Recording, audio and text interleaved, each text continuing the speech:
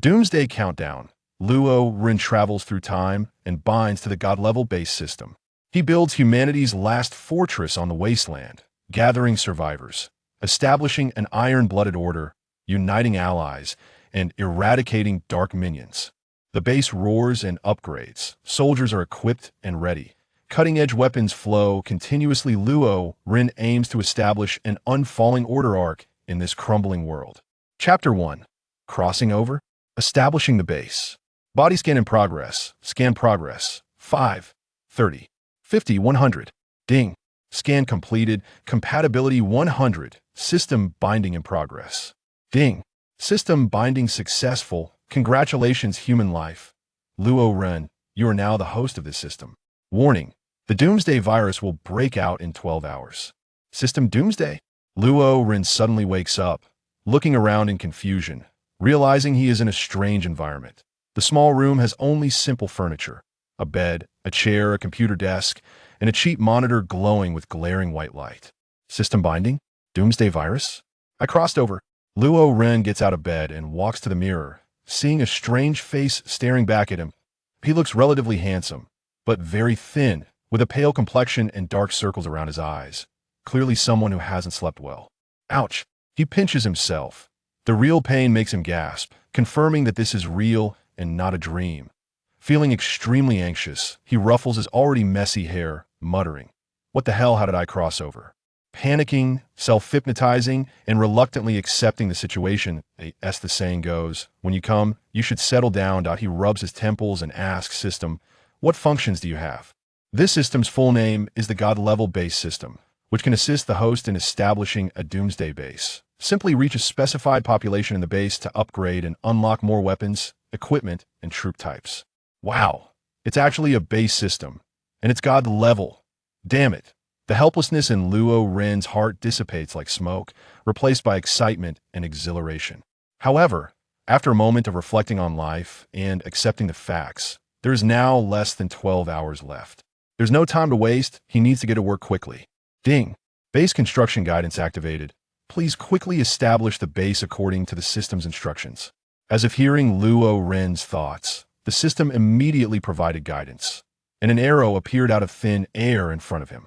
Following the arrow, he exits the rental apartment, takes the elevator, and finally arrives at the community's open parking lot. In the community's open parking lot, there are only a few cars, but it is crowded with elderly people.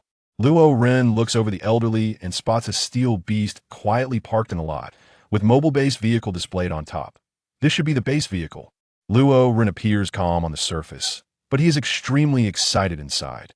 He squeezes into the circle of elderly people and climbs onto the steel beast. Wow, young man, this car is yours? That's impressive. TSK, what brand is this thing? I'll have my son get me one too. Look at you with your cane. Walking is a struggle, and you want to drive such a big car? Are you trying to go to heaven early? Old lady ho, your mouth is too sharp. I'll have my son buy it. I'm not driving it, just looking. What's it to you? Cut it out. Buzzing. Luo Ren ignores the elderly and directly starts the base vehicle. The deafening roar immediately silences the crowd, and they all step back, fearing an early departure. What kind of talk is that, young man? This is a gathering of the elderly. How can you say it's just aimless chatter? This young person has no manners. Is it really doomsday? Has he been brainwashed by novels and movies?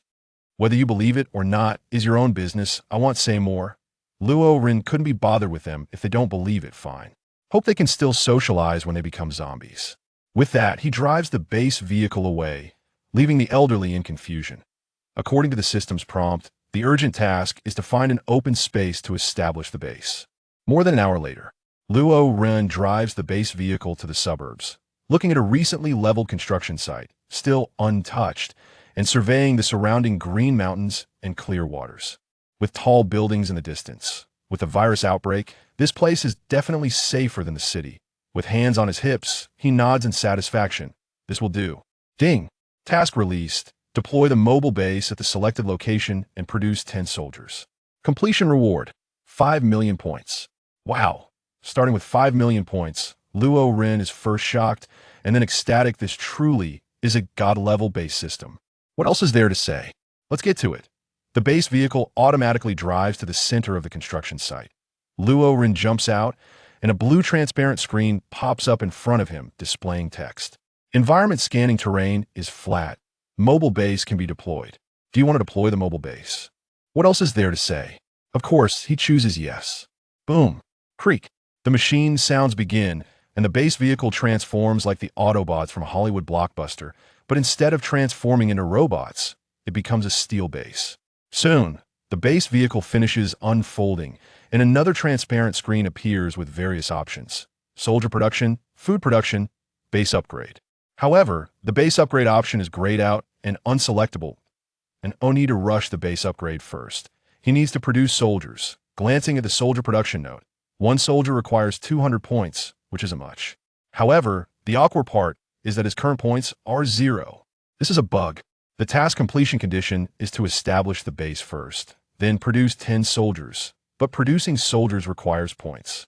Where is he supposed to get points now? Is he supposed to wait until the doomsday outbreak to fight zombies himself? That definitely won't work being alone without weapons or combat skills. He's more likely to become the prey instead of the hunter. Ding. The system provides 100,000 starter points. Host, please check. At that moment, the system's voice rings out again. This is like a timely help. Luo Ren's points jump from 0 to 100,000, which is simply wonderful. Exhilarating, no. It's refreshing. I knew it. They can't just start with a task and expect you to figure out the points on your own. Luo Ren chuckles, and with points now available, he immediately chooses to produce soldiers. Currently can produce up to 20 units of soldiers, totaling 4,000 points. Produce 20 soldiers. Without thinking, Luo Ren directly select production. After all, the points spent aren't his own, so he doesn't feel the pinch. Looking at the blue screen, Luo Ren reads, producing 20 soldiers will take a total of 10 hours, which means 2 soldiers can be produced per hour. After sitting in the mobile base for a while, feeling bored, and realizing that soldier production takes 10 hours, he can't just wait idly. Luo Ren has an idea and leaves the mobile base, looking for a shared electric scooter by the roadside, wondering who rode it out to this remote area. Riding on a small electric scooter, I sped towards the nearest supermarket according to the map on my phone. The little scooter was fully powered, racing at a speed of 15 km/h, and after riding for over an hour, I finally arrived at the entrance of a department store supermarket. Although the base could produce military food, I had to change up my diet after all. What's the point of living if not for 2 things? 3 meals a day, and when it comes to food, I must have the best. Moreover, if I didn't spend the money now, there would be nowhere to spend it after the virus outbreak. That I found a small truck, negotiated a price with the driver, and asked him to wait outside the supermarket while I rushed into the department store, heading straight for the food section. Chocolate buy, beef jerky buy, bread buy, old dry mother sauce definitely buy. After one trip, I bought a whole truckload of food, and there was only 200 left in my bank account for the fare. When checking out, the cashier looked at me as if I were crazy. With a bit of social anxiety, I didn't care about their strange looks. You may laugh at how much I bought now, but I'll laugh at you when you're starving after the virus outbreak. This whole trip took about 3 hours. The small truck sped away, much faster than the electric scooter, and in just half an hour, we arrived at the construction site where the mobile base was located. Sitting in the truck, I saw 6 tall soldiers lined up neatly in front of the mobile base that I excitedly jumped out of the car and ran over, circling around to inspect the 6 soldiers. Hurry up and unload the goods. I still have things to do. I don't even know what I'm doing in this godforsaken place. The truck driver complained while getting out of the vehicle, a cigarette dangling from his mouth, squinting his eyes. He suddenly stopped talking when he saw the steel base, staring at the mobile base in astonishment, puzzled about when such a strange building appeared here. His gaze shifted to the 6 tall soldiers armed to the teeth, and with a gasp, the lit cigarette fell from his mouth. His heart was filled with shock, and his strong legs trembled uncontrollably. Terrified, he thought, could it be a criminal gang or terrorists? We're done for. I walked over, patted the truck driver's shoulder, startling him into a shudder, and smiled. Don't worry, we're professionals. The truck driver forced a smile to show he wasn't scared, but his trembling legs completely betrayed him. I stared at him for a while before commanding the 6 soldiers to unload the goods. Taking advantage of this moment, I placed my hand on the truck driver's shoulder and said seriously, "Driver, I'm telling you seriously, in a few hours, the doomsday virus will break out. By then, there will be zombies everywhere, and many people will be bitten to death. As long as you stay, I will ensure your safety."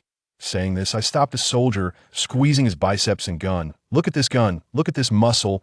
Doesn't it give you a sense of security?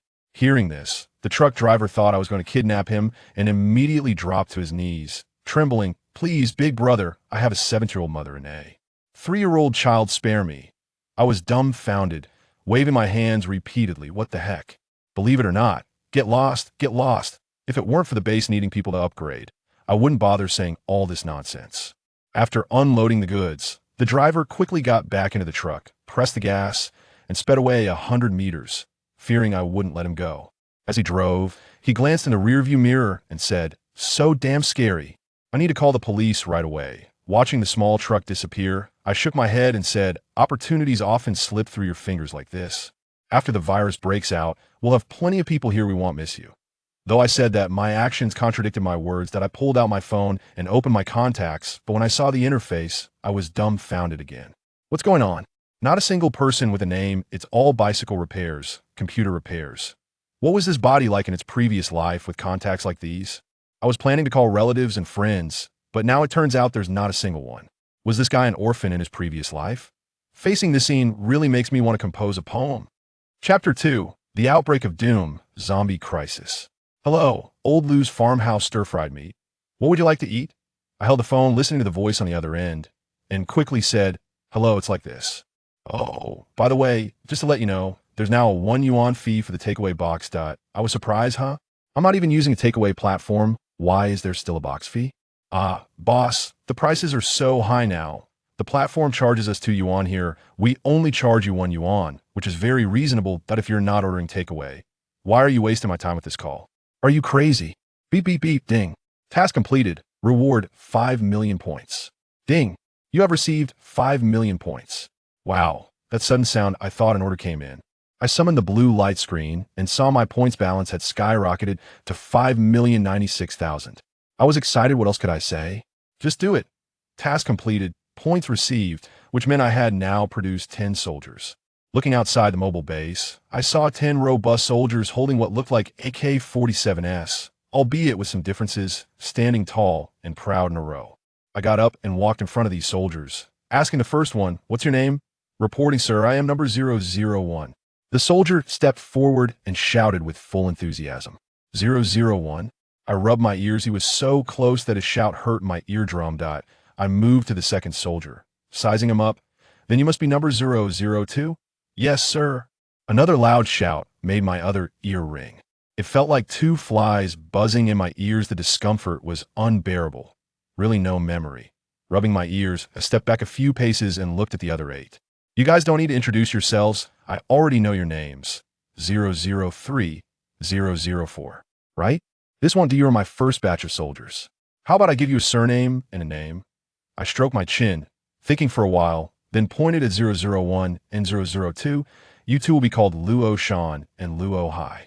Then I looked at 003 and 004 after a long time. I finally spoke. "You're Luo G and you're Luo Li." I scanned the other 6, pulling at my hair, pondering for half an hour, ultimately deciding to give up. Coming up with good names is too hard. Forget it. You'll be Luo Wu, Luo Lu, Luo Chi, and so on. "Yes, sir." I looked at these soldiers with satisfaction, never expecting that one day I would be called sir. That as time passed, under my command, the 10 soldiers built a simple defensive structure around the mobile base, at the same time. The number of soldiers increased to 20. This instantly doubled Luo Ren's sense of security. "Luo Shan, how many bullets do each of you have?" Luo Ren asked. "0.3 rounds per magazine. So that's only 90 bullets. Luo Ren shook his head and said, "Not enough. How come my soldiers only have this little ammo? The base produced more for me."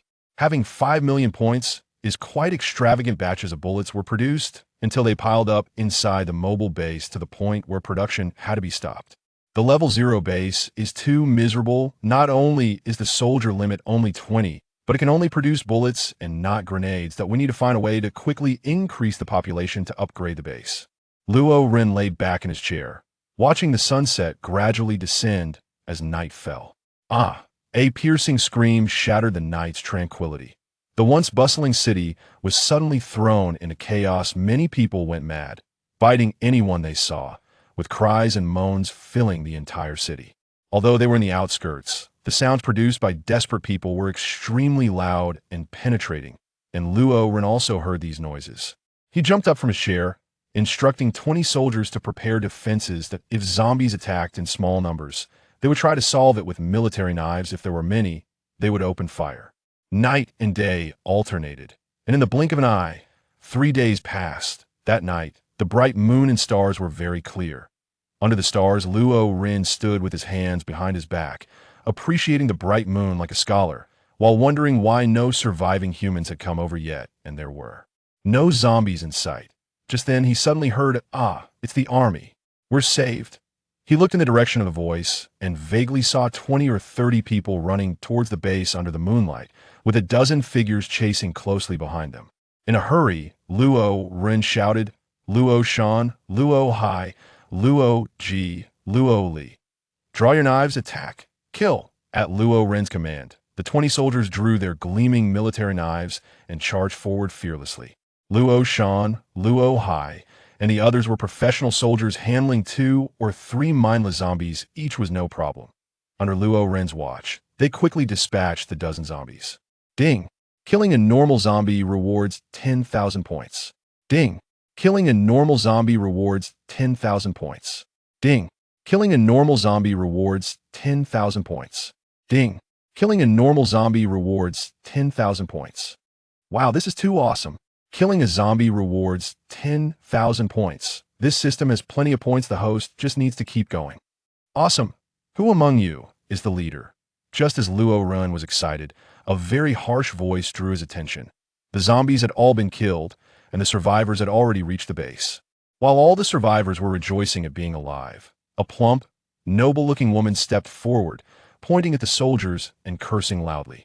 The noble woman's voice was extremely piercing, and her words were very unpleasant. "Exactly. We pay you to protect us, and what do? You don't care at all about the safety of the people when disaster strikes. You just hide. You have no sense of responsibility." After she finished speaking, someone immediately echoed her sentiments. The noblewoman placed her hands on her hips, wearing a shrewish expression, and pointed at Luo Ren's nose, spitting out insults. "Oh, dare to do, but not to listen. I said, what are you going to do about it? Look at my lips, bug." Her ugly demeanor truly disgusted Luo Ren. Even at this time, she was still acting superior. Who the hell could tolerate that? Luo Ren wiped the saliva off his face, chuckled coldly, exhaled hot air onto his palm, and suddenly blew it forward. Smack! The crisp sound of the slap was exceptionally clear in the night, and the noblewoman was directly stunned by the slap. Luo Ren looked at the others, truly asking for a beating. Isn't it the soldiers who rush to the front lines during rescue operations? When the enemy attacks, isn't it the soldiers who go to the front lines? Moreover, this is my personal army. I have no obligation to save you, understand? If you want to be protected by the base, you must abide by the base's rules. Once he finished speaking, no one dared to say anything more. They had already realized that this young man was not to be trifled with. Moreover, they also saw the situation clearly. So many people had turned into flesh-eating monsters, just like the zombies in the movies. However, the noblewoman who had been slapped clearly still didn't understand the situation and continued to be ungrateful. "You dare to hit me? Do you know who my son is? Do you know who my husband is?" Her piercing scream was extremely loud and immediately attracted the nearby zombies. Luo Ren anxiously said, "Are you trying to get us all killed by shouting so loudly?" But the noblewoman didn't care, continuing to curse loudly with her sharp, bitter voice that "I'll kill you." Before she could finish her sentence, Luo Ren saw dozens of figures rushing toward the base and cursed, "Damn it, he'll deal with you later." Then he kicked the noblewoman away and ordered, "Load the bullets, it's time to fight." With nearly 100 zombies attacking, military knives were no longer sufficient. They had to use guns. With Luo Ren's order, in an instant, the base was filled with the sounds of gunfire. Those zombies felt no pain, had no fear. Chapter 3: The most important thing. After more than an hour, the gunfire finally ceased. Luo Ren let out a sigh of relief, his gaze sweeping across the battlefield, where he saw a dense mass of zombie corpses, estimated to number nearly 1,000. To be precise, zombies are no longer human, but unfortunately, apart from their pale skin and constricted pupils, they're indistinguishable from humans in every other way. Luo Ren didn't know how many zombies he had shot down. Maybe 3 or 4, a dozen, or perhaps none at all. He was uncertain, but he was very clear about his inner feelings: excitement, fear, guilt.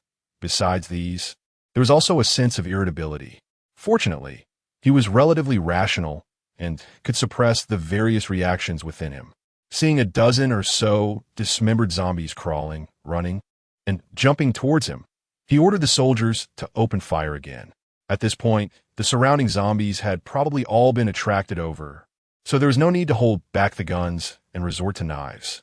It wasn't until the scattered dozen or so zombies were killed that the gunfire finally ceased completely. Luo Ren couldn't help but breathe a sigh of relief. The first wave of the zombie tide had been held back. "Let me go. What are you doing? Do you believe I can call my son to arrest all of you?"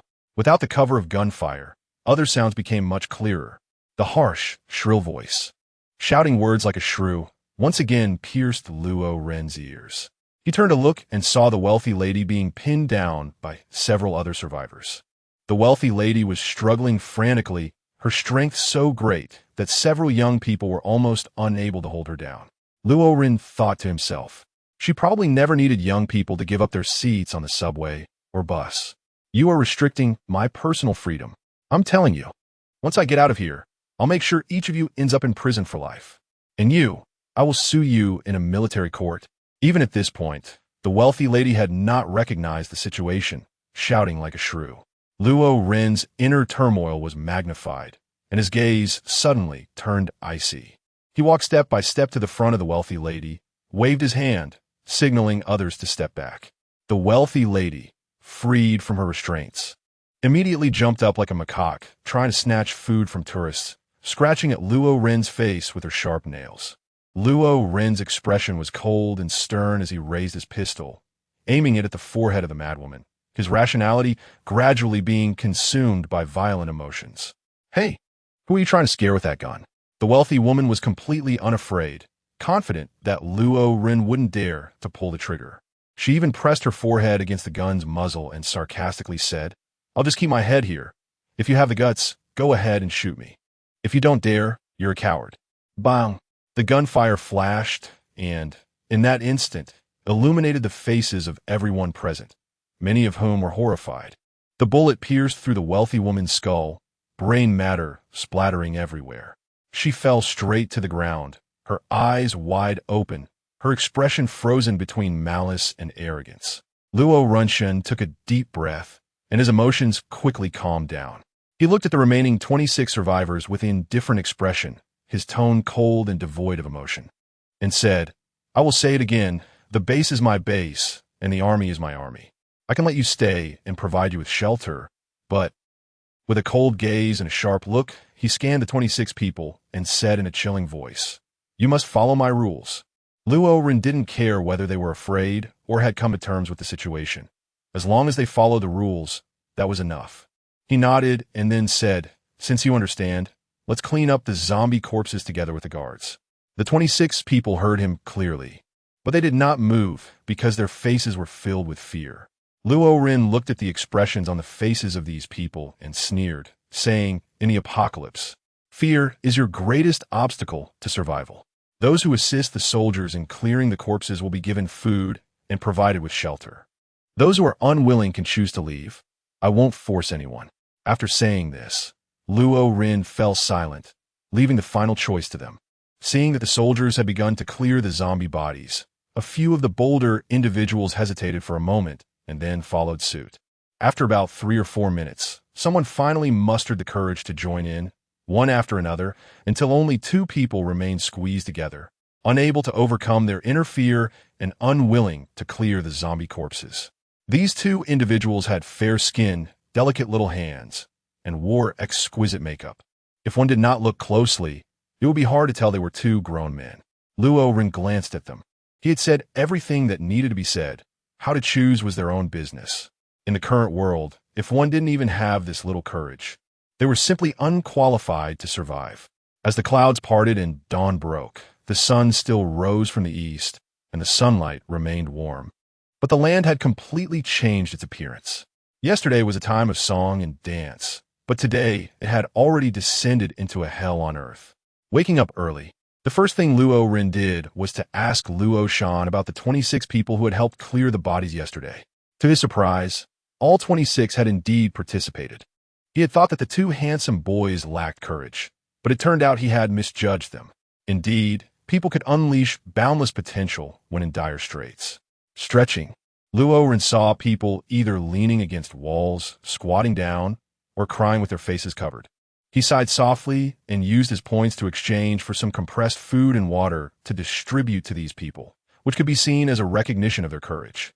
After they had filled their stomachs, Luo Ren gathered the 26 individuals.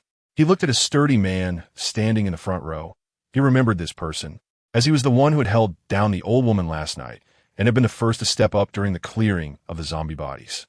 Luo Ren walked up to the man, looked him up and down, and asked, "What is your name?"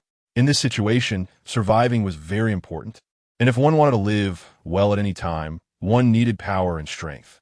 Since this officer thought highly of him and allowed him to be in charge, he had to seize this opportunity and work hard so that he could have a chance to live a good life. With excitement, Shate finished his breakfast and immediately started working, clearly assigning responsibilities for who would build the tents and who would reinforce the defenses. Luo Ren observed his performance and was very satisfied, so he specifically arranged for a soldier to assist him. Lacking strength could not stop those greedy people who were free from legal constraints and moral shackles. Without delay, Luo Ren left 5 soldiers to maintain order and led 15 soldiers to the nearest industrial park to search for survivors. Jibai Industrial Park. Luo Ren led the soldiers, carefully searching for survivors. It's the army. The army has come to save us. Commander, we are here. Luo Ren turned his gaze and saw 3 people waving at him from behind the office building not far away, leaning against the corner. He made a shushing gesture, signaling them to be quiet, and the 3 immediately obeyed and fell silent. Then he waved his hand to beckon them over.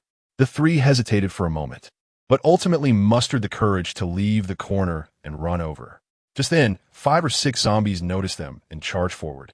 The 3 were startled and quickened their pace, running toward the life-saving army. At this moment, Luo Ren ordered 5 soldiers from the guard team to step forward, wielding sharp military knives to confront 5 or 6 zombies head-on.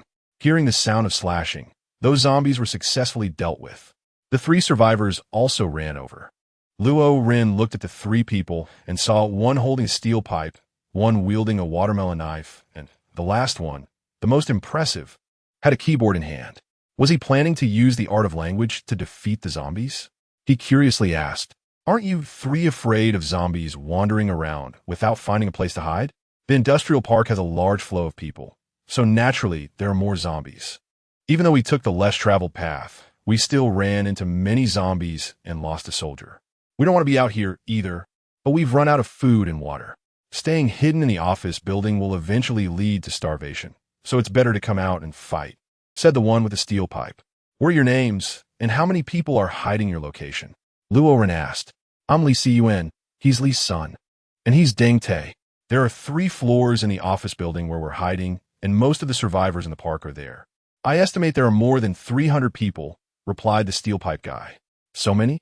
Luo Ren was taken aback. The base upgrade required 500 people, and there were actually over 300 hiding in this small office building. It was definitely a big prize. He couldn't help but shout, "Then hurry up and take me to rescue your colleagues." The 3 from Li Village hesitated for a moment, but ultimately nodded, saying, "All right, follow us." Under their guidance, Luo Ren saw the office building, which had 3 floors. According to Li Village's introduction, the survivors were mostly concentrated on the 2nd floor. Luo Ren nodded and carefully observed the surroundings. There were no zombies outside. "Commander, there's zombies on the 1st floor, which is also why we need to climb through the window," Li Cun said. Luo Ren glanced at Li Cun and asked, "How many zombies are there on the 1st floor?" Li Cun hesitated. "About 23, 25? I can't be sure." Luo Ren asked, "How many are there?" "No more than 30. Luo Ren's eyes lit up with an idea. In fact, it wasn't a clever plan. He waved his hand and directly ordered, "Draw your swords. Kill the zombies and save the people." Chapter 4. Killing the chicken to warn the monkey's clang. 15 soldiers simultaneously drew their sabers and marched boldly towards the office building. As they reached the entrance, they saw that the front door of the office building was wide open, allowing them to see inside without entering.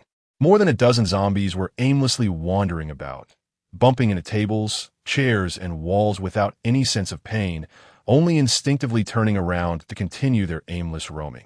Luo Ren stepped out from behind the 15 soldiers, staring at the zombies with a fixed gaze. With a low command, he shouted, "Move." The 15 soldiers obeyed without a word and charged directly into the office building. The sound of their footsteps was enough to attract the zombies inside, who came lunging at them with claws bared. Faced with the zombies, the soldiers showed no signs of fear. Their eyes were filled with cold, killing intent as they swung their military knives swiftly and accurately. Puff! The cold glint of the blades flashed, and flesh and blood splattered out. In less than a minute, over a dozen zombies were completely slain. After resolving the troubles on the first floor, Luo Ren quickly led everyone to the second floor. Thud, thud, thud. They quickly ascended to the second floor, where they were met with a sight of many survivors, an estimated 300 or more. Most of them had cracked lips and haggard expressions, and the sounds of growling stomachs could be heard, indicating that many were extremely hungry. Upon seeing the 15 tall soldiers armed with automatic rifles and dressed in military uniforms, though they didn't appear to be the typical uniforms of the Xia country's army, no one cared about that at this point. They only knew that the military had arrived, and they were finally saved. All the survivors were incredibly excited. Before they could shout in excitement, Luo Ren lowered his voice and spoke first. "Hold on, don't get too excited. Listen to me. First, you're not mistaken. I am indeed here to rescue you. Second, no loud noises to avoid attracting other zombies in the area. Third, everyone must follow my orders. Is that clear?" The young man, who looked weak and somewhat like a homebody, turned out to be the commander of the 15 tall soldiers, which surprised everyone. Some even doubted whether he was a relative of some leader. However, it didn't matter. As long as he could save them, no one cared about that. So the crowd silently nodded, not daring to make a sound, with some pressing their hands against their growling stomachs. Luo Ren nodded in satisfaction, pondering for a moment before looking toward the third floor and softly asking, "Is there anyone on the third floor?" "About 10 people, what does that mean? Could it be that the structure of the 2 floors is different, and the third floor can only accommodate 10 people? Such a reason is clearly illogical. No matter how different the structure, there couldn't be such a significant difference in usable space." Seeing Luo Ren's puzzled expression, Li Siyuan explained, "The people on the third floor are all company executives, 2 of whom have a bit of a dark background and are holding that thing." Li Siyuan looked around, gesturing with his thumb and index finger, and whispered, "Guns." Then he spoke with hatred. "Originally, there was some food and clean water on the second floor. But if they hadn't taken it to the third floor, we wouldn't be in this situation."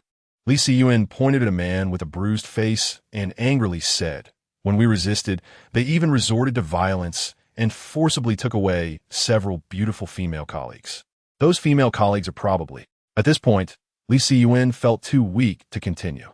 After hearing all this, Luo Ren couldn't help but think of Xuanzi's theory of human nature being inherently evil. Human nature is fundamentally bad, even at the beginning of the apocalypse.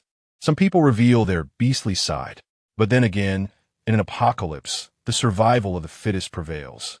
He believed that among these 300 people, if anyone had a gun, perhaps 1/3 of them might behave just as beastly as those on the third floor. Without further ado, he immediately ordered, "Go upstairs." They quickly climbed up to the third floor, and the first sight they saw was several disheveled women lying on the ground. Compared to the people on the second floor, they looked even more haggard, with clear tear stains on their cheeks, and their eyes, dried from crying, reflected deep despair. Looking past these women, they then saw more than 10 people at that moment drinking and playing cards, with snack wrappers scattered all around them. They were living quite comfortably. The commotion caused by Luo Ren's arrival startled these people, and they all turned to look. Upon seeing the 15 tall and strong soldiers armed with weapons behind this young man, they were all horrified and dared not move. Only one person, heavily intoxicated, not only showed no fear, but also staggered toward Luo Ren, cursing as he approached. "You son of a bitch, who told you to come up here? You don't want to live, do you? Today, I'll teach you a lesson." Saying this, He picked up an empty bottle and swung it violently at Luo Ren's head. What combat power could a drunk person have? Luo Ren lifted his foot and kicked him, sending him crashing to the ground on his back. The man was furious, lifted his shirt to reveal the handgun tucked at his waist, and shouted, "Bastard, I'll kill you," just as he was about to draw his gun. Without waiting for Luo Ren's order, Luo Shan immediately unsheathed his military knife, took a quick step forward, and swung it down. With a thud, blood splattered as the drunkard's entire right arm was severed just above the shoulder. He was stunned for a moment, but then intense pain surged through him, his hazy consciousness instantly clearing. After holding his mouth shut for a while, he opened it wide, ready to let out a scream like a slaughtered pig. However, things did not go as he wished. Luo Shan casually crumpled a piece of rag into a ball and directly stuffed it into his throat the moment he opened his mouth. The others, who were somewhat sober, were pale with fright upon witnessing this scene. They relied on their two makeshift single-shot pistols to intimidate the hundreds of terrified people, which had increased their courage several times. However, at most, they would only beat a few disobedient ones and then play with a few women. But to decisively sever someone's arm like this, it was clear that they lacked the guts. Luo Ren's gaze swept over a few people, and his disdain was evident. He immediately ordered, "Confiscate their weapons. Tie them all up. If there is any resistance." His eyes suddenly turned cold, and he said word by word, "Kill without mercy." These women had already witnessed everything that had just happened, seeing the criminals who violated them have their arms severed, their weapons confiscated, and being tied up. But how could this merely quell their anger? They were eager to know how that thin young man would deal with these criminals next.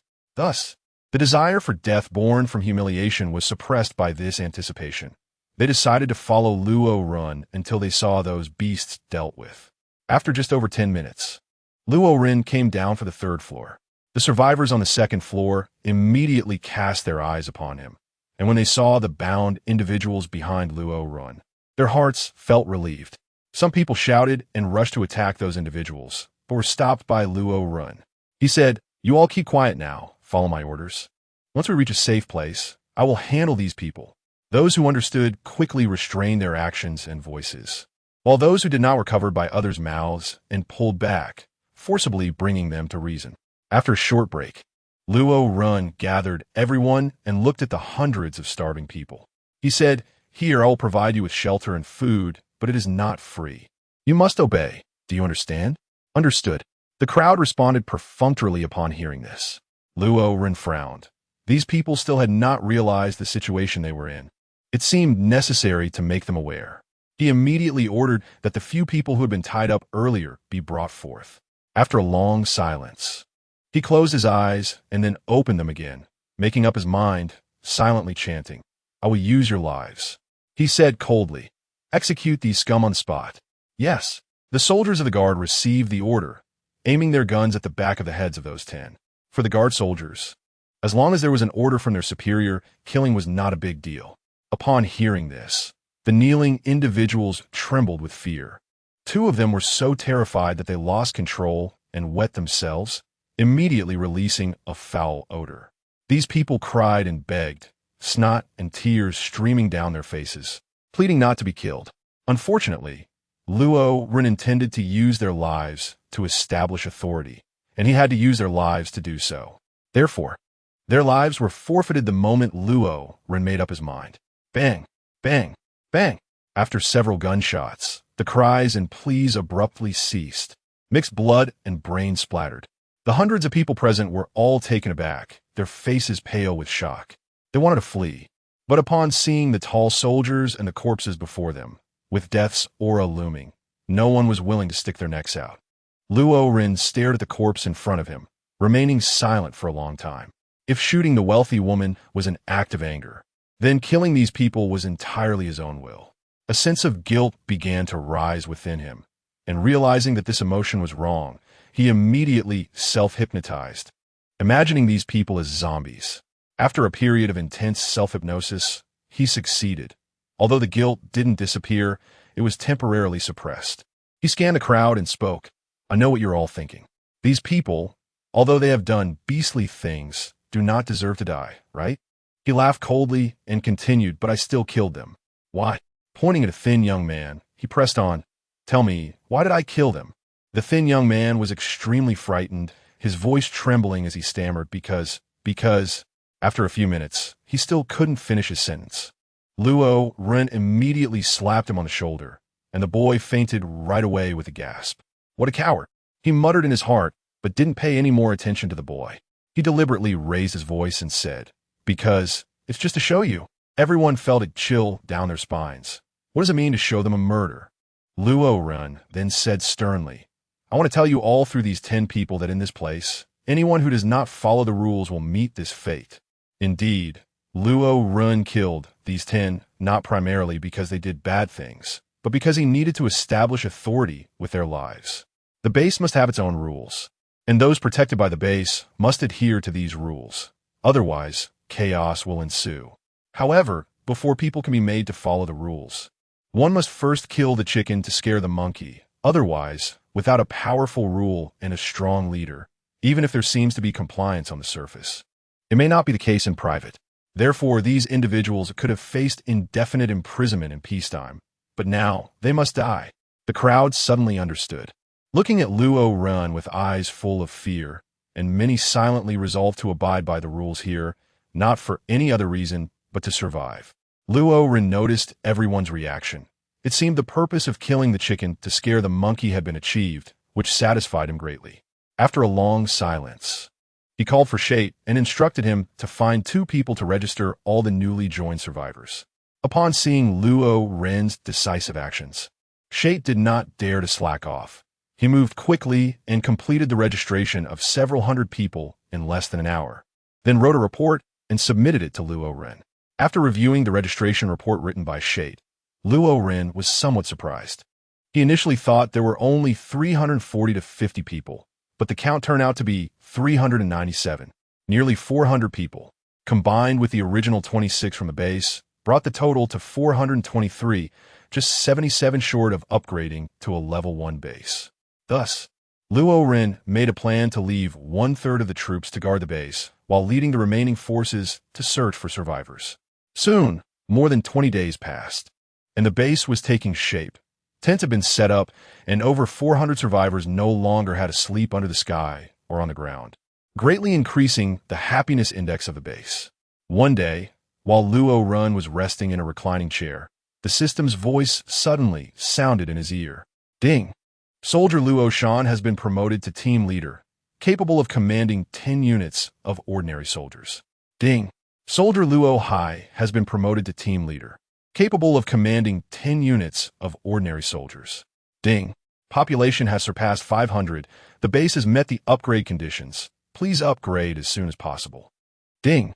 New task released. Upgrade the base to level 1 and establish a weapons factory. Reward of 20 million points." Finally, has the population reached the required number? Luo Ren was so excited that he almost fell off his chair.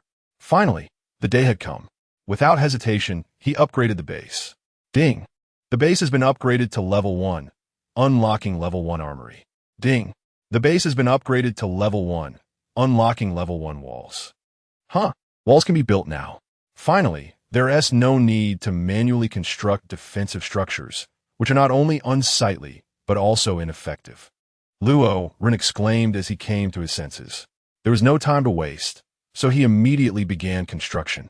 He brought up the construction panel, which displayed a map with a radius of 5 kilometers centered on the base. This was the interface for building walls. After a moment's thought, he started the construction, choosing to center the walls around the mobile base with a diameter of 300 meters, then built level 1 walls. Building level 1 walls, consuming points 6280. After a flash of white light, a red brick wall, 20 centimeters thick and over 3 meters high, appeared out of thin air. The so-called level 1 wall did look a bit underwhelming. However, with the strength of zombies, it should hold up fine. The hundreds of civilians in the base, seeing the wall appear out of nowhere, all widened their eyes and dropped their jaws in astonishment. Some superstitious individuals even knelt down in worship, murmuring words of gratitude to the heavens and God. After the wall was completed, Luo Ren proceeded to build the armory, specifically designating an area as a military zone, then selected the construction of the armory. The moment the armory was completed, A system notification sounded in his ear. Ding! Task completed. Gained 20 million points. Looking at such a large amount of points, Luo Ren smiled wryly. He didn't know whether to be happy or not. There was a limit to soldier production, and upgrading the base required population. So many points seemed to have no practical use. Could it be that the wealthy didn't like money and avoided it because there were too few things they could do? It seemed that he needed to quickly increase the population and upgrade the base so that when he could produce tanks and artillery, those points would have value. Chapter 5. Self-sufficiency. The population of the base exceeded 500, upgrading to level 1, and with the completion of the armory, various metrics saw significant improvements. Firstly, the soldier cap increased to 130, and the production speed doubled from producing 2 soldiers per hour to 4 soldiers per hour. With over 100 soldiers, they could all be produced in less than 2 days. Similar to the mobile base, the armory could also produce firearms, ammunition, and even fragmentation grenades, significantly enhancing the combat power of the guards. Today the weather was clear and sunny. Inside the mobile base, Luo Ren leaned back in his chair, holding the report submitted by Shate, which contained the number of new inhabitants today. After such a long development period, the base had gained some minor fame in the surrounding area. Therefore, the report included not only survivors rescued by the guards, but also those who voluntarily joined, totaling 124 people. With the steady increase in the population, there were now nearly 2,000 inhabitants. At this rate of development, it wouldn't be long before they reached 5,000, at which point the base could upgrade to level 2. At this moment, Luo Ren was already fantasizing about what good things would be unlocked at level 2 and how many more guards could be produced beyond the current 100. Rubbing his temples, he put down the report and closed his eyes to rest, hoping to relieve his dry eyes a bit. Meanwhile, he thought about the gradual increase in population. Although there were enough points, he couldn't keep using them to exchange for compressed food to sustain these people. Currently, the population wasn't too large. It was manageable to exchange points for food supplies.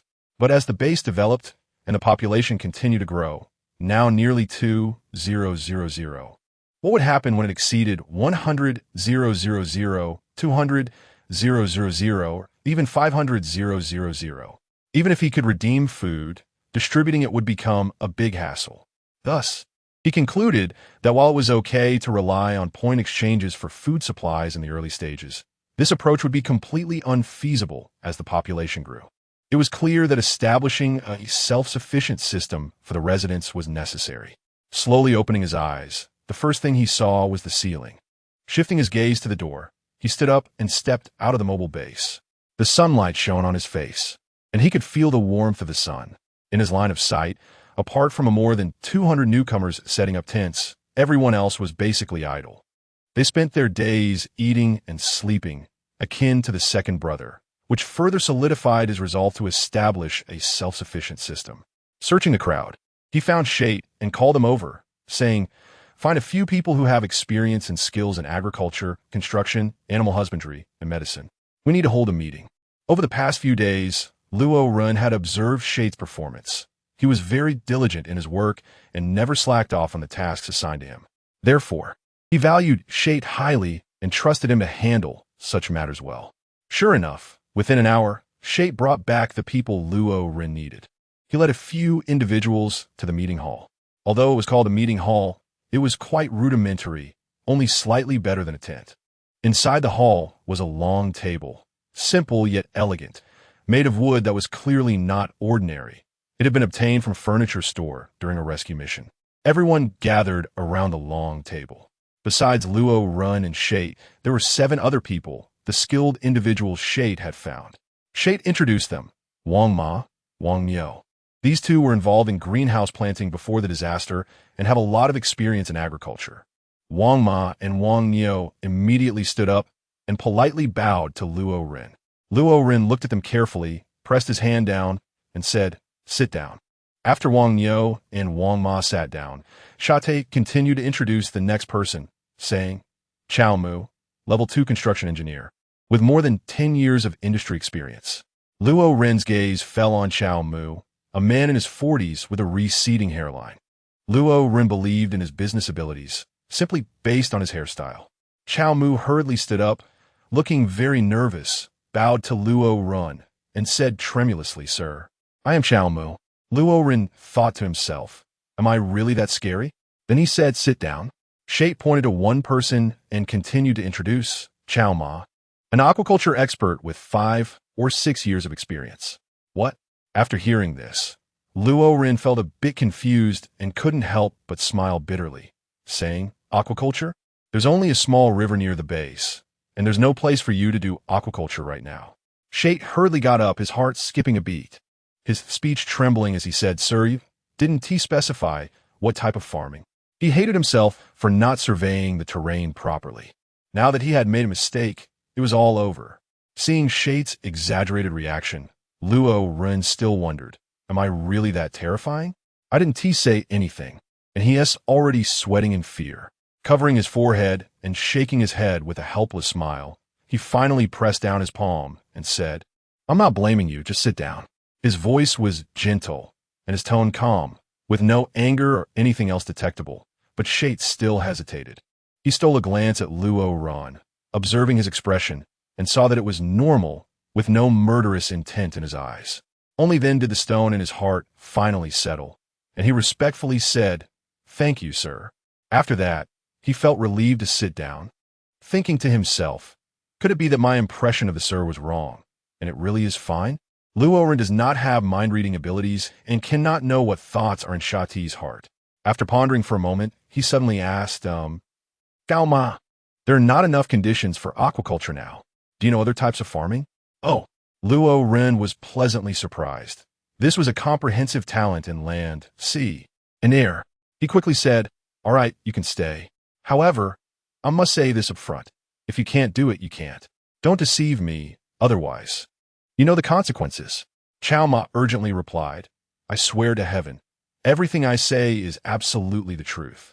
If there's any falsehood, let the heavens strike me down and shatter me." Luo Ren was quite satisfied with this attitude. After nodding with a smile, he looked at Shate and said, "There are still 2 left. Please continue with the introductions." This is Yuan Yongyuan, who was a chief physician at a hospital before the apocalypse. This is Meng Xinrong. She worked at the same hospital as Yuan Yongyuan, doing nursing work. That is, she's a nurse. Luo Rendao, nurses, doctors, quite good. After everyone finished their introductions, Luo Ren fell silent for a few seconds and said, "The reason I gathered you all here today is for one thing, to create a self-sufficient base. Wingma, Wang Yo, you have planning experience, so from now on, you will be responsible for organizing and guiding the base residents in agricultural cultivation. As for Chow Ma, the base currently has no livestock, so you will assist Wang Yo and Wang Ma with agricultural planning work for now." Then he looked at Chow Mu and said, "Chow Mu, I give you the authority to form a construction team responsible for the infrastructure development of the base. It is currently the dry season, and tents are still livable, but that won't be the case during the rainy season. You must ensure that the houses are built before the rainy season arrives. Also, the drainage system of the base needs to be properly organized. By the way, you should first build a hospital, with Yuan Yongyuan as the director and Meng Xinrong as the head nurse." As he spoke, his gaze turned to Yuan Yongyuan and Meng Xinrong, continuing, "I also give you the authority to find 10 to 20 people with medical or nursing experience. You will be responsible for the residents' minor and major illnesses in the future." This arrangement is what Luo Ren had in mind, but specific implementation still requires someone to take charge. So he shifted his gaze to Shate and said, "Specific personnel allocation and detailed implementation." He emphasized the words deliberately, with a serious expression, and then said, "Shate, I leave this to you."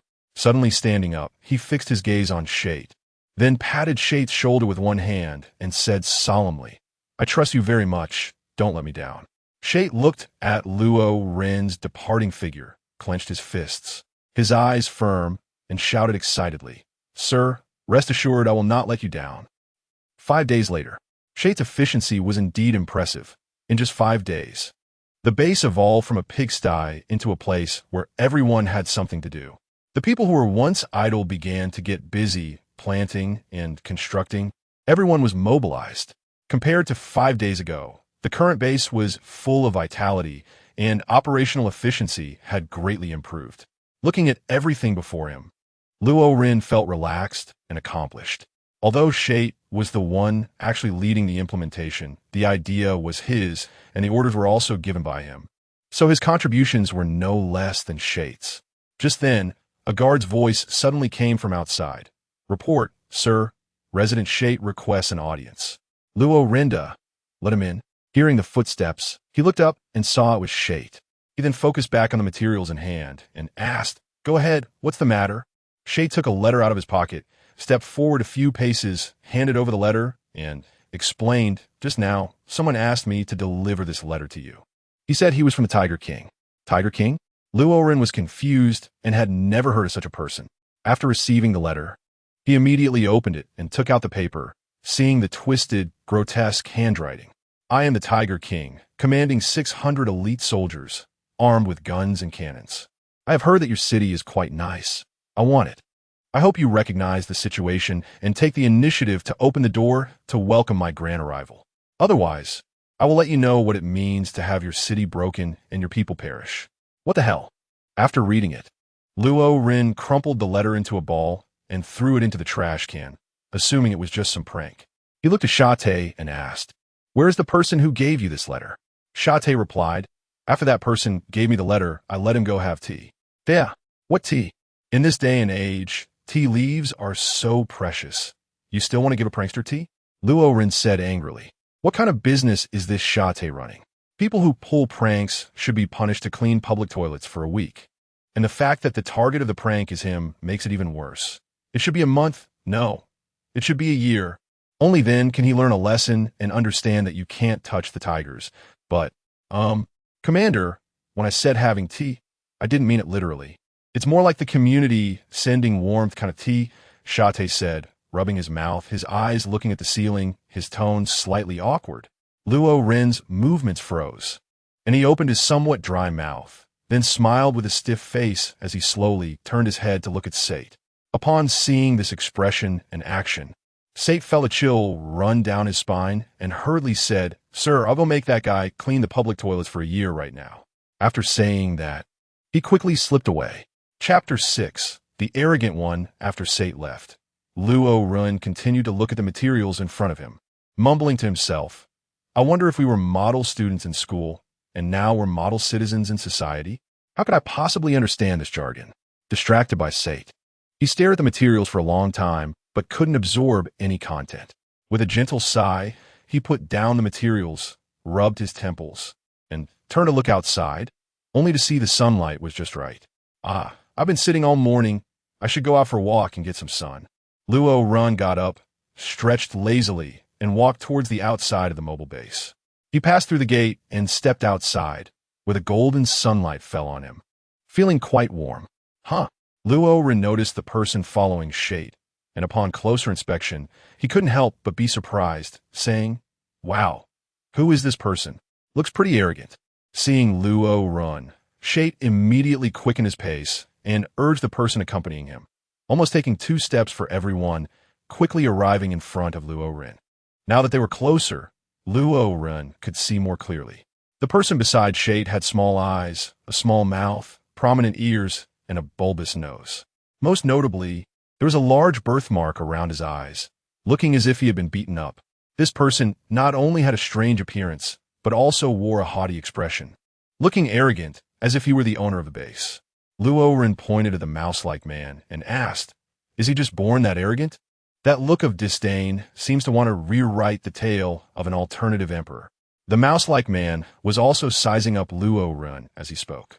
As soon as Luo Ren finished his sentence, before Shate could say anything, he arrogantly interrupted, "You are Luo Ren, right? What the hell? I'll give you a whack. How do you talk to an officer? Do you believe I'll knock your other eye out too?" Shate, furious, couldn't take it anymore and slapped the back of the man's head, nearly knocking him over with his small stature. Shate said to Luo Ren, "Report, sir. That prank letter just now was sent to me by this guy. Listening to your analysis, I thought it was just a prank too, planning to have him clean public toilets for a year. I didn't expect this guy to be so stubborn. No matter how I talked to him, he just wouldn't go. He kept saying that the Tiger King would definitely come with 600 elite soldiers to rescue him. And he also said, it's clear that what followed would not be anything good. Luo Ren said word by word. What else did he say? Shate looked around, and with only the station guards nearby, he took a couple of steps forward, leaned close to Luo Ren's ear, and whispered. This person also said that by that time, you would have to kneel down and kiss his feet. After finishing his words, Shate quickly took a few steps back, trying to maintain a safe distance from Luo Ren. Luo Ren had a smile that was not quite a smile, his cheek bulging slightly as he pressed his tongue against it. He shifted his gaze to the man who called himself the Wolf-Head General, resembling a little mouse, and took a few steps closer. He placed his right hand on the man's shoulder with a loud smack and said in a very gentle tone, "You said you want me to kneel down and kiss your feet?" The Wolf-Head was much shorter than Luo Ren, and he had to look up to see Luo Ren's face. Inside those small eyes surrounded by dark circles was a big arrogance, and he showed no fear in front of Luo Ren. After hearing this, he corrected him seriously. "It's not kiss, it's lick. Oh my goodness. You think you're something? Huh." In such a situation, anyone would find it unbearable. Luo Ren immediately swung a roundhouse slap, and with a loud smack, the wolf head spun around, jumped, and closed his eyes. One slap wasn't enough, so he followed up with a flurry of punches and kicks, regardless of how good his form looked. He wished he could be like the thousand-handed Avalokiteshvara, unleashing 1,000 hands to beat this guy all at once. The one-sided beating lasted for a while, and Luo Ren's nerdy physique couldn't take it anymore. He immediately gestured to Shate, who understood and rolled up his sleeves to take over. After more than 10 minutes, the two were drenched in sweat and felt extremely pleased. This was much more enjoyable than hitting a sandbag. The wolf head, with a bruised and battered face, curled up on the ground, glaring at Luo Ren and Shate with malice, gritting his teeth and threatening, "Just wait. The Tiger King will avenge me." This piqued Luo Ren's great interest. Who exactly was this Tiger King that made him so confident and so arrogant? Giving the wolf head another kick, Luo Ren asked, "Who is the Tiger King? Is he very impressive?" The wolf head snorted coldly. "The Tiger King is the Tiger King, commanding 600 elite soldiers armed with guns and cannons. Destroying you is as easy as flipping a hand." Luo Ren was speechless. This guy repeated the content of the letter without thinking and kicked him again, saying, "Speak in human language. You kick me again, just wait. The Tiger King commands 600 elite soldiers." Luo Ren was completely speechless. This guy was really dumbfounded. He had no way out, so he looked at the soldier on guard and waved at him, instructing, "Luo 27, take him to the public restroom." The soldier on guard, Luo 27, replied, "Yes, sir." Luo Ren had a quick thought, leaned close to Luo 27's ear, whispered a few words, and then patted his shoulder. Luo 27 nodded, lifted the wolf's head by the foot, and dragged it away towards the public restroom. Luo Ren watched as the wolf's head was taken away, stroking his chin, lost in thought, wondering, "Tiger King, I want to see who you really are." As time passed, before long it was deep into the night, with a bright moon hanging high in the sky, casting soft moonlight that provided faint illumination for the people below. After a busy day, there were very few entertainment facilities at night, so at this time, almost all the residents of the base had fallen asleep, with only a few implementing the population revival plan.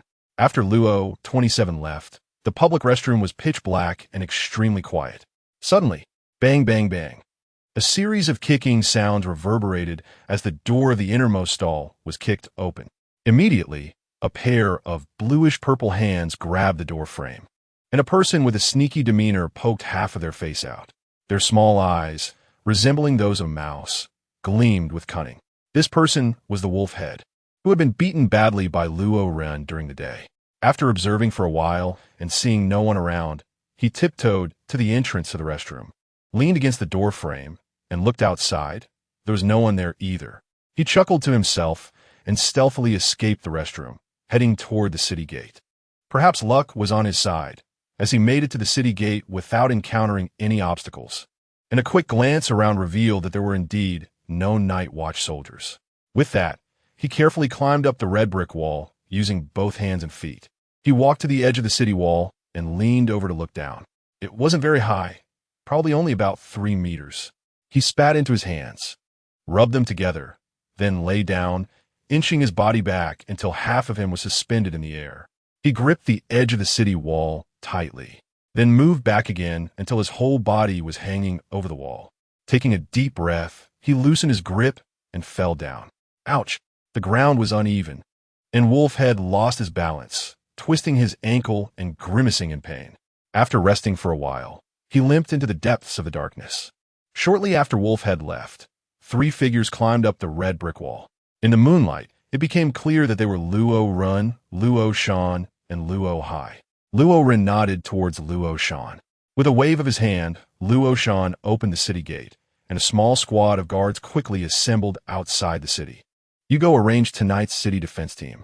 Luo Ren looked at Luo He, patted his shoulder, then took the equipment handed over by Luo Shan, and together with Luo Shan left the city, leading the guard squad in pursuit of where the wolf head had disappeared. As they chased along the way, they suddenly realized that the sky had turned gray, and they could see some things clearly. Luo Ren raised his hand, and the squad immediately halted. Ahead was a village surrounded by a makeshift fence made of barbed wire, wood, and stones, with only one entrance, and the wolf head swaggered in through the entrance. At the entrance stood about 10 soldiers holding homemade guns and sheathed knives. Though they were called soldiers, it would be more accurate to describe them as bandits. These people acted lazily, dressed casually, and most of them were playing cards and drinking, with only 1 or 2 standing guard seriously. Is this the stronghold of the Tiger King? After a brief contemplation, Luo Ren had an idea in his mind. He planned to go in and investigate the situation in the village. His sharp gaze scanned the area, and he noticed that the main entrance was guarded, making it clear that entry was impossible. He needed to find another way in. Accompanied by a squad of guards, he circled around the village and eventually discovered that the right side of the village had the weakest defenses, with hardly any soldiers in sight. Entering the village from here was an excellent choice. In just 2 or 3 minutes, the guards managed to create a hole large enough for a person to pass through in the defensive fence. Luo Ren instructed, I will go in with Luo Shan to investigate. You all stay outside to provide support. After saying this, he carefully crossed the fence with Luo Shan and headed towards the interior of the village. During this time, they were almost discovered by patrolling guards a few times. But fortunately, they escaped danger and finally reached the inside of the village safely. The sun slowly rose from the east, and the sky turned a pale white. The world was clear and bright. Under the eaves, Luo Ren leaned against the wall to observe the situation. Seeing 2 people with homemade guns walking towards them, feeling tense inside, and his grip on the gun involuntarily tightened a bit. Luo Ren frowned tightly, feeling really lucky, being surrounded from both sides. Since there was no way to escape left or right, he could only fight desperately. Luo Ren drew his saber and assumed a combat stance, simultaneously signaling Luo Shan to prepare for battle. As long as anyone from either side approached, they would directly stab him through, feeling both cool and exhilarated. Holding their breath and focusing, it was as if the air had solidified, listening to the approaching footsteps, ready to strike at any moment. Suddenly, the door of the house they were leaning against, tightly locked, suddenly opened from the inside, and the person inside waved at them. Luo Ren and Luo Shan exchanged a glance and quickly entered. Chapter 7. Escape. The room was dimly lit. Luo Ren glanced around and saw a man, a woman, and a little girl who looked to be around 4 or 5 years old. He felt a stir in his heart. This must be a family of 3. He slightly bowed and politely said, "Thank you for saving us. Uncle, are you here to rescue us?" The little girl's voice was as sweet as a silver bell, capturing Luo Ren's attention as she ran over. He could see clearly that she was delicate and innocent, like a little porcelain doll. "Xin, come here." Suddenly, the girl's father pulled her behind him, holding a fruit knife in his hand and watching Luo Ren and Luo Shan warily. Luo Ren noticed that although the girl's father looked emaciated, there was a glint of sharpness in his eyes. He figured that if Luo Ren made any harmful moves, the man would pounce on him like a hungry wolf just to protect his wife and daughter. The girl's mother also appeared weak and emaciated, likely due to prolonged hunger. However, the little girl's complexion seemed quite normal. The couple must have given most of their food to their daughter.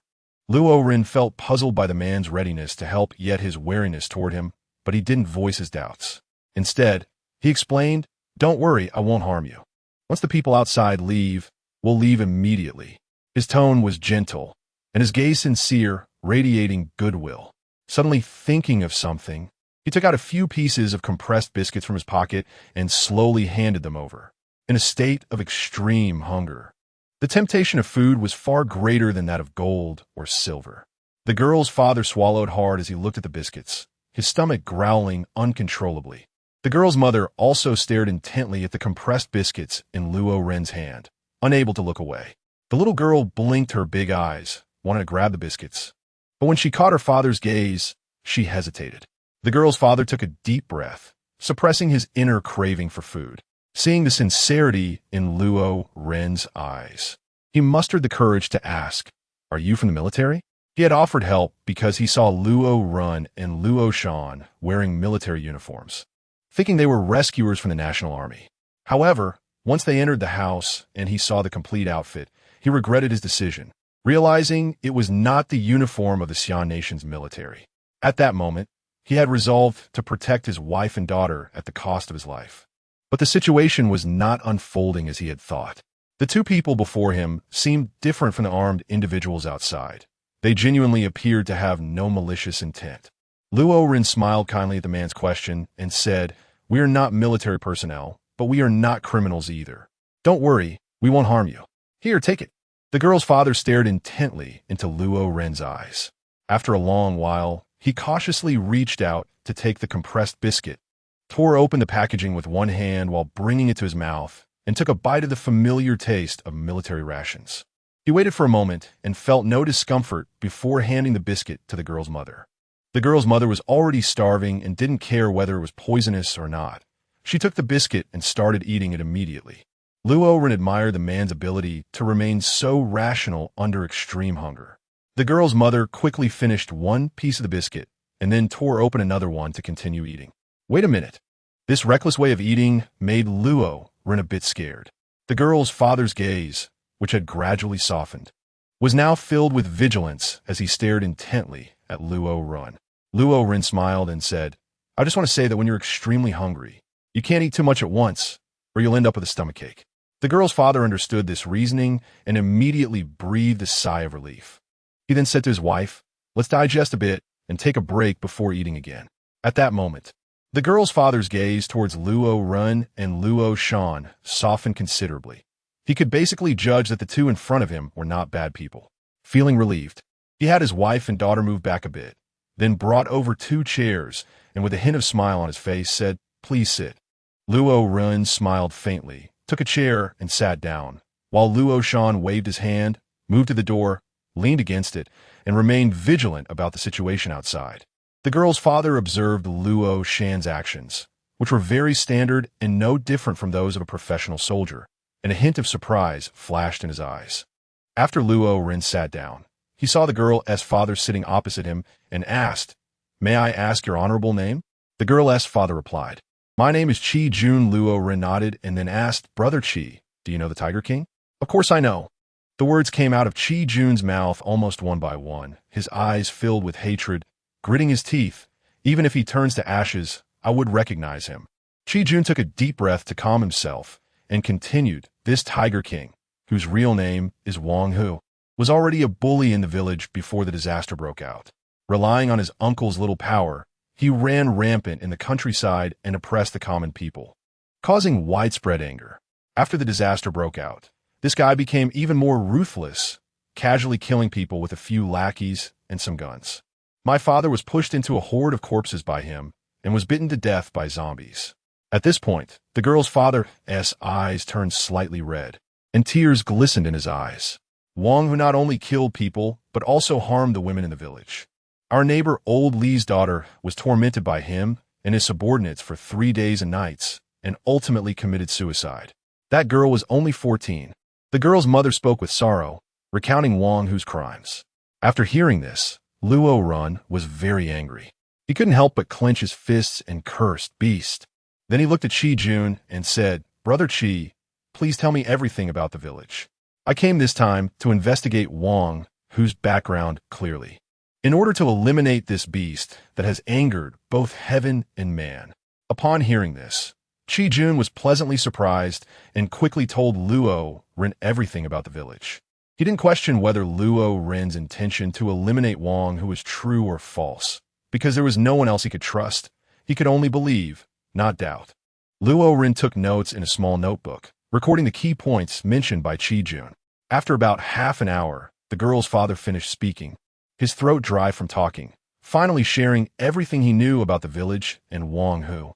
With this information, Luo Ren gained a deeper understanding of Wang Hu and the village. The village, called Muzhong Village, is a large one with over 2,000 households and a population of around 10,000.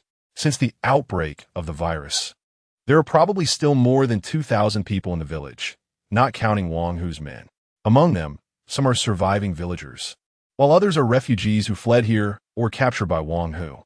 As for Wang Hu's subordinates, there are not 600 as mentioned in the letter, and they're certainly not well-equipped soldiers. The actual number is about 400 to 500, with only 200 armed with makeshift guns scavenged for villagers' homes. The rest are equipped with knives and machetes, making their combat capability negligible compared to the well-armed guard troops. In addition to this information, there were details about Wang Hu's residence, located at the highest point of Muzhong Village, a 3-story villa visible from afar, as well as the layout and routes of the village. However, with only about 200 armed with makeshift guns and 200 to 300 wielding knives, they would certainly be no match for the well-equipped guard troops. At this moment, Luo Ren was 100% confident in his ability to eliminate Wang Hu's forces. After gathering the intelligence, Luo Ren prepared to retreat, but since it was daytime and easy to be spotted, he decided to wait until nightfall to act. However, plans often go awry. Just then, Luo Shan, who had been on guard at the door, quietly said, "Someone's coming." Luo Ren's heart tightened, and he asked, "How many people?" Luo Shan made a gesture with a finger. Luo Rensong breathed a sigh of relief. Dealing with one person was manageable. Bang! The door was kicked open, and a soldier from the Wang Hujuan brandishing a shotgun walked in. The woman's scream immediately attracted the soldier's attention. He glanced to his left and saw a woman in her 30s hiding behind a chair, trembling in fear. "Wow, a young married woman. I like it. Beautiful lady. Don't shake. I haven't even started yet. There will be times for you to shake later." The soldier licked his lips and leered as he approached the woman. Just then, a shadow flashed by, and a sharp military knife was pressed against the soldier's neck. Without any words, and before he could utter anything, the knife swiftly cut through his throat. The soldier's eyes widened, and he covered his neck with both hands, trying to scream, but his throat was already severed, and he could only make gurgling sounds before collapsing to the ground dead. Chi Jun had little reaction, only covering his daughter's eyes, as she was still young, and in a chaotic world, it was better for her to see less blood. The girl's mother turned pale. She had witnessed zombies and seen dead bodies, but she had never seen a living person have their throat cut right in front of her. She felt a bit of fear, but she was strong enough to hold back her scream. Luo Ren stepped out from the shadows, coldly glancing at the corpse on the ground, then looking at the little girl's family, saying, "This place has become a land of strife, not suitable as a hiding spot. Come with us." Looking at his daughter and wife, who would suffer more than death itself, he didn't want to see such an outcome and would absolutely not let it come true. "All right, let's retreat now." Seeing Chi Jun agree, Luo Ren didn't waste any more words and, with Luo Shan in front and behind, led the little girl's family back the way they came. The group hadn't run far when they heard someone shouting behind them. Enemy invasion. The lazy soldiers of the Wang Hu army were suddenly awakened, and in broad daylight with good visibility, someone quickly spotted Luo Ren and the others, shouting and chasing after them. Bang! The sound of a primitive firearm. Small iron bullets shot out, covering a large area. Fortunately, the range of the gun was short, and it didn't hit Luo Ren and the others. Luo Ren said anxiously, "Run fast." Chapter 8. Encirclement of the mountaintop. Luo Ren and Luo Shan were fleeing while counterattacking. Relying on their weapon advantage, they had already killed and injured several enemy soldiers. However, more enemies quickly caught up, desperately trying to close the gap. Suddenly, a group of enemy soldiers appeared ahead, blocking their path. Realizing the dire situation, Luo Ren handed a submachine gun to Chi Jun aiming it at those bastards, disengaged the safety, and then pulled the trigger. Do you understand? At that moment, having one more person meant one more strength. Chi-Jun's wife's frail appearance made it difficult for her to run, let alone handle the recoil of the weapon. As for the little girl, she had likely never even played with a toy gun. So, at that moment, only Chi-Jun could add to their fighting power. Chi-Jun glanced at Luo Ren, took the submachine gun, and immediately switched to a mode of sweeping fire and control bursts. His accuracy and technique were more professional than Luo Ren's, and even better than Luo Shan's. Luo Ren's mouth was slightly open, clearly surprised. Chi-Jun glanced at him and explained, "I used to be a soldier." Luo Ren suddenly realized, and the feeling of frustration in his heart vanished. He thought he was too incompetent, but it turned out that the other person was simply outstanding. Luo Shan dealt with the enemies behind him, while Luo Ren and Chi-Jun jointly faced the enemies in front. In this situation, the enemy outnumbered them 10-1, yet the firepower of the three of them surprisingly gained a slight advantage, preventing the enemies from getting any closer. However, it was only a matter of them not daring to approach. These soldiers were not like zombies who wouldn't dodge. They skillfully looked for cover, and often after emptying a magazine, they could only injure or kill 2 or 3 people, which was far from the ease seen in shooting games. If this continued, they would eventually run out of bullets, and at that point, they would be like fish on a chopping board, ready to be slaughtered. Damn it! Luo Ren shouted angrily, pulled off the grenade from his chest, removed the safety pin, and threw it out. The enemy soldiers, curious about the flying object, gathered closer to watch. But when they realized it was a grenade, they were immediately shocked. Boom! The blast wave and shrapnel instantly incapacitated 5 or 6 King Tiger soldiers, while the others hurriedly retreated dozens of meters in fear, trying to maintain a safe distance from Luo Ren and his group. Just as the explosion from the grenade subsided, gunfire suddenly erupted at the entrance of the village, even more intense than here. The piercing whistle echoed throughout the village, and the soldiers who were at a standoff with Luo Ren and his group changed color, decisively abandoning their attack and quickly heading towards the entrance for support. Luo Shan is very sensitive to gunfire and said, "It should be Luo Erba and the others who attack the entrance. They're giving me a chance to escape." Luo Ren anxiously said, "Quick, we can't miss this opportunity. Let's hurry and retreat." The 5 of them fled at full speed. Along the way, Luo Ren saw that the girl's mother was running too slowly while carrying her daughter, so he quickly picked up the little girl, Xin, and then had Luo Shan carry Xin's mother as they rushed towards the broken fence. Soon they arrived. Luo Ren and Luo Shan covered the rear, while Xin's family went out first, followed by the 2 of them quickly squeezing through. Once outside the fence, Luo Ren cupped his hand around his mouth and shouted towards the entrance, "We are safe, retreat." The next moment, the gunfire at the entrance stopped, followed by 2 loud explosions. Luo Ren saw debris flying and dust rising. He waved his hand and said, "Retreat." The 4 of them withdrew and quickly regrouped with the security team, escaping from the area. However, the enemy had no intention of letting them go, as hundreds of soldiers under Wang who were relentlessly pursuing them. Even after throwing off a few hundred meters of distance, the enemy continued to chase them fiercely. They were determined to kill them. Luo Ren looked around and saw a hill in front of him, with a single narrow path leading from the foot of the hill to the top.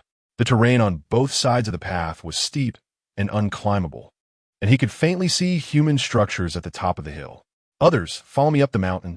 Luo Shan separated from Luo Ren and the others, fleeing in another direction, while Luo Ren led the others towards the solitary hill.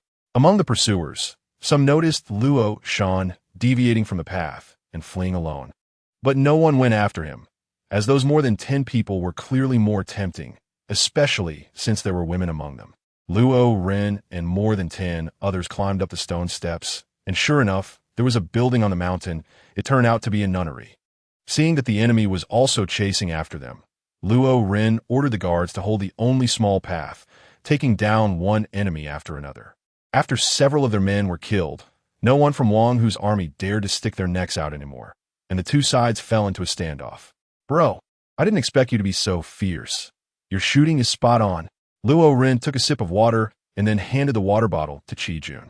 At this point, Chi-Jun couldn't help but reddened his eyes again. Qi Jun waved his hand, leading his wife and daughter to push open the gate of the nunnery and walk inside.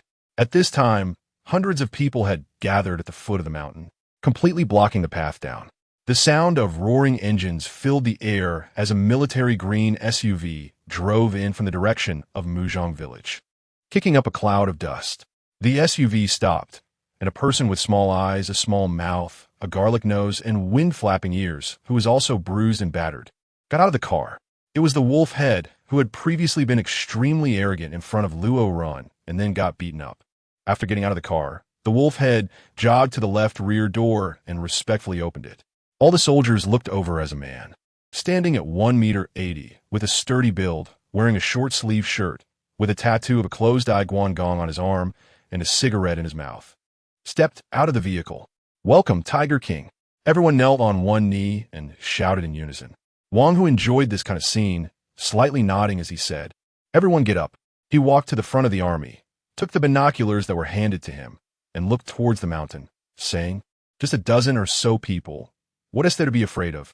Let us charge directly. We can't lose to them. Report to Tiger King. There's only this one path leading up the mountain. We can't send the whole army up at once. Moreover, the other side has excellent firearms. Brothers would die one by one if we go up. Useless. You can't even handle such a small matter. Since we can't go up, why not set a fire to force them down?" Wang, who angrily scolded while voicing his idea. The wolf head carefully observed Wang, whose expression, his voice getting quieter. "This won't work, that won't work, what will work?"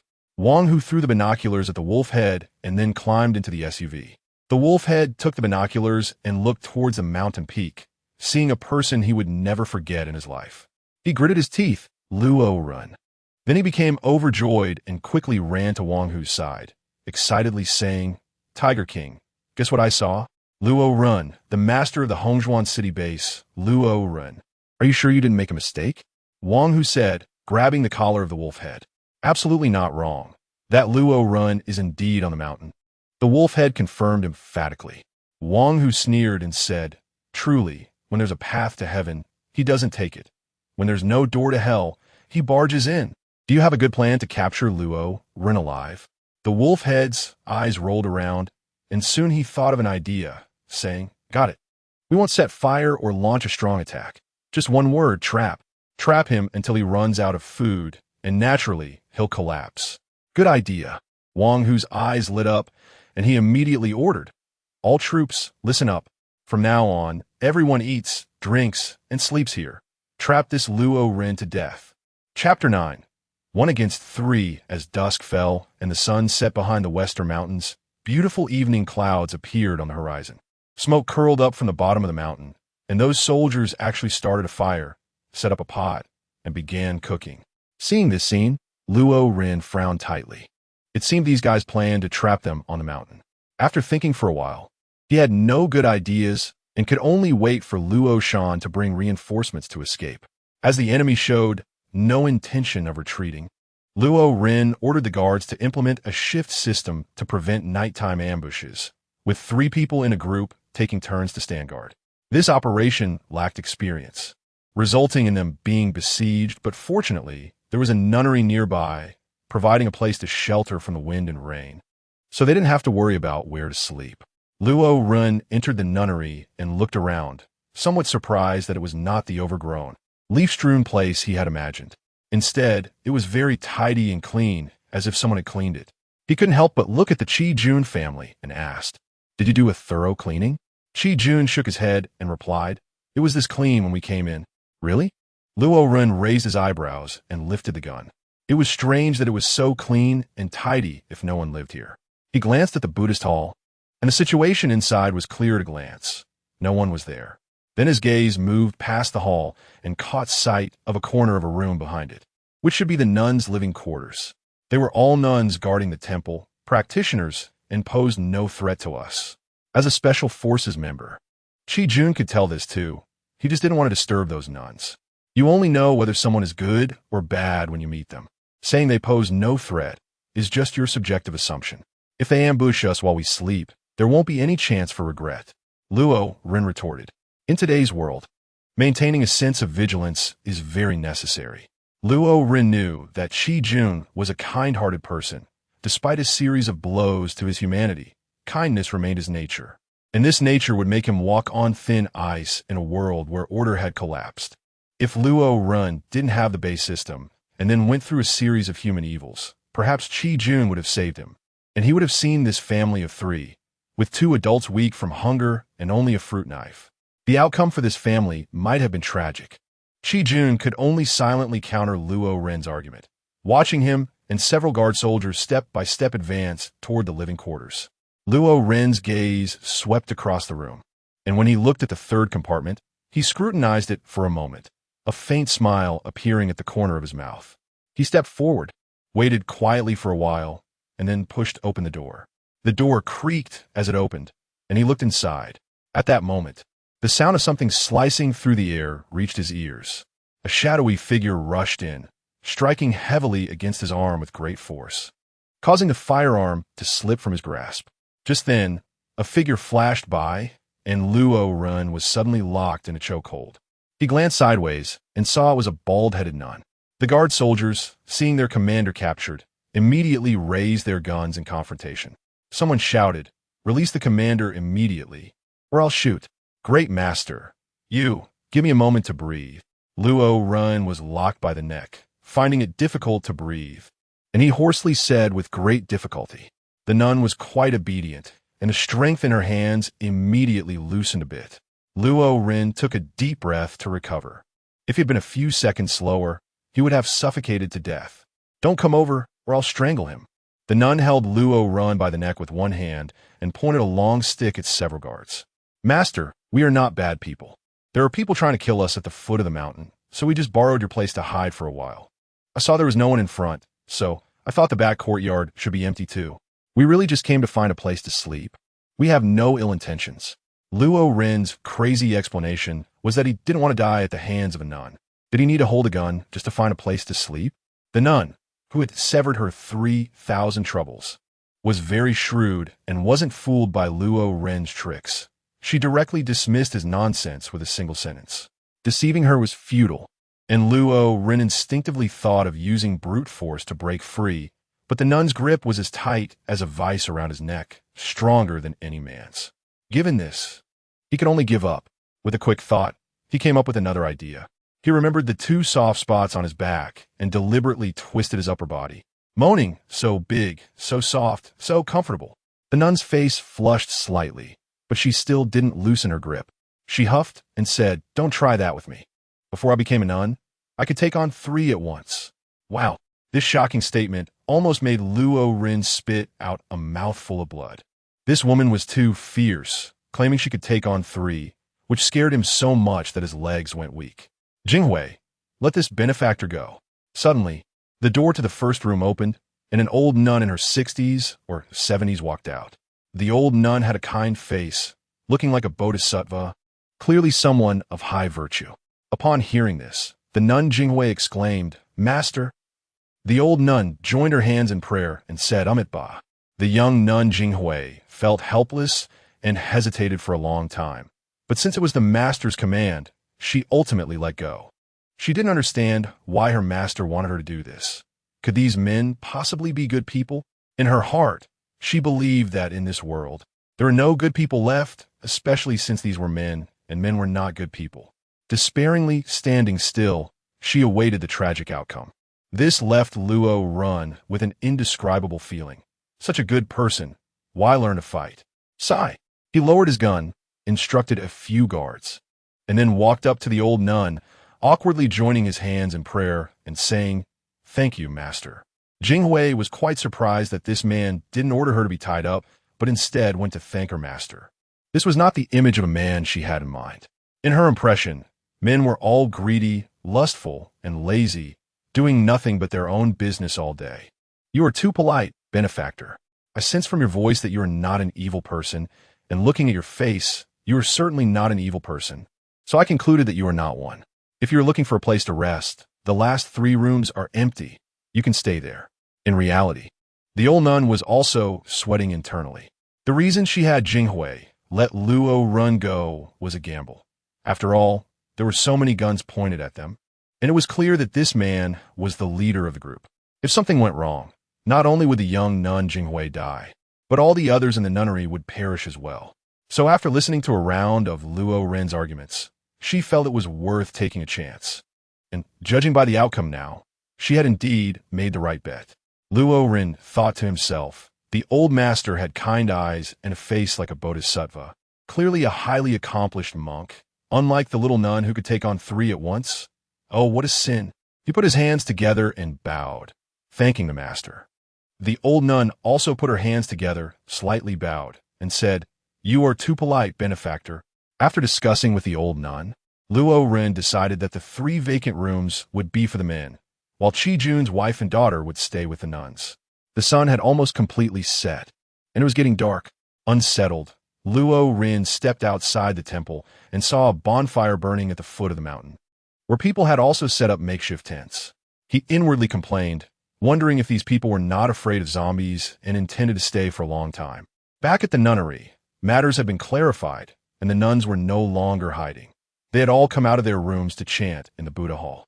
However, there was one exception. The young nun Jinghui did not go to the Buddha hall to chant, but stood guard at the entrance, casting wary glances at him as he entered. Luo Ren stepped forward 2 paces, not backing down, and met her gaze directly. After a long while, he curiously asked, "That little nun, you don't seem very big. Have you really fought 3 at once?" Jinghui's cheeks flushed with 2 shades of red.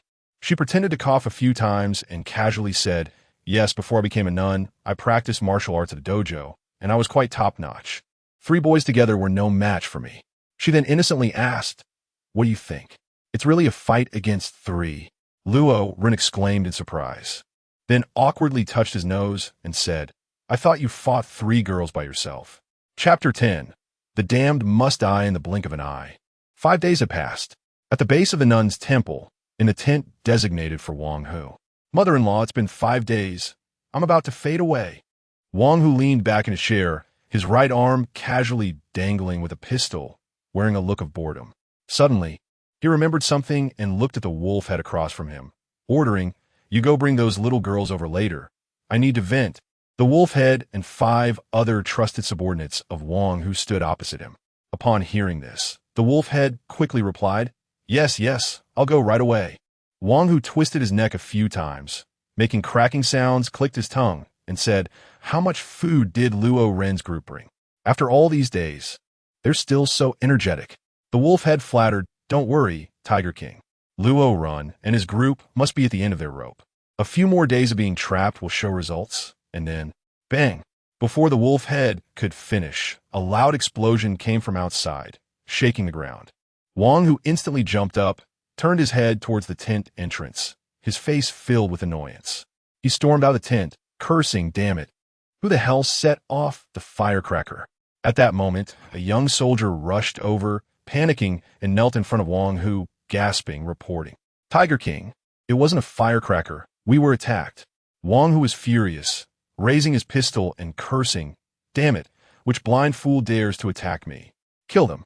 However, as soon as he finished speaking, he saw the soldiers ahead turn and flee in panic, closely followed by a well-equipped modern army of 100 entering his sight. "Damn!" Wang Hu was instantly shocked, thinking a professional army had arrived, believing they were here to eradicate bandits. He had seen on TV that almost no bandits survived when captured. Faced with such a situation, he didn't care about anything else. He quickly ran to his off-road vehicle, got in, and without caring about the lives of others, because in his mind, those subordinates were tools that could be sacrificed at any time, he floored the accelerator and sped away. Nearby soldiers and the wolf head, who had come out of the tent, saw this scene and some directly cursed. "Damn, Wang Hu, we're risking our lives for you, and you just ran away. Wang Hu, you bastard." At the nun's temple, Luo Ren was enjoying a bowl of porridge with some wild vegetables when suddenly a loud explosion startled him, causing him to spill the entire bowl of porridge on the ground. Ignoring the porridge on the floor, he dashed out of the nunnery under the watchful gaze of the young nun Jinghui and stood at the mountain gate looking down. He saw Wang Hu's team being routed in a disarray by a well-equipped 100-man army, and the leader of that army was none other than Luo Shan. Luo Ren was extremely excited, trembling all over, his face full of excitement. After holding it in for a long time, he said, "Finally, it's here, brothers. Let's head down the mountain." Luo Ren raised his arm and shouted, leading 9 guards to charge down the mountain, quickly joining Luo Shan and the others. Luo Shan saw that Luo Ren was fine and was even more excited than Luo Ren. He ran in front of Luo Ren and saluted, saying, "Commander." Luo Ren said, somewhat dissatisfied, "It's been 5 days. Why did it take you so long to come? If it weren't for the nunnery on the mountain, where there was an old nun with rice and a young nun cooking porridge, I would have almost starved to death. Because of this, I've wasted a few days. Please punish me, officer." A large zombie that even bullets can't penetrate? Luo Ren was very surprised. He believed Luo Shan's words because the soldiers of the guard army would not lie to him. He was astonished to find that there were actually such zombies. Could it be that those zombies had evolved or mutated? In many post-apocalyptic novels and survival horror games he had read before, zombies could evolve. Some became incredibly strong, while others were extremely fast, much more powerful than ordinary zombies and very difficult to deal with. If that were the case, humanity in this world would have an even harder time. He looked up at Luo Shan, smiled, and said, "Since that's the case, I can't blame you." He turned to look in the direction of the village. Since the team had already arrived, there was no need to make any further plans. They would directly eliminate Wang Hu. That bastard Wang Hu had made him eat porridge for 4 days and wild vegetables for 4 days. He was now completely out of resources. For no other reason than this, he had to eliminate him. As the saying goes, when the east wind blows, the battle drums beat. With the guard army here, who am I afraid of? Luo Ren shouted loudly. "Target, Wang Hu from Muzhong village, attack." Yes, more than 100 guards replied in unison. This place was not far from Muzhong village. Under Luo Ren's leadership, the guards rushed into Muzhong village, and the Wang Hu soldiers, who had just caught their breath, were suddenly thrown into a panic as the sharp sound of whistles echoed throughout the village. The guards advanced forward, directly shooting those who resisted stubbornly, while those who surrendered were knocked unconscious with the butt of a gun, as tying them up would take too much time. Soon, the guards pushed to the highest point of the village. There were no other buildings, only a 3-story villa. Luo Ren looked at the 3-story villa, his eyes filled with killing intent. Teams 1, 2, and 3 assault. 3 squads of 10 rushed into the villa. Before long, the sounds of gunfire, cries of pain, pleas for mercy, and weeping rose and fell in succession. Then, from the second-floor balcony, Luo Shan leaned down and shouted, "Report, officer. The threat inside has been eliminated." Luo Ren walked into the villa and saw that the interior decoration was quite luxurious, with dragon and phoenix carvings and various antique vases. He couldn't help but say, "This Wang Hu really wants to be a king, but unfortunately, he doesn't have the strength." As he strolled into the living room, he found that everyone alive in the villa had been gathered here, 5 men and 6 women. Among them, a familiar face, none other than the extremely arrogant and stubborn wolf head from that day. Luo Ren walked up to the wolf leader, grinning as he stared at him, and said, "Aren't you very arrogant? Didn't you want me to kneel down and lick your ass? Come on, take off your pants." The wolf leader lowered his head, not daring to meet Luo Ren's gaze. Without Wang Hu backing him up, he knew that even if he died, no one would avenge him, so he no longer had the courage to act tough. "Take it off," Luo Ren shouted. The wolf leader trembled and didn't dare to move. Slap! Luo Ren slapped the wolf head, knocking him down, and his left cheek visibly swelled from the hit. He shifted his gaze away from the wolf head, scanning the others, and asked, "Who is Wang Hu?" He had never seen Wang Hu, so he naturally didn't know what he looked like. Running away, Luo Ren turned his gaze back to the wolf head and continued asking, "Do you know where Wang Hu might run to?" I don't know," the wolf head said, his voice trembling. "You're quite honest now." Luo Ren scoffed, then noticed Qi Jun, who had come over, and asked, "Do you think this person deserves to die?" Qi Jun gritted his teeth and said, "The evil he has done is no less than Wang Hu's. My neighbor, Old Li, was killed by this beast, and they even captured Old Li's daughter. That little girl, only in her teens, was harmed to death by these beasts. Killing requires a life to pay for it, and debts must be repaid. Although the world is in chaos, I will seek justice today."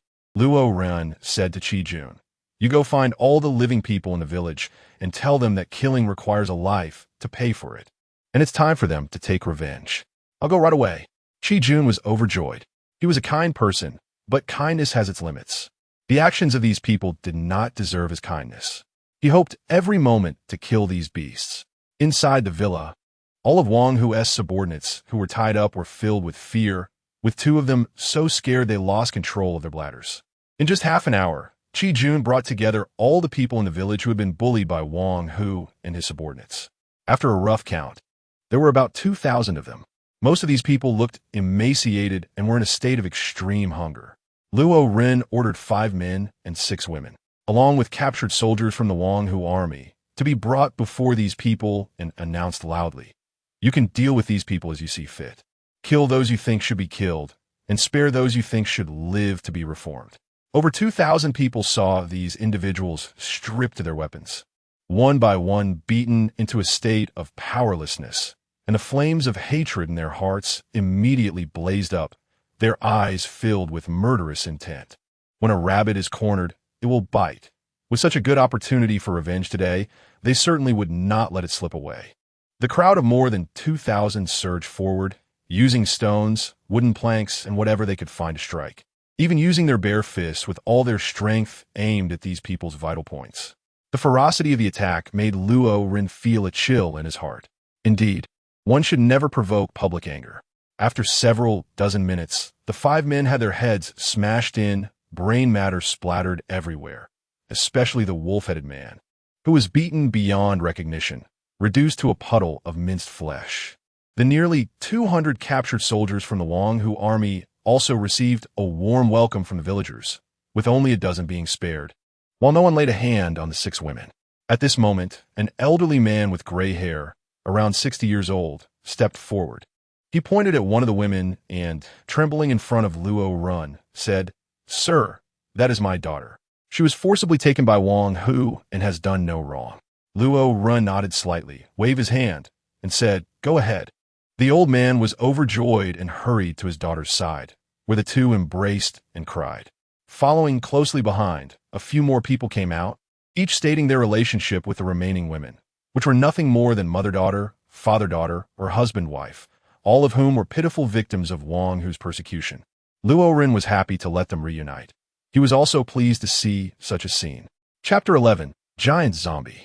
Those who needed to be killed have been killed, and those who needed to be released have been released. Now, let me say a few words. Luo Ren said. More than 2,000 people fell silent in an instant, looking at Luo Ren, waiting for the words of his savior. Luo Ren looked at the more than 2,000 people present and asked, "Do you know why I went to great lengths to eliminate Wang Hu?" More than 2,000 people shook their heads, indicating that they did not know. Luo Ren continued, "Wang Hu covets my resources and even sent his wolf-headed men to provoke me directly. That's one reason." After a pause, he added, "The other reason is for you all. During my reconnaissance in the village, I saw you suffer persecution from Wang Hu and his subordinates, and it broke my heart. That bastard Wang Hu is nothing but a beast. His actions are enough to deserve 1,000 cuts, a dull knife execution, and he should experience all 10 tortures of the Qing dynasty without exception.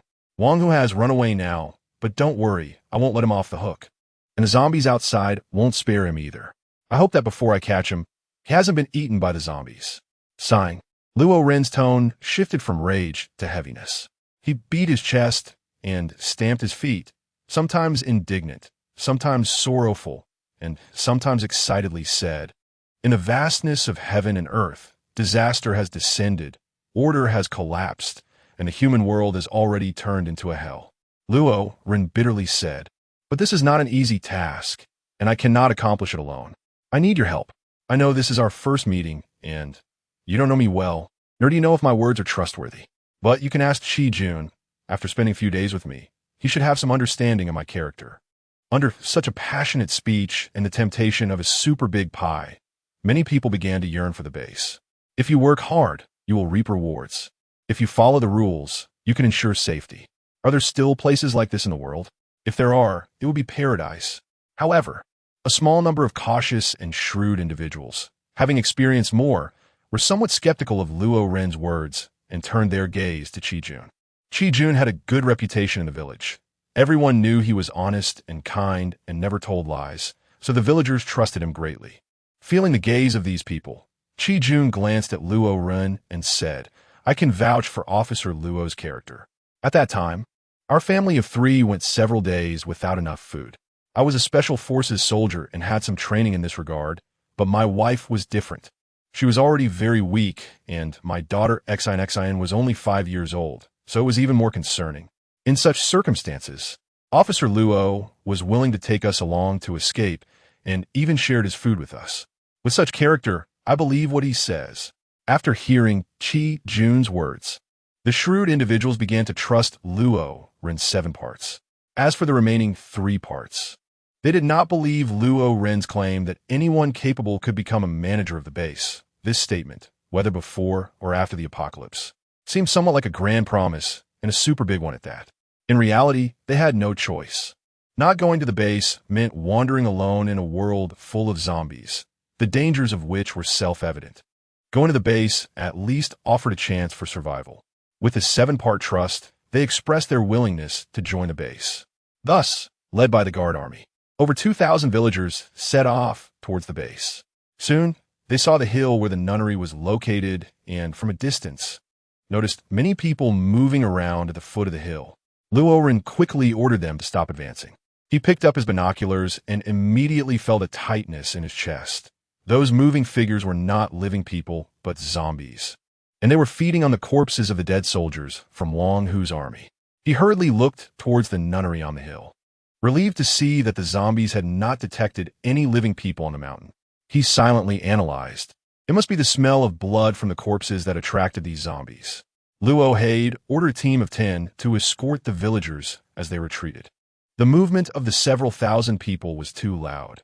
No matter how careful they were, the zombies ahead still heard the commotion. Hundreds of zombies immediately stopped what they were doing and turned to look in their direction. Then Luo Ren heard a low growl, and several hundred zombies immediately bared their teeth and claws, charging towards them. Luo Ren hurriedly shouted, "Prepare for battle. Open fire at will when we reach the optimal distance. We can't let these guys get close to the main group." At this moment, there was no other way but to fight hard. Fortunately, there weren't many zombies, just a few hundred, so it shouldn't be a big problem. 99 guards plus Luo Ren, a total of 100 men, formed 3 rows. The first row lying down, the second row crouching, and the third row standing, creating a defensive line. When the zombies reached the optimal distance, they all pulled the triggers at the same time. Da-da-da-da.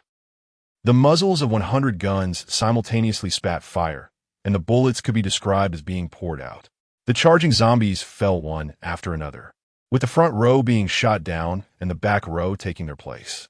In just a few minutes, more than half of the hundreds of zombies were dealt with. It seemed this time would be easy, but just then, boom, boom, boom. It sounded as if a heavy object had fallen from a height, making a tremendous noise, and the ground trembled. Luo Shan's pupils suddenly constricted as he saw a familiar massive creature and hurriedly shouted, "It's a giant zombie!" Luo Ren and the other guards also saw the enormous creature, which was a terrifying and hideous giant zombie, standing at about 3 to 4 meters tall. Unlike ordinary zombies that are weak and emaciated, this one was covered in thick layers of fat, but this fat was not loose. It was firm, almost like a combination of muscle and fat. Each step the giant zombie took felt like a heavy hammer hitting the ground, causing the earth to tremble. As the giant zombie charged forward, Luo Ren immediately ordered 20 men to fire simultaneously at it. However, countless bullets struck its body but could not penetrate the thick layer of fat, nor could they slow down its advance. It was like an unstoppable humanoid tank. In Luo Ren's eyes, the giant zombie rapidly enlarged, and it was about to crash into him. "Watch out, Commander!" Luo Shan pushed Luo Ren out of the way, narrowly avoiding a collision with the giant zombie. Although the giant zombie had astonishing defense, it lacked agility. After missing its target, it couldn't stop in time and crashed directly into a tree as thick as a bowl. With a crack, the tree was snapped in half. Luo Ren felt a surge of fear. If that had hit him, he would have either died or been seriously injured. Luo Renshin took a deep breath and quickly ordered, "Everyone spread out, don't cluster together." The guards immediately dispersed, forming groups of 3 or 4, killing ordinary zombies while shooting at the giant zombies. However, in such a situation, their firepower was far from concentrated, and the remaining zombies quickly rushed in. Within just a few minutes, 2 guards were bitten by the zombies. Luo Ren saw that more and more people were getting injured and anxiously asked, "Can a hand grenade take down this big guy?"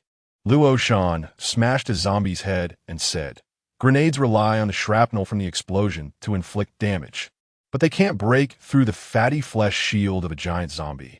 Unless what?" Luo Ren anxiously said, "It's already this time, and you're still keeping us in suspense." Luo Shan wrote, "Unless the grenade can explode right next to the giant zombie." Chapter 12. Evolve Zombies Base Upgrade. Unless the grenade can explode against the zombie.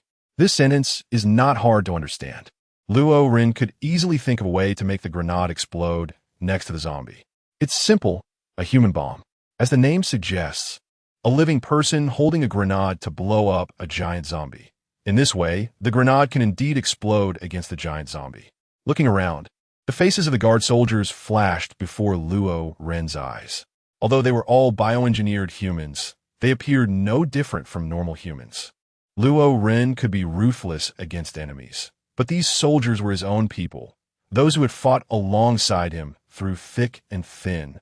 He felt very hesitant and found it hard to make a decision. However, if this big guy was not dealt with, the casualties would only increase. After a fierce struggle, he finally gritted his teeth and made up his mind. "I will kill this beast." However, before he could give the order, a guard soldier roared and decisively charged at the giant zombie, wrapping his arms around it and pulling the safety pin from the grenade hanging in front of his chest. Boom! The grenade exploded, and the soldier's upper body was blown apart. A large chunk of fat was blown off the giant zombie's belly, and black blood splattered everywhere, revealing some internal organs. Immediately after, another soldier rushed up and hugged the giant zombie. Boom, boom, boom. The 3 grenades on the soldier's combat suit exploded simultaneously, and a violent force toppled the giant zombie to the ground, creating a large hole in its upper body, with internal organs completely spilling out. "Beast D." A third soldier yelled as he charged forward, holding several grenades in his arms, having already pulled the pins. He directly tossed all the grenades into the giant zombie's belly. Boom, boom, boom. Continuous explosions sent chunks of flesh flying, black blood filling the air. Even if the giant zombie had thick fat, it couldn't withstand this. Its upper body was completely smashed, leaving only a bit of skin connecting to the lower body. It couldn't support itself and crashed to the ground with a loud thud. Luo Ren's eyes turned red with anger as he charged forward, crazily shooting all the remaining bullets in the magazine at the giant zombie's head.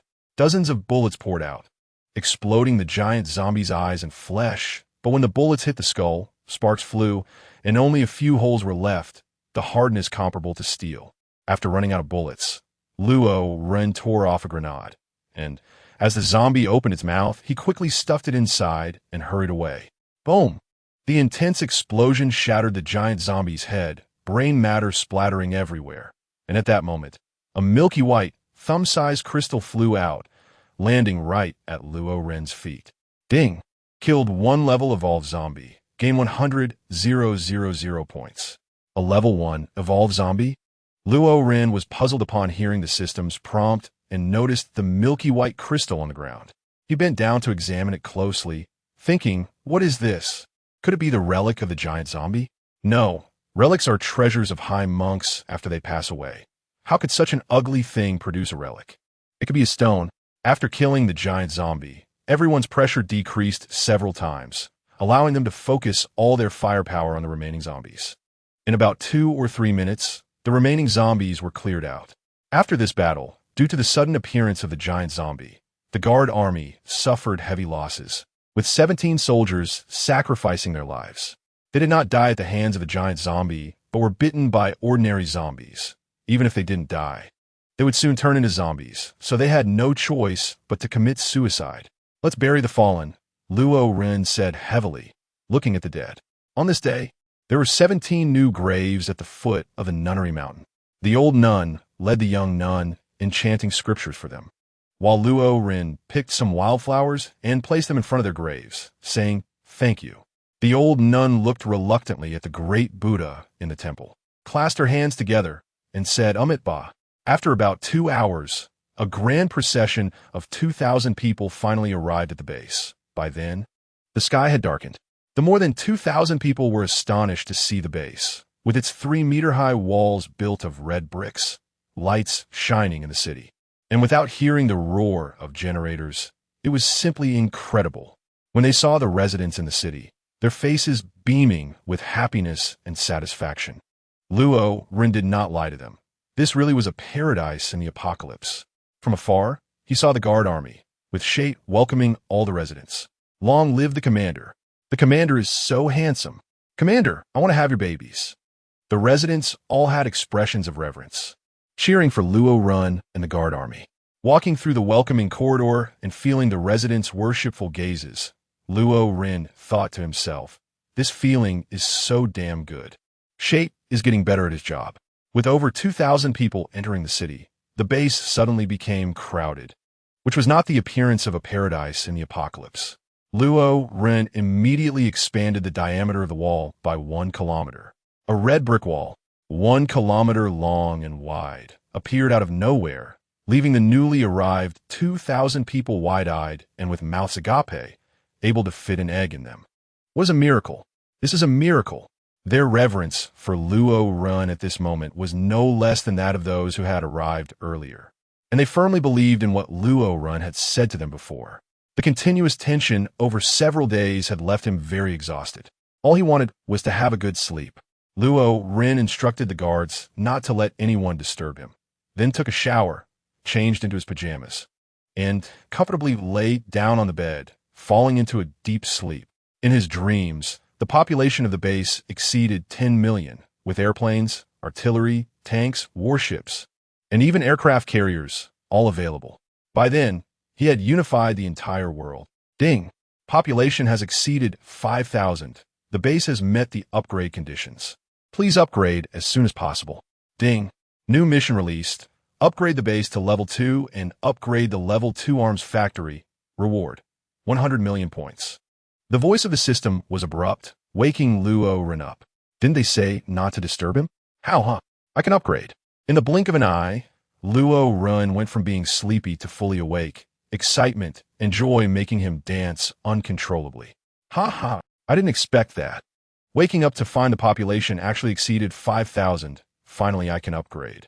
Luo Ren rushed out of the mobile base, grabbing a soldier on guard and asking, how long have I slept?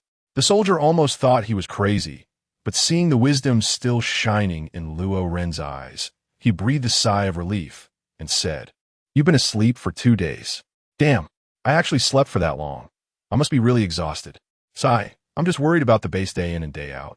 Feeling mentally and physically drained. There's no way around it. After all, I'm the one chosen by the system. Luo Ren's face wore an indescribable expression, a mix of helplessness, happiness, pride, and a hint of arrogance. Without further ado, the priority was to upgrade the base to level 2. Gazing at the mobile base, Luo Ren silently recited, upgrade the base. Ding! The base has been upgraded to level 2, unlocking the level 2 armory. Ding! The base has been upgraded to level 2, unlocking the level 2 walls. With the base upgrade complete, Luo Ren immediately upgraded the armory. Ding! The armory has been upgraded to level 2. Ding! Task completed. Awarded 100 million points. Luo Ren paid no attention to the reward of 100 million points, instead quickly checking what the level 2 armory could produce. Light machine gun, 5,000 points, sniper rifle, 5,000 points, anti-material sniper rifle, 10,000 points, high explosive grenade, 1,000 points, soldier capacity limit increased by 1,000. Luo Ren was overjoyed to discover that he could produce anti-material sniper rifles. With these, he could take down even the giant zombies from that day, or rather, the level 1 evolved zombies, with a single shot. There was no need for suicidal detonations. Anyway, there were plenty of points, so he could fill the soldier count to the max. Each squad would be equipped with 1 anti-material sniper rifle and 2 light machine guns, and all regular grenades would be replaced with high explosive grenades. This way, no matter how tough the evolved zombies were, 1 shot would send them to their end. If 1 shot wasn't enough, then 2 would do the trick. After sorting out the equipment configuration, the next step was the city walls. He was curious about what a level 2 city wall would look like. The scene unfolded before Luo Ren as he selected a square city wall with a diameter of 1 kilometer and chose to upgrade it. Suddenly, the red brick city wall was enveloped in a dazzling white light. After a long while, the white light gradually faded, and Luo Ren looked at the city wall, finding that the original red brick wall had vanished, replaced by a sturdier concrete wall, rising to a height of 4 meters, wide enough for 5 people to walk side by side on top. The city gate had also transformed into a large iron gate that could be raised and lowered. The commotion from the wall's upgrade was significant, and besides Luo Ren, the residents of the city naturally noticed it.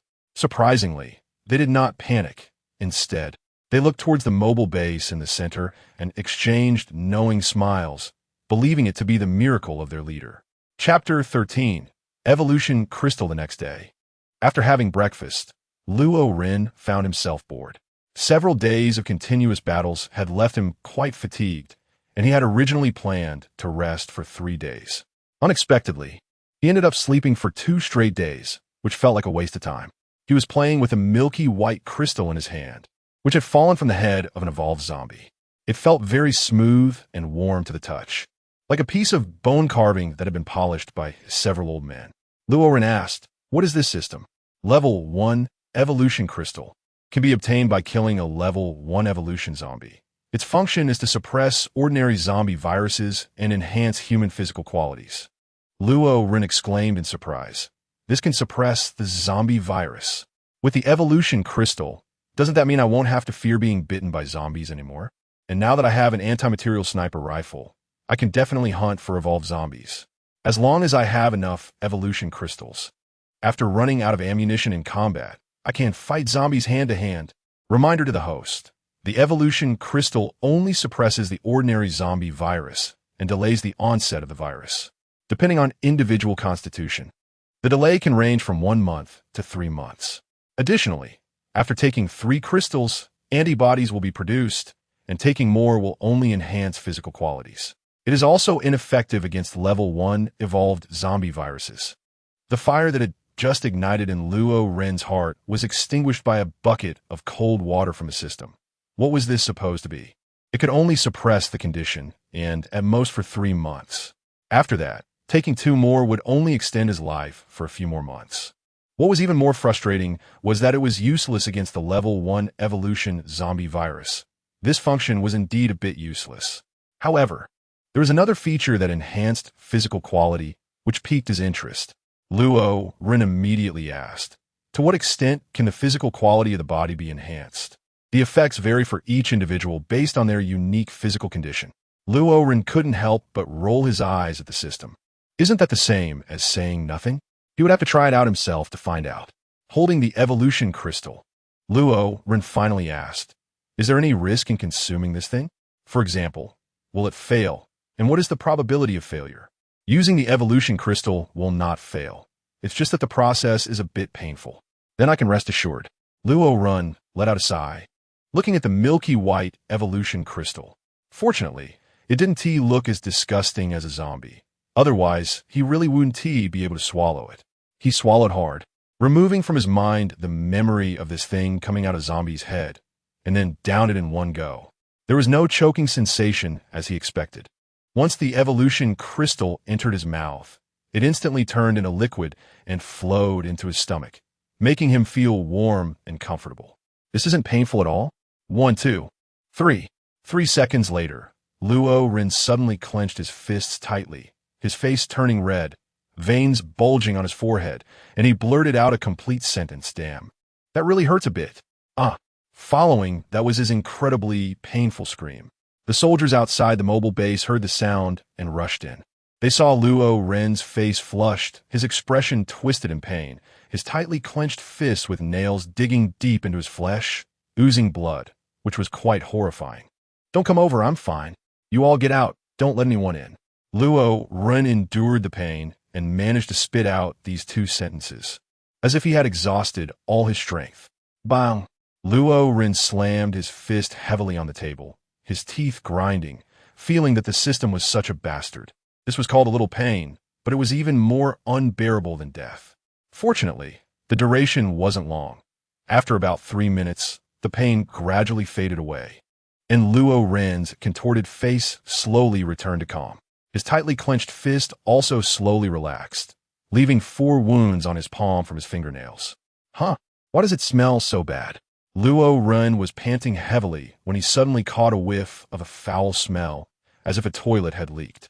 Looking at his body, he found that not just his arms, but his entire body was covered in a layer of this slimy substance, emitting a terrible odor, with a texture like mucus.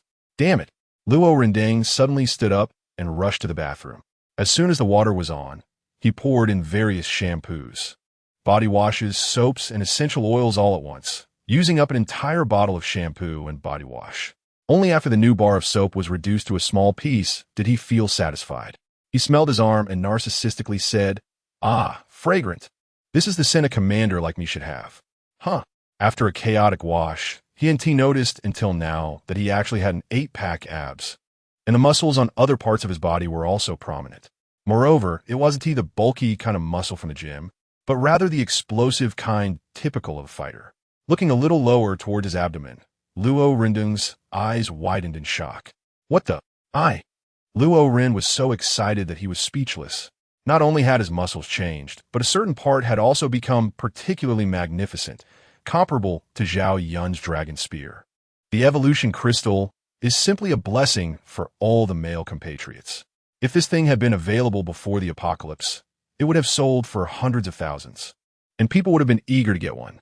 After all, other items with similar effects, even if their effects were not obvious, sold particularly well. Not to mention that this thing is indestructible and never tiresome. Luo Ren dried his body, put on his clothes, walked to the mirror, and saw himself in the reflection. Once again stunned, exclaiming 2 unrefined words. Wow. With such an upright posture and such a handsome face, it's boring to admire himself alone. Of course, he had to go out for a stroll. Luo Ren walked out of the mobile base and saw that it was surrounded by guards and residents of the base. When they saw Luo Ren emerge, the previously noisy crowd fell silent in an instant. "Is that the commander?" someone said in disbelief. The elegant demeanor between his brows still revealed that he was the commander, but how did he suddenly become so handsome? "What do you mean? Are you saying the commander wasn't handsome before?" "Oh, don't say that. I mean the commander was handsome before, but now he's even more handsome." Surprised voices erupted from the crowd, discussing how the commander had suddenly changed in demeanor. Luo Shan jogged forward, just as surprised as everyone else. "Commander, is that really you?" "Nonsense, who else could it be?" As he spoke, Luo Ren placed a hand on Luo Shan's shoulder, not controlling his strength. In the past, with Luo Shan's physique, he would have remained completely still, but this time, Luo Shan's entire body sank down, almost losing his balance. Chapter 14. Luo Ren is assassinated. Luo Ren chuckled and said, "Luo Shan, your physique has declined." Luo Shan was even more surprised. The commander not only had a significant change in temperament, but also seemed to have increased strength. He couldn't help but say, "It's not that my physique has declined, it's that your strength has increased." Luo Ren laughed and forgot about the fact that his physical abilities had greatly improved after consuming the evolution crystal. It was only after Luo Shan's reminder that he recalled it. He moved his hand away from Luo Shan's shoulder and said with a smile, "Right, go attend to your own matters. Don't just hang around here." Luo Shan moved his shoulders to relieve the soreness, and since the officer seemed fine and looked better than before, he no longer worried. He then left the place with the guard troops. Among the departing crowd, Luo Ren spotted 3 familiar figures, 2 adults and a child, a man, a woman, and a little boy. It was the Qi-Jun family of 3. Qi-Jun Luo Ren called out and then chased after. His wife also followed, addressing him as Sir. Only Xiao Xinxin looked up with her adorable little face, her bright eyes fixed on him, calling out, "Uncle Luo." "Ha! Xinxin is still the good one. You 2 don't have to be so formal. Just call me Luo Ren," Luo Ren said as he picked up Xiao Xinxin, smiling. "Isn't that a bit inappropriate?" Qi-Jun's wife pinched her fingers, not daring to meet Luo Ren's gaze. She felt very nervous. She understood clearly the prestige and power Luo Ren held since the first day he arrived.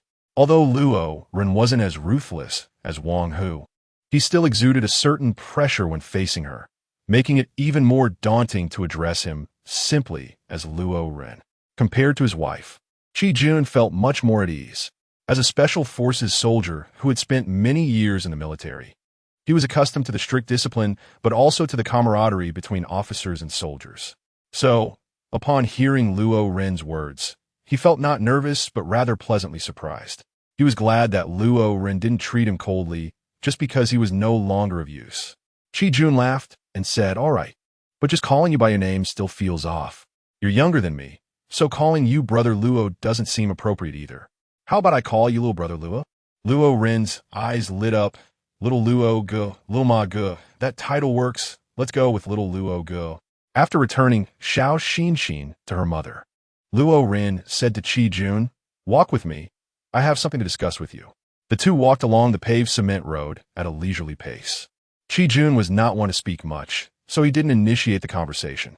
In the end, it was Luo Ren who broke the silence first. "I remember you mentioned that you were born a Special Forces soldier, right?" Qi Jun nodded and said, "That's right, before the apocalypse. I was part of the Wolf Special Forces of Xia Country in the 2nd Squad, serving as the captain." Oh, Luo Ren secretly rejoiced in his heart. He had struck gold. Not only was Qi Jun a member of the Special Forces, but he was also a captain, which meant he possessed not only exceptional combat skills, but also strong leadership abilities. Luo Ren continued, "With your skills, let me arrange something for you to do." Qi Jun smiled and said, "You saved the lives of my whole family, so as long as it's not against my principles, I'll do whatever you say." Luo Ren also smiled, not expecting Qi Jun to agree so readily. He immediately said, "Don't worry. You won't have to go against your principles. I just need you to help me train a few special forces." Qi Jun suddenly stood still and then saluted. Luo Ren couldn't help but laugh from the bottom of his heart when he saw Qi Jun's serious expression. Qi Jun also smiled in response. Now, the armory could produce almost all firearms except for heavy machine guns. In this situation, it was necessary to form several special forces to deal with the evolved zombies and to scout enemy movements. Before they knew it, the two had arrived at the agricultural planting area.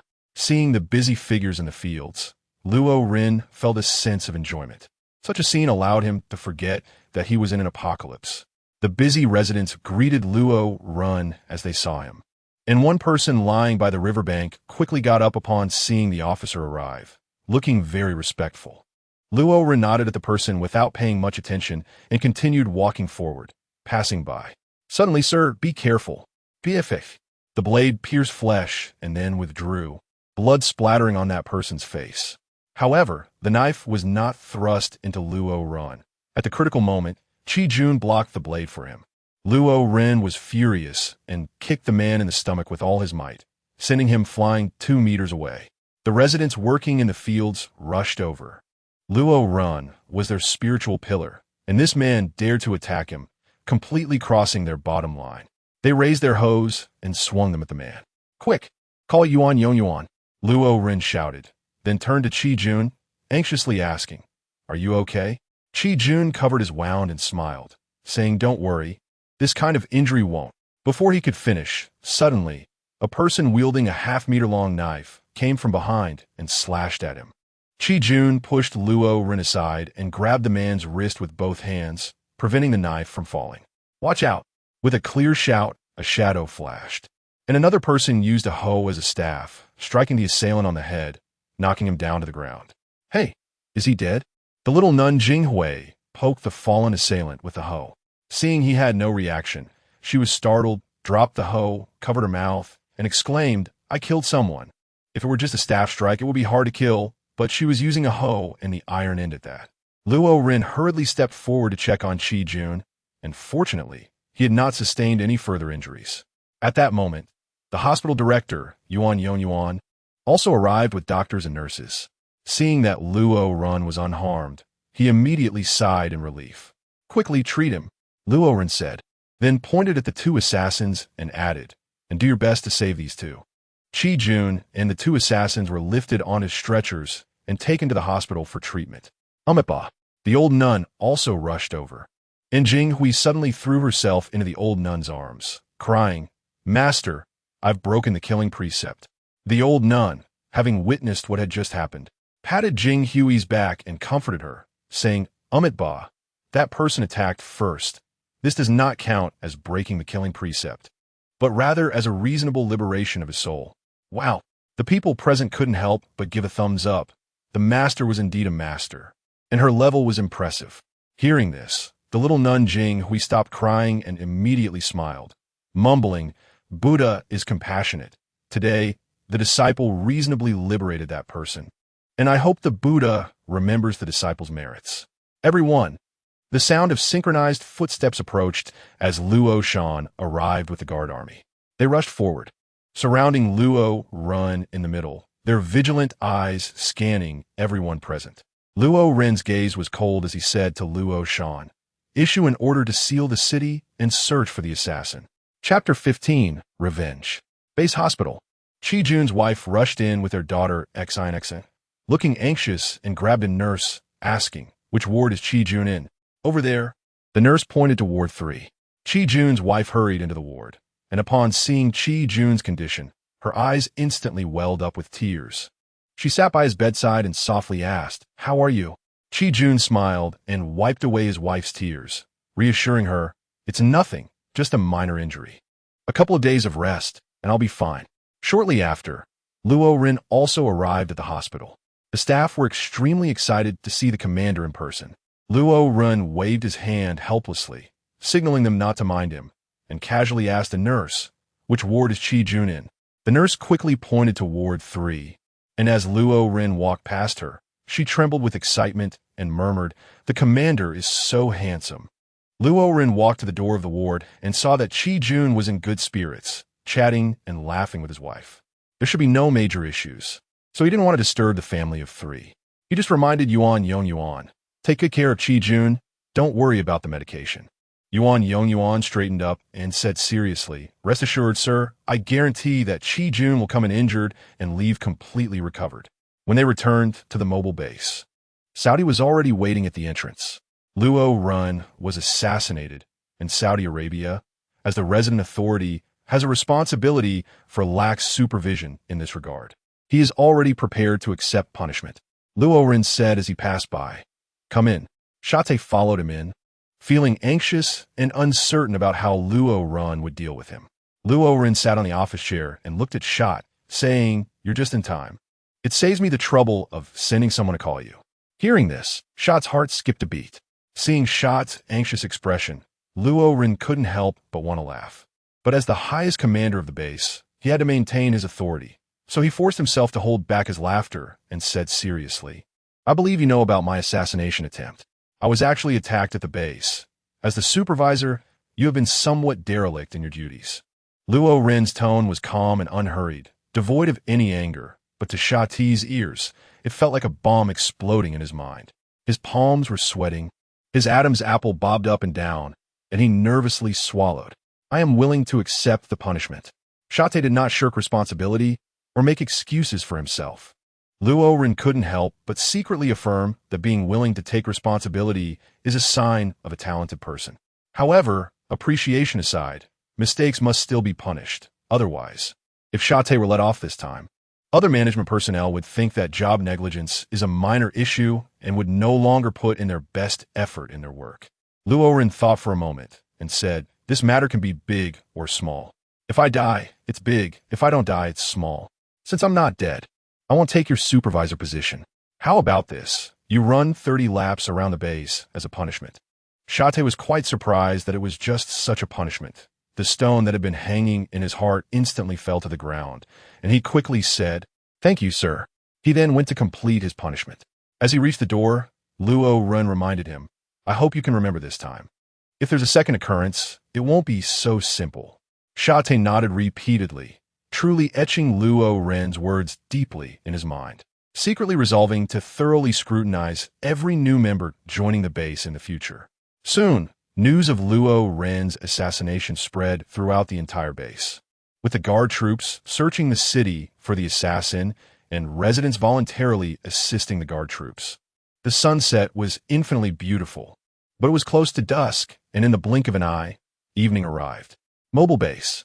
Luo Ren stood in front of Luo Shan, along with the hospital director, Yuan. Roshan was the first to speak, Report, sir. We have searched every corner of the base and found no other assassins. Luo Ren nodded and looked at Yuan, saying, What about those two assassins? Are they dead? All right, take me to see that person. Luo Ren stood up and slammed the table, saying that as long as there was one person alive, he would see who wanted to kill him. Luo Ren and Yuan arrived at the hospital and walked straight into ward number 5. At a glance, they saw the assassin from during the day, whose body was wrapped in bandages, leaving only his nose, mouth, and eyes exposed. Upon hearing the footsteps, the assassin turned his head and saw Luo Ren, and his eyes instantly filled with fear. Luo Ren looked at him coldly and slowly said, As long as you tell me who sent you to kill me, I will spare your life. I'll tell you. It was Wang Biao who sent me to assassinate you. Please spare my life. It's all because that Wang Biao kidnapped my son. If I didn't come, he would have killed my son. I had no choice. The assassin, seeing a chance to survive, confessed everything in a rush. Luo Ren was somewhat surprised. He didn't expect the assassin to confess so easily. However, he didn't know who the Wang Biao mentioned by the assassin was, and he couldn't understand why someone would want to assassinate him for no reason. Luo Ren pondered deeply and really couldn't figure it out. So he asked, Who is Wang Biao? The assassin immediately explained, Wang Biao is Wang Hu's uncle. After you, Commander, eliminated Wang Hu, he fled to Wang Biao. It was for Wang Hu that Wang Biao sent us to assassinate you. Luo Ren suddenly realized, so that's how it is. He had heard Qi Jun mention that Wang Hu had a powerful uncle, but he didn't expect that after the apocalypse. He had not turned into a zombie and was still very influential. Truly, good people don't live long, while calamities last for 1,000 years. He must do everything to cure him. Luo Ren said to Yuan, then clenched his fists and thought, Wang Hu, you deserve to die. And Wang Biao, since you want to kill me, I naturally won't let it go just like that. 4 days later, at this time, the base was no longer as loose as before. There were 2 armed guards on every street on alert. Meanwhile, all potentially harmful metallic objects had been confiscated and were returned after being screened by the guards. New survivors had joined, and in the past, only conspicuously dangerous weapons were confiscated, but now even small knives, just a few centimeters long, had to be handed over, and those unwilling could leave. This clearly demonstrated how much impact the assassination attempt had on the base. In just 4 days, the assassin's injuries had healed significantly, and he could now barely walk. That morning, Luo Ren gathered 500 guards and headed out of the city, led by the assassin, towards Wang Biao's hideout. As the saying goes, swift vengeance requires swift action. The 500 guard soldiers were all well equipped. In addition to automatic rifles, each squad also had sniper rifles and light machine guns. The assassin was greatly surprised by this display. Wang Biao had truly provoked someone he shouldn't have for Wang Hu. The entire army set out, and after nearly 4 hours of marching, the sun had already set. Finally, points of light appeared ahead of the army. The assassin pointed forward and said, That is Wang Biao's stronghold. Luo Ren looked through the telescope and saw a factory, covering an area of almost 1 mu. It was a good shelter, as the existing wall did not need additional defensive structures. As for the entrance, there was a row of sandbags stacked horizontally, about 3 to 1, 4 meters high. A dozen guards had their guns resting on the sandbag wall. Upon closer inspection, Luo Ren noticed that the guns were actually shotguns, which were modern firearms. Luo Ren asked in surprise, Does Wang Biao have the capability to produce modern firearms? Also, he previously raided a police station and got dozens of guns and thousands of bullets. Luo Ren, Wang Biao's courage to send someone to assassinate him probably comes from these guns and bullets. This time, let him know how fragile his courage is. Just then, a rapid alarm sounded. The factory discovered the guards, and hundreds of guns were aimed at the walls, their muzzles pointed at the guards. Chapter 16, Paradise City, Mahua. The urgent and piercing alarm turned the factory, which had been relatively calm just a moment ago, into a fully armed fortress in the next instant. Luo Ren looked at Luo Shan and said, Give me the sniper rifle. After taking the sniper rifle that Luo Shan handed over, he leaned halfway out of the car's sunroof and rested the rifle on the roof. The effective shooting range of the sniper rifle is much greater than that of a regular rifle. Luo Ren planned to take a few shots first, kill a few people, and boost the morale of his team. He aimed the scope at a factory soldier who was lying behind a sandbag. Through the scope, the soldier was yawning, looking very lazy, as if he was not facing a war at all. Bang! The dark muzzle spat out a dazzling flame, and the bullet fired, instantly hitting the sandbag wall, sending yellow sand flying. Although the shot missed, it startled the factory soldiers, who immediately took cover behind the sandbags or the surrounding walls, being very cautious. Damn! Luo Ren cursed under his breath, realizing that he should have let Luo Shan take action earlier. Now, not only did they fail to hit their target, but they also alerted the enemy. Since it had come to this, he decided to disregard everything and launch a full frontal assault. Under Luo Ren's arrangement, the snipers took their positions. Anyone who dared to show their face would be shot dead. Meanwhile, the machine gunners advanced to effective firing positions under the cover of the snipers, setting up light machine guns to suppress the enemy's fire, while the remaining soldiers pushed forward in an orderly manner. The battle soon erupted, and the powerful fire suppression from the guards made the enemy too afraid to show themselves, allowing the soldiers armed with automatic rifles to advance smoothly. Inside the factory, Wang Hu stood by, his head down and too afraid to speak. After being reprimanded, Wang Hu lowered his head even further. He couldn't understand why Luo Ren suddenly had so many people and so many machine guns and sniper rifles. Did he rob the military district? I warned you before to keep a low profile in your work, but you didn't listen and became even more arrogant. Do you know that there was a time when I almost got taken down because of you? And now, you're still lying to me, which led me to send someone to assassinate Luo Ren. Now look, they're coming for us. Just wait to die. Wang Biao slumped onto the sofa, tiredly staring at the ceiling. Knock, knock, knock. A few minutes later, there was a sudden knock at the door. Wang Biao weakly said, "Come in." "Old Wang, Vice Mayor Ma from Paradise City is here," a factory soldier said as he hurried over to Wang Biao. Upon hearing this, Wang Biao looked towards the door, and his heart filled with joy. The fatigue on his face vanished as he quickly got up to greet him. "Vice Mayor Ma, you finally made it. Please save me." A tall, thin, middle-aged man dressed in a suit walked in at Wang Biao's greeting. He wore round, black-framed glasses and had his hair parted in the middle, looking like a refined scoundrel. He saw Wang Biao's anxious face but remained calm, smiling as he said, "There's no rush to save you. Is what you entrusted someone with true?" Wang Biao, seeing his demeanor, grew even more anxious and quickly replied, "It's all true, all true. As long as Paradise City can save me, not only is the factory yours, but I and my subordinates will also join Paradise City, ready to follow Lord Long's orders." A smile appeared at the corner of Vice Mayor Ma's mouth as he adjusted his black-framed glasses and said, "Good, then please follow me." Wang Biao and Wang Hu followed Vice Mayor Ma outside the factory, where a black Hummer was waiting for them.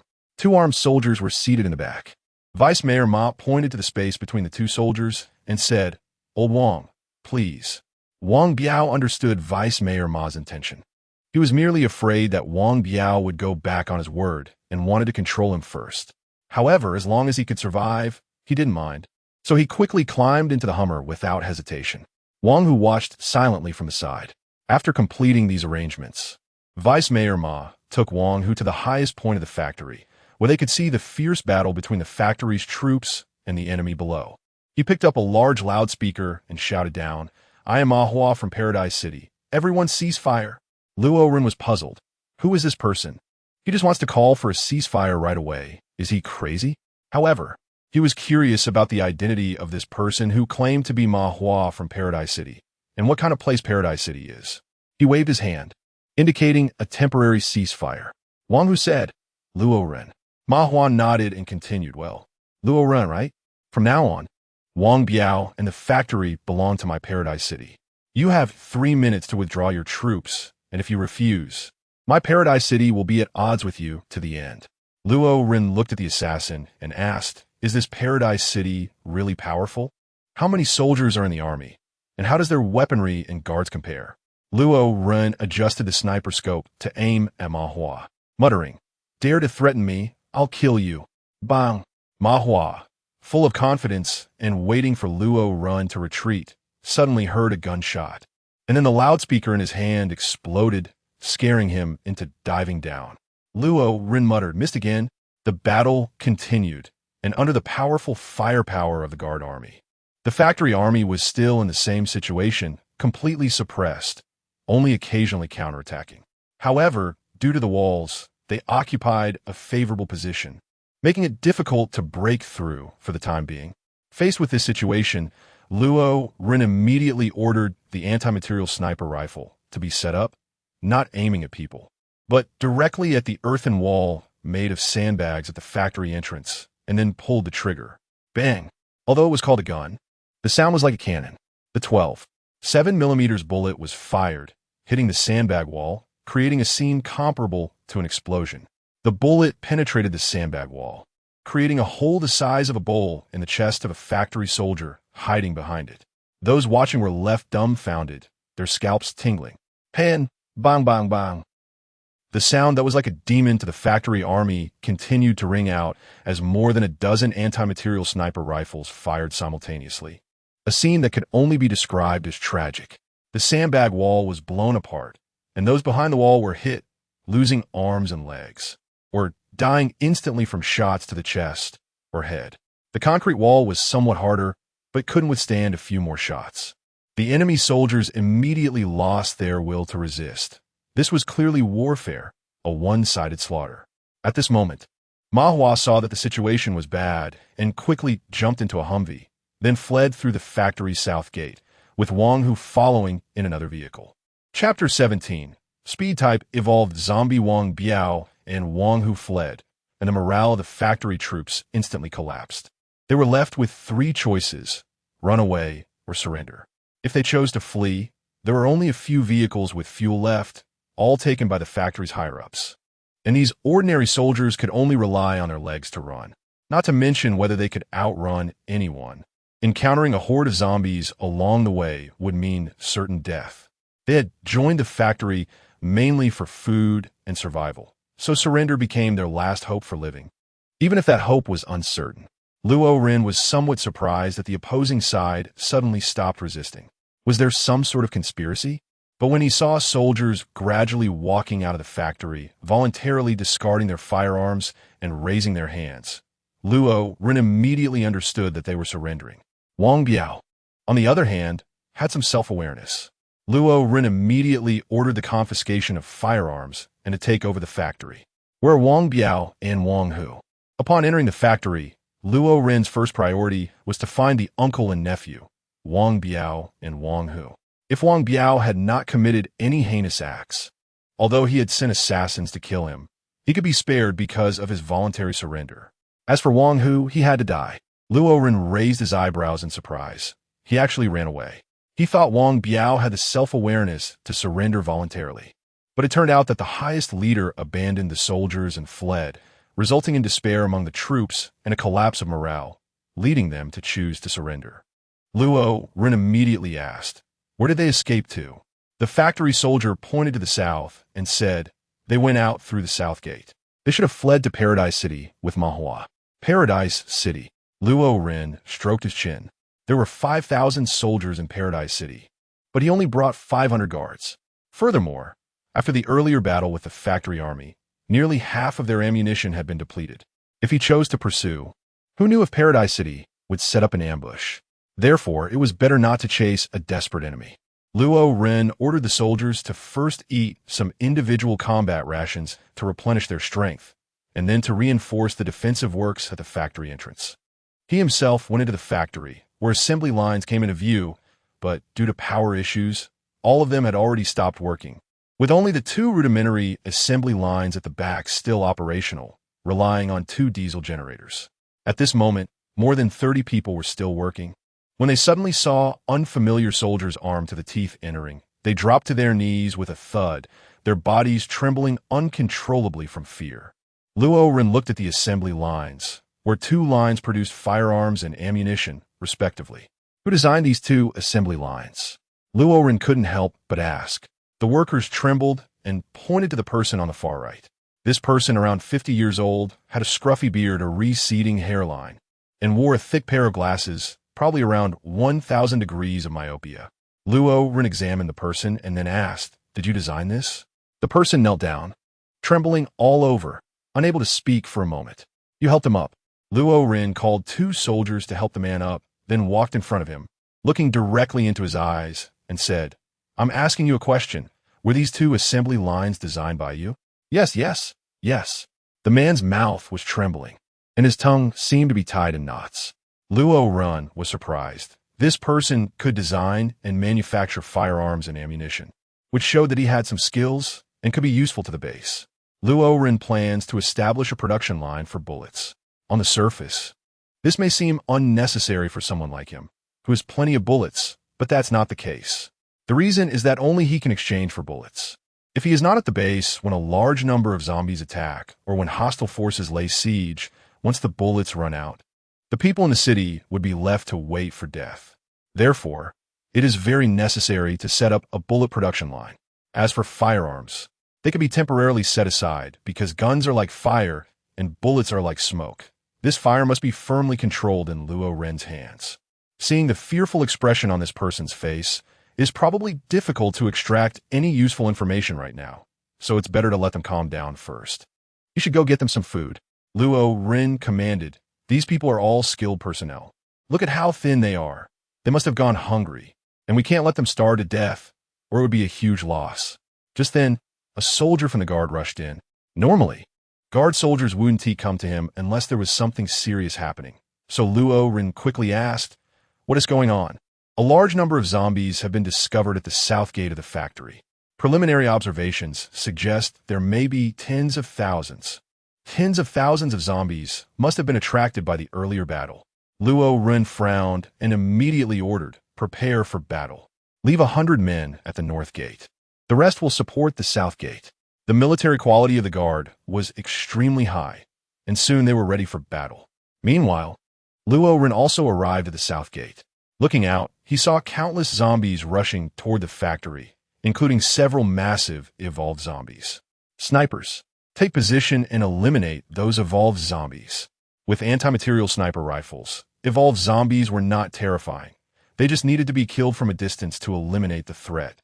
Moreover, the evolved zombies were large and very easy to target. If it weren't for the shadow of missing 2 shots earlier, Luo Ren couldn't help but take a shot himself. The snipers took position, and the night vision scope aimed at the terrifying heads of the evolved zombies before pulling the trigger. Bang, bang, bang. The muzzle flashed, and bullets instantly left the chamber, slicing through the air like streaks of fire in the night. The head of the evolved zombie that was hit exploded, dying instantly. Compared to the suicide bombing at the nunnery, this was far too easy. After the evolved zombies were eliminated, ordinary zombies quickly entered the range of light machine gun fire. Suddenly, the south gate was ablaze with gunfire as waves of zombies charged forward, most of them killed by the light machine gun fire. The zombies that broke through the light machine gun fire then entered the effective shooting range of automatic rifles, and they were quickly eliminated by precise rifle shots. At this time, gunfire also erupted at the north gate, but it quickly died down, indicating that there were fewer attacking zombies there. Amidst the heavy gunfire, rows of zombies fell one after another, with not a single one able to break through the guard's firepower defense line. Luo Ren appeared relaxed, seemingly untroubled, but just then, a dark shadow burst out from the horde of zombies, moving at incredible speed, faster than even the quickest athlete. It easily broke through the coverage of light machine gun fire and effortlessly dodged the burst from automatic rifles. Whoosh! The shadow leaped nearly 2 meters high, clearing the guards and entering the factory. Landing on all fours, Luo Ren took a closer look and was shocked to find that it was a zombie. With a swift motion, the zombie pounced on the nearest guard, biting through his neck. Bang! Bang! Luo Ren drew his pistol and fired 2 shots at the zombie. But both were dodged by the agile creature. Its pale eyeballs rolled around. Then its head turned 180 degrees and suddenly moved. Puffed. Another guard soldier had his neck bitten off, and then it lunged at another guard. Luo Ren shouted urgently, "Hold it!" The guard soldier knew he was doomed, and upon hearing the order, he tightly embraced the zombie just as it pounced on him. After the zombie bit through the soldier's neck, it tried to lunge at the next person, but was tightly held back by the dead soldier, unable to break free no matter how much it struggled. Bang, bang, bang. Luo Ren aimed the gun at the zombie's head and fired 3 shots, blowing its head apart. When the zombie's head was blown off, a milky white evolution crystal fell out. Chapter 18, Abnormal Zombie Tide. Is this also an evolved zombie? Luo Ren picked up the evolution crystal and examined it carefully. It was milky white and felt warm to the touch, resembling mutton fat jade. Indeed, it looked exactly like the one that fell out of the giant zombie's head. This was the evolution crystal. It seemed that evolved zombies were not only of the power defense type like the giant zombies, but also of the speed type. Compared to the power type zombies, the speed type zombies were even harder to deal with. However, this was not the time to worry about such things. The massive horde of zombies was still attacking in waves. Luo Ren immediately threw himself into battle, continuing to command the guard troops in combat. Gunfire rang out incessantly, and after about half an hour after taking down the last zombie, this wave of the zombie tide was finally stopped. Fortunately, no speed-type evolved zombies had appeared. Otherwise, they might have been in trouble tonight. After waiting for about 10 minutes with no more zombie attacks, Luo Ren led a small team of guards to drive out of the city. The heads of those power-type evolved zombies definitely had evolution crystals in them, which were valuable and should not be wasted. Hey! Pushing aside a zombie's corpse, a milky white evolution crystal was revealed, and Luo Ren joyfully stuffed it into his pocket. The other guard soldiers quickly found evolution crystals as well. Luo Ren stretched his back. Suddenly, they could still hear footsteps approaching the factory quickly. How many bullets do we have left? Luo Ren asked. Report, Commander, we have less than 1/10 of our bullets left. Less than 1/10.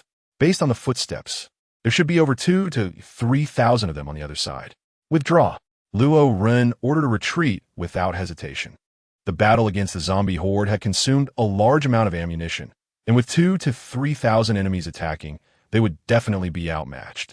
However, he was reluctant to leave just like that, so he ordered the workers on the assembly line to be brought along, as well as 2 machine tools.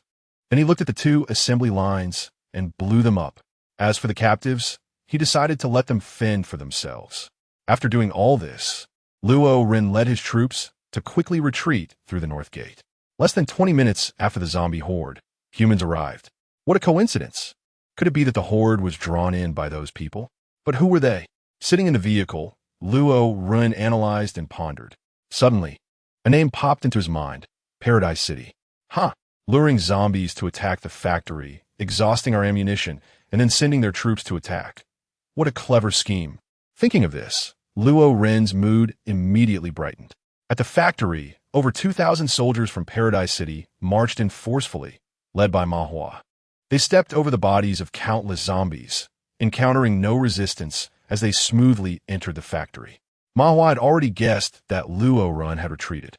He was taken aback and hurried into the factory building, only to see that the 2 assembly lines had been completely destroyed. He was immediately infuriated. Furious, he rushed to the area where the factory's soldiers were held captive. With a cold glare, he scanned all the bound soldiers and aimed his pistol at one of them. Bang, bang, bang. The man was turned into a sieve. Why didn't you bastards resist a little longer? After getting out of the vehicle, Luo Ren looked at his ride, an off-road vehicle that had been modified. He sighed, wishing he had enough fuel. With so many vehicles outside, they could be put to use, and he wouldn't have to rely on marching with just 2 legs. Luo Ren looked at Ji Hang, who was already experiencing a midlife crisis, and said, Ji Hang, right? Ji Hang, feeling nervous and scared, stammered, Why yes, sir. Luo Ren asked, Are you a stutterer? Ji Hang felt very nervous. I am not a ST stutterer. Luo Ren stroked his chin, looking at him in disbelief. This isn't stuttering. It's stuttering all the way to Grandma's house. Yang hurriedly explained it. Em just nervous scored. Speaking is so exhausting. It made Luo Ren feel really uncomfortable. Aye. Slap. He slammed his palm on the table, feeling a bit frustrated, and even he started stuttering. After a moment, Luo Ren continued, I'm not asking for your life. What are you so nervous about? Why are you scared? Hurry up and drink some water to calm down. If you stutter again, I'll cut off your tongue. Upon hearing this, Ji Hang was alarmed and quickly gulped down a big mouthful of cold water, then moved his mouth muscles a bit and finally took a deep breath, settling his energy. Commander, I'm good now. Luo Ren's body involuntarily leaned back, staring at Ji Hang in shock. This was a completely different person. Not only was his tongue no longer tied, but his voice had also become loud and clear, comparable to a professional broadcaster. Tap, tap, tap. His fingers were knocking on the table, and for a moment, he actually forgot what he wanted to say, taking a while to remember. Well, Ji Hang, rest assured that I brought you to the base not to strip you of your clothes and execute you publicly, but because I value your skills. I want you to set up a bullet production line for the base. No problem. Ji Hang was overjoyed. This was his area of expertise, and his voice became even louder and his demeanor more composed. Oh, all right. I asked you to design the production line, not to come here as a broadcaster. Luo Ren frowned slightly, really unable to tolerate this person. Can they speak properly? I can speak properly. Hiss. Luo Ren inhaled sharply. His fists clenched tightly. He really wanted to give this person a shock.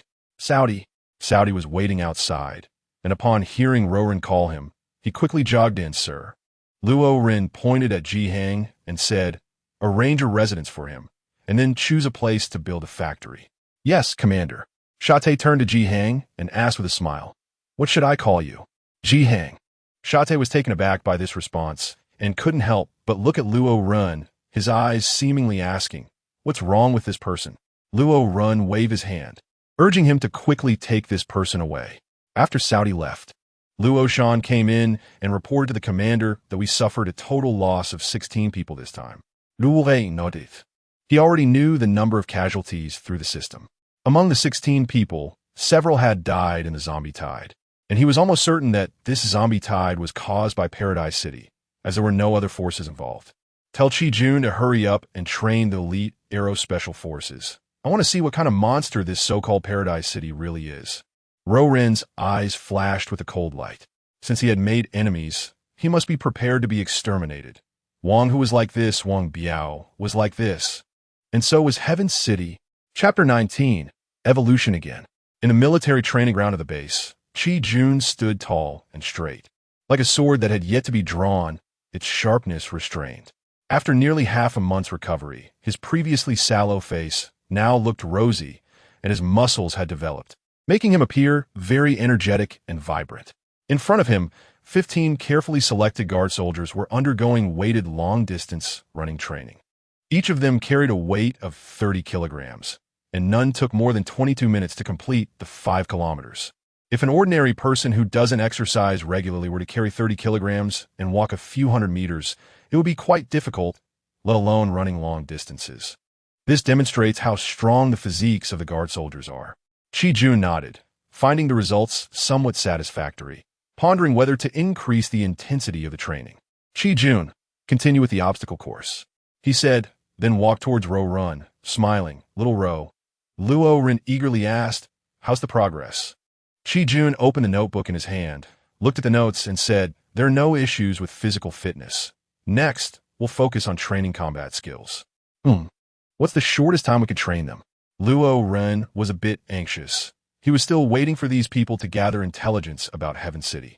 He wondered if the base could produce special forces after upgrading to level 3. If it could, he wouldn't have to go through such complicated training. However, the conditions for upgrading the base to level 3 were indeed challenging, requiring a population of 50,000. Despite going out every day to rescue survivors, the population was still less than 10,000, which was quite far from 50,000. At this rate, it would probably take at least half a year to upgrade to a level 3 base. Chi Jun thought for a while and then cautiously said, at the shortest, it will take 3 to 4 months.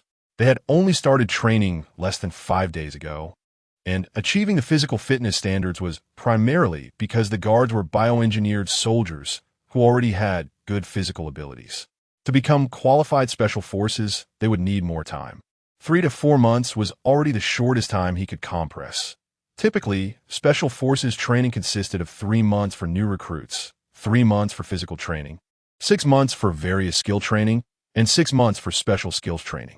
This process would turn a robust and intelligent ordinary young man into a qualified special combatant over a total of 18 months. The 15 guard soldiers in front of him already had good physical fitness, were familiar with ordinary firearms, and had some combat skills. so the time could be shortened to 4 months or even 3 months. However, even after that, they would still only be considered qualified special forces. To become excellent special forces, they would need at least another 3 months. 3 months. Luo Ren felt a bit disappointed. This was far beyond his expectations. However, there was nothing he could do. Unlike system production, which could be completed in less than an hour, achieving goals through training always took more time. Seeing Luo Ren's disappointment, Qi-jun helplessly said, "This is already very fast." Luo Ren waved his hand, and I understood. "You can continue training," he said, and then he left the training ground. Returning to the mobile base, Luo Ren took out 6 evolution crystals. If it really didn't work, he would eat the evolution crystals himself, enhance his physical abilities, and personally go to Heaven City to investigate. He just didn't know how much the 6 evolution crystals could strengthen his body. He took a deep breath, stopped thinking too much, picked up 1 crystal, and swallowed it. As usual, it melted in his mouth and flowed into his stomach. A sharp pain instantly filled every cell in his body. Unlike the first time, he was mentally prepared this time, and having already undergone 1 enhancement, his ability to endure pain had greatly increased. So, he didn't cry out in pain this time. Again, it was 3 minutes. The pain disappeared, and without hesitation, Luo Ren swallowed another one, and the sharp pain hit him once more. 3rd crystal, 4th crystal, 5th crystal. In less than 20 minutes, only 1 evolution crystal was left. Hiss! Luo Ren took a deep breath and swallowed the last evolution crystal. At this point, he could no longer feel pain, not because his body was numb, but because the power of the first 5 evolution crystals had enhanced his physical condition to a very high level, significantly increasing his ability to endure pain. The 6th one had a shorter duration, lasting only a minute, possibly because Luo Ren's body was absorbing energy at an accelerated rate. Luo Ren exhaled a breath of foul air, slowly opened his eyes, and immediately smelled a stench, just like last time. With a flash, he arrived at the bathroom, faster than the speed-type evolved zombies he encountered in the factory. After washing up and changing clothes, Luo Ren flashed in front of the mirror again. This time, his demeanor hadn't changed much. He might have reached the pinnacle of handsomeness. Clenching his fists, he could feel power coursing through his entire body. He looked at the desk and, surprisingly, lifted the over 70-pound desk effortlessly with his little finger. This strength was beyond even that of a strength-type evolved zombie. Luo Ren excitedly rushed out of the base and came to the foot of the 4-meter-high city wall. The guard soldiers on duty saw Luo Ren staring blankly at the city wall and couldn't help but wonder, what is the commander planning to do? Just then, Luo Ren took a deep breath, bent his legs, and exerted force with his thighs. Bang! The tremendous power caused the concrete surface to crack densely, and Luo Ren leaped up, reaching a height far exceeding 4 meters, leaving the guard soldiers dumbfounded. Oh no, he's gone. Boom! Luo Ren directly flew over the city wall and out of the city. Without considering how to land beforehand, he crashed to the ground, raising a cloud of dust. The stunned soldiers on duty quickly reacted, hurriedly opening the city gate and rushing towards Luo Ren. Goodness, if the commander fell to his death, that would be something. As the dust settled, Luo Ren's tall figure emerged. He waved to the soldiers, signaling that he was fine, and then strode past them into the base. The soldiers looked at the landing spot, which had 2 circular depressions, and then at Luo Ren, who still had fresh dirt on his backside. It was clear what position Luo Ren had landed in, but they didn't dare to laugh. Along the way, the residents of the base greeted Luo Ren, but when they noticed the fresh dirt on his backside, they couldn't help but wonder if the commander had gone out for a picnic. Of course, they didn't dare to say anything or remind Luo Ren. At that moment, Qi-jun's wife passed by with little Xin. When little Xin saw the dirt on Luo Ren's backside, she quickly called out in her clear voice, "Uncle Luo, you have so much mud on your bottom." Luo Ren's pace suddenly froze, and then with a swoosh, he vanished from everyone's sight like a gust of wind. Wow, the commander runs faster than a rabbit. Yes. If he were to participate in the Olympics, he would definitely win a gold medal. Not just a gold medal, but he would break the record. Okay.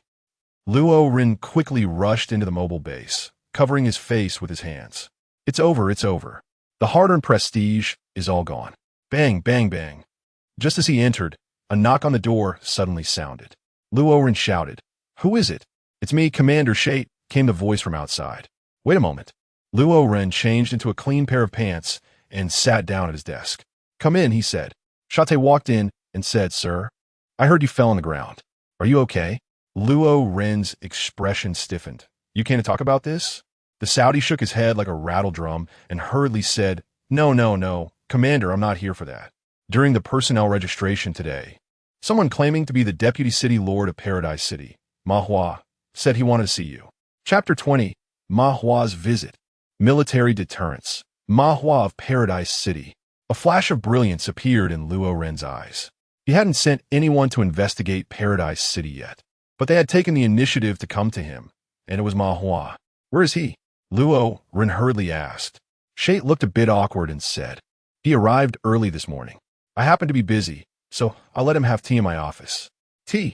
Luo Ren showed great excitement, saying it was well done and that he should be treated to a good cup of tea. "Quickly, take me to see him." Under Shate's guidance, they arrived at his office. Through the window, Luo Ren saw Ma Hua's face was terrifyingly dark, and he vaguely heard him curse, "Damn it, they actually stood me up?" "Huh." Luo Ren almost burst out laughing and patted Shate on the shoulder, saying, "Well done." Creak. Ma Hua's anger had nearly reached its limit. Hearing the sound of the door opening and seeing Luo Ren walk in, his fury erupted. He slammed the table, stood up, and shouted, "Luo Ren, is this how you treat your guests? You really don't take Paradise City seriously. Do you know how many people we have under Paradise City? 5,000. Do you believe I could bring my army to crush you?" Luo Ren over here saw that Ma Hua didn't have any bruises on his face and wasn't limping, looking perfectly fine. He couldn't help but look at Shate and asked in confusion, "Aren't we supposed to invite him for tea?" Shate murmured. This time, the tea invitation is just for tea, not a form of sending warmth. Luo Ren looked at him speechlessly and sighed. "Just a moment ago, he was praising you. All right, you can go out, I'll talk to him." Saudi retreated, leaving only Luo Ren and Ma Hua in the office. Seeing Luo Ren talking to his subordinate and ignoring him completely infuriated Ma Hua. His face turned red, and he was gasping for breath. If he weren't afraid of cutting his hand, he would have crushed the ceramic teacup in his grip. Luo Ren looked at him, and, seeing his appearance, couldn't help but say, "What's wrong with that Ma Hua? Who made you so angry? Come tell me. I'll definitely reward him well." "You." Ma Hua was so furious that he nearly exploded. He slammed the teacup in his hand towards Luo Ren. Having undergone 7 physical enhancements, Ma Hua's movements appeared to Luo Ren as if they were in slow motion, and he easily caught the flying teacup. This was a precious piece of porcelain. It would be such a shame to break it. But as Luo Ren said this, he crushed the teacup in his hand, the porcelain powder slipping from his fingers as he smiled at Ma Hua. Ma Hua was taken aback. Crushing a teacup with bare hands required immense strength. He immediately suppressed the anger rising within him, and his expression gradually returned to calm. Luo Ren half sat at the table, pointed to the idle Saudi outside the window, and smiled as he said, "Actually, he forgot. Don't worry, I will reward him well." After just taking a sip of tea, Ma Hua sprayed it out and stood up angrily. Luo Ren felt extremely pleased and teased. "Horse messenger, I hope you don't mind me calling you that." "Good." No response means no objection. Before Ma Hua could express his opinion, Luo Ren continued, "Actually, I still prefer that day at the factory with you holding the loudspeaker, looking all high and mighty." Ma Hua took deep breaths, trying to convince himself to stay calm. "Commander Luo, I'm not here to bicker with you. I've reported the factory issue to the City Lord. The City Lord, being magnanimous and wanting to avoid unnecessary bloodshed, specially sent me to discuss with you. As long as you agree to our terms, Heaven City and the base will coexist peacefully." Luo Ren retorted, "What if you refuse?" A cold glint flashed in Ma Hua's eyes as he sneered. "If you refuse, then the City Lord will personally lead 5,000 troops to flatten your base." Luo Ren felt disdainful in his heart, but did not show it on his face and asked, "What are the conditions?" "The first condition is to return Ji Hang and the other workers, as well as the 2 CNC machines you took from the factory, to us. The second condition is 100,000 rounds of ammunition and 1,000 grenades as compensation for our losses." As long as you, Commander Luo Ren, agree. Thereafter, Tiantang City and the base will coexist peacefully and even develop together. Ma Hua spoke while observing Luo Ren's expression, but Luo Ren's face remained unchanged, which made it hard for him to read. 100,000 rounds of ammunition, 1,000 grenades. Luo Ren stroked his chin and then looked at him. 100,000 rounds of ammunition, 1,000 grenades. Commander Luo Ren has agreed. Ma Hua was pleasantly surprised, realizing that not only had he achieved his goal, but there was also an unexpected gain. However, Luo Ren's next sentence wiped away his excitement completely. 100,000 rounds of ammunition, 1,000 grenades, 30,000 people. In Wang Hu and Wang Biao, you must provide these to me. As long as this condition is met, we will coexist peacefully thereafter. After saying this, he angrily turned to leave, but Luo Ren blocked his way. Ma Hua was startled and forced himself to remain calm as he said, "What, Commander Luo Ren? Are you not going to let me leave?" Luo Ren laughed and said, "As the saying goes, when two armies engage in battle, they do not kill the messenger." Ma Hua sighed in relief and was about to leave, but Luo Ren still wouldn't let him go. He continued, "However, this saying is from ancient times, and I am a modern person." Upon hearing this, Ma Hua was so frightened that he quickly stepped back a few paces to distance himself from Luo Ren, looking at him in terror. His gun had been surrendered when entering the city, and now, if Luo Ren wanted to kill him, it would be as easy as pie. Ha! Seeing Ma Hua's expression, Luo Ren's eyes were filled with disdain. "Don't worry, I won't kill you. I still need you to deliver a message to your city lord. However, before that, let me show you something." Luo Ren stepped out, signaling Ma Hua to follow, and Ma Hua naturally dared not lag behind. Soon, Luo Ren brought Ma Hua to the training ground, where a small team of security soldiers was training. Bang! The sound of an anti-material sniper rifle startled Ma Hua, causing his body to tremble. Following that, there were bursts of light machine gun fire, rifle shots, and all kinds of firearms were in use. Luo Ren smiled and said, "I have 100 such teams." As soon as he finished speaking, Luo Shan arrived with 900 guards, marching in perfect formation, their postures straight and tall. Each person's spirit was incredibly vibrant, and the killing aura they exuded made Ma Hua involuntarily feel afraid. Was this a professional army? In terms of both weaponry and soldier quality, they were completely unmatched by the Heaven Army. The Heaven Army only had a numerical advantage, but 1,000 against 5,000 was not a significant advantage. High-quality soldiers could easily make up for that, and with superior weaponry, the Heaven Army was no match for the guards. At this moment, Ma Hua was stunned.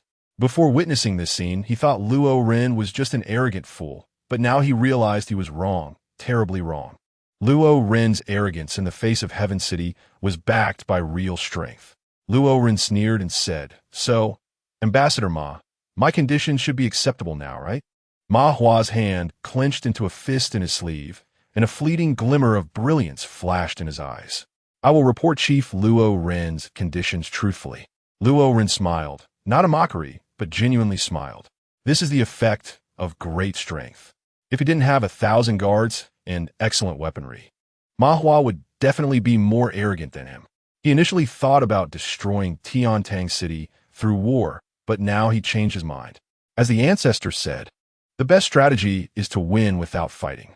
Chapter 21. Canteen Supervisor Li Jiu Ma Hua did not leave that day.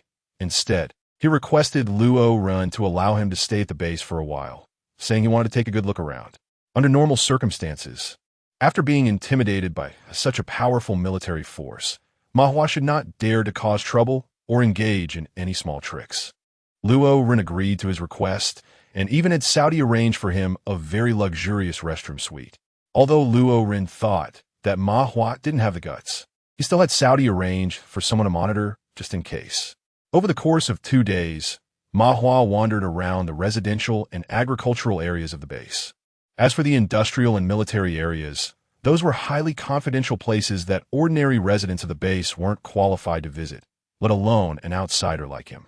Late at night, in the Saudi office, a shadow flashed by the window, startling Saudi. Could it be a ghost? After all, a biochemical crisis had truly occurred, so encountering a ghost wasn't impossible. Creak. The office door slowly opened, and Saudi's hair stood on end, his throat tightened, and cold sweat broke out on his forehead, clearly showing his anxiety. He stared fixedly at the door while cautiously moving to the window. He then slowly pushed the window open, if it really was a ghost. He would jump out, and if that didn't work, he would slide out. As the door opened 1/3 of the way, a foot wearing white shoes slowly extended inside. At the same time, a sudden gust of wind blew, rustling the potted plants on the windowsill. Faced with such a terrifying scene, Saudi couldn't help but scream in terror.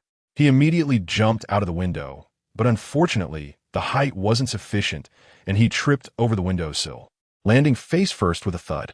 Luo Ren walked into the office and happened to see this scene, looking completely bewildered. Is Shate practicing diving? It seems necessary to build a swimming pool at the base. Look at how anxious the kid is, using the windowsill as a diving board and the cement floor as a pool. That posture looks pretty painful. Hey, are you okay? Luo Ren leaned over the windowsill and called out. Hearing this, Shate turned his head and saw it was Luo Ren, and immediately breathed a sigh of relief. Oh, it's the commander. I'm fine. He got up from the ground, wiped the blood off his nose, shook his dizzy head, and thought to himself that next time he should just slide in directly. If he keeps doing this fish dive without encountering a ghost, he would become a ghost himself. Luo Ren sat in his office chair and saw Shate walk in looking disheveled. Shate tossed him a pack of wet wipes, saying, "Wipe yourself off." "Thank you, sir." Shate caught the wet wipes and quickly cleaned himself up. Once his foggy mind cleared, he asked, "Sir, is there something you need at this late hour?" "What do you mean at this late hour? It seems like you're not welcoming me." Luo Ren played with the water pen, and he detected a hint of grievance in Shate's tone. Shate quickly explained, "How is that possible? I'm always ready to welcome the officer. It's just that." "Officer, could you please avoid appearing and disappearing mysteriously in the future? It creates a horror movie vibe, and it's a bit overwhelming for me." Luo Ren thought of the scene just now, covered his mouth to stifle his laughter, and nodded, saying, "I was hasty this time. Let's get to the point. I'm mainly here to find out what Ma Hua's been doing at the base these past few days." Shate replied, "You don't need to come personally for this. Commander, I plan to report to you tomorrow. In the past few days, Ma Hua has traveled throughout the entire residential area and agricultural planning zone. Apart from one contact with Li Jiao, there hasn't been anything else." Who is Li Jiao? There were too many residents at the base for Luo Ren to remember, and he had no impression of this Li Jiao. Li Jiao is one of the first batch of people to join the base. He is a first-class chef, so I let him manage the cafeteria. Usually, the meals for the guards are all his responsibility, including your breakfast, lunch, and dinner, which he personally prepares. Shate said without thinking, as he remembered clearly everyone he had arranged. In charge of the cafeteria, Luo Ren stroked his chin, lost in thought, then looked at Shate and said, "All right, I'll return the chair to you, and I'll take my leave." Just as Luo Ren lifted his leg to leave, he thought of something else and asked, "By the way, where does Li Jiao live?"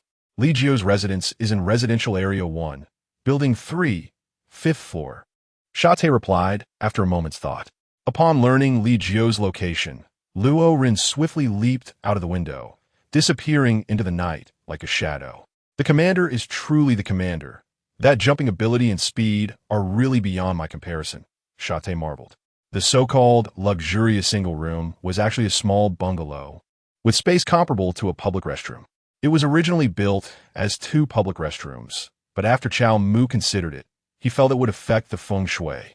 So he abandoned the idea of demolishing it and left it as it was, which happened to be used to host the angel guest Ma Hua this time. Luo Ren was intently observing when he suddenly caught a whiff of a foul smell. He turned his head and, oh no, it was right next to a public toilet. He had completely forgotten about that. With that, Luo Ren stared for about 10 minutes. But seeing that Ma Hua showed no signs of movement and seemed to have fallen asleep, he could no longer bear the stench. His head felt dizzy from the smell, and if he didn't leave soon, he would surely faint from it. Turning and tossing, Luo Ren found himself at the residence of the canteen manager, Li Jiao, and standing in the hallway, he could hear Li Jiao's loud snoring. This could be considered a disturbance. Luo Ren motzit. Bang bang bang. Luo Ren arrived at Li Jiao's front door and knocked for nearly a minute, but the snoring inside completely drowned out the sound of his knocking. Li Jiao was sleeping like a dead pig. Seeing that knocking wouldn't wake him up, Luo Ren had no choice but to go downstairs. Looking up at the fifth-floor apartment, about 15 meters high, he quickly found a place to grip and climbed up to Li Jiao's balcony in just a few seconds. Fortunately, this guy didn't close the balcony door while sleeping. Luo Ren walked into the room and lit a candle. Although the mobile base had its own power supply, the electricity was limited, so only important facilities were powered, leaving the residential area without this condition. At night, lighting was either provided by candles or kerosene lamps. At this moment, the whole room was filled with Li Jiao's snoring, which sounded like a pig's grunt. Luo Ren walked to the master bedroom, saw that the door was unlocked, and went straight in. He immediately saw Li Jiao lying on the bed like a dead pig, with a big face and a thick neck. He looked like either a rich man or a cook. Luo Ren huffed into his palm and slapped Li Jiao's butt. Slap! With the crisp sound of the slap, the snoring abruptly stopped. Li Jiao woke up, and just as he was about to let out a scream like a pig being slaughtered, Luo Ren quickly stuffed his own sock into his mouth and said, "It's me. Don't shout." Li Jiao, illuminated by the candlelight, recognized the visitor was none other than the commander, and he was so frightened that he jumped straight out of bed. Whoa! With the sock stuffed in his mouth, he could only make such sounds. The two then went to the living room. Luo Ren sat down on the sofa, staring directly at Li Jiao. Li Jiao stood there in a daze, extremely nervous, not knowing why the officer had come to find him at this moment. He had even slapped him so hard that his butt was swollen. Did he find out that he had stolen food from the cafeteria? Thinking of this, Li Jiao suddenly knelt on the ground and cried, "Officer, I know I was wrong. I really just stole food from the cafeteria because I was too hungry. Please spare me this time. I won't dare to do it again." As he spoke, Li Jiao secretly glanced at Luo Ren, and seeing him calm and silent, he was startled again, thinking, is it not about this? Could it be about my relationship with Lian?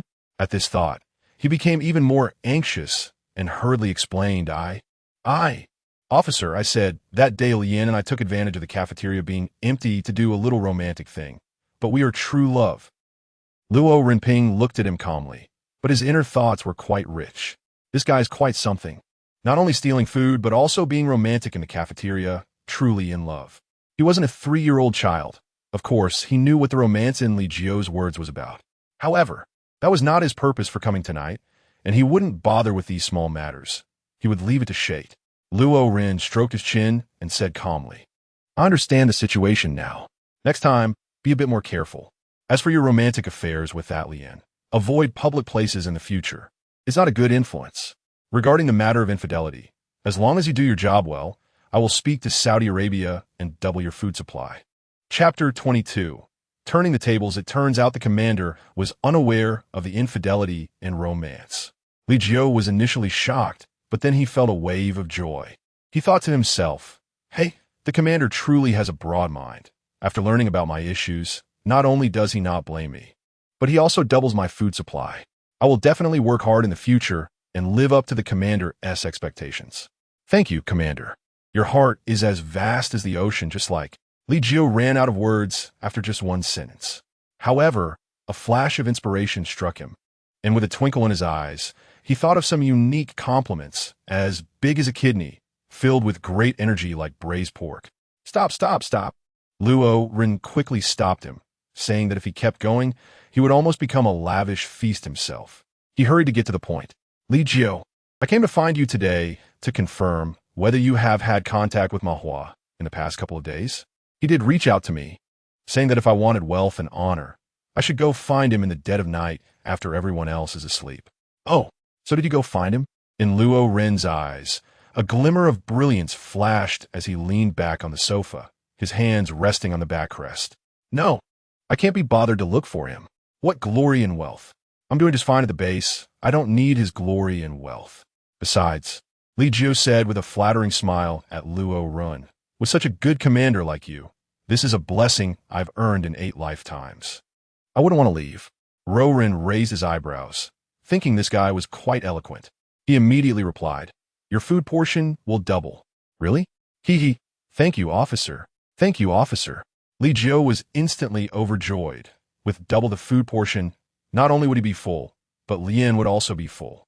Returning to the main topic, Luo Ren continued, do you know why that Ma Hua took the initiative to contact you?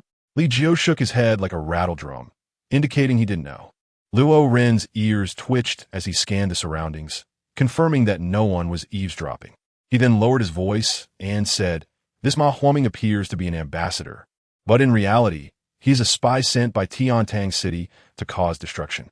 His goal is to weaken the military strength of the base, making it easier for the troops from Tiantang City to break through. However, I still don't know how this Ma Hua plans to cause destruction, so I need you to proactively approach him, learn about his plans, and report everything back to me. Are you willing to do that?" Li Jiu was taken aback by this revelation. He was furious that Ma Hua was actually a spy sent to sabotage the base. The base was so good, and he would never agree to let anyone come and destroy it for that triple food supply. He quickly nodded and said, "Commander, I am willing." Luo Ren smiled with satisfaction and said, "Good, I wasn't wrong. After the task is completed, your food will increase fivefold. However, remember not to let Ma Hua find out." Then he left, reminding, "Remember, I was never here today." Li Jiu watched Luo Ren jump out of the window and secretly made a decision in his heart. He must find out Ma Hua's true intentions for the base, for Lien, and also for that fivefold increase in food. After Luo Ren left Li Jiu's house, he went to the home of the Qi Jun family of 3. Knock, knock. Who is it? Qi Jun opened the door and saw Luo Ren. "Little Luo, please come in." Luo Ren didn't waste any time this time, getting straight to the point. "I'm here today with a task for you. Over the next few days, keep an eye on Ma Hua.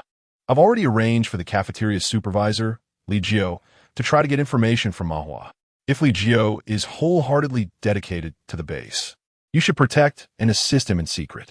If he shows any signs of betrayal, you need to report to me immediately." Qi Jun nodded upon hearing this, promising to complete the task. "All right, I'm leaving now." Luo Ren patted Qi Jun's shoulder and immediately left. The next day, in the cafeteria. The cafeteria does not serve meals for everyone in the base, but only for the guard army, while the residents receive raw materials and cook for themselves.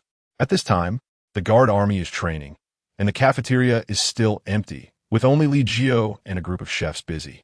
At that moment, Ma Hua walked into the cafeteria. Upon seeing him, Li Jiu dismissed the lady at the serving window and took over himself. Ma Hua smiled and said, "I'll have a breakfast, please." Li Jiu quickly prepared a breakfast for him and then spoke in a voice only they could hear. "Ambassador Ma, you said last night that everyone was asleep and that you would give me a life of luxury. Does that still count?" Ma Hua looked at Li Jiu with surprise. He had waited all night for Li Jiu and thought the plan was ruined. Unexpectedly, there was still a twist today, and he nodded slightly at Li Jiu. Li Jiu smiled and also nodded slightly. As night deepened, the military and civilians of the base fell asleep. A plump man quietly entered Ma Hua's luxurious single room. Ma Hua had been waiting for a long time. Seeing the visitor, a smile appeared on his face. "Have a seat." The visitor was Li Jiu, who sat down opposite Ma Hua with an expectant look. "Ambassador Ma, hurry up and tell me, what luxury are you talking about? Don't be anxious. Have a cup of tea first." Ma Hua handed over a cup of brewed tea to Li Jiu with a smile. Li Jiu took a small sip of tea and then said, "I've had my tea. Ambassador Ma, please tell me quickly. If the guard army finds me here in the middle of the night, I'll be done for, even if I'm not caught by the guards. If other residents find out and report me to the Saudis, they'll tell the commander, and I'll be dead." Seeing that he was such an impatient person, Ma Hua no longer kept him in suspense and directly said, "The reason I had you come to find me in the middle of the night is something you might have guessed. I'm not hiding anything. I want you to poison the food for the guard army and Luo Ren. If you succeed, when the heavenly army comes to attack, the position of base commander will be yours." "Ah." Li Jiu looked shocked, his voice trembling. "Ambassador Ma, are you joking? This is even more serious than violating the base rules. Moreover, I'm in charge of the cafeteria. If the guard army and the commander get poisoned, they'll suspect me immediately. By then, your heavenly army won't even have arrived, and I'll be dead already. You should find someone else for this." As he spoke, Li Jiu was about to leave, but was stopped by Ma Hua. Li Jiu noticed Ma Hua's small action and broke out in cold sweat, suppressing his inner fear and forcing himself to remain calm, saying, "You said, if we eliminate the commander, then Luo Ren, the position of base commander will be mine." Ma Hua nodded seriously. "I will not break my promise. Li Jiu gritted his teeth and stomped his foot. All right. Fortune favors the bold. I'll do it. To be honest, I've long wanted to kill Luo Ren. On the day of the virus outbreak, my mother and I went to seek refuge with him. Just because my mother said a few harsh words, he shot her in the head. In order to survive, I had to endure humiliation and still cook for him every day. Every time I see those meals, I want to put rat poison in them. Li Jiu spoke with fervor, getting more and more agitated, which startled Ma Hua, who quickly covered his mouth. Lower your voice. After seeing Li Jiu nod, he finally released his hand. Ma Hua comforted him. I didn't expect Luo Ren to be so vicious, actually targeting the elderly. Don't worry. It won't be long before you can take your revenge. Chapter 23. Preparing in advance under Li Jiu's tearful and heartfelt performance. Ma Hua had completely believed that his words came from the heart, secretly pleased, thinking that fate was on his side. Luo Ren could never have imagined that the person cooking for him every day had such a deep-seated hatred for him. My plan to poison him has an 80 to 90 chance of success. With this in mind, Ma Hua immediately took out a small bottle from his pocket containing a white powder and handed it to Li Jiu, saying, "This is poison. It's colorless and tasteless. Take it with you. Remember, 3 gunshots will be the signal. You will poison the food at dinner, and by dawn the next day, when the guard army and Luo Ren have been poisoned, our heavenly army will launch an attack." Li Jiu took the glass bottle with his left hand, examined it, and then extended his right hand, saying, "Rest assured, I will complete the task well. Pleasure doing business with you." Ma Hua shook his hand and said, "Pleasure doing business." With the plan set, Li Jiu did not linger, immediately bidding farewell to Ma Hua and leaving the place. As he left, he gave Ma Hua a serious and determined look, as if saying, "A brave man goes forth and never returns." Watching Li Jiu's departing figure, Ma Hua slowly clenched his fist, a ruthless look flashing in his eyes. Luo Ren. The humiliation I have suffered will be repaid double. The next day, Ma Hua found Saudi early in the morning and asked him to take him to say goodbye to Luo Ren. Luo Ren was inspecting the soldiers defending the city at that moment. When he saw Shate coming with Ma Hua, he immediately stopped his work and waited for them to approach. Soon, the two of them arrived in front of Luo Ren. Shate took a step forward and said, "Sir, Ambassador Ma asked me to bring him here to say goodbye to you." Luo Ren nodded and then looked at Ma Hua, saying, "Is it because the food is not good or the accommodation is uncomfortable that Ambassador Ma wants to leave so early?" Luo Ren said, "All right, since that's the case, I won't keep you any longer. Shate, take Ambassador Ma to get his car." "Yes," Shate replied, and immediately led Ma Hua towards the base parking lot. Meanwhile, Luo Ren loudly reminded from behind, 100,000 bullets, 1,000 grenades, and don't forget about Wang Biao and Wang Hu, the 2 uncles and nephews. After Ma Hua left the base, Luo Ren immediately called together Qi Jun, Li Jiu, Shate, Luo Shan, and others. Li Jiu promptly reported back the exact words Ma Hua had said to him yesterday. After listening, Luo Ren sneered. This Ma Hua is quite clever, but he doesn't know that everything is under my control. "Commander, I have something to say." Suddenly, Qi Yun spoke up.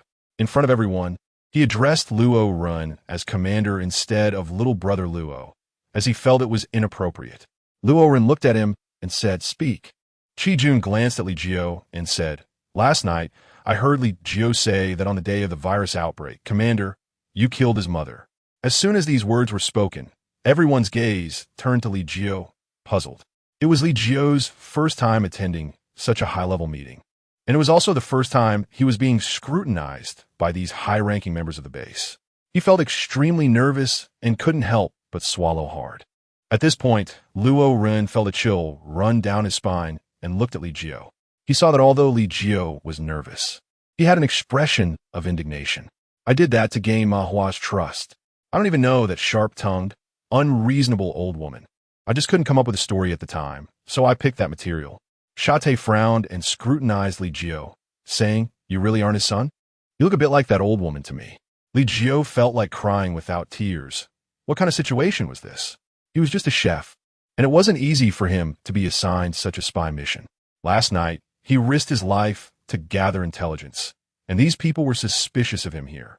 He felt more wrong than Do-E. "Commander, what I said is true. I really don't know that old woman. I can swear to heaven. If I'm lying, may heaven strike me down with thunder. Boom.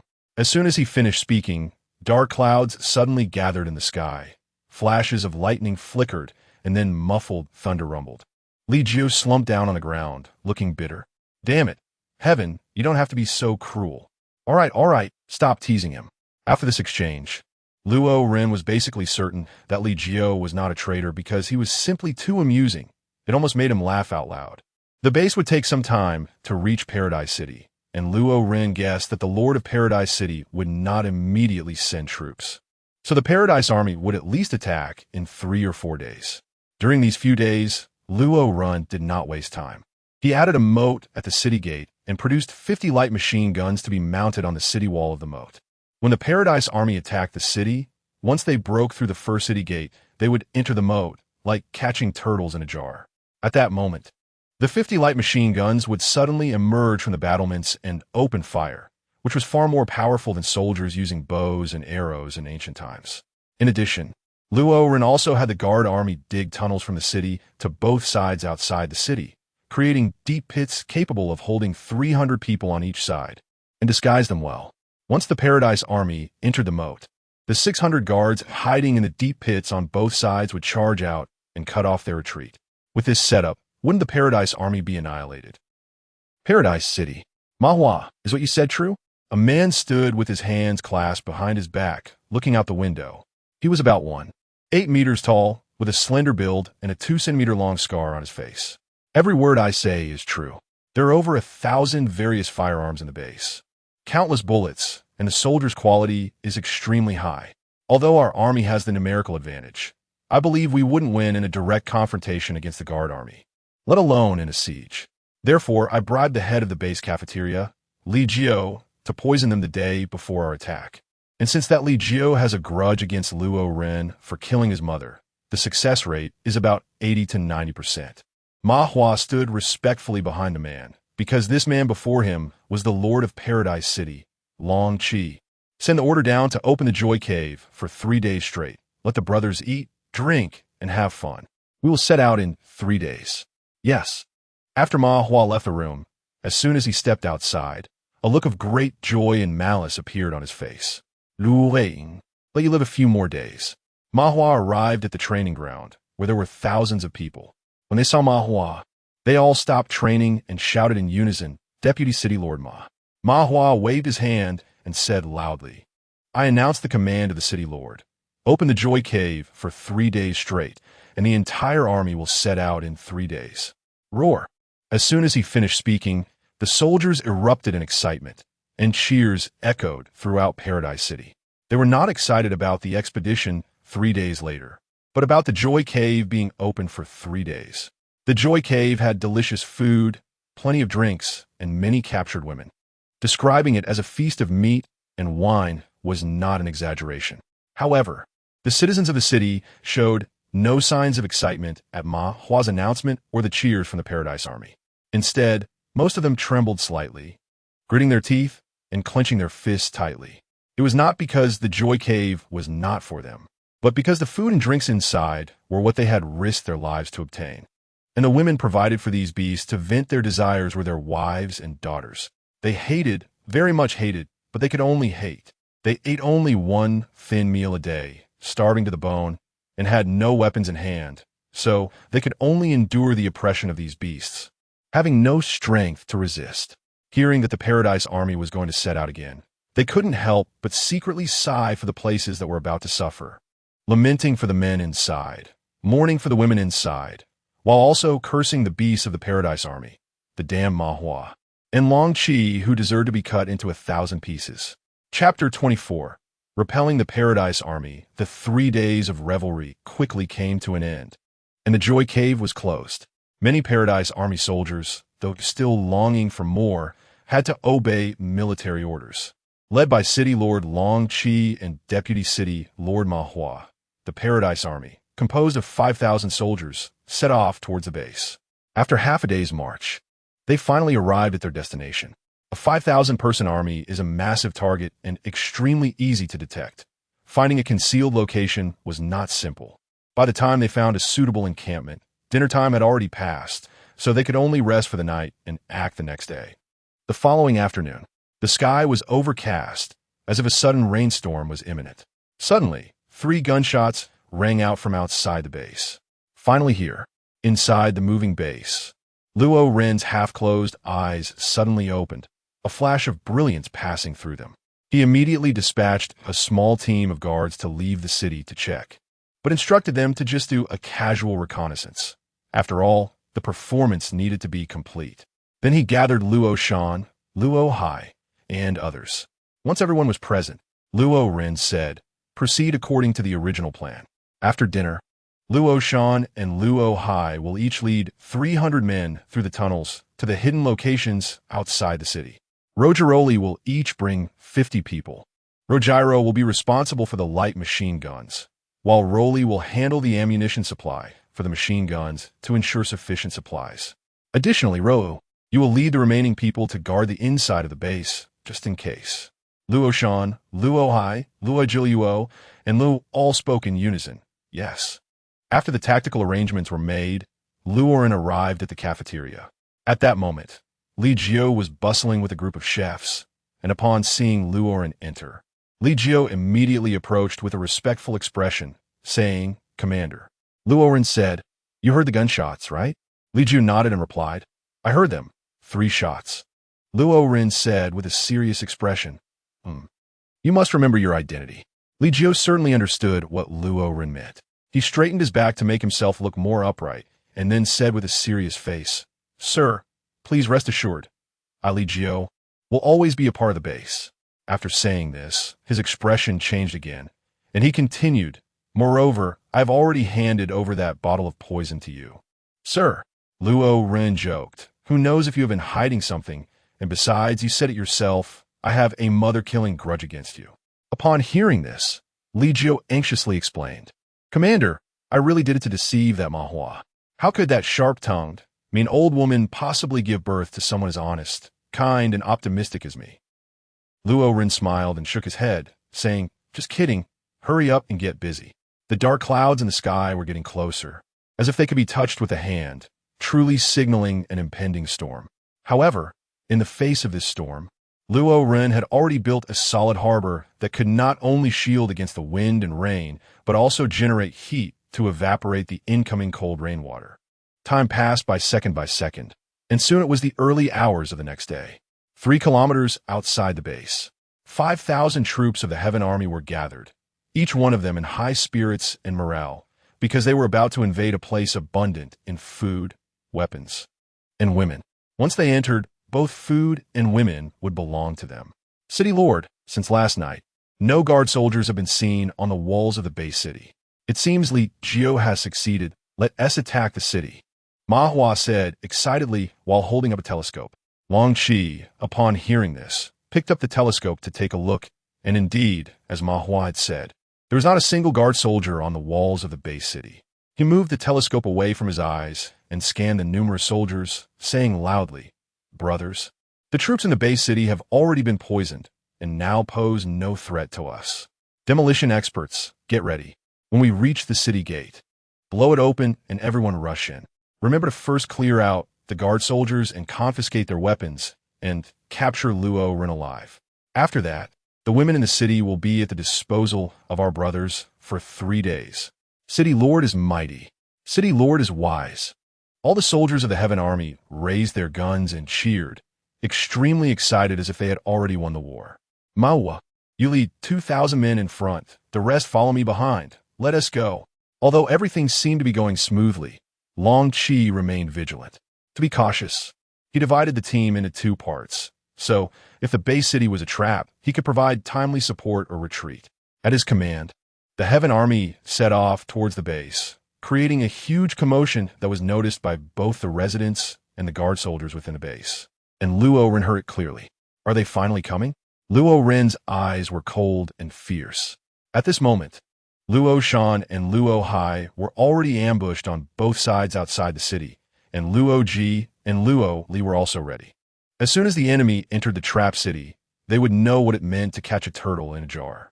The sound of footsteps and the beast-like roars of the heavenly army soldiers grew closer.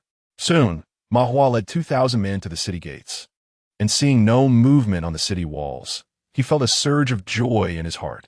It seemed that it had really worked. Luo Ren, just wait. Demolition experts, step forward and blow open the city gate. Yes, 2 demolition experts from the heavenly army brought a pile of explosives and attached them to the city gate. Bang!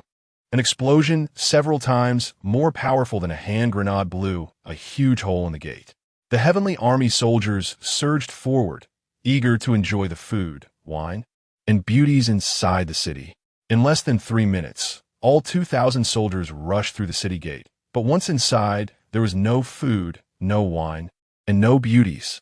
They didn't even see a shadow. Before them stood a wall and another city gate. A sense of foreboding filled Ma Hua's heart. The next moment, his ominous feeling was confirmed as the sound of synchronized footsteps and gunfire, along with the sound of bullets being chambered, reached everyone's ears. Ma Hua shouted in terror, "Quick, retreat!" But it was already too late. The 2,000 heavenly army soldiers looked up and saw 50 guards holding 50 light machine guns, their dark muzzles aimed at them. Before they could start to panic, the next second, da-da-da-da-da, the muzzles of the 50 light machine guns spat out dazzling tongues of fire simultaneously, bullets pouring into the heavenly army soldiers trapped in the city. In such a small space, the heavenly army soldiers found no cover, and screams filled the air. Ma Hua was the last to enter the trapped city, but was the first to sense something was wrong. He desperately rushed out of the city, but the scene before him filled him with despair. "Kill!" The shout resonated, and the murderous aura surged into the sky like a sharp blade, piercing the hearts of every fleeing heavenly army soldier. 600 guards charged out of the secret passage, their AK-47 rifles aimed at the enemy. The order given by Luo Ren was to shoot to kill without leaving any survivors. Da-da-da-da. The gunfire was overwhelming, and the bullets instantly engulfed Ma Hua and his other heavenly soldiers, leaving them no chance to plead for mercy. Report: 627 enemy soldiers killed, 24 injured, and 349 remaining surrendered and captured. After Luo Shan finished counting, he immediately reported to Luo Ren. With so many dead, Luo Ren showed no signs of emotion and coldly said, "Burn the bodies to make fertilizer and imprison all the survivors." It was not that Luo Ren was magnanimous and chose not to kill these people. Rather, the base needed population. As long as these individuals had not committed heinous acts, they could potentially be reformed to become residents of the base. However, this could only be determined after breaking through Heavenly City, so they could only be temporarily imprisoned. As for food consumption, save where possible. As long as they don't starve to death, that will suffice. Luo Ren gazed at the remnants of the heavenly army fleeing, a force larger than the one led by Ma Hua. He speculated that this should be the army personally led by the Lord of Heavenly City. Luo Shan, make sure to guard the base well. Luo Ren did not send troops to pursue, but instead spoke to Luo Shan and then leaped off the 4-meter-high city wall, landing steadily before quickly chasing after. Chapter 25, Creating Trouble. After the enhancement from 7 evolution crystals, Luo Ren's physical qualities reached an extremely high level, comparable to the captain of a certain country in a sci-fi blockbuster. Both his speed and strength had reached the limits of the human body, even exceeding them.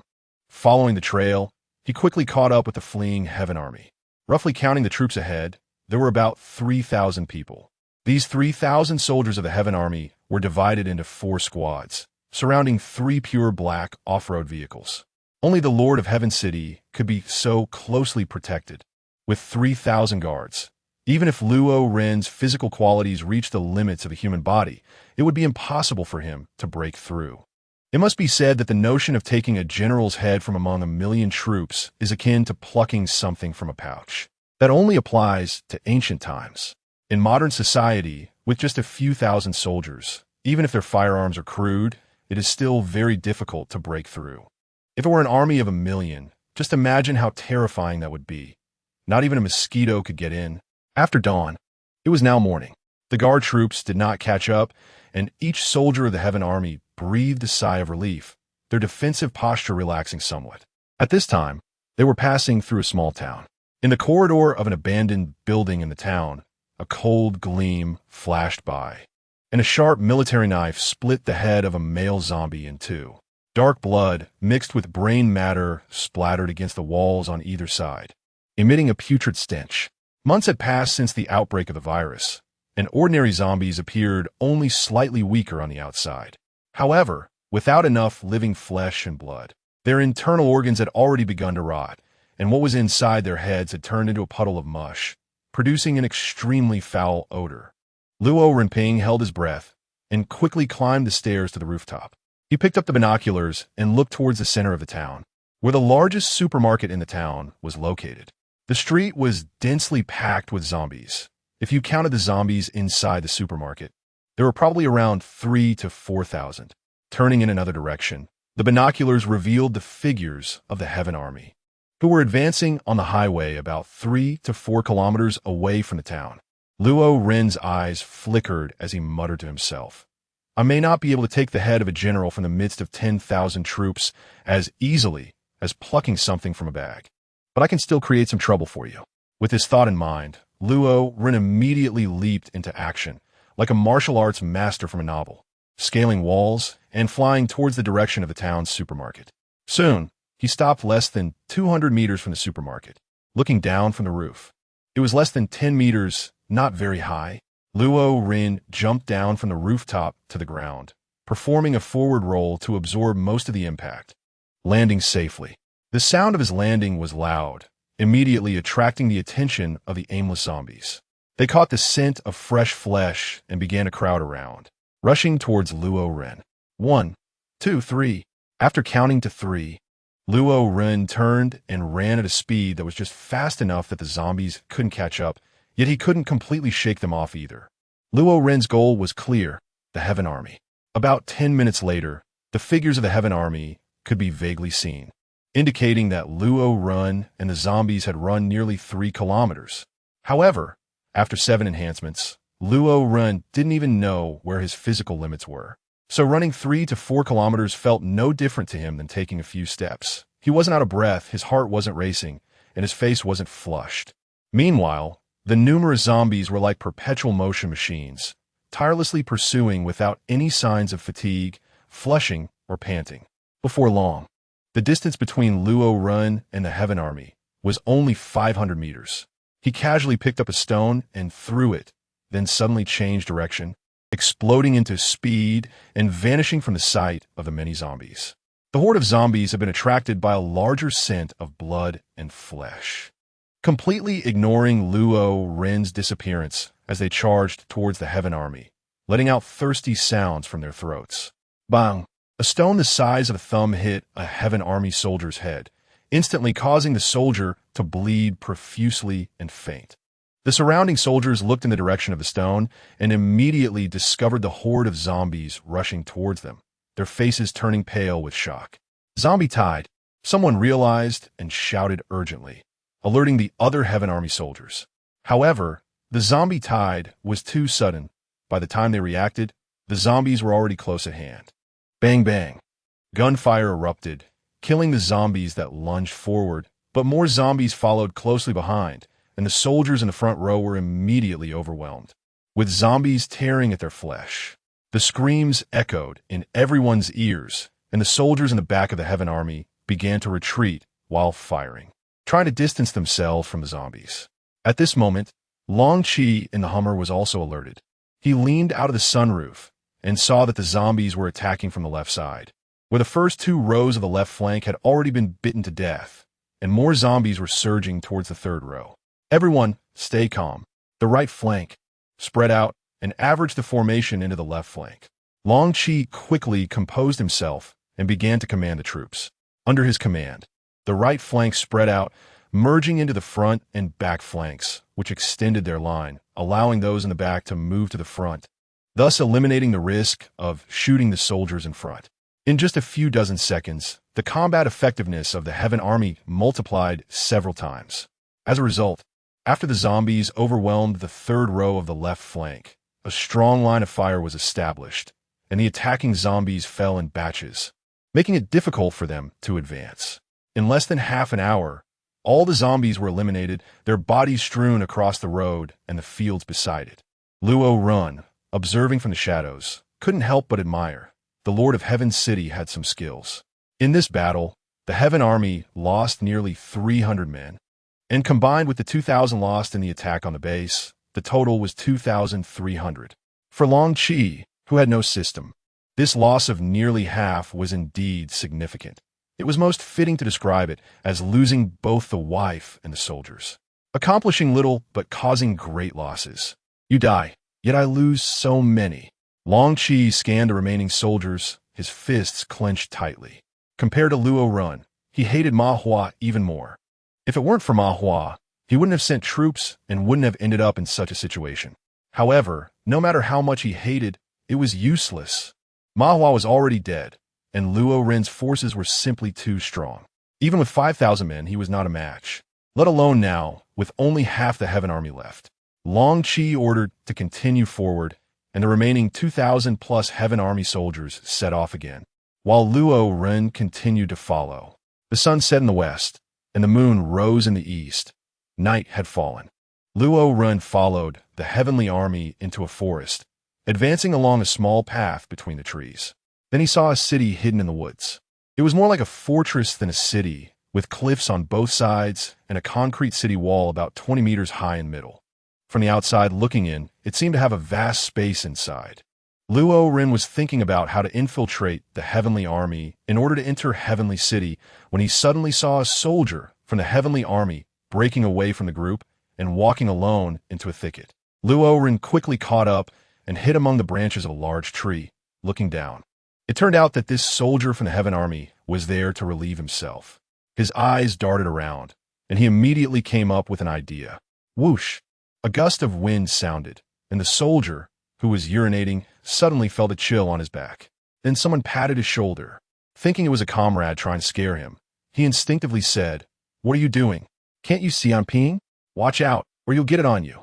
Luo Ren patted his shoulder again and said, "Do you know who I am?"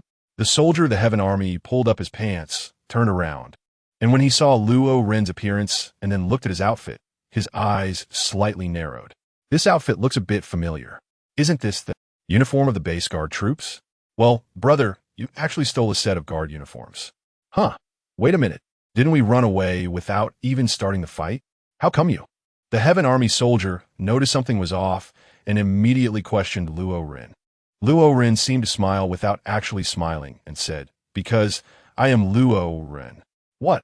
The soldier of the Heaven Army widened his eyes in fear, opening his mouth to call for help. However, before he could make a sound, Luo Ren's hand knife struck his neck, knocking him unconscious. Luo Ren said softly, "I'll borrow your clothes for a bit." He quickly stripped off the clothes of the unconscious Heaven soldier and put them on himself.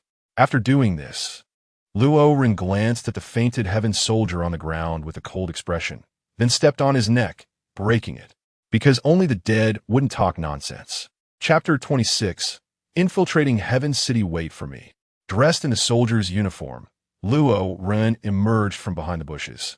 Just to be safe, he smeared some yellow mud on his face. The other Heaven soldiers saw him and had no suspicions. They curiously asked, "How did you come out from the bushes? What were you doing? Was there a woman in there?" Not being recognized, Luo Ren couldn't help but breathe a sigh of relief and replied with a smile, "No women, but there are a bunch of yellow things. Do you want some?" "Yellow things? You mean gold?" "Yes, of course I want it. I definitely want it. Even though gold isn't very useful right now, it might be useful later," a tall soldier said as he walked towards the bushes. Luo Ren immediately grabbed the person and said in a teasing tone, "Don't be anxious. Once we get into the city, you can go to the toilet. There's plenty of gold there." "Ha ha, so that's what the yellow stuff is, and it's gold. You crack me up. Big head, if you want some, you can come to me, it's free, ha." A nearby soldier from the Heaven Army couldn't help but laugh uncontrollably. The soldier named Big Head's face immediately fell upon hearing this, and he shot a fierce glare at Luo Ren before saying nothing more.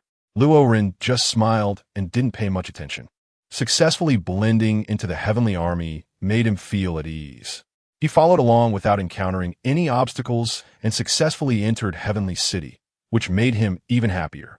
After entering the city, as he expected, he walked less than 50 meters past the city gate, and his vision suddenly opened up. The space inside was indeed very large. It was truly a good place that was easy to defend, but hard to attack. Luo Ren sighed inwardly. Compared to the base, the geographical location of Paradise City was truly exceptional. On both sides of the entrance were steep cliffs, with a gap of more than 20 meters in the middle. As long as they guarded this 20-meter gap, the safety inside could be ensured. Moreover, the space inside was very spacious, with clean water sources, enough to accommodate tens of thousands of people. In a self-sufficient situation, although it couldn't guarantee complete fullness, it was definitely possible to avoid starvation. Luo Ren thought that the residents here should be living well. However, as he went deeper, Luo Ren realized he was wrong, terribly wrong. The residents here were all skin and bones, looking malnourished, their eyes filled with fatigue, and they were all men. This made Luo Ren feel puzzled. Were there no women here? As the Paradise Army arrived at the city square, Luo Ren saw a person standing on a high platform ahead, about 8 meters tall, with a scarred face. He guessed that this must be the Lord of Paradise City. While speaking, Long Qi observed the expressions of the soldiers and noticed they were unfazed. His fists clenched unconsciously, cursing a few times in his heart, then continued speaking. I want to say much more. Brothers are tired too. So here is the deal. I announce 3 days of the Joy Den. Let us help the brothers dispel some fatigue. Upon hearing this, the previously listless soldiers of the Paradise Army erupted into cheers. Watching the scene, Long Qi gritted his teeth in secret. Damn it, if it weren't for your usefulness, I would have fed you bastards to the zombies long ago. These soldiers of the Paradise Army didn't care about the dead, not even about Ma Hua's death. They only cared about their own lives, about whether they could survive, and they wanted to live happily. What was the Joy Den? Unlike others, Luo Ren was confused. Although he cheered along, it was the first time he had heard this term and didn't understand it. Soon, he arrived at the so-called Joy Den along with many soldiers from the Paradise Army. As the name suggests, the Joy Den was located in a natural cave. Upon entering, Luo Ren saw piles of food, barrels of alcohol, and naked women. Now he understood why he hadn't seen any women outside. They had all been captured and brought here. The so-called Joy Den was actually a place for these beasts to vent their desires. Truly a paradise city. Although Luo Ren felt sympathy for these women, he could not act to save them at the moment. First, his individual strength was limited. Second, he had more important matters to attend to and could not reveal his identity for the time being. Therefore, he could only wait until he returned with the guard army to eliminate the Heaven Army and rescue these poor souls. Unable to bear the sight of the Heaven Army humiliating these women, Luo Ren quietly left the Joy Cave alone. It was late at night when Luo Ren arrived at the place where ordinary people lived. As he approached, he was hit by a foul smell. This was no place for humans to live, dirtier than a pigsty, yet the people inside were sleeping soundly, perhaps due to extreme hunger and exhaustion.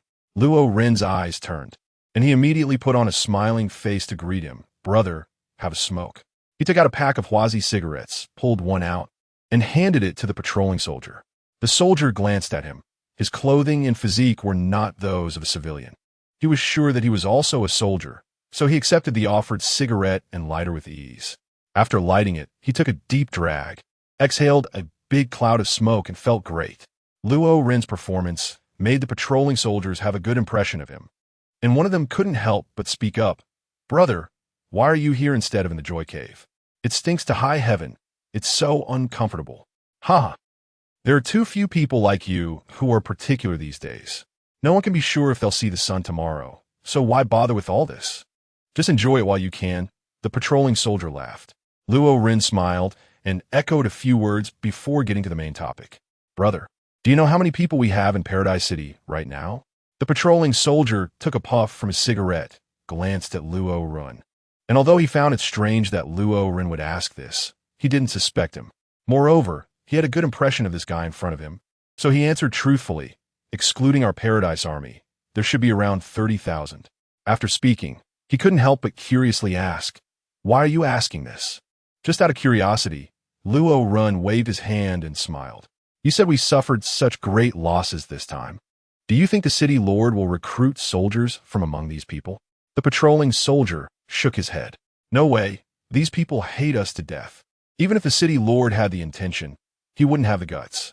If these people became part of the Paradise Army, they could turn against us at any time. The risk is too great. Hearing this, Luo Ren felt secretly pleased. It seemed that Heaven City was quite unpopular, which was good for him. He wouldn't have to worry about inciting public anger during the siege, allowing him to defend the city alongside the Heaven Army.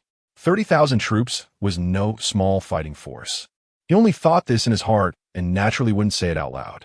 Rubbing his nose, he asked one last question. Oh, what about those two formidable characters who came before, Wang Biao and Wang Hu? Why haven't I seen them on this expedition? The patrolling soldier extinguished his cigarette and replied, You've asked the right person. Those two just joined, and the city lord was not at ease, so they weren't brought along this time. Besides, speaking of why Heaven City got into conflict with that Luo Ren, it all started because of Wang Hu.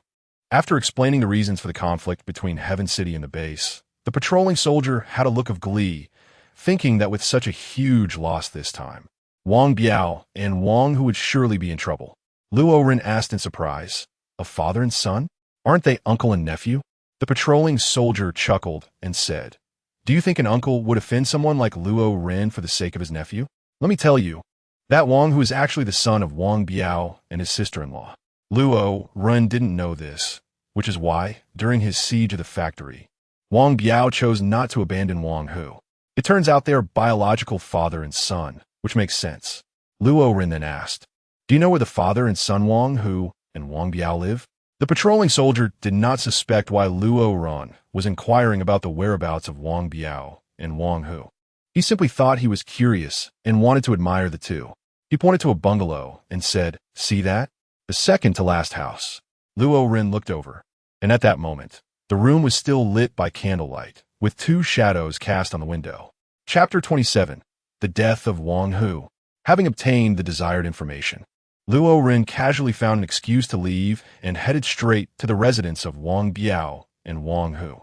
Just as he arrived at the door, he heard the voices of Wang Biao and Wang Hu talking inside. Luo Ren recognized the voice. It was Wang Biao. Uncle, let's escape. Immediately, Wang Hu's voice followed. Wang Biao, escape? Can we really get out? This valley where Paradise City is located has only one exit, and it's heavily guarded. Do you think this is a TV drama where we are martial arts masters who can pass through 1,000 soldiers without a scratch? Wang Hu, but are we just going to wait here to die? Wang Biao, at this point, what other options do we have? If you hadn't provoked Luo Ren, we wouldn't have ended up like this. You're so arrogant and blind to everything around you. How could you not inherit my excellent bloodline at all? I really doubt you're my biological son. Wang Hu, who knows? Maybe I'm my dad's biological son. Wang Biao raised his hand and paused in the air for a moment, ultimately not having the heart to strike. These two, Wang Biao and Wang Hu, are truly peculiar. Since you both know you are undoubtedly doomed, then I'll send you two father and son on your way now. In Luo Ren's eyes, the intent to kill surged as he was about to break into the house and personally eliminate the two people he had long wanted to kill. Just then, a squad of the Heaven City Guard approached. To avoid exposing his identity, Luo Ren had no choice but to temporarily give up on killing Wang Biao and Wang Hu. Quickly retreating into the shadows, he observed from the dark, puzzled about why these people had come here at such a late hour. The Heaven City Guard consisted of 8 members, each holding a gun, and their demeanor suggested ill intent. Upon reaching the door of Wang Biao and Wang Hu's house, the squad leader kicked the door open. The conversation between Wang Biao and Wang Hu abruptly stopped, and they were immediately struck with fear upon seeing the guard. The squad leader, with a cold expression, said, The lord of the city wants to see you. Come with us. Before Wang Biao and Wang Hu could respond, soldiers from the Heaven Guard rushed in and forcibly detained them, with guns pointed at their heads. Wang Biao and Wang Hu dared not resist and could only obediently follow. It seemed that Long Qi intended to deal with them, Luo Ren speculated. He followed the Heaven City Guard all the way to the innermost part of Heaven City, where a 2-story villa built against the mountain stood.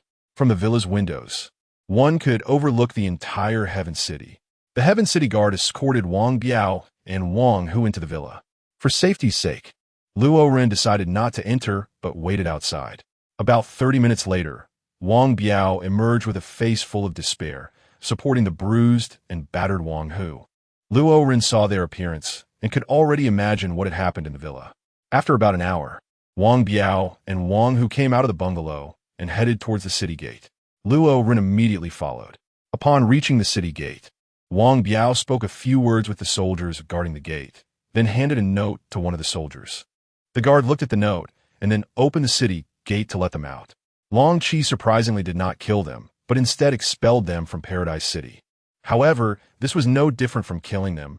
Outside, there were zombies everywhere. They had no weapons, and one of them was injured, which was tantamount to delivering themselves to the zombies. But there is always a chance. I really feel uneasy not seeing you die with my own eyes. Moreover, I have collected enough intelligence, and it is time for me to leave this cursed place. Next time I come back, I will bring my army to storm Long Qi's two-story villa. Luo Ren thought this way and took the initiative to expose himself. He walked to the city gate, and the soldiers guarding the city immediately stopped him, asking, "Who are you?" Luo Ren smiled and said, "This brother. I am following those two under the order of the city lord." And then Luo Ren gestured around his neck, and you know what that means. It's unclear whether the city guard was really stupid or just pretending. In just a few words, Luo Ren managed to convince him. With the city gate wide open, Luo Ren immediately dashed out and quickly caught up with Wang Biao and Wang Hu. Luo Ren followed closely behind, while Wang Biao and his son Wang Hu were in front. It would be incredibly easy to kill them, but Luo Ren did not rush to make a move. Wang Biao was covered in fine cold sweat, and the surrounding darkness filled him with fear. Even the slightest sound sent chills down his spine. Fortunately, there was a flashlight that provided a glimmer of light. Bang! At that moment, an unknown object came hurtling through the air, smashing the flashlight in Wang Biao's hand, and the last bit of light vanished. Luo Ren hid, the corners of his mouth curling up slightly. The flashlight was smashed by him using stone. Although his vision was affected by the darkness, it wasn't severe. After 7 physical enhancements, he could still see clearly within 100 meters with the faint moonlight. Wang Biao, who had lost the last light, was extremely frightened, cold sweat pouring out. As for Wang Hu, he was in a daze, relying entirely on Wang Biao to support him to stand up, and he didn't feel fear at all. Rustle, rustle. The grass around them swayed, and footsteps came from all directions. Wang Biao screamed, unable to suppress his fear any longer, pushing Wang Hu away and then fleeing in a panic.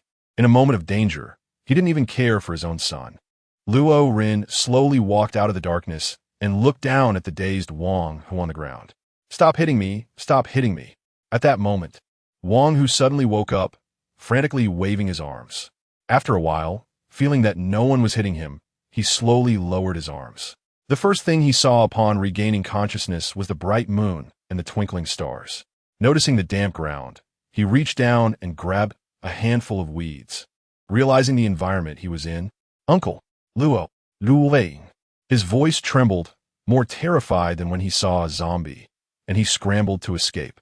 However, after running just a few meters, Luo Ren appeared in front of him again. A ghost. Wang Hu continued to run, but no matter which direction he ran, Luo Ren would be waiting for him ahead. "You're not human. You're a ghost." Wang Hu yelled in fear and continued to flee. "I'm not playing with you anymore." The killing intent in Luo Ren's eyes was intense. In an instant, he flashed past Wang Hu and stood in front of him, then grabbed Wang Hu by the neck and lifted him high. Crack! Wang Hu's neck was snapped, the light in his eyes quickly faded, and his struggling body went limp like a puddle of mud. Luo Ren tossed Wang Hu's body aside without a glance and chased after the direction in which Wang Biao had fled. Chapter 28. Close combat evolution. Zombie. The clouds obscured the moon, and the world was even darker. Hoo. The continuous calls of the owl made the night seem even more terrifying. Then, the dark clouds dispersed, revealing the bright moon. Wang Biao turned over to lie on his back, staring at the pure white moon, gasping for breath. At that moment, a shooting star fell from the sky, and Wang Biao felt a jolt in his heart, sensing that something was about to happen. Rustle, rustle, rustle. The sound of heavy footsteps reached his ears. He turned his head and, with the faint moonlight, vaguely saw 5 or 6 figures swaying as they ran towards him. Zombies! Wang Biao panicked and hurriedly got up to escape. But he was already exhausted, and he couldn't outrun the zombies. Soon, the zombies behind him caught up and pounced on him. At such a close distance, he could even see the bits of flesh between the zombies' teeth. Wang Biao's scream echoed loudly in the dead of night. But the next second it turned into a gurgling sound because his throat was bitten through by a zombie, blood gushing out his mouth. Whoosh! Suddenly, a figure flashed by, and in an instant, 3 of the 6 zombies had their heads severed. Then, with another flash of cold light, the remaining 3 zombies were also killed. Just as Wang Biao was filled with joy, the person revealed their true identity. It was Luo Ren. Seeing Luo Ren, Wang Biao's eyes were filled with shock. This man shouldn't be here. Wang, who is already dead. And now it's your turn. However, seeing you like this, I've decided not to let you die directly, but to turn you into a zombie, aimlessly wandering around until one day you encounter a human and get your head chopped off, where you forever wander aimlessly like this. Luo Ren's voice was very soft, but Wang Biao heard it clearly. The shock in his eyes had transformed into hatred, an endless hatred. But the next moment, his pupils suddenly constricted, his body trembled uncontrollably. His limbs twisted in panic, and at the same time, the blood flowing from the wound on his neck turned dark red. Luo Ren took a few steps back to create some distance from him. He had seen this scene many times before. It was the struggle before the corpse transformation, and it was usually at this point that the person should be dealt with. In less than a minute, Wang Biao's eyes turned grayish-white. His pupils shrank to mere dots, and the blood flowing from his wounds appeared dark red and viscous. At this moment, Wang Biao could no longer be called a human. He was a zombie. The zombie Wang Biao suddenly crawled up and lunged at Luo Ren with bare teeth and claws, but Luo Ren easily dodged. With a thought, Luo Ren quickly disappeared into the darkness, while the zombie Wang Biao, having lost his target, let his arms droop, swaying aimlessly as he wandered. Luo Ren searched around and found a large tree that 3 people couldn't wrap their arms around. The branches were sturdy enough to spend night on. Lying on the branches, looking at the bright moon and the stars in the sky, Luo Ren gradually fell asleep. Bang, bang, bang. Gunfire entered Luo Ren's ears, waking him up. It was already daytime, and the blinding white light took him a while to adjust to. Looking around, he noticed several wandering zombies at the base of a tree, likely attracted by the scent of fresh flesh. Bang, bang, bang. Just as he was puzzled, the gunfire rang out again, this time continuous. He decided to check it out. Following the sound, Luo Ren ran quickly, the gunfire becoming clearer until he saw a scene before him. A group of humans, about 20 or 30 people, each armed with guns, and they were all women.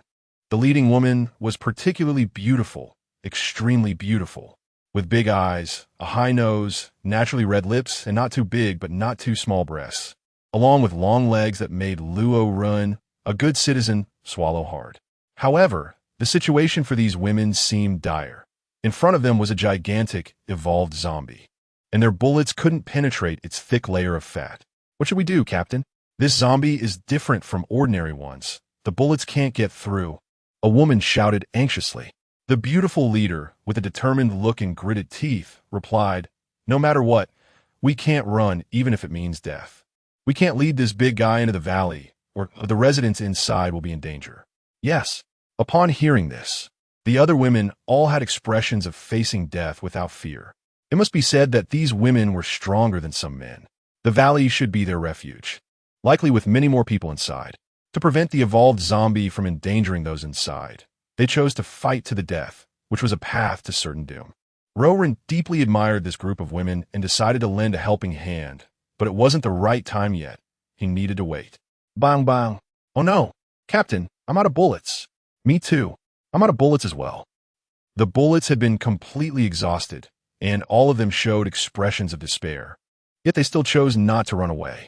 Their resolute demeanor suggested they were prepared for sacrifice. With each step the evolved zombie took, it felt like a hammer striking their hearts. "Captain!" Her teammates shouted anxiously, rushing towards her. No one wanted to see her die, but the evolved zombie was unstoppable, and they were too far away, only able to watch as the massive fists of the evolved zombie swung towards the woman. Just when they were in despair, suddenly, a figure shot out from the jungle, blocking in front of the woman. Then, under the gaze of the woman's comrades, the person caught the evolved zombie's fist with one hand and then kicked the thick, fatty belly of the evolved zombie. To them, this scene was like an ant shaking a tree. In their minds, this person would definitely be sent flying in the next second. However, contrary to their expectations, under the force of this man's kick, the evolved zombie was actually sent flying 3 meters away, crashing heavily to the ground. They couldn't help but stare in disbelief. The man had no time to pay attention to them. He gripped a military knife and charged at the evolved zombie. With a swift motion, the knife plunged deep into the thick fat, and it wasn't that the knife was particularly sharp, but rather that the man's strength was overwhelming. Immediately after, the man pulled the knife back, and with a tearing sound, the giant zombie's belly was split open, dark red blood gushing out, revealing insides that were different from ordinary rotten zombies. This giant zombie's organs were still intact, and even the heart was still beating. The man dodged a punch and then swung the knife down again, this time striking the evolved zombie's neck. The entire blade of the knife sank in, and then he forcefully dragged it across. Clang! The military knife struck the evolved zombie's cervical vertebrae, but felt like cutting through solid iron. Fortunately, the man's strength was immense, and even the iron-hard bones were ultimately severed under his blade. Chapter 29, Daughter's Valley. The head of the evolved zombie separated from its body, still gaping its mouth and glaring at the man. Luo Ren showed no mercy as he struck down the giant zombie with a single blow, completely killing it. The zombie's skull was split open, and the man's once sharp military knife now bore several deep nicks, losing its previous sharpness, which showed just how tough the giant zombie's bones were. However, the man didn't care about that. What mattered to him was what was inside the evolved zombie's head. Using the severely damaged military knife, he stirred inside the evolved zombie's head and extracted a milky white crystal. The man picked up the crystal and cleaned it. This scene left the 20 or so women dumbfounded. A giant zombie that bullets couldn't penetrate was actually killed by this man with a military knife. Was this still the power of humanity? The beautiful woman at the forefront, being the captain, was also surprised but quickly composed herself. She stepped forward, curiously glanced at the milky white evolved crystal in the man's hand, and then extended her hand with a friendly smile, saying, "Thank you. My name is Su Anton." The man put the milky white crystal away, carefully examining the woman in front of him. After a long moment, he finally shook her hand and said, "Luo Ren." Indeed, it was Luo Ren who had acted. The reason he waited until this group of women had run out of bullets before stepping in was also for safety considerations. The giant zombie has thick and tough fat, and our bullets couldn't penetrate it, yet you managed to kill it with just a military knife. How do you have such incredible strength and speed? Su Antong leaned closer to Luo Ren and whispered in a voice only they could hear. Could it be related to the crystal that fell out of the giant zombie's head? But your strength is far greater than that of the giant zombie. You must have used a lot of those crystals. Did you eat them directly or use some special method? After saying this, Luo Ren turned to leave.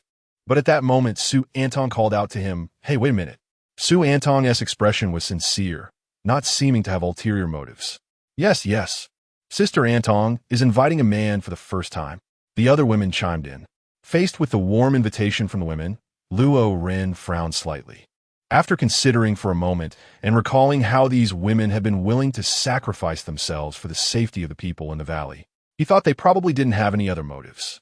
Besides, even if they did, with his skills, he was confident he could escape if necessary. So, he agreed, saying, "All right." In fact, Luo Ren had his own motives.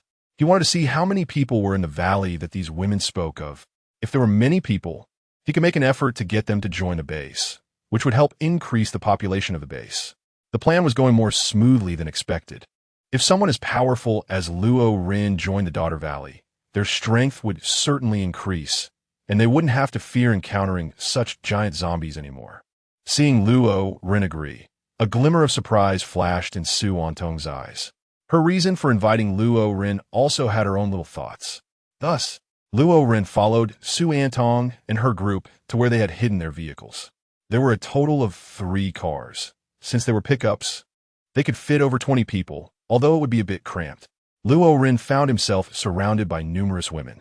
feeling their smooth skin and smelling the fragrance of their hair. Indeed, no matter when, women always seem to care more about cleanliness than men. If he were squeezed among a bunch of men, he would probably be greeted by the strong, masculine scent instead. What is this Valley of Daughters you mentioned? Luo Ren asked curiously. Daughter Valley? Luo Ren pondered, thinking the name was quite strange, and asked curiously, is it related to the kingdom of women in Journey to the West? Su Antong laughed and said, Daughter Valley is Daughter Valley, and the kingdom of women is the kingdom of women. The two have no relation. If I had to say there is a relationship, they might be somewhat similar. Somewhat similar? Luo Ren still didn't understand. Su Antong smiled mysteriously and said, You'll know when you get there. Daughter Valley was not far from their starting point, only about 7 or 8 kilometers away. In this post-apocalyptic environment, without traffic jams, it took about 20 minutes to arrive. The Daughter Valley was also built based on natural defenses, but in terms of materials for building walls and gates, as well as the degree of ease and defense, it could not compare to Heavenly City. The walls and gates of Daughter Valley were made of wood, which could only fend off ordinary zombies. Against evolved zombies or surviving humans, they were of little use. As they approached the city, the soldiers guarding the gate immediately opened it upon seeing Su Antong, and the convoy slowly entered the city. As the vehicles drove in, Luo Ren noticed that all the soldiers inside were women, with not a single male among them. Furthermore, the population of Daughter Valley was also predominantly female, which made him somewhat understand why it was named that way. He surveyed everything in Daughter Valley and saw that although the scenery was not as peaceful and beautiful as the base, compared to Heavenly City, it felt like a paradise, a blessed land. The people inside also engaged in farming, but due to the small area, there was very little arable land, and the crops produced were not enough to sustain the residents of the valley. Therefore, almost every day, someone had to go out to search for food. That's Su. Luo Ren had a question he wanted to ask, but for a moment he didn't know how to address Su Antong. Calling her Miss Su seemed strange, while calling her Ms. Su felt disrespectful, and using her full name felt too distant. Su Antong, being quite intelligent, naturally noticed Luo Ren's confusion. She covered her mouth and smiled, saying, Just call me Antong, and I'll call you Brother Ren. How about that? Of course, no problem. Luo Ren was also not polite, smiling as he asked, Antong, how many people are there in your Daughter Valley? Su Antong thought for a moment and replied, I haven't counted precisely, but it's probably around 10,000. 10,000. Luo Ren raised an eyebrow, calculating in his mind. It was very necessary to win over the Daughter Valley. 10,000 people was not a small number. The base currently only had a little over 10,000, and to upgrade the base to level 3, it required a population of 50,000. I wonder what kind of person the manager of Daughter Valley is? Luo Ren thought to himself and asked, Antong, could you introduce me to the founder of Daughter Valley? Ha ha! Su Antong, upon hearing his words, couldn't help but cover her mouth and chuckle, remaining silent. Luo Ren looked at her and felt a jolt in his heart. Could it be that she was unwilling to introduce him to the manager of the Daughter Valley? Seeing Luo Ren's furrowed brow, the woman sitting next to him also smiled and then explained, We don't have a manager in the Daughter Valley. If we had to say who the manager is, it's right in front of you. Chapter 30, Manager Swantong. With such an obvious hint, how could Luo Ren not understand? He looked at Su Antong in surprise. Su Antong smiled slightly and nodded, acknowledging that she was indeed the manager of the Daughter Valley. Luo Ren also scratched his head and said awkwardly, So Antong, you're the manager of the Daughter Valley. Huh? I was too blind to see. Su Antong waved her hand and smiled. To be precise, I am just one of the managers. To run the Daughter Valley so well, I can't do it alone. I need my sisters to help. So, the real managers are all of us. Sister Antong, you are too humble. Yes, Sister Antong, if it weren't for your strategic guidance, how could our Daughter Valley have developed so well? Yeah. The women nearby eagerly chimed in. Upon seeing this, Luo Ren couldn't help but think whether this woman was genuinely humble or just pretending to be humble. However, saying such words would undoubtedly earn the favor of others. At the same time, the vehicle stopped in front of a house. The women around him got out one by one, and Luo Ren followed suit. The house in front of him was entirely made of wood, although it lacked the exquisite beauty of modern buildings with sharp angles. It possessed a kind of ancient charm that Luo Ren found appealing. Su Antong walked to the door and made a gesture of invitation, saying, "This is my residence. Brother Ren, please come in." Luo Ren stepped over the threshold without hesitation and walked into the room. The scent of wood filled the air, refreshing and invigorating. Not only was the house made of wood, but even the furnishings inside were made of wood, wooden tables, wooden chairs, and so on. "Brother Ren, please take a seat." The other women did not come in, so the room contained only Luo Ren and Su Antong. Luo Ren sat down at the square table, and Su Antong followed by pouring him a glass of water. Then she sat down herself, resting her chin on her hands as she looked at Luo Ren. Luo Ren was feeling thirsty, so he picked up his cup to drink water. While drinking, he suddenly noticed Su Antong staring at him.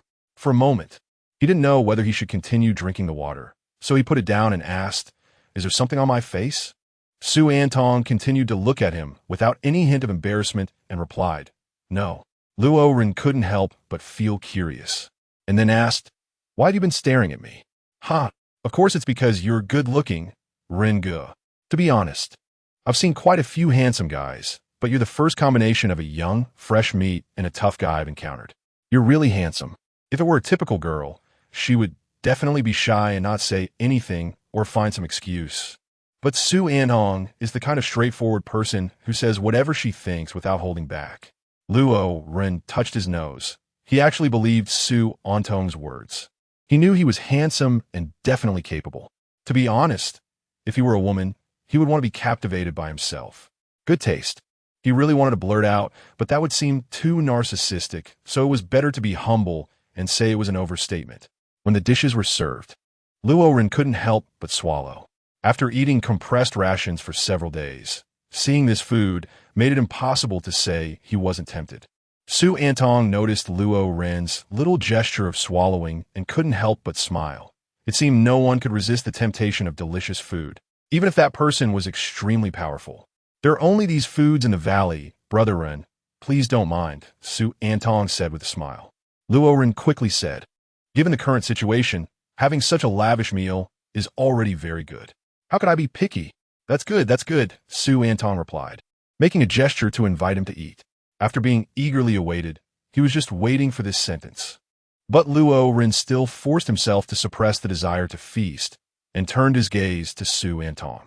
Since the host hadn't started eating, how could, as a guest, be the first to pick up his chopsticks? Of course, that was just one reason. The most important thing was that he still didn't know if there were any extras added to the food. When out and about, one should still be cautious. Seeing that Luo Ren hadn't moved his chopsticks for a long time, Su Antong quickly guessed his thoughts and then picked up her chopsticks, eating the food on the table without hesitation under Luo Ren's gaze. "Luo Ren, it seems I have underestimated the noble intentions of others." After confirming that the food is not poisoned, Luo Ren no longer held back and began to eat heartily.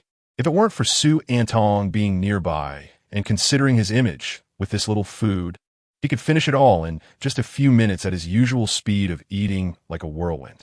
"Brother Ren, are you so powerful because of that thing that fell out of the giant zombie's head, which looks like mutton fat jade?" Su Antong suddenly asked as she saw Luo Ren enjoying his meal. Luo Ren's expression slightly froze. Then he looked at Su Antong, swallowed a mouthful of food with a gulp, realizing that the invitation was for this matter. He wondered if she would force him to confess the truth. Relying on her home turf. Although 2 fists can't match 4 hands, I can still escape if my life is at stake. If it comes to a confrontation, I'll just take you hostage first, capture the ringleader before the minions, and then we'll see if your sisters care about your life." As he thought this, Luo Ren shook his head and said no. As soon as the words fell, Su Antong didn't have the dramatic reaction he expected. Instead, she spoke with a hint of disappointment. "It seems I was wrong." After a long silence, they both spoke at the same time. "Antong, Ren Yi." They collided in their words, and Luo Ren quickly said, "You go first." Su Antong was not polite and immediately said, "It's like this, Ren Ge, you are powerful, but it's not good to always act alone. I'll be straightforward. I sincerely invite you to join the Daughter Valley." Thud hearing this, Luo Ren dropped his chopsticks in surprise. Su Antong had taken his words and run with them. He was still thinking about inviting the Daughter Valley to join the base, but unexpectedly, Su Antong also wanted him to join the Daughter Valley. Now he didn't know how to respond. Dachi. I. Luo Ren scratched his head, genuinely at a loss for words. Antong, that's not good. Su Antong's expression gradually changed as she listened. By the time the woman finished speaking, her face had turned quite ugly. Ringa, you think about it first. I have something urgent to deal with. After saying this to Luo Ren, she hurriedly left with the woman. Luo Ren felt strange about what was happening that was so urgent, but he did not chase after them to ask for clarification. After all, he was just a guest. Bang! At that moment, gunfire rang out, and Luo Ren immediately put down the chopsticks he had just picked up. He walked outside and heard that the sound was coming from the city gate. And it seemed that Su Antong had also gone in that direction. Could be a zombie attack? This thought flashed through Luo Ren's mind, and he immediately ran towards the city gate. As he got closer, he could vaguely see that the number of female soldiers on the city wall had increased several times since he arrived, all in various combat postures. But they were not firing. This did not seem like a zombie attack. It looked more like an armed standoff. Could it be a human siege? What forces could be nearby Heaven City? Although the military strength of Daughter Valley was not comparable to Heaven City, Heaven City had already been severely weakened and was still holding a 3-day celebration at the Happy Cave. This was only the 3rd day, so it shouldn't be Heaven City. Then what force could it be? Only 100 meters from the city gate, Luo Ren could clearly see Su Antong's delicate face at that moment. Her fists were clenched, and her expression was one of anger. Luo Ren leaped up onto the 3-meter-high city wall, looking out towards the outside. There should be more than 1,000 people opposite him, led by a man in his 20s. This man was dressed in black, tall and slender, and somewhat handsome, but still much inferior to Luo Ren. At this moment, he was staring intently at Su Antong. Chapter 31. Hu City, Hu Fei I say, Antong. As long as you all surrender and join our Hu City, I, Hu Fei, can guarantee the safety of all of you. Moreover, Antong, you can also become the lady of Hu City's young lord. What is not to be happy about? The young man in black fixed his gaze on Su Antong, his desire unmasked in his eyes. The female soldier beside Su Antong was furious and gave Hu Fei a cold glare, saying, Hu City is notorious, and you, Hu Fei, are even more notorious for playing with women. If you want us to surrender, you might as well give up on that idea. We would rather die than join your Hu City. What a pity. Do you know how powerful my Hu City is? With your few broken guns, when my Hu City's army arrives, it won't take even an hour to break through your wooden city walls. By then, I can't guarantee your safety, especially. As he spoke, Hu Fei glanced at the soldiers behind him. My brothers here are quite eager. As soon as he finished speaking, over 1,000 soldiers erupted into laughter, their gazes towards the female soldiers of Daughter Valley becoming increasingly heated, some even leering shamelessly. Shameless. Beasts. Women always find it easy to be at a disadvantage in arguments with men. The female soldiers could only hurl such insults at Hu City's soldiers. But those soldiers were thick-skinned and didn't take care. Antong, let us stop wasting words with them. Let me shoot that beast Hu Fei. The female soldier who had just spoken raised her gun, aiming at Hu Fei, ready to fire, but was stopped by Su Antong. Su Antong was also very angry, but her rationality was enough to suppress her fury. She knew that Daughter Valley's military strength was far inferior to Hu City's. Although it appeared that Hu Fei only brought over 1,000 men, who knew if there were ambushes waiting behind. Taking a deep breath, Su Antong suppressed her anger and tried to make her voice sound calmer. Young Lord Hu Fei, I need to consider your proposal to join. Ha ha! Hu Fei laughed proudly. It seems Antong is sensible. Good. I'll give you 5 days to think about it. Next time I come, you better have made up your mind. Were there one TB any chance left? Retreat, brothers.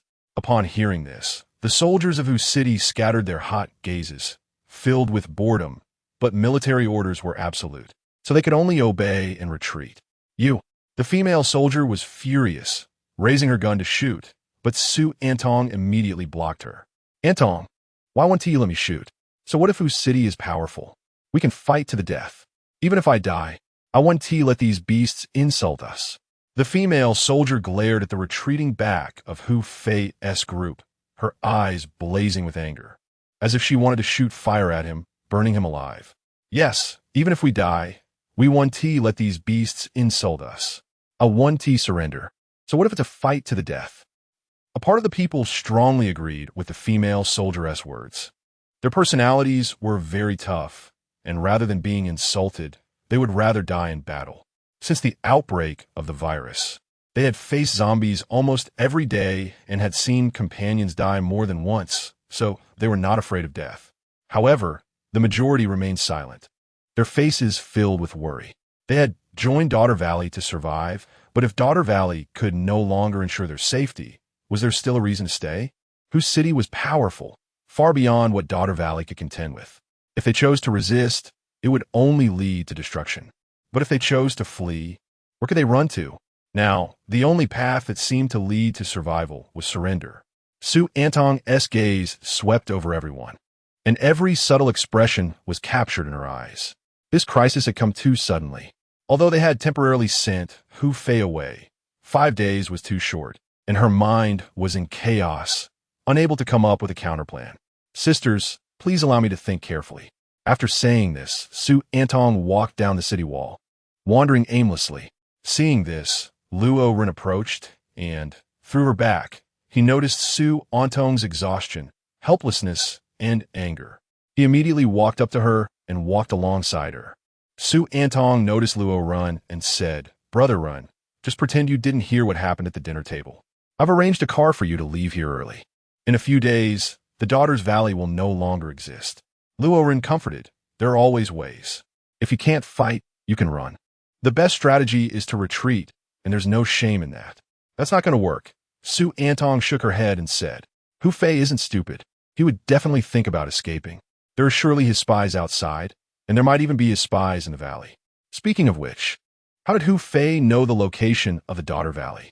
It seems he knows you. Today, he kept calling you Antong. If it was our first meeting, he wouldn't know to address you like that," which left Luo Ren somewhat puzzled. "If it were just an ordinary force, we wouldn't be afraid. But my people have discovered that this person, Hu Fei, is the young lord of Hu City, and Hu City's power is immense, far beyond what we can contend with. Thus, we trembled through half a month, thinking that Hu Fei had forgotten about the Daughter Valley. But unexpectedly, he came today." Luo Ren asked, "Huqing, is it very powerful? How does it compare to Tiantang City? If it's even stronger than Tiantang City, then that would be a real problem. However, if the Guardian Army can crush the Heavenly Army, then I'm not afraid of you." Huqing.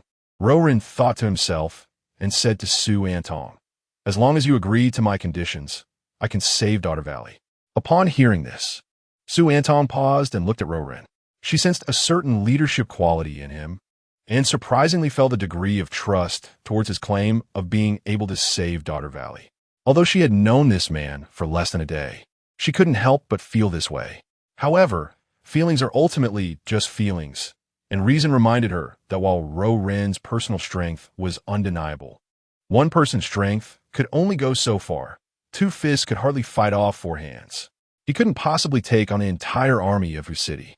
Su Antong smiled and said, "Don't joke around." "I'm not joking," Luo Ren replied. Luo Ren's expression was serious, and his words revealed the demeanor of a base commander. His aura bore some resemblance to Su Zhou. Could it be that he was also a leader of some military district? However, he was too young for that to be possible. Su Antong was shocked and said, "All right, I believe you. Now, please tell me your conditions." Luo Ren was not a serious person. Since Su Antong believed him, he didn't need to maintain that demeanor and immediately smiled. "My conditions are very simple." His gaze swept over Su Antong from head to toe. Su Antong's expression changed drastically, and she hurriedly distanced herself from Luo Ren, cursing under her breath, "Pervert." Although she was cursing, Su Antong's heart was struggling. In the end, she sighed helplessly because she really couldn't think of any other way. If Luo Ren could really save the Daughter Valley, agreeing to him was at least better than being toyed with by Hu Fei. Su Antong bit her red lips and said, "If you can really save the Daughter Valley, I agree to your terms." "Ha ha ha." Luo Ren laughed loudly. In Su Antong's eyes, this scene looked like a rogue getting his way. She snorted coldly, turned her head away, and cursed, "Damn pervert." Luo Ren realized that he had lost his composure and quickly composed himself, smiling as he said, "Don't worry. My conditions are not what you think. What I want is you and everyone from the Daughter Valley. Chapter 32, I almost forgot. I think you must be blind to reason. Even if I agree, do you have the ability to handle it? You want everyone from Daughter Valley too.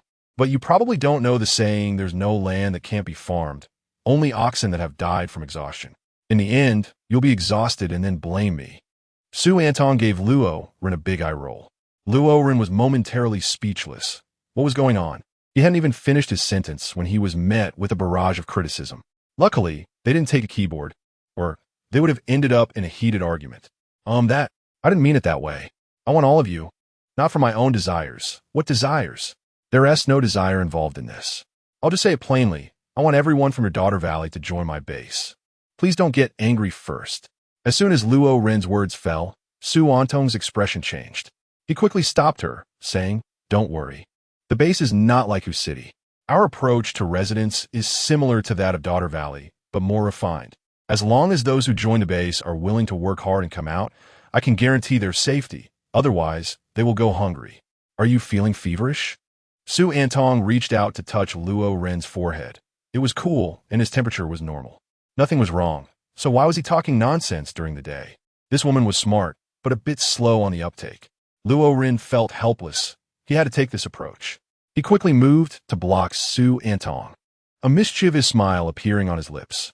"Do you think that if you don't agree, I can't take you with me?" Before Su Antong could even step down, she heard Luo Ren's words, and her body froze for a moment. She looked at him nervously and said, "I didn't expect I misjudged you. It turns out you're just like that Hu Fei." "I'm nothing like Hu Fei. I'm better than him."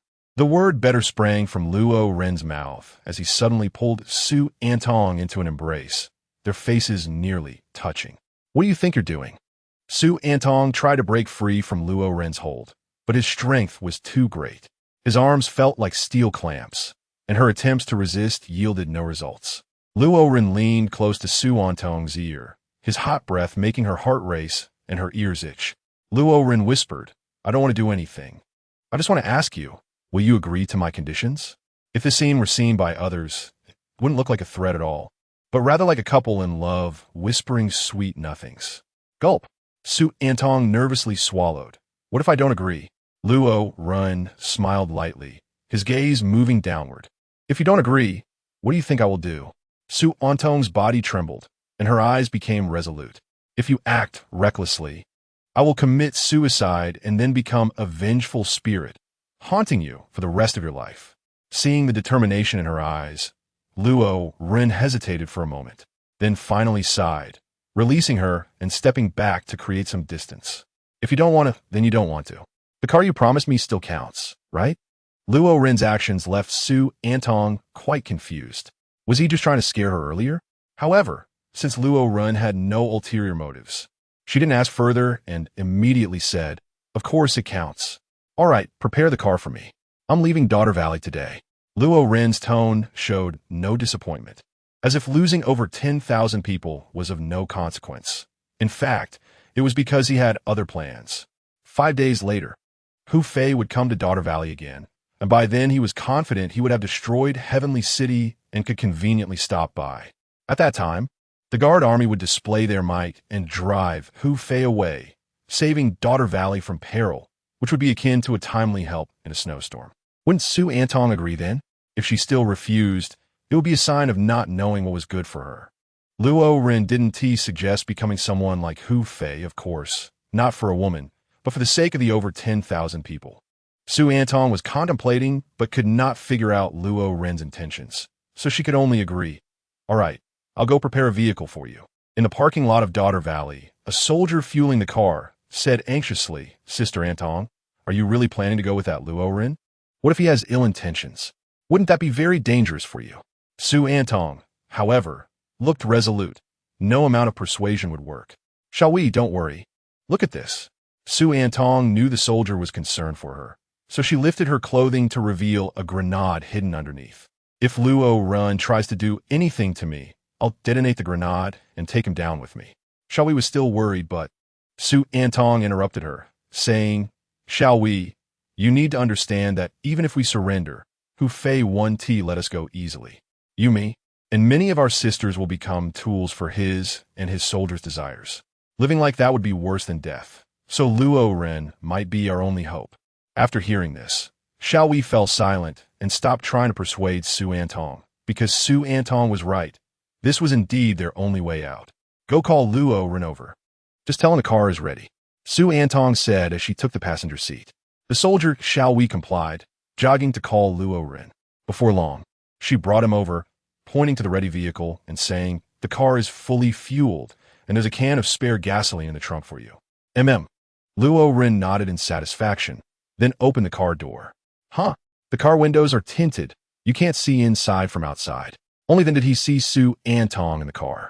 Once inside, Luo Ren asked in confusion, "Are you going to give me a ride? Or do you have other ideas?" "Oh, I see." Luo Ren suddenly realized and curiously asked, "So you trust me now?" At this point, what other choice do I have but to trust you? Fortunately, you feel much better than Hu Fei. Otherwise, I wouldn't go with you even if I died. Su Antong's tone was filled with helplessness. "Stop wasting words. Let us go." Su Antong shot Luo Ren a glance. Luo Ren felt cheerful and couldn't help but hum a little song as he started the vehicle and pressed the accelerator to drive away. Just after leaving the city gate, Su Antong suddenly squatted down. "What are you doing?" Luo Ren was puzzled by her behavior. "Do you remember me telling you that there are definitely spies from Hu Fei outside the city? If they see me leaving the Daughter Valley, they will report it to Hu Fei immediately. In that case, we won't have more than 5 days." Su Antong said in a voice only the two of them could hear. "I see. Then why don't you sit in the back seat? It's more concealed there, and the seats block the view from the windshield," Luo Ren suggested. "That's obvious, isn't it? I just forgot." Although Su Antong's reply was not very reasonable, she was quite indignant. Luo Ren was speechless and stopped talking nonsense, observing the situation on both sides while driving. He vaguely saw figures moving between the hills and jungles on both sides. Su Antong guessed correctly. Hu Fei really had people arranged here to monitor. Chapter 33. Returning to the base, Luo Ren didn't care about the people monitoring them, pressing the accelerator hard, and within a few minutes, the city of Daughter Valley was out of sight. The people from whose city? That was her first thought. And the next moment, the people in the car behind confirmed her thoughts. "We are from whose city? Stop the car in front quickly, or we will open fire. Bullets don't have eyes. If someone gets hurt, crippled, or killed, we can't guarantee anything." Su Antong anxiously looked at Luo Ren, asking, "What should we do? What else is there to do?" "Just stop the car." Luo Ren gently pressed the brake, and the car slowed down quickly before coming to a stop. Hu Cheng's convoy soon followed, stopping with a total of 3 vehicles, for which 12 soldiers of Hu Cheng disembarked. "You stay in the car. I'll go take a look." Luo Ren got out of the car and walked forward with a smile. "Get out of the way." The leading soldier from whose city reached out to push Luo Ren aside. His target was not the man in front of him, but the vehicle, specifically to confirm whether there were any important personnel from the Daughter Valley inside. However, when his hand pushed against Luo Ren, it felt like pushing against a big tree. The man in front of him didn't budge at all, and the reaction force caused his hand to ache. The leading soldier instantly became furious, pointing his gun at Luo Ren's head and threatening, "Can't you hear what I'm saying? If you don't want to die, get out of my way. No one can point a gun at my head and talk to me like that. Hu Fei can't, and you definitely can't." Luo Ren's smile faded, and a murderous intent surged in his eyes. The leading soldier felt greatly offended and was about to pull the trigger to kill this ignorant brat in front of him. However, before he could squeeze the trigger, Luo Ren's hand had already clamped around his neck, his grip as strong as a vice. Then, with a sudden force, Luo Ren twisted. Crack! Before he could struggle, the leading soldier had his neck broken by Luo Ren and was sent to meet his end. The other soldiers were stunned. This seemingly harmless man, without any weapons, had instantly killed with a single move. They quickly reacted and raised their guns to aim. But Luo Ren would not give them the chance to shoot. He moved swiftly, his figure flashing, and appeared before the nearest soldier, then threw a punch. Bang! The struck soldier felt as if he had been hit by a hammer, his bones shattering, and he was sent flying. Without pausing, Luo Ren charged at the other soldiers. And in less than half a minute, they all lay on the ground, groaning in pain. Luo Ren did not kill them. He picked up a gun and fired dozens of shots into the sky before getting into his vehicle and driving away. The soldiers of whose city thought they had escaped death, and just as they were feeling relieved, suddenly, a dense sound of footsteps approached. They turned around and were immediately horrified to see countless zombies rushing towards them from all directions, leaping onto them and tearing into their flesh with their mouths. At this moment, Luo Ren was already several kilometers away in his car, only faintly hearing the horrific screams. Su Antong stared at Luo Ren for a while before speaking. "You are smarter than I imagined, actually using the zombies to deal with those who city soldiers." Luo Ren smiled and said, "You're overpraising me." Su Antong stretched lazily, looked ahead, and said, "I'm really curious about what kind of person you are and what the base you mentioned looks like." Luo Ren smiled and said, "When you arrive, you can ask the residents of the base. They should have a good impression of me." The sun was setting behind the mountains, and the sky was getting darker. After nearly 3 hours of travel, the base city finally appeared in front of them. Su Antong's mouth opened wide in shock. Compared to the Daughter Valley, this city could definitely be described as a small witch meeting a great witch. This was a real city, with tall and solid city walls and well-equipped soldiers, all demonstrating its strength. The guard soldiers on the city wall became excited upon hearing the sound. It was the voice of the commander, whom they hadn't seen for several days and missed dearly. They quickly opened the city gates. Luo Shan and Luo Hai, along with others like Saudi, rushed over as soon as they heard the news. They hadn't heard from Luo Ren for several days, and they were extremely worried. Su Antong was even more shocked by the scene before her. She saw the sincere smiles on the faces of the base residents. Their eyes filled with reverence as they looked at Luo Ren, and even some young women were secretly drooling. The individuals who seemed to be part of the base management treated Luo Ren with the utmost respect, as if a lower-ranking person was addressing someone of higher status. Luo Ren was not lying. Everything he said was true. He could really save the Daughter Valley. Su Antong was incredibly excited. She had made the right bet. Luo Shan and Luo Hai stayed behind, while the others went off to attend to their tasks. Back at the mobile base, Luo Ren dismissed everyone else, leaving only the captains of the guard, Luo Shan, Luo Hai, and of course Su Antong. "I have already thoroughly investigated the internal situation of Paradise City, and I have recorded its exact location and marching route. So, Luo Li, you take 100 people to secure the base. Luo Shan, Luo Hai, and Luo Ji, you three gather everyone except the city defense soldiers immediately. We will set off tomorrow to eliminate Paradise City." "Yes." The four replied in unison and went off to prepare. Su Antong was once again shocked and murmured, "You actually want to destroy Paradise City? They have 5,000 troops." Luo Ren said calmly, "What does it matter if they have 5,000 troops? Besides, they no longer have 5,000 men. Don't you want to understand me and the base?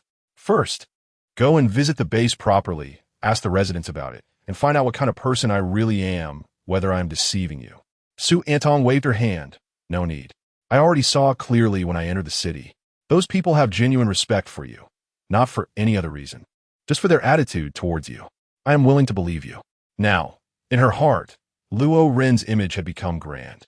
She even felt ashamed of comparing Luo Ren to Hu Fei as fellow travelers. If the Daughter's Valley is a paradise, then the base is a heavenly place on earth. Here, everyone's eyes shine with hope for life.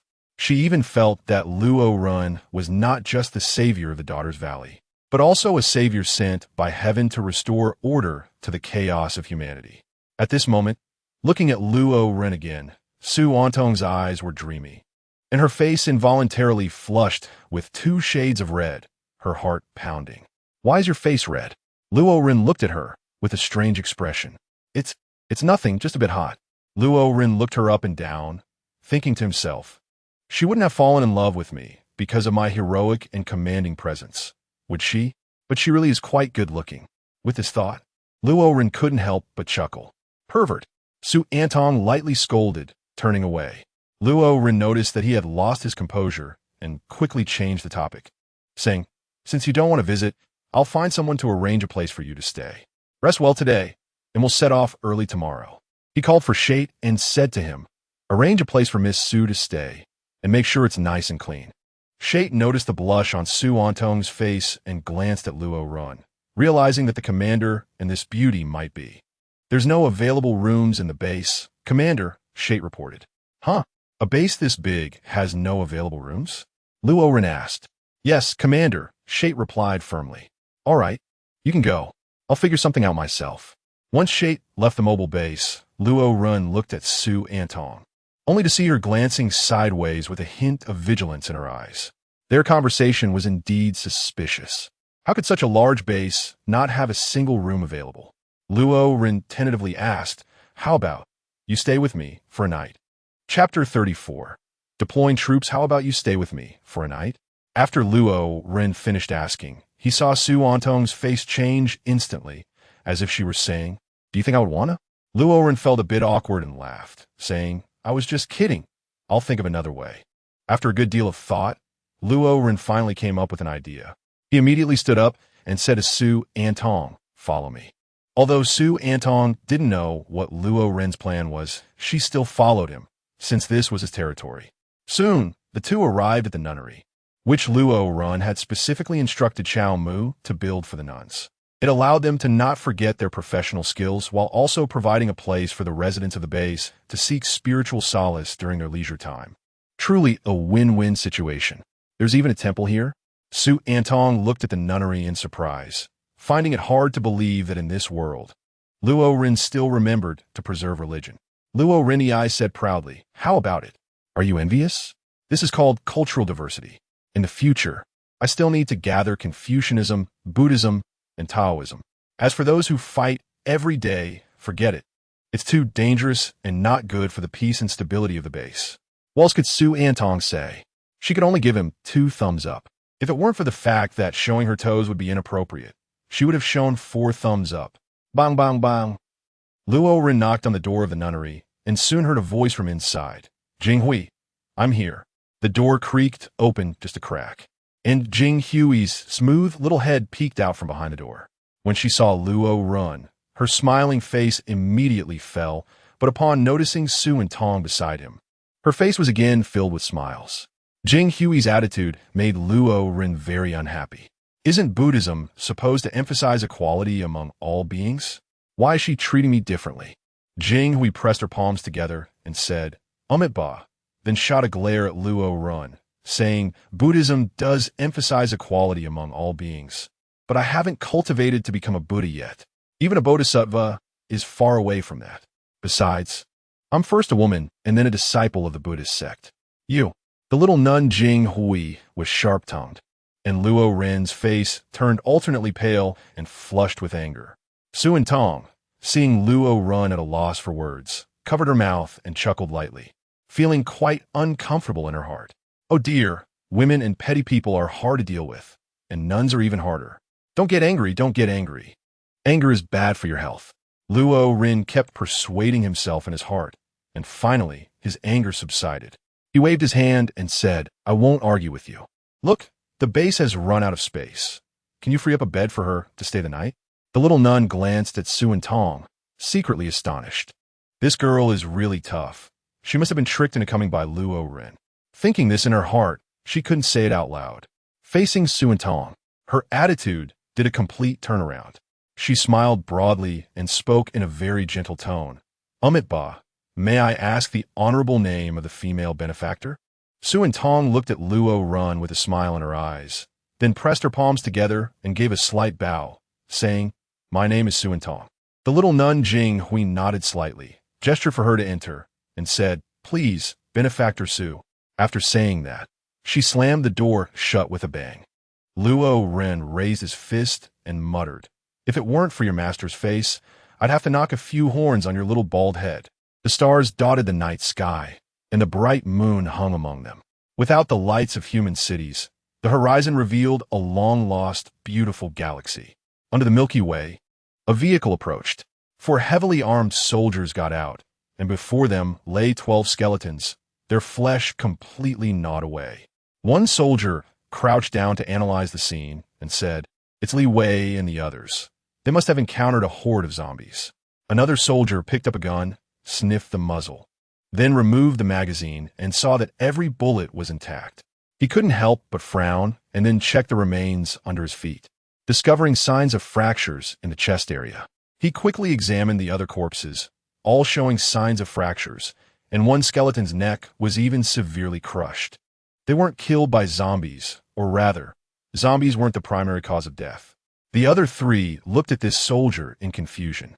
The 12 skeletons had been stripped of flesh, and there were bite marks on the bones. If it wasn't done by zombies, could it be humans? Even a starving human wouldn't resort to eating another person alive. The soldier who identified the issue pointed at the skeletons and explained, "Look, zombies use their teeth as weapons. And every skeleton has a fracture in a specific spot. Even if they encountered large zombies, it wouldn't be like this. Plus, they were so close. Wouldn't they just drive away instead of waiting to be killed by zombies?" Also, he raised the magazine he had found to show them.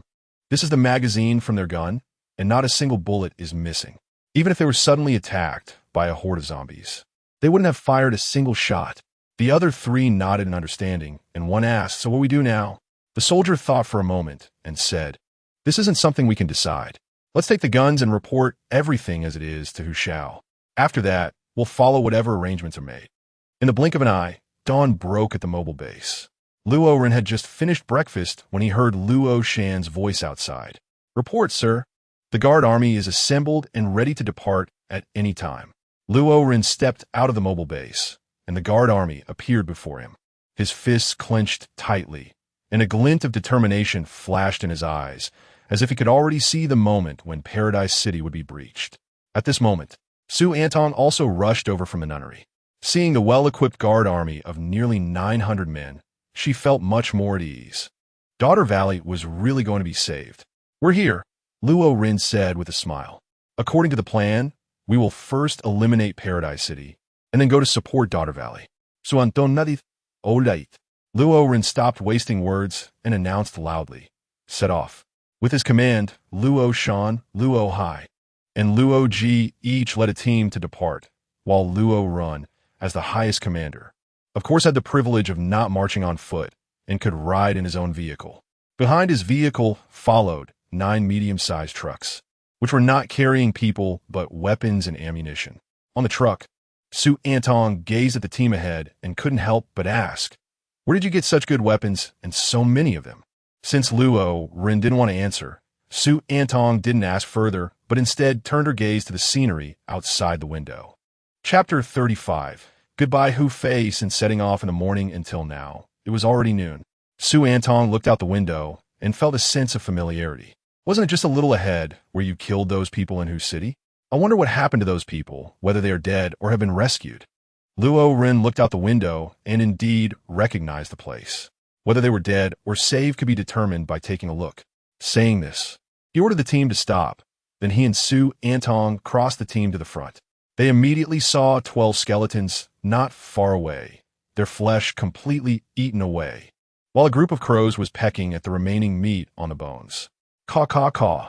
Luo Ren and Su Antong walked in, scaring the crow away. They found that the original car and gun were missing. They must have been taken by the people who came later. Luo Ren said, "There's nothing left but bones.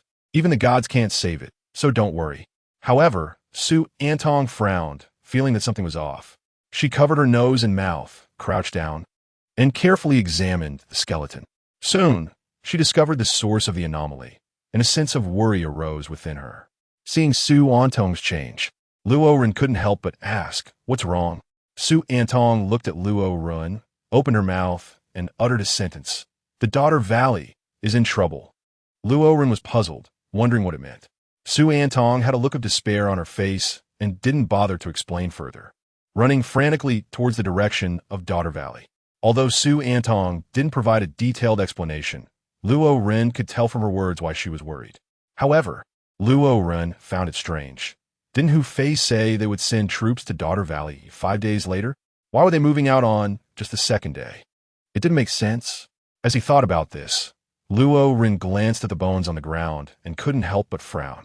He noticed that each skeleton had places where the bones were broken, and he was secretly alarmed. This was bad. He had been careless. Such a big loophole would surely be discovered by Hu Cheng's people. He hoped that Hu Fei had not yet reached Daughter Valley. Luo Ren turned to the guard army and shouted, "Luo Shan, Luo Hai, Luo Ji." The three immediately came upon hearing the call. Luo Ren took a map out of his pocket and handed it to Luo Shan, saying, "The operation to eliminate Heaven City is temporarily halted. You all should follow the route on the map to Daughter Valley." If you encounter enemy forces along the way, kill them without mercy. Yes. After giving the orders, Luo Ren quickly got into his vehicle and personally drove off in pursuit of Su Tong. Su Tong, an ordinary person who had never used evolution crystals, couldn't run as fast as the car, so she wouldn't be able to get far in such a short time, and Luo Ren soon caught up with her. Luo Ren stopped a little ahead of her, glanced at the seat, and said, "Get in." Su Tong didn't say much either and climbed into the SUV. Luo Ren stepped on the gas pedal and sped towards Daughter Valley. In the car, Su Tong asked in confusion, "Are you trying to go to your death with me?" Moreover, Hu Fei might not have reached Daughter Valley yet, and I have already ordered Luo Shan and the others to pause the extermination of Heaven City and handle the matters in Daughter Valley first. Our two-person operation is relatively fast. We can arrive at Daughter Valley ahead of time, organize the defenses, and wait for the escort troops to arrive, while also waiting for Hu Fei. So, if the escort troops arrive first, everything will be fine. If Hu Fei arrives first, then we just need to hold out until the escort troops get there. Thank you. Su Tong's eyes reddened. She had only known Luo Ren for 2 days, yet he was able to do this for her, which moved her greatly. Luo Ren glanced at Su Tong and said, "You don't need to thank me. I have my own motives. Do you remember my condition? After repelling Hu Fei, everyone in the Daughter Valley must join the base." Although Luo Ren said this, Su Tong still felt warm inside and immediately replied, "Don't worry, I don't have amnesia. How could I forget what happened yesterday?" Luo Ren's lips curved into a smile, feeling very pleased as he had achieved his goal. He sped along and soon saw the wooden walls of Daughter Valley. There was no army pressing in, so it seemed Hu Fei had not arrived yet. Su Tong immediately breathed a sigh of relief. The city gates swung open and the vehicles drove straight in. As soon as Su Tong got out of the car, dozens of female soldiers surrounded her, carefully examining her for any injuries. However, in the next moment, the guard soldiers blew the alarm, and Su Tong's expression changed drastically as she hurriedly led the female soldiers to provide support. Luo Ren followed and came to the city wall. He saw dust swirling outside the city, with the familiar figure of Hu Fei in front and a dark mass of soldiers behind, looking to have at least 3,000 to 4,000 men. "It really is just as we arrived. This little brat came right after us," Luo Ren thought to himself. Hu Fei led the army to stop 200 meters from the city wall. He looked at Su Tong, his face showing an expression of anger, and said, "Tong, I believed in you and gave you 5 days to think it over. But I never expected you to disappoint me so much by sending someone out of the city to ask for reinforcements. That person even killed my men." Well, very good. Upon hearing this, some of the female soldiers couldn't help but glance at Luo Ren. Luo Ren felt the gazes of these people, but he had nothing to say. Su Tong knew that the guard troops were rushing towards Daughter Valley, which gave her some confidence, but in order to buy time, she still had to play dumb. She pretended to be unaware and said, "Hu Shao, I know nothing about what you said. No one left the valley yesterday. So where did the reinforcements come from? How could anyone have killed your subordinate?" Hu Fei took a deep breath, his anger intensified. This woman was actually pretending to be confused with him. He waved his hand, signaling his subordinate to show it to Su Gu Master. At Hu Fei's indication, his subordinate took out a large poster and unfolded it. The paper did not contain any advertisement, but rather a picture of a person in a car who looked exactly like Luo Ren. "Surrender? Hand over Luo Ren?" Su Tong sneered inwardly, just about to speak when suddenly, swish! Dozens of female soldiers turned their guns towards Luo Ren and Su Tong, while the remaining female soldiers quickly aimed their guns at that group. Thus they faced off. Hu Fei, seeing the sudden change in the situation at Daughter Valley, immediately became interested and ordered someone to bring him a bucket of popcorn, as if he were watching a movie. Faced with such a situation, Su Tong felt a bit dazed and shouted, "Alon, what are you doing?" Chapter 36. Repelling Hu Fei, the female soldier referred to as Alon by Su Tong had a fierce gaze and said loudly, "Sister Tong, I know you will never surrender, but in this situation, not surrendering is death. Why do we assist you in establishing Daughter Valley? Isn't it just to survive?" Alan's gaze remained fixed on Luo Ren as she continued, "As long as we hand over this man to Hu Fei, we can surrender and continue to live. It's just a change of living place. Upon hearing this, Su Antong immediately scolded. Do you know what you are saying? Just a change of living place? It's true that it's a change in lifestyle, but after we surrender, we will become Hu Fei and his subordinates' playthings, tools for their desires. Such a lifestyle is worse than death. Alan was not awakened by the scolding. Instead, she smiled indifferently. So what if we become playthings? So what if we are tools for their desires? Where is the worse than death? Living is always better than dying. Su Antong was almost furious to the point of explosion. She never expected Alan to say such unambitious, such humiliating words. But for Alan, what did dignity matter? In this era, dignity was the least valuable thing. As long as one could survive, what was the point of discarding dignity? Luo Ren suddenly smiled. His eyes filled with pity as he looked at Alan. What do you mean? Why do you have to pity me? Alan suddenly became angry. She would not allow someone whom she was pointing a gun at to feel pity for her. Just a moment ago, she had spoken of losing her dignity. But now she was desperately trying to maintain the little dignity she had left. All right. Outside the city, Hu Fei clapped his hands in approval and said to Alan, I've changed my mind. As long as one of you kills him, I can give you a chance to surrender. Upon hearing this, Alan's eyes immediately revealed a murderous intent. Are you crazy? Su Antong shouted anxiously. Alan ignored Su Antong. Her gaze focused solely on Luo Ren. After hesitating for a while and struggling internally, she finally gritted her teeth and said, I'm sorry. You go. Before she could finish the word die, a figure flashed before her eyes. Before she could react, Luo Ren had taken her gun away, and she was sent flying. Alan fell to the ground, spitting out a mouthful of blood, clutching her stomach in pain and rolling on the ground. The female soldiers who had rebelled alongside her exchanged glances, unsure whether to advance or retreat. I know you want to survive, but living as mere playthings and tools for sexual gratification, suffering every day, is that really living? As long as you turn your guns around and face outward with us, we will still be good sisters, and I can guarantee that you will survive. When Su Antong said the last sentence, her expression suddenly changed, and the coldness in her eyes frightened the rebellious female soldiers. The female soldiers were moved. They had only acted because of Alan's instigation, and some of them had seen the suffering of women who had become tools for gratification. After struggling with their choices and under the threat of death, they chose to believe in compromise, to believe in Su Antong, and immediately turned their guns outward in unison. Su Antong's expression returned to normal, the coldness in her eyes disappearing as she smiled with satisfaction at her sisters for making the right choice. Hu Fei did not expect such a result. Angrily throwing away the popcorn in his hand, he shouted, Since you don't know what's good for you, I won't waste my breath. Brothers, after breaking the city, the male residents of the valley will be killed, and the females can be dealt with as you wish. As for Su Antong, after I'm done with her, she will be yours.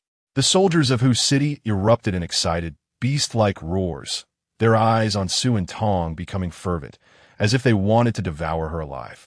Su Antong was instantly furious. Without saying another word, she shouted, Fight! The battle commenced, and with Hu Fei's side having an advantage in numbers and weaponry, even though the Daughter Valley had geographical advantages, they quickly fell into a disadvantage as the Hu City army advanced step by step. How long until the guard troops arrive? Su Antong asked anxiously. Luo Ren was calculating the time and said, It's almost there, almost there. How long is almost? If we wait any longer, we won't be able to hold on. Su Antong said anxiously. Just as her words fell, the sound of an anti-material sniper rifle rang out, and Luo Ren exclaimed, They've arrived. The firepower of the Hu Chung army suddenly diminished. Luo Ren, Su Antong, and many female soldiers defending the city looked out and saw a professional military unit in combat uniforms suddenly appear behind the Hu Chung army, catching them off guard and injuring or killing nearly 100 people in just a few minutes. In this situation, Hu Fei could no longer continue attacking Daughter Valley and decisively chose to fully resist the sudden unfamiliar army. However, although the enemy was fewer in number, their military quality was extremely high and their weaponry far surpassed theirs. Moreover, the people from Daughter Valley were also taking potshots, causing the more than 3,000 soldiers to dwindle. Damn it, where did this army come from? If this continues, I'll end up losing the entire army. Hu Fei, seeing that the situation was dire, immediately ordered a retreat. Seeing this, Luo Ren jumped off the city wall and pursued alongside the guard troops. The retreating Hu city army, in a panic, could not match the high military quality of the guard troops. Hu Fei, seeing the army behind getting closer, was greatly alarmed and immediately stepped on the gas to escape, abandoning many of her soldiers. However, they were surprised when Su Antong actually ordered the city gates to be opened, allowing this army to enter the valley. After the guard troops entered the valley, they realized that this army was actually under Luo Ren's command. Thus, recalling Su Antong and Luo Ren's departure from the city, they quickly understood why the guard troops had helped them drive away Hu Fei. Antong, arrange accommodation for them. We will rest here for one night and attack Paradise City tomorrow, Luo Ren said. Su Antong nodded and immediately ordered people to settle the guard troops. At this moment, Alan was pushed forward, and she looked at Luo Ren with eyes full of fear, not expecting that Luo Ren had such a powerful army at her disposal. Su Antong said, I'll leave her to you to deal with. Luo Ren looked at Su Antong and said, has she ever done anything extremely evil? Su Antong shook her head and replied, no. After the apocalypse, we have been together, and at least under my watch, she has never done anything inhumane. Alan was stunned. She thought Luo Ren would kill her, but he didn't. This made her shed tears, and her gaze towards Luo Ren was filled with gratitude. You don't need to thank me. If you want to thank someone, thank yourself. If you hadn't hesitated when you pointed the gun at me, you would have been dead by now. Luo Ren summoned 2 guards to take Alung away. As for the other few who had rebellious behavior, they promptly turned back to the right path, so no action was taken against them. Luo Ren let out a breath, looked at Su Antong, and said with a smile, Hu Fei has been repelled. You won't go back on your word regarding my conditions, will you? Of course not. I, Su Antong, keep my promises. Starting today, the Daughter Valley will join the base. However, I want to make it clear that once we join the base, we will be residents of the base and cannot be treated differently, Su Antong said, placing her hands on her hips. Luo Ren chuckled and said, don't worry, I'm very fair. Chapter 37, Attack on Heaven City. Dawn broke the darkness, and morning followed. 900 guards gathered outside the Daughter Valley City, waiting for Luo Ren's order to march. Su Antong, along with a group of female soldiers, hurried to Luo Ren's side and said breathlessly, do you need us to help? Luo Ren heard this and felt warm in his heart. He smiled and said, no need, just guard the Daughter's Valley and wait for us to return in triumph. Then we will head to the base together. Su Antong bowed her head and said, all right, but you must be careful. Luo Ren smiled and nodded, then looked at the guard army.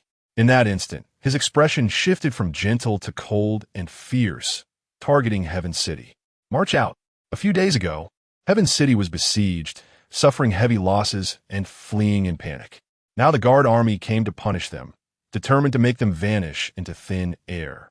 As the army set out, Luo Ren remembered the route to Heaven City like the back of his hand. So they marched swiftly, reaching the tree-lined path leading into Heaven City in less than an hour. Bang, bang, bang. Suddenly, gunfire erupted ahead, followed by the sound of approaching footsteps. Getting closer and closer, a piercing cry rang out, and then Luo Ren saw a bloodied wild boar charging towards him. He kicked the boar away with a powerful strike. Bang! The boar hit the ground, kicking up a cloud of dust. After struggling for a moment, it let out one last grunt and then died. At that moment, as the dust settled, a squad of soldiers from Heaven City appeared before Luo Ren. They aimed their guns at the shoulders of emaciated civilians, using them as human shields. Wearily observing Luo Ren. Who are you? The leading soldier from Heaven Army shouted sharply. But as soon as he finished speaking, the sound of synchronized footsteps arose behind Luo Ren, and then the well-equipped guard army stepped into their view, uniform in height and stride. Fear surged from the depths of their hearts, causing their legs to weaken and their hands to tremble, making it hard to hold their guns. The other soldiers from Heaven City, having experienced the assault on their base, recognized the guard army's attire all too well and stood frozen in shock, just like their leader. The civilians, upon seeing the army before them, showed a flicker of fear in their eyes, but it was fleeting. More of them appeared numb. Luo Ren smiled faintly and stepped forward step by step, with the guard army closely following him. With each step he took, the guards also took a step, creating a powerful sense of oppression that made the soldiers of Heaven City struggle to breathe. Spare us. Finally, under this immense pressure, the soldiers of Heaven City could no longer bear it. They quickly dropped their weapons, fell to their knees with a thud, and while crying for mercy, they frantically knocked their heads on the ground. This was a genuine act of submission, and after just a few knocks, their foreheads turned red. Bound. Luo Ren ordered 10 guards to rush forward and quickly tie up the soldiers from Paradise City.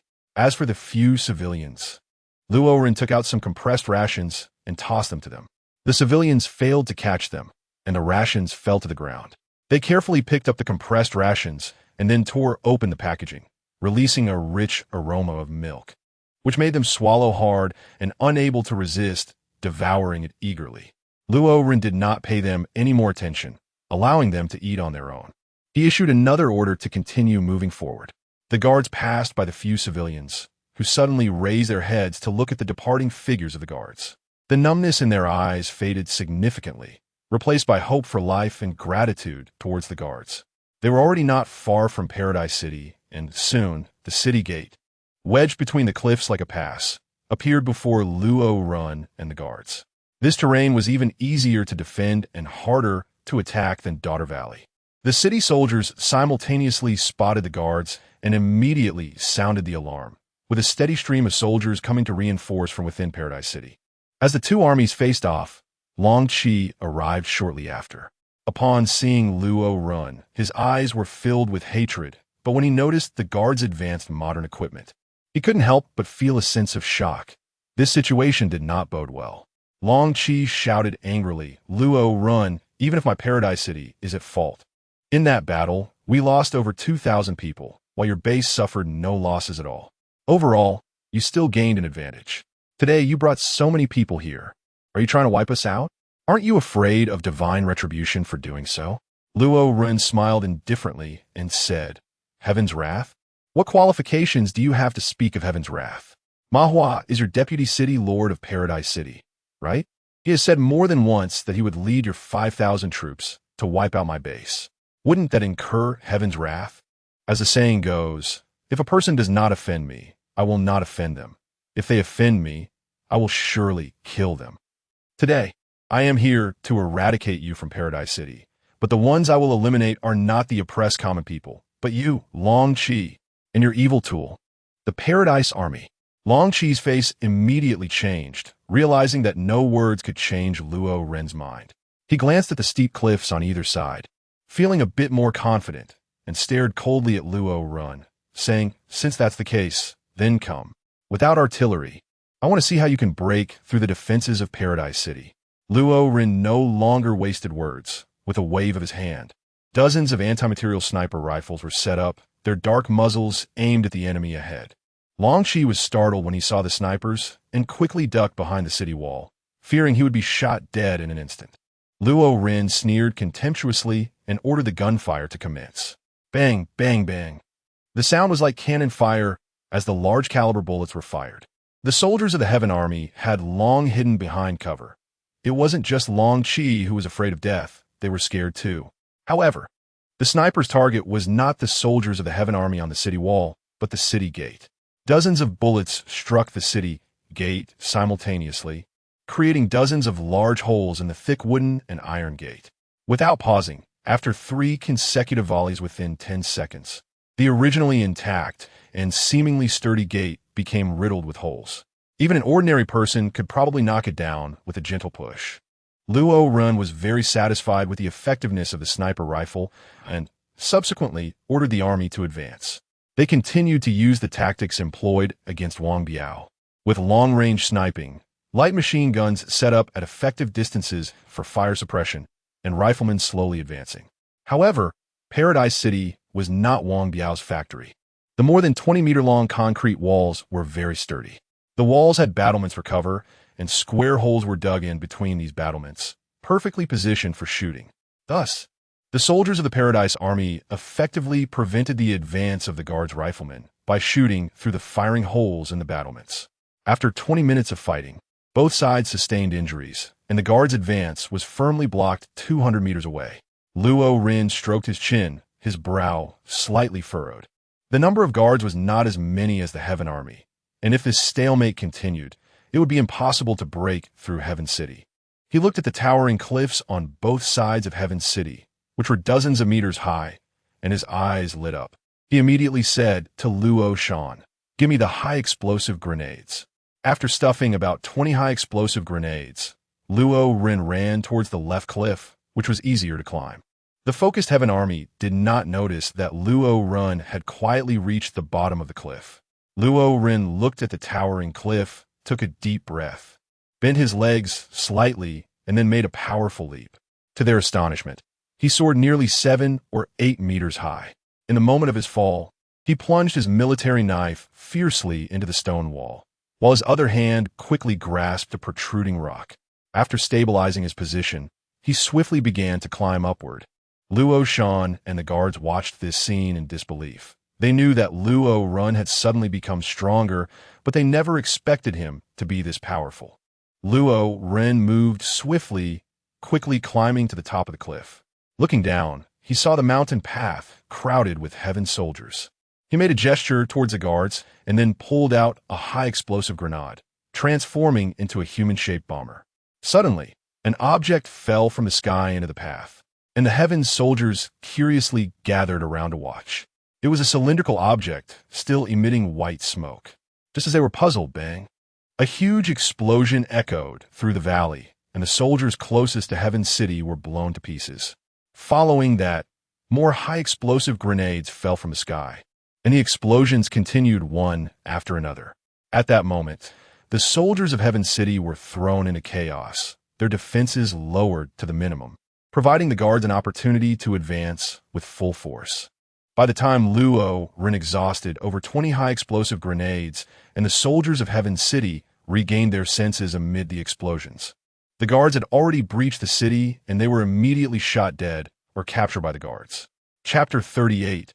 Almost blown to death at this time in the villa, Long Qi, who believed that the guards could never breach the defenses of Heaven City, was leisurely sipping tea. However, upon hearing several explosions followed by a brief pause in gunfire, which then suddenly resumed and grew clearer, he could no longer sit still. He rushed to the window to look outside, and upon seeing the scene beyond, his legs went weak and he collapsed to the ground. His face turned pale, and he muttered to himself, "Impossible, impossible, I must be seeing things." He rubbed his eyes and looked again, but the facts remained unchanged. The guards had indeed breached the defenses and were approaching the villa. Desperately pulling at his hair, he screamed frantically, "Damn! Damn! Damn! No, I can't die here. As long as the green hills remain, I need not fear the lack of firewood." Suddenly, Long Qi got up and frantically searched the bookshelf, pulling out a book that was 10 centimeters thick, flipping it open and shaking it. Ding! A silver key fell from a book with a crisp sound. Long Qi was overjoyed, picked up the key, and dashed towards the basement. Meanwhile, Luo Ren led his troops to the villa below Long Qi's, shooting the guards. Luo Ren then ordered teams 1 and 2 enter the villa and search. Following closely behind, Luo Ren entered the villa, which was far more beautiful than Wang Hu's 3-story small building, with exquisite decorations and ample space. Gunshots rang out from upstairs, and Luo Ren quickly ascended. Seeing several dead soldiers of Heaven City, along with 3 women whose clothes had been torn to shreds, the 3 women huddled together, trembling, their eyes filled with fear that lingered for a long time. Luo Ren sat on the sofa, holding a gun in one hand, and looked at the 3 women before asking, "What are your names? What is your relationship with Long Qi?" The 3 women exchanged furtive glances at Luo Ren and the guards, seeing the unfamiliar soldiers showing extreme respect towards this young man. They speculated that Luo Ren held a very high status. "Oh, Long Qi's women." Luo Ren's gaze sharpened as he fiddled with the gun in his hand. Seeing this, the woman quickly added, "We have no choice. We can only submit to Long Qi in order to survive." "Report, sir." No signs of Long Qi were found in the villa, said a soldier from the search team. Luo Ren frowned. Could it be that Long Qi was not in the villa, but hiding somewhere else? But where could Long Qi hide? He was already powerless now, and those commoners would love nothing more than to drink his blood and eat his flesh. If he was not in the villa, but hiding outside, he would have been torn to pieces by those commoners long ago and devoured. While Luo Ren was puzzled, the woman named Jinjin suddenly spoke up. "My lord, I think I know where Long Qi is hiding." Luo Ren's eyes lit up, and he said, "Quick, tell me." Zhen gracefully stood up, and the torn pieces of her clothes slid down, revealing her exquisite body, as smooth and white as mutton fat jade. Luo Ren's willpower was remarkably strong. He only stared for a moment without drooling, and then ordered the guard to take off his coat and give it to her. Zhen said, "My lord, please follow me." Luo Ren followed behind and arrived at the basement of the villa, where many miscellaneous items were piled up, but there was no sign of Long Qi. Just as he was about to ask, Zhen suddenly crouched down, tapped the floor with her hand, and then said to Luo Ren, "The master is right here." Luo Ren walked in and saw that it was just an ordinary floor tile, and couldn't help but look at Zhen in confusion. Zhen said, "Sir, crouch down and take a closer look." Luo Ren carefully observed for a while. Apart from the coat draped over it and the vaguely beautiful features, there shouldn't be any hidden weapons. He felt relieved and half-squatted down to knock on it. Dong dong. It was empty below. Luo Ren was secretly shocked. There was probably a tunnel below. He carefully observed that there were signs of being pried around this section of the floor. It seemed that Long Qi had escaped through this tunnel. No wonder he couldn't be found in the villa. Luo Ren pulled out his sword and inserted it into the gap, prying the floor open to reveal a dark hole. He looked at the guard soldier who had come in with him and said, "You stay here and watch. I'll go down and take a look." The guard soldier replied, "Yes." Luo Ren jumped down into the tunnel and turned on the flashlight attached to his gun, using its light to move forward. The tunnel was very narrow, just enough to accommodate an adult. After walking for nearly 10 minutes, the light from a flashlight was blocked. Luo Ren stepped forward to check and found that a large iron door was blocking his way. There was a keyhole on the door, and it could only be opened with a key, but Luo Ren didn't have one. He tore off a high-explosive grenade, intending to blow open the iron door. However, after thinking for a moment, he stopped. The tunnel was narrow and had no reinforcement support. A violent explosion could easily collapse it. He still had a great undertaking to complete, and didn't he want to be buried alive? Was he really going to return empty-handed? No, that was not Luo Ren's style. Luo Ren took a step back, took a deep breath, and then gathered all his strength to kick the iron door. Bang! In the narrow tunnel. Such a loud sound perfectly demonstrated what it meant to be deafening. Under Luo Ren's kick, the iron door slightly dented, and debris fell from above onto him, continuing for a while before finally stopping. Luo Ren sighed in relief, glad that there was no collapse. Luo Ren then gathered all his strength and kicked the iron door. After 6 kicks like this, the iron door was finally kicked open. At that moment, a smell of gunpowder spread through the air, and Luo Ren also heard the sizzling sound of the fuse burning. Damn it! Luo Ren was greatly shocked and quickly turned around to run back at full speed. He pushed his speed to the limit and reached the entrance of the tunnel in just a few seconds. With a leap, he jumped into the tunnel, without pausing to pull up Jinjin and the guards who were still there, and shouted, "Everyone evacuate the villa!" Boom! In an instant, the explosion sounded, shaking the ground and mountains, and the entire villa was trembling. Just as Luo Ren and the others stepped out, the villa collapsed with a thunderous roar. Luo Ren hurriedly asked, "Has everyone in the villa come out?" Luo Shan said with sorrow, "There are still 2 members of Team 2 who haven't come out." Luo Ren ordered an immediate search, insisting that he wanted to see the living or the dead.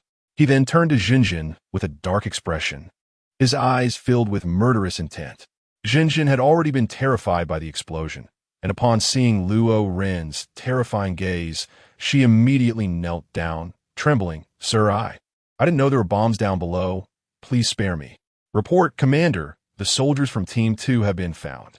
They only sustained minor injuries and are not in serious condition."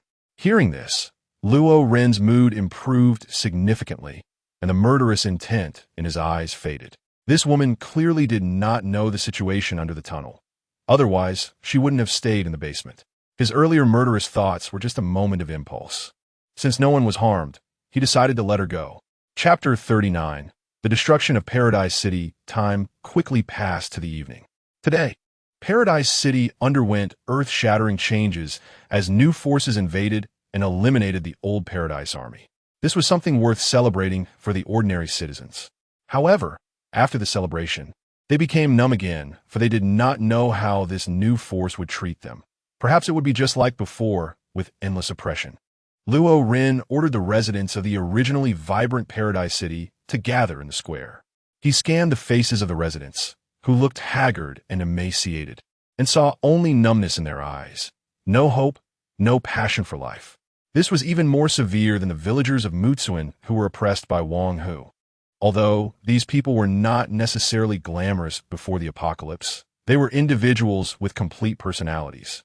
Now, however, they were being treated like livestock, even worse than livestock, which would make anyone feel heartbroken.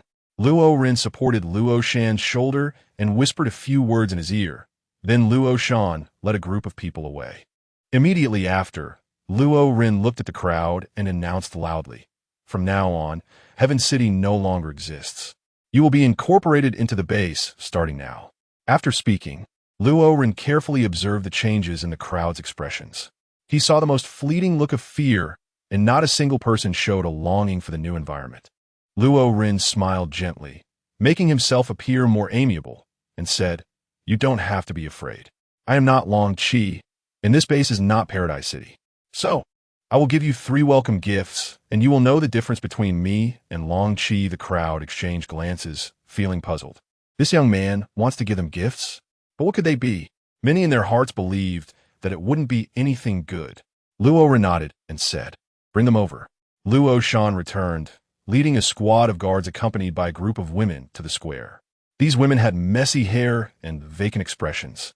They were dressed in clothes stripped from the bodies of fallen Heaven Army soldiers, which didn't fit most of them well, creating a strong sense of incongruity. Upon seeing these women, the male crowd in the square had their dull eyes light up again, and their numb hearts began to stir. Their excited bodies trembled, and tears streamed down their faces. These women had been rescued from the Joy Cave by Luo Ren's orders, and upon seeing the men in the square, they also shed tears, feeling an overwhelming surge of emotion. The guards did not intervene, and the women searched for familiar faces, quickly rushing towards each other, embracing and weeping, soaking their clothes with tears. This scene lasted for nearly half an hour before gradually quieting down, and those who came to their senses began to kneel before Luo Ren, bowing in gratitude. They were now completely certain that Luo Ren was not Long Qi, but their savior. All right. Luo Ren pressed his hand down to signal for silence and said, "Letting you reunite is the first gift for this meeting." With that, he turned to Luo Hai and said, "Get to work." The crowd couldn't help but wonder what the second gift would be. Before long, Luo Hai led 300 guards to bring out all the food from the Heaven City granary, then set up a large iron pot in the square to cook rice and stir-fry vegetables. "This is the second gift for this meeting. After you're full, I'll give you the third gift," Luo Ren announced loudly. Seeing the food, the crowd's eyes sparkled with anticipation. They hadn't had enough to eat for several months, and today they could finally eat to their heart's content. They couldn't help but feel an overwhelming gratitude towards Luo Ren, and no one was concerned about what the third gift would be. As the fire was lit, the aroma of the food soon filled the entire square, causing the crowd to become restless, with many people uncontrollably drooling. Finally, when the food was ready, the hungry crowd could no longer contain themselves and rushed towards the large iron pot. The guards worked hard to maintain order, managing to calm the people down so they could line up properly. Some people began to cry while eating, their tears falling into the food, adding a bitter taste. While these people were eating, Luo Ren had already ordered the captured Heaven Army soldiers to be brought up. Only after the hungry crowd finished their ravenous eating did they notice the kneeling Heaven Army soldiers. These soldiers had completely lost their former imposing presence. They dared not look directly at the crowd or the guards, only bending over and lowering their heads, occasionally glancing at Luo Ren. They did not know how Luo Ren would deal with them, and this unknown fear made them tremble all over. Luo Ren saw that the crowd had already put down their bowls and chopsticks. He cleared his throat, pointed at the heavenly soldiers, and said loudly, You all know these people, and you have seen what they have done. This third gift of our meeting is to let you judge them and decide their lives and deaths." The crowd was incredulous upon hearing this, that they were actually given the power of judgment, until Luo Ren ordered one of the heavenly soldiers to kneel before them and said, starting with this person, "Speak of his crimes. Anyone who has committed heinous acts shall be executed on the spot." As the crowd realized they had not misheard, that Luo Ren truly had given them the power of judgment, they looked into the eyes of the heavenly soldier, and flames of anger burned within them, almost palpable. One by one, they stepped forward to point out the evil deeds committed by this heavenly soldier. After Luo Ren listened, the actions of this person were enough for him to be cut into 1,000 pieces. He immediately ordered a summary execution on the spot, and then brought up another soldier from the heavenly army. The second soldier from the heavenly army, upon witnessing the earlier scene, had his legs go weak and was dragged up.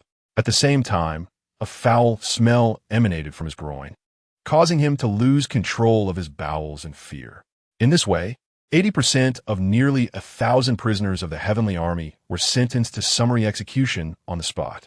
The pent-up anger of the people was finally released, and as a result, they regarded Luo Ren with the same respect as a savior. At the top of the cliff, Luo Ren looked at the Milky Way in the sky and sighed, "It's really beautiful. This disaster has turned the world into a hell, yet made the night sky even more beautiful." He couldn't help but wonder where this virus came from and how it would develop. Luo Ren felt a mix of anticipation and fear in his heart. Just as he was lost in thought, a rooster's crow sounded from behind him. He suddenly stood up, turned around, and stared in shock. In front of him was a giant rooster, nearly a meter tall, with a beak as long as a finger and claws on its 2 pairs of feet that were as sharp as small knives, frighteningly so. "Is this a chicken?" Luo Ren was puzzled and scrutinized carefully, but the rooster was unwilling to let him talk nonsense. With a loud crow, the rooster flapped its wings, stirring up dust from the ground and blowing it towards Luo Ren, obscuring his vision. Then it flew up more than 10 meters into the air and rapidly swooped down towards Luo Ren. "Damn, it's become a spirit." Luo Ren felt a surge of anger. After finally getting a moment to rest, enjoy the moonlight, and feel the cool breeze, he didn't expect to be ambushed by a chicken, which infuriated him. Chapter 40. Can animals evolve too? Luo Ren's anger erupted from the depths of his heart, surging to the top of his head. Facing the rapidly diving rooster, he swiftly dodged, then seized the opportunity to grab the rooster's wings and slammed it down with force. The rooster cried out in pain, but Luo Ren's strength was so great that it couldn't break free. After nearly 3 minutes of continuous slamming, the rooster became dizzy. Then, Luo Ren held its neck with one hand while the other hand moved rapidly, leaving behind afterimages, and in just a few seconds, he plucked the feathers from the rooster's neck. He took out a military knife and swiftly slashed the rooster's neck with one stroke. His technique was as professional as that of a woman killing chickens in a market. The chicken's blood gushed out, and Luo Ren felt regretful. If only he had a container, the chicken blood would be a great tonic.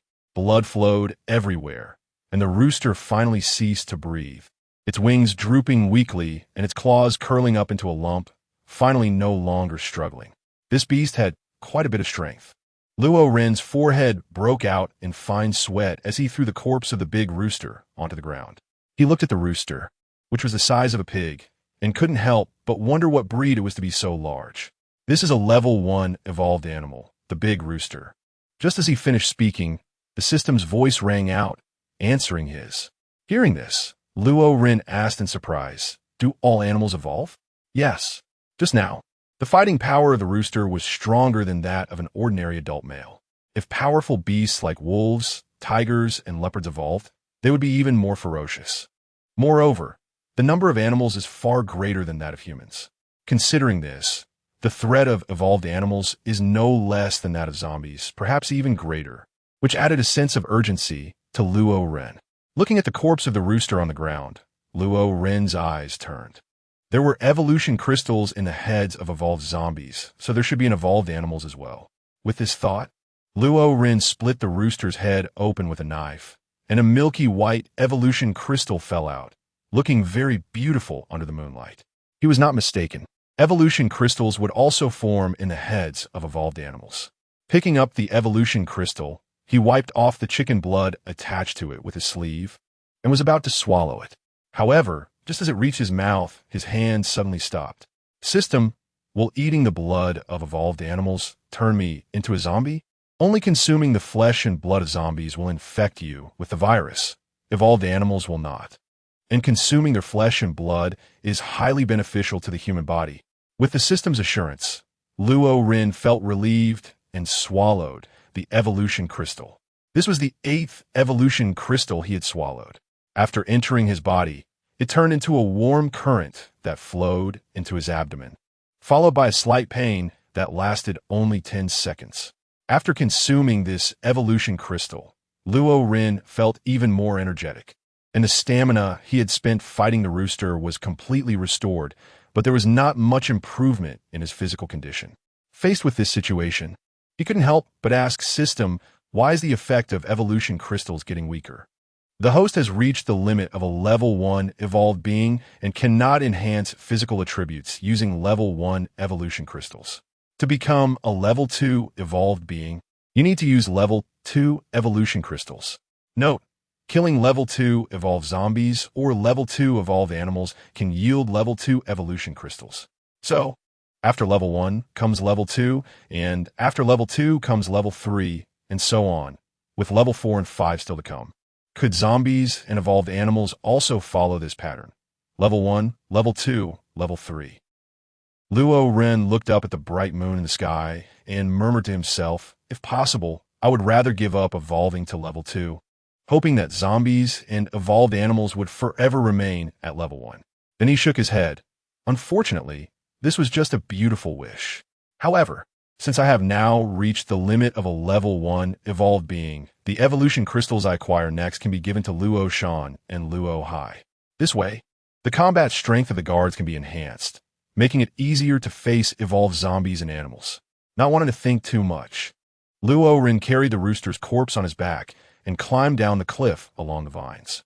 At this time, most people had already fallen asleep, and only the guard team on duty was still working diligently. They saw Luo Ren carrying a chicken as big as a pig, and all widened their eyes. Mouths agape enough to fit a goose egg. Did the commander go hunting? What exactly is that, a chicken or a golden eagle? Such a big one. Someone exclaimed.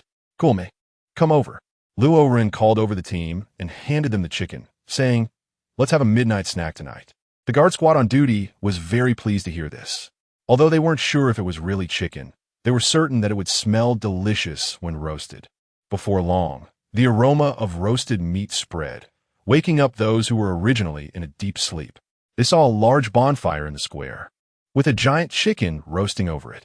The people who woke up were astonished, exclaiming that it was unbelievable to have such a feast in the middle of the night. While secretly swallowing their saliva, Luo Ren looked at the roasted chicken with a charred brown skin, swallowing hard at the sight. He then tore off a wing that was almost the size of his arm and started to gnaw on it, savoring the delicious flavor. The guards on duty couldn't resist either and began to tear into the chicken meat. Before long, Luo Shan and Luo Hai, awakened by the enticing aroma, approached with hopeful looks, pitifully staring at Luo Ren. Wu, eat woo, take your own. Luo Ren took a big bite of the chicken, his words unclear. However, Luo Shan and the others caught the key points and understood what Luo Ren meant, and they immediately began to eat without hesitation. The ordinary people watching this scene drooled with envy, suspecting that Luo Ren intentionally made them eat their fill in the evening so that he could enjoy roasted chicken in the middle of the night. Under the voracious eating of the guard soldiers and Luo Ren, the oversized roasted chicken was quickly devoured, leaving only a pile of thick bones like pig bones. Luo Ren sucked on his fingers, comfortably burped, and felt great. The soldiers of the guard also enjoyed their meal, their faces glowing with satisfaction. Among them, Luo Hai, who ate the most, was sweating profusely and had stripped down to his bare torso. It was at this moment that his nose suddenly started to bleed, shocking everyone. Could the roasted chicken be poisonous? However, the others were fine. Luo Hai couldn't help but glance at Luo Ren, who immediately gave him a reassuring look and said, "Don't worry, you're just not able to absorb the extra energy. Hurry up and run a few laps to burn off some excess energy." Hearing this, Luo Hai breathed a sigh of relief, thinking he was going to lose his life just for eating a roast chicken. He stuffed his nose with 2 pieces of tissue to stop the bleeding and then began to run around the square. In this way, while everyone else went to sleep, Luo Hai was still running, and when everyone else woke up, Luo Hai was still running. Luo Ren couldn't help but exclaim, "This is truly beneficial." The night passed, dawn broke, and after having breakfast, Luo Hai finally stopped. A night of running had exhausted him, and he lay on his back, gasping for breath. At this moment, it was time to set off for Daughter Valley. Luo Ren approached the collapsed Luo Hai and smiled. "Can you still move?" Luo Hai gasped and said, "Report, Commander." "No problem." As he spoke, he tried to get up, but unfortunately, after running all night, he was already exhausted, and there was no extra strength left in his body. Luo Ren shook his head with a smile and said, "Don't hold on, just take my car." Chapter 41. Luo Ren's methods. The guards were in front, and 30,000 civilians followed behind, leaving Paradise City in a grand procession towards Daughter Valley. Although the people did not know where Luo Ren was taking them, they believed that he would bring them a better life. So they followed voluntarily without the escort of the guards. After about 2 hours, everything was peaceful on the road, and they finally arrived at Daughter Valley. The female soldiers guarding the city were initially shocked to see the dense crowd, but upon recognizing that the leader was Luo Ren, they breathed a sigh of relief and immediately opened the city gates. Su Antong heard the news and was slightly surprised to see so many people. She immediately understood that Luo Ren had indeed destroyed Paradise City, which made her extremely excited, feeling fortunate to have encountered such a powerful yet non-violent person like Luo Ren. While temporarily resting in Daughter Valley, Luo Ren and Su Antong mobilized the more than 10,000 residents of Daughter Valley. Although Su Antong agreed to have Daughter Valley join the base, it was different from Paradise City.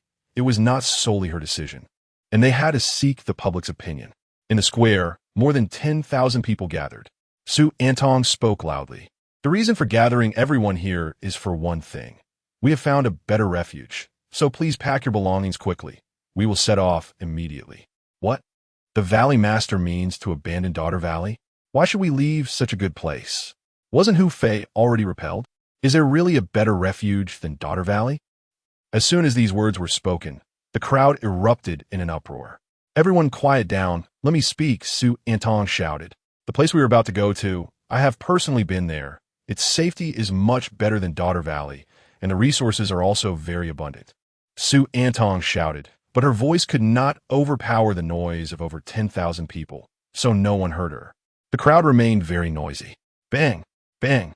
At that moment, 2 gunshots suddenly rang out, startling Su Antong. She turned to see Luo Ren firing 2 shots into the sky. And it was these 2 shots that finally silenced the crowd, drawing their attention to Luo Ren.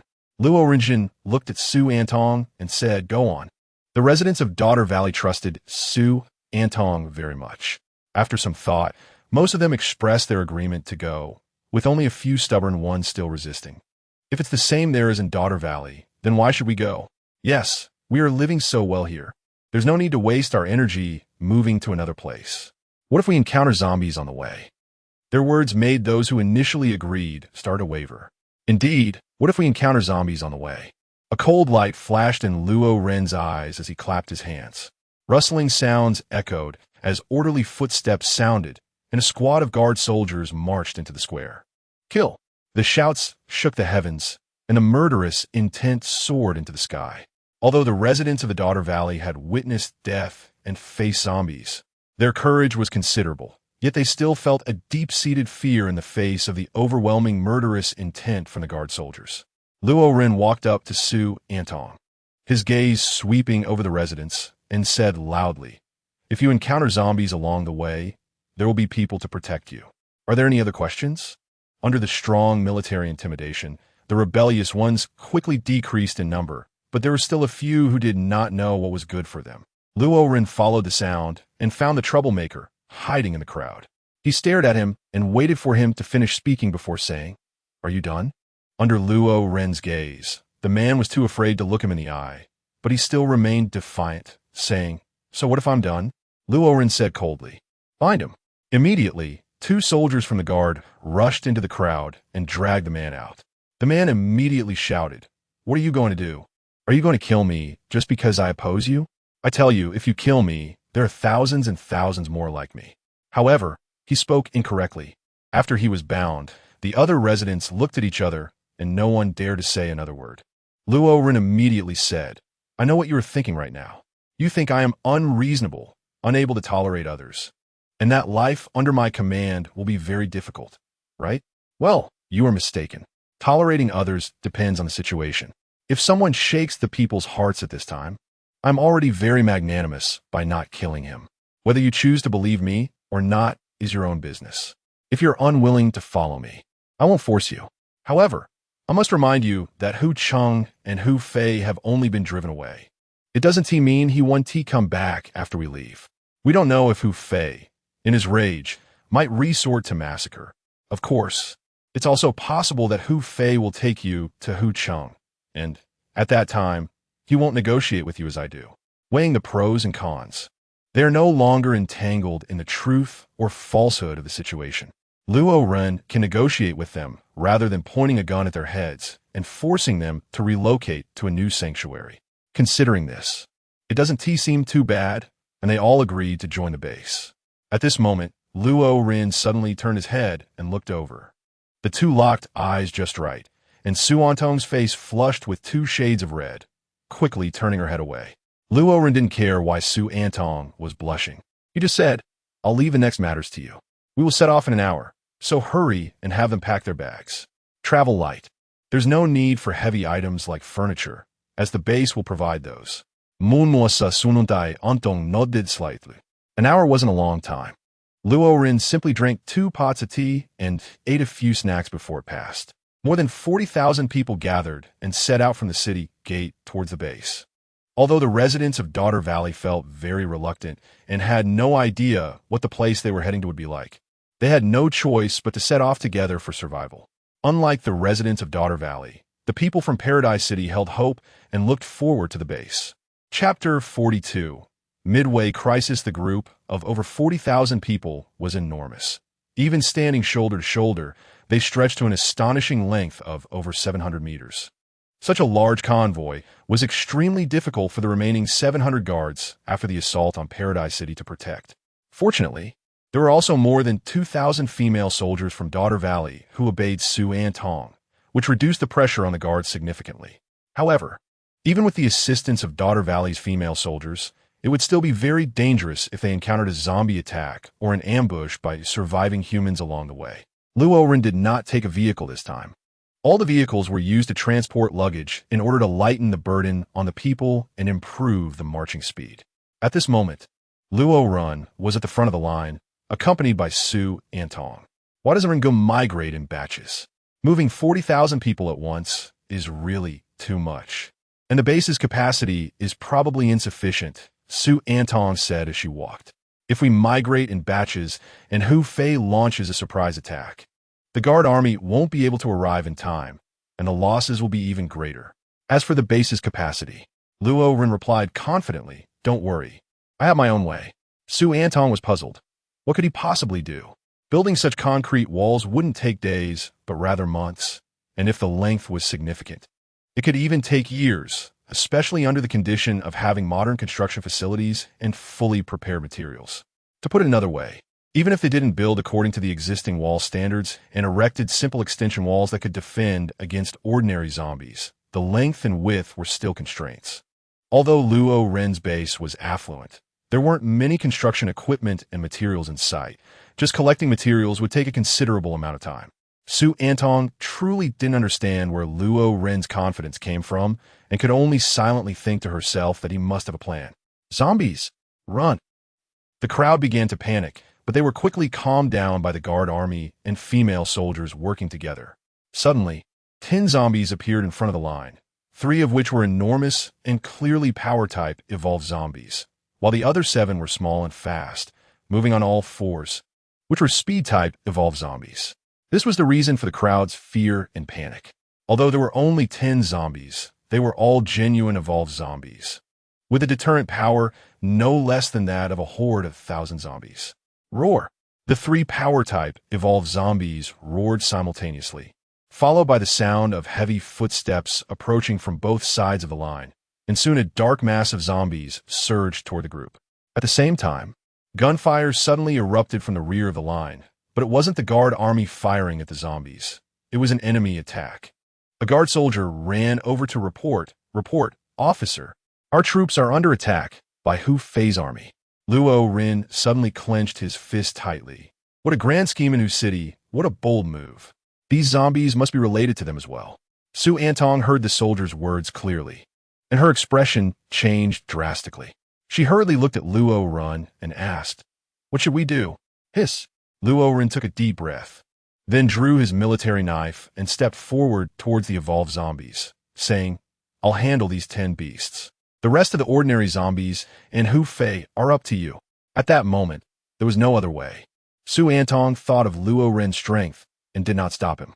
She immediately went to command the female soldiers to deal with the zombies.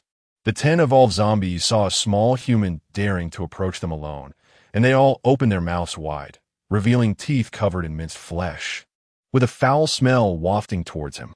Suddenly, one of the strength-type evolved zombies moved, charging towards Luo Ren like a humanoid tank. Luo Ren's speed suddenly erupted. In a distance of 100 meters, in less than 3 seconds, he leaped 3 meters high, holding a military knife above his head.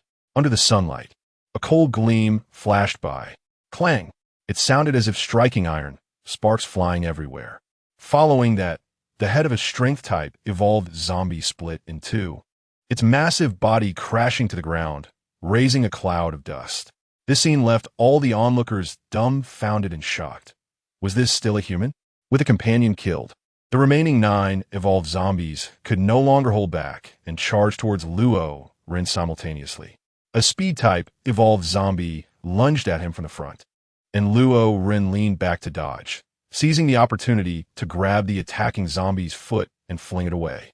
Immediately after, another evolved zombie attacked from the left. Luo Ren narrowly dodged and then kicked that zombie away. At the same time, 4 speed-type zombies attacked from all directions, with no way to advance or retreat. Faced with such a situation, Luo Ren's mind raced.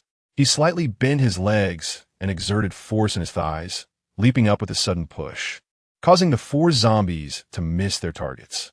Then, Luo Ren fell rapidly, both feet landing on the heads of 2 evolved zombies, smashing them into the ground. The defense of speed-type evolved zombies was far inferior to that of strength-type zombies. Their heads were crushed by Luo Ren's stomp, splattering brain matter and blood all over him. The zombies showed no fear. As their companions were killed one after another, they remained indifferent. In their eyes, they only recognized how powerful this human was, and that his flesh must taste better than ordinary people. Without giving Luo Ren a moment to breathe, 2 strength-type zombies roared and charged at him. Bloodied, Luo Ren resembled a descending war god, unafraid. He dashed forward, his speed reaching its peak, and in the blink of an eye, reached the back of one strength-type zombie, leaping up and planting both feet on its back. It was like a 1,000-pound weight pressing down, causing the strength-type evolved zombie to fall immediately. Luo Ren swung his knife down, separating its head from its body. Just then, the other strength-type zombie swung its massive fist at Luo Ren. He quickly retreated to dodge, and that fist struck the decapitated zombie's body, causing a deep dent where it hit. A large amount of thick dark red blood mixed with chunks of internal organs sprayed out from the neck, reaching as far as 100 meters away, creating a spectacular scene. Taking advantage of the moment, Luo Ren gripped the knife with both hands, leaped high, and slashed down at the head of the power-type evolved zombie. Clang! Sparks flew, the blade of the military knife chipped, and the head of the power-type evolved zombie split open, instantly losing all breath. Whoosh!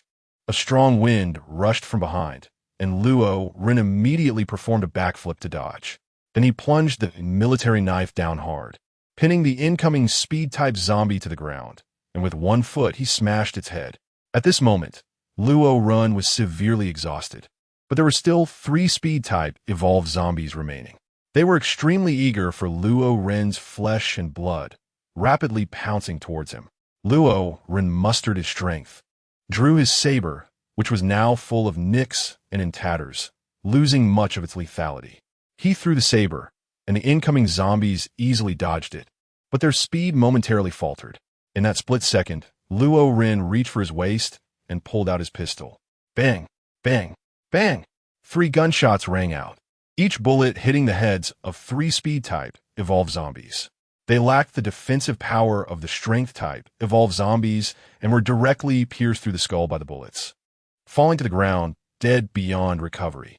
Blowing away the smoke from the muzzle, Luo Ren said, "Fortunately, I didn't run out." Just then his vision blurred, and he could no longer hold on, collapsing to the ground. Chapter 43. A significant loss. Brother Ren. Su Antong had been observing from a distance. Seeing Luo Ren faint, she rushed over and caught him to prevent him from hitting the ground hard. "Brother Ren, are you okay?" Su Antong asked anxiously. Luo Ren is the backbone of everyone. If anything happens to him, it would be a huge deal. Meanwhile, the gunfire from the rear of the team has also ceased, as the ambushing Hu city troops have been repelled. The guard troops have come forward to assist the female soldiers in dealing with the zombies. And soon the ordinary zombies have been completely dealt with.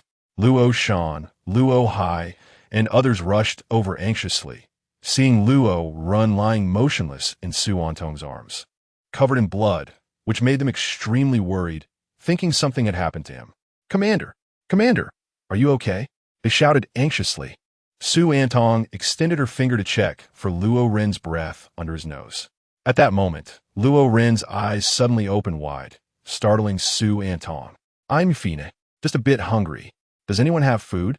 After the fierce battle, Luo Ren had exhausted all his strength and was now famished, urgently needing to replenish his energy. Luo Ren came back to life, and everyone breathed a sigh of relief. Luo Shan and Luo He quickly took out some compressed rations, tore open the packaging, and handed them over. Luo Ren took the compressed rations and finished them in a few bites. The food quickly transformed into energy to replenish his consumed strength. In less than 3 minutes, Luo Ren's strength was restored somewhat, enough for him to walk on his own. However, feeling the warmth at the back of his head and the fragrant scent around him, he decided it would be better to lie down a little longer. Su Antong did not have telepathy and did not know Luo Ren's thoughts. She only assumed he was exhausted and let him lie in her arms. Not wanting to waste time, Luo Ren looked at Luo Shan, Luo He, and the others. Then his gaze flicked to the bodies of the evolved zombies. The others immediately understood Luo Ren's intentions and grabbed their military knives to move towards the bodies of the evolved zombies. Their target was clear: the evolution crystals in the heads of the evolved zombies. Su Antong watched their actions, and when she saw the familiar milky white crystals being collected by Luo Shan and the others, her previous thoughts resurfaced. Could it be that Brother Ren's strength really has something to do with those small crystals? Luo Ren knew that with Su Antong's intelligence, she would definitely guess something. However, Luo Ren was not worried. Even if Su Antong figured out that the evolution crystal could make people stronger, she still had to possess it, and even if she did have it, she had to be brave enough to consume it. Not everyone had a system to explain that the process of the evolution crystal strengthening the body only involved a little bit of pain. After packing up, the main force did not stop and continued on their way, with Luo Ren sitting in his vehicle supported by Su Antong. After a bloody battle, the massive team of 40,000 had been somewhat reduced, with the length decreasing from over 700 meters to just over 600 meters. The losses this time were indeed significant. The remaining journey went smoothly, encountering only a few stray, ordinary zombies, which were quickly dealt with, causing no loss or obstruction to the team. As evening approached, the sun was about to set, while the clouds beside it were holding and pulling it, not letting it fall. Due to the excessive effort, the clouds turned a deep red. Beneath this crimson hue stood a city, like a city at the edge of the sky, beautiful and peaceful. The soldiers on the city walls stood straight, gazing outside the city, vigilant against enemies, while also hoping for the return of old friends. At that moment, under the afterglow of the sun, a massive team came into view. The soldiers' expressions sharpened, becoming alert, while a comrade beside him picked up binoculars to look. A familiar figure entered his sight, and the soldier couldn't help but feel excited. It was the commander. The originally alert soldier became excited upon hearing his comrades shout. As the tens of thousands of people approached the city, not only were the residents from Daughter Valley dumbfounded by the majestic city, but the female soldiers were also greatly shocked. However, even in their shock, they still cherished the beauty of Daughter Valley. Meanwhile, the residents brought from Paradise City looked on with longing and anticipation, wishing they could rush into the city immediately to see what it was like inside. As for the appearance of Paradise City, they remembered it deeply. But there was no beauty, only pain. Those who were happy knew that there were still many survivors, while those who were sorrowful thought about how many houses would need to be built. Upon entering the base, Luo Ren ordered Shate to count the population, then brought the guard army to the base barracks. The guard army stood in neat rows, their postures still erect, but their numbers had been reduced by more than half. Hu Chung, Hu Fei, I will make you pay. Luo Ren's fist was tightly clenched, a cold glint flashing in his eyes. The system brought up the information panel. Luo Ren silently thought to himself. The host has called up the base information. A screen appeared before Luo Ren's eyes as he looked at the number of guards and the population of the base. Base soldiers, 478 people. Base civilians, 82 people. There were only a little over 44,000 people. This ambush had actually resulted in the deaths of thousands of civilians. Leaving the base barracks, Luo Ren went to the military district to replenish his troops. As long as he had points, his forces would keep coming. Stretching his back and looking up at the sky, he noticed that the sun had completely set and only the moon brought a hint of light to the outside world. Luo Ren arrived at the residential area, where the management staff from Saudi Arabia were still registering residents. The residents brought from Paradise City saw the inside of the base and had no complaints. Instead, they were very happy, saying it was many times better than Paradise City. However, the residents from Daughter Valley were not the same. They were full of complaints. The space here is too small. There are so many of us. It's so cramped. Daughter Valley is much better. Indeed, in such a small city, with so many people, it must be very crowded. Luo Ren shook his head. Truly a human nature. Those who complain are merely bullies who fear the strong and are self-righteous. If they were under Hu Fei's rule, they probably wouldn't even dare to let out a fart. Luo Ren really wanted these people to experience the governance of Heaven City, to live a life where they are not treated as human beings, having to eat thin porridge with chopsticks twice a day, and occasionally getting beaten. However, he couldn't do that. The base is not Heaven City, and he is not Long Chi. As long as these people follow the rules of the base and do not cause trouble, let them complain. When tomorrow morning comes, he will expand the base. And at that time, facing such a miracle, let's see how they will complain. Only at the base can he sleep peacefully. Chapter 44. Base Expansion, Strengthening Power. The next day morning, Luo Ren was awakened by the noisy sounds outside. As he stepped out of the mobile base, he saw people lying and sitting on the ground. There wasn't enough room in the building, so they were packed in tightly with some on the floor. Fortunately, it hadn't rained the night before. Otherwise, there would have been tens of thousands of drenched chickens. Those with sharp eyes noticed Luo Ren coming out, and instead of directly expressing their dissatisfaction, they complained to the people around them. You know what? The ground is too hard. It makes my whole body ache. Exactly. I was poked by a stone when I turned over, and it hurt me all night. What do you all know? I didn't sleep at all last night. Someone's foot, whatever that smell was so strong it stung my eyes. Hey, are you talking about me? Do you think I wanted this? I walked all day yesterday, and when I got here, there was no place to wash my feet. What could I do? These complaints were merely a way of expressing their dissatisfaction to Luo Ren in another form. Luo Ren didn't say much, but instead walked toward the city wall. As those people saw Luo Ren's indifferent demeanor, the sounds of complaints immediately ceased, and they looked at his back, opening their mouths without making a sound. This created a large square, with a smaller square right next to the northern line. Luo Ren then placed city gates on the inner city's east, west, and south sides, making it convenient for the people in the inner city to access various places in the outer city. Since Area 2 encompassed a small river, Luo Ren decided to dig a pond and channel water from the river into it for aquaculture. At the same time, areas not flooded could be appropriately developed for housing, and greenhouses could be built to grow crops. With everything planned out, Luo Ren immediately chose to establish it. After a blinding flash of white light, a 3-kilometer-long city wall suddenly appeared, and at the same time, 2 city gates appeared on the east and west sides of the original city wall. The noisy crowd fell silent at the sudden appearance of the gates, and some bold individuals stepped out, stunned by the scenes outside. More people walked out of the gates, each one left speechless by the sight before them. Am I dreaming? Hey, why are you pinching me? I just wanted to check if I'm dreaming. You should pinch yourself. Why pinch me?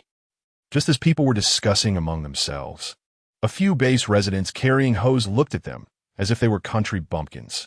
One of them said, "This is the miracle of the commander. What is there to be surprised about?"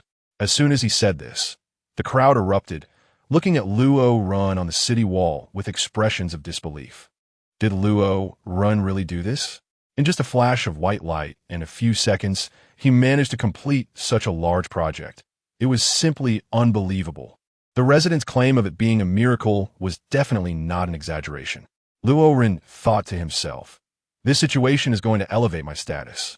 Although the residents from the Valley of Daughters did not kneel in such an exaggerated manner, they also stopped complaining, and their gazes towards Luo Ren held a bit more respect. With the construction of the city walls completed, Luo Ren gathered Shate and the construction supervisor, Chao Mu. He first addressed Chao Mu. "My general idea is to divide the new district into 2 areas, east and west.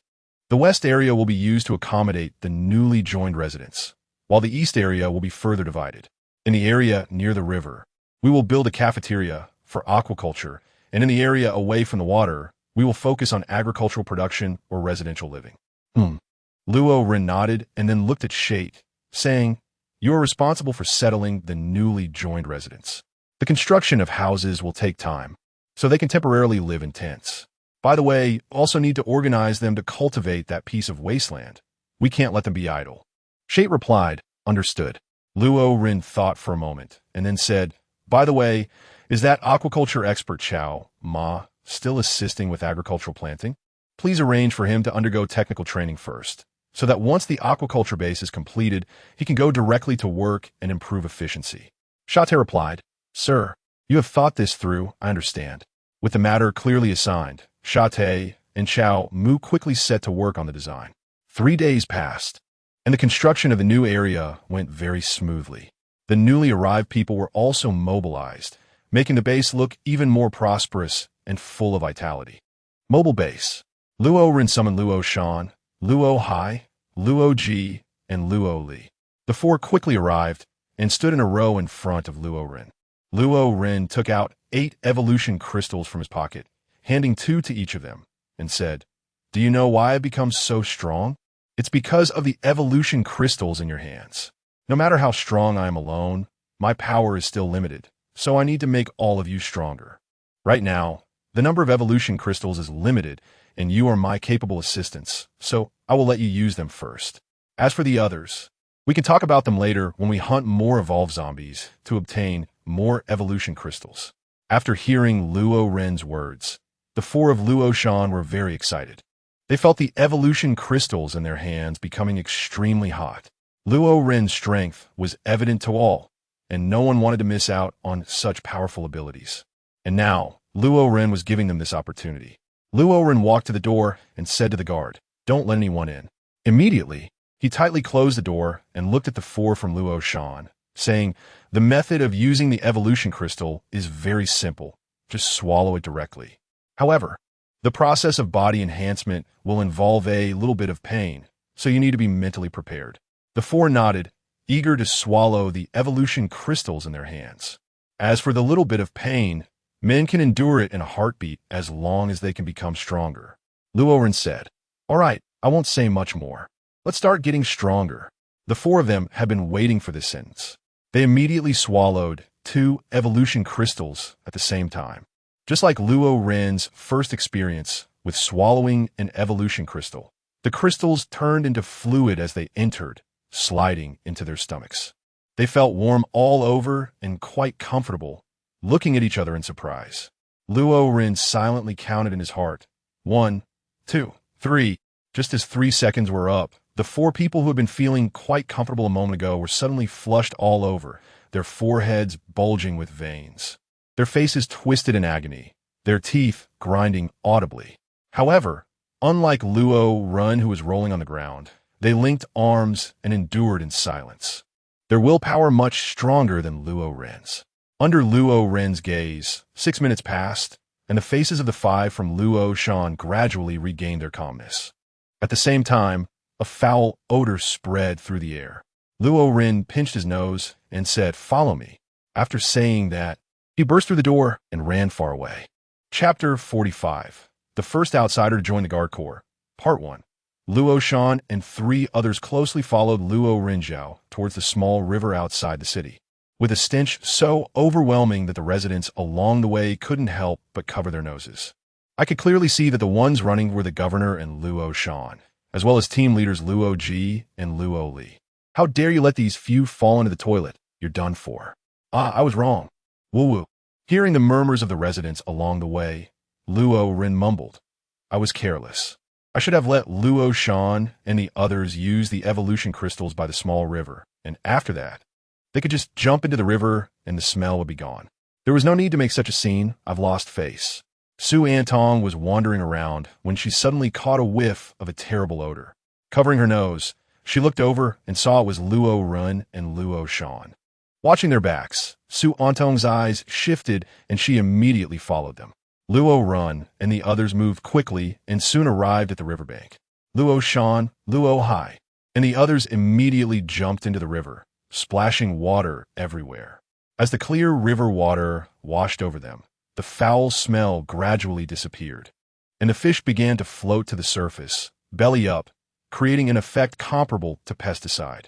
The 4 of them came ashore. Looking at the river full of belly-up fish, their faces flushed with embarrassment as they scratched their heads. With the fish poisoned, anyone eating them would definitely get sick. Luo Ren had to abandon the idea of having someone collect the fish for a meal. He looked at the 4 people standing side by side and thought, "I need to find something to test their physical fitness." He glanced around and spotted a large about half a meter high. He walked over, hugged the stone, and with a bit of effort lifted it up, weighing it in his hands and estimating it to be around 400 to 500 pounds. He pointed at Luo Shan and said, "You go first, lift this large." Luo Shan stepped forward, wrapped his arms around the large, took a deep breath, and held it in. Then he exerted force from his waist, and the 400 to 500-pound slowly lifted off the ground. Luo Shan's face turned red. The veins in his arms and forehead bulged, and he clenched his teeth tightly, holding his breath. It was far from as easy as it was for Luo Ren, for the 500 pounds was still quite a challenge for him. Bang!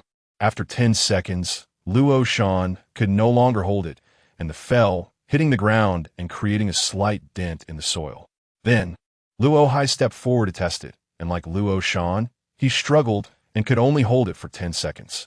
Rogeroli continued the test, and soon it was completed. The 4 of them were almost the same. Lifting the large blue stone weighing 400 to 500 pounds was quite difficult for them, and they could only hold it for a maximum of 10 seconds.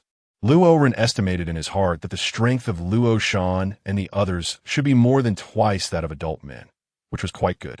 Next, they needed to test their speed, but there was no track here, so they had to go to the training ground at the barracks. Just as he was about to head to the base barracks, someone suddenly called out to Luo Ren. "She is here." Luo Ren recognized the voice as Su Antong and immediately smiled as he approached her. "Antong, Ringa, you guys are amazing. That stone must weigh at least 500 pounds. I thought you were the only strong one in the base. But I didn't expect Luo Shan and Luo Hai to be so strong too. You guys didn't eat the milky white crystals from the zombie brains, did you?" Su Antong jogged over, her eyes filled with excitement. Luo Renwei frowned slightly, thought for a moment, then took out an evolution crystal and smiled.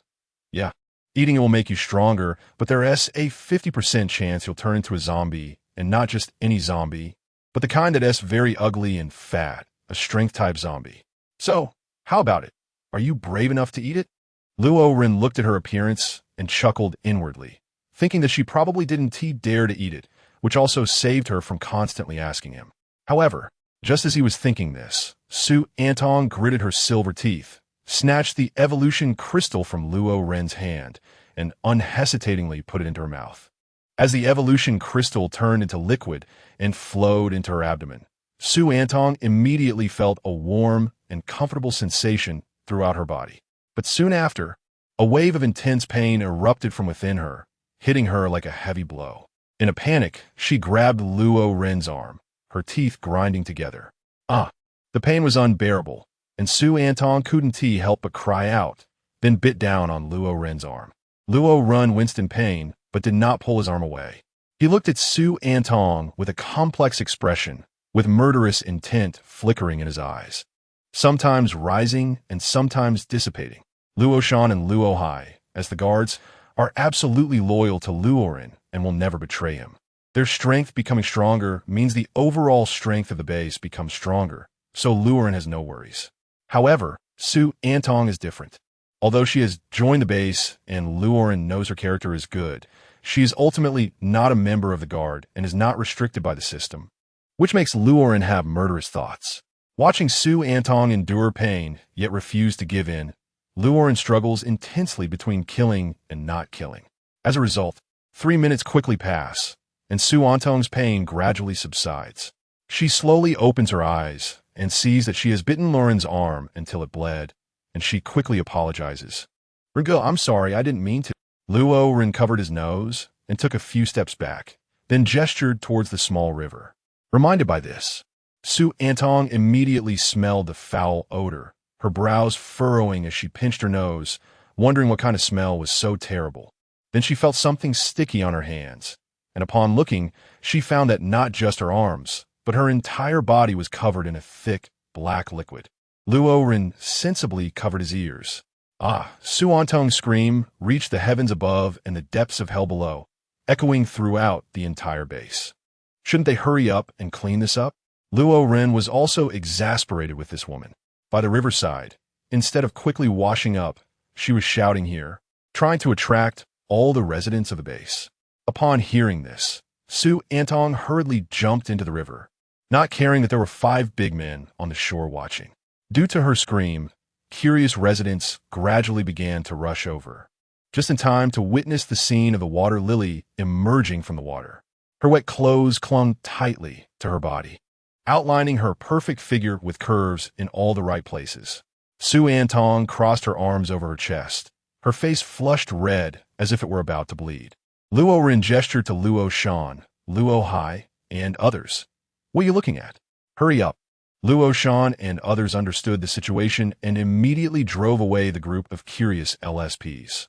Luo Ren took off his coat and handed it to Su Antong, saying, "Put on, don't catch a cold." Su Antong's face flushed. She quickly put on the coat to cover her exquisite figure and said, "Thank you, Ringo." Luo Ren stared into her eyes and asked seriously, "Antong, I ask you, what do you think of the base?" Seeing Luo Ren's expression, Su Antong's heart sank, and she immediately looked directly into Luo Ren's eyes. Speaking honestly, I think the base is great. Whether it's the residents, the guards, or the order here, everything is very good. I really like it here. Luo Ren asked again, "So what do you think of me?" Su Antong said, "I think, Brother Ren, you are a very good leader." Chapter 46, The First Outsider to Join the Guardian Army. Part 2. What Luo Ren saw in Su Antong's eyes was pure sincerity, with no hint of deception. After a long silence, he sighed internally and said to Su Antong, "Don't tell anyone about the evolution crystal, including those sisters of yours in Daughter Valley." Su Antong nodded obediently and replied, "Don't worry, Ringu. Heaven knows, Earth knows, I know." And also Luo Shan, Luo Hai, Luo Ji, and Luo Li know. Luo Ren thought for a moment, took out the remaining evolution crystal, and handed it to Su Antong, saying, "Since it has come to this, you are now a member of the Guardian Army. They have all consumed 2 crystals, so this one is for you." Su Antong happily accepted the evolution crystal, and her gaze towards Luo Ren became softer and more respectful. Suddenly, she saluted and said, "Understood." Seeing her impressive posture, Luo Ren smiled and said, "You must remember the 3 principles of the Guardian Army." "What are the 3 principles?" Su Antong asked. Luo Ren beckoned with his finger and said, "Luo Shan, you tell her." "Luo Shan, do not betray the Lord." Luo Hi, do not betray the Lord. Luo Ji, do not betray the Lord. Raleigh, this is the 3 principles of the base guard. After hearing this, Su Antong's impression of Luo Ren, who had just built a tall image, instantly collapsed. She couldn't help but roll her eyes at Luo Ren and said, "Do I look like someone who would be a traitor?" Luo Renjin carefully examined it, then stroked his chin and nodded slightly, saying, "It seems like it's not." "Well, that's that." Su Antong then rolled her eyes at Luo Ren again. Seeing this, Luo Ren said, "That's right. There's one more rule. You're not allowed to roll your eyes at me." Su Antong held her breath and looked at Luo Ren in silence, thinking that the rule could be added or changed as he pleased. Luo Ren's expression was serious, and Su Antong had no choice but to agree. "I will work hard to improve. By the way, sir, you should also restrain yourself a bit and stop saying shocking things that make me want to roll my eyes." Luo Ren shook his head and said, No, that's not acceptable. I am the commander. I don't want to restrain myself. I want you to restrain yourself."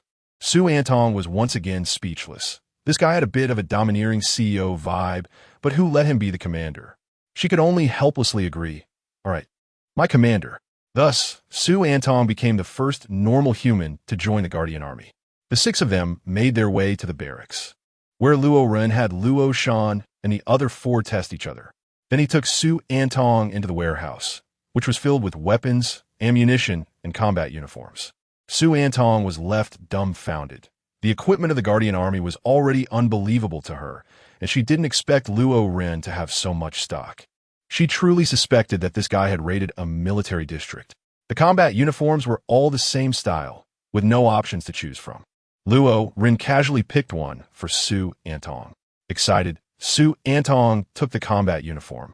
Such a professional combat outfit had a much higher defense than ordinary clothes and was also more comfortable, though it was a bit cumbersome to put on, which was a drawback compared to regular clothes. When they reached the weapon area, Luo Ren said, "1 handgun, 1 standard military knife, and choose a long gun that you're good at." "Wow, a sniper rifle." Luo Ren saw this and couldn't help but ask, "If you want it, just take it. Why are you hesitating? Are you worried about having a gun without bullets?" "Don't worry, there are plenty of bullets." Su Antong replied, "It's not about the bullets. It's because the sniper rifle is too heavy, I can't lift it." Luo Ren placed his hand on Su Antong's shoulder and said helplessly, "Sister, do you remember when you ate an evolution crystal by the river?" "All right."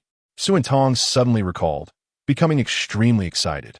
Without hesitation, she grabbed the anti-material sniper rifle with both hands, took a deep breath, and exerted all her strength. Hey!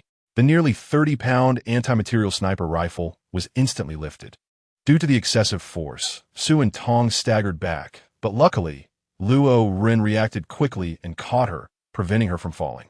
Su Antong's face turned slightly red, and she quickly left Luo Ren's embrace, thanking him. Then, her gaze fell on a large sniper rifle she was holding. After weighing it a few times, she found it no longer felt heavy, just as light as a normal automatic rifle.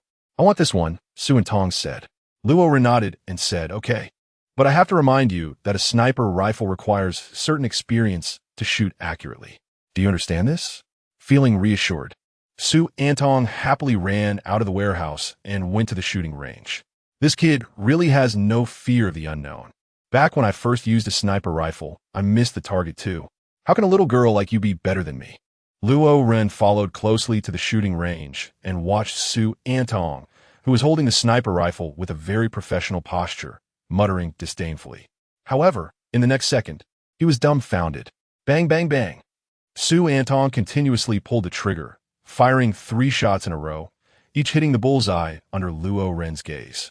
Not only Luo Ren, but even Chi Jun, who was training the guard troops at the training ground, was surprised. He ran over to Luo Ren and said, "Little Luo, this girl has great marksmanship. She's not much worse than the team members I used to have. Where did you find her?" Luo Ren was already dumbfounded, looking at Chi Jun, then at Su Antong, glancing back and forth this. At that moment, Su Antong, who had just finished shooting, joyfully walked over. Seeing Luo Ren's expression, she reached out to help him close his wide-open mouth, and then gave him a proud smile. Luo Ren hurriedly asked, "Have you served in the military? Or are you a special forces soldier?" Su Antong replied, "No, I just like firearms since I was young. And My dad took me to play with him a few times. Luo Ren was suddenly at a loss for words and looked at Qi Jun. After the battle at the factory, Luo Ren had asked Qi Jun about marksmanship, so Qi Jun knew why Luo Ren was acting this way. He immediately patted Luo Ren's shoulder and gave him a comforting look. Brother Ren, do you want to learn? I can teach you, Su Antong said, confused. Luo Ren is really going to fall into depression. Su Antong is now saying such things, and he automatically assumes it is a boast, which has greatly impacted his self-confidence. You continue practicing. I have something to attend to. I'll leave first. Suddenly, a sharp alarm echoed throughout the entire base. Luo Ren looked towards the city gate, his expression suddenly tightening. The guard troops quickly assembled and rushed to the city gate for support. What's going on? Su Antong asked. Without hesitation, Luo Ren exploded into speed, like a human motorcycle, racing towards the city gate. Su Antong looked around, then dashed into the warehouse, quickly changing into combat gear, and followed after him.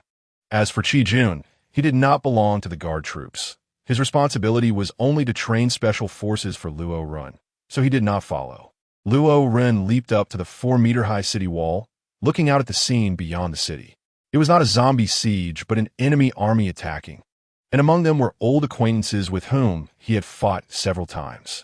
Luo Ren immediately spotted familiar faces among the thousands of soldiers. Hu Fei. Chapter 47. The Overconfident Hu Fei. Luo Ren waved his hand, signaling the accompanying guards to stop temporarily and not to ascend the city wall, deliberately creating the illusion of a manpower shortage. He speculated that Hu Fei must have thought that the last ambush had caused heavy losses to his troops, which was why he dared to lead an army to attack the city. If that was the case, then he would play along and let Hu Fei believe he had suffered significant losses, catching him off guard later. Outside the city, Hu Fei, surrounded by his subordinates, shouted to Luo Ren. Luo Ren, right? I've checked your background. You have an army of 1,000 men and somehow acquired a batch of fine weapons. But now, your army should only have half of that left, right? How do you like the zombie gift package I prepared for you? Haha, Hu Fei sneered. With your few hundred defeated soldiers, do you know how many troops I have in Hu City? Let me tell you, the 4,000 men I brought today are just a quarter of Hu City's forces. To think you can destroy Hu City is simply a daydream. Today, I will wake you up, break your city, and wipe out your men. Luo Ren said coldly. Dream on. If you have the strength, come at me. With your current attitude, even if you kneel and give me 1,000 kowtows later, I won't let you off. But don't worry, I don't want your life. You look quite handsome, and some of my brothers have a taste for that. Saying this, Hu Fei smiled wickedly and said word by word, I will make sure they take good care of you. Ha ha. As soon as Su Antong finished speaking, the guard army erupted in a burst of laughter, each looking at Hu Fei with strange expressions. Even some of Hu Fei's subordinates couldn't help but glance at him curiously, and those who were closer tightened their sphincters and quietly distanced themselves. Indeed, how could Hu Fei know? Hu Fei was so angry that he trembled all over. His face flushed. He glared at Su Antong, who had been submissive in the Daughter's Valley but had become so sharp-tongued here. Was this the courage Luo Ren had given her? Hu Fei pointed at Su Antong, gritting his teeth as he said, Su Antong, you will pay for what you've said. Pay? What price? Su Antong's eyes narrowed, and she coldly replied, I will pay the price. I see that today. You are the one who will pay the price. Luo Ren couldn't help but re-examine Su Antong. He didn't expect that this woman not only had the ability to endure, but could also speak. Just a few words left Hu Fei speechless. Oof. Hu Fei snorted coldly, his face turning red with anger, his teeth itching with rage. All right, you all wait. Once I breach the city, you'll know the consequences of provoking me. Hu Fei. Brothers, attack. With Hu Fei's command, the Hu City army immediately formed up and advanced towards the base. Among them were some carrying ladders, actually planning to use a human wave tactic to bring these ladders to the city walls and then scale them to enter the inner city. Unfortunately, modern warfare relies on guns, not cold weapons like swords and knives. Faced with Hu Fei's mindless tactics, Luo Ren couldn't help but shake his head, revealing a look of disdain. This was even inferior to the tactics of Mahua from Heaven's Paradise City. Luo Ren did not order an immediate attack. Instead, he waited until the Hu City army was within 50 meters of the city wall. He then waved his hand, and the soldiers stationed at the base of the wall quickly climbed up. Light machine guns were set up, and bullets rained down. The trajectory of the bullets formed a dense web of firepower, covering the attacking Hu City army.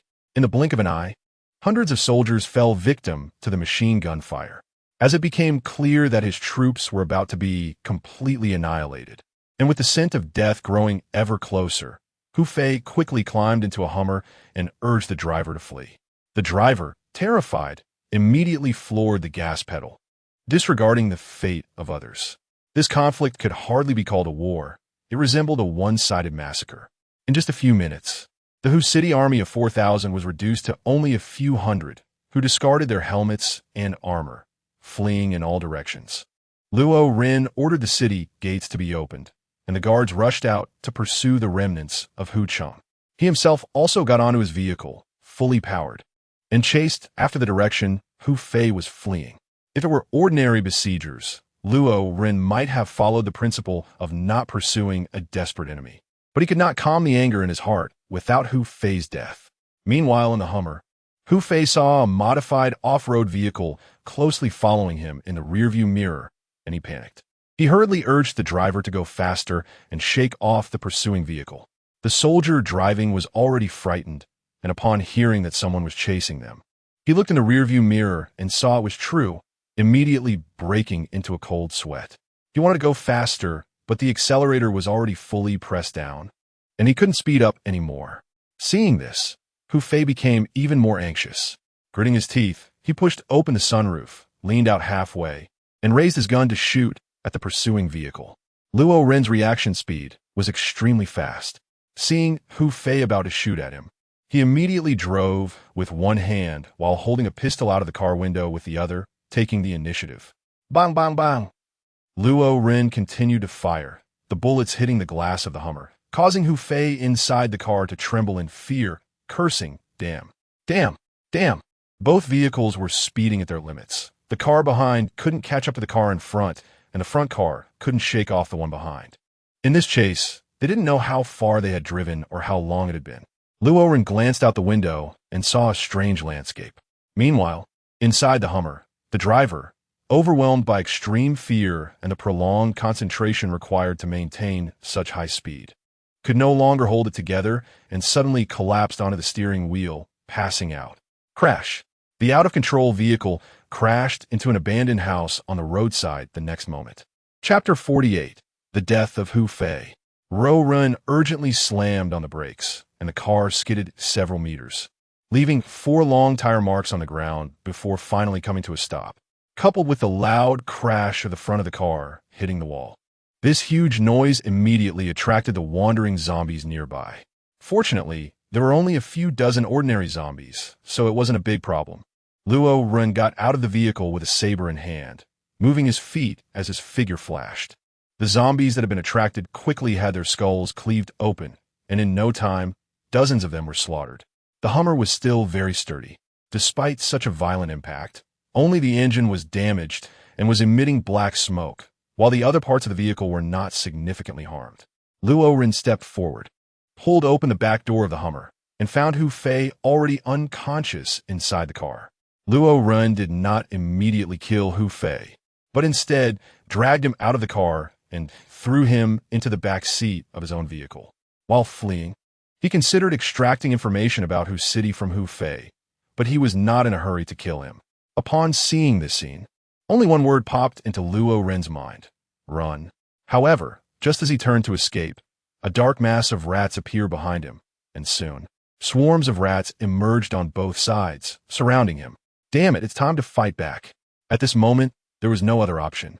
Luo Ren gritted his teeth, floored the accelerator, and charged straight into the swarm of rats.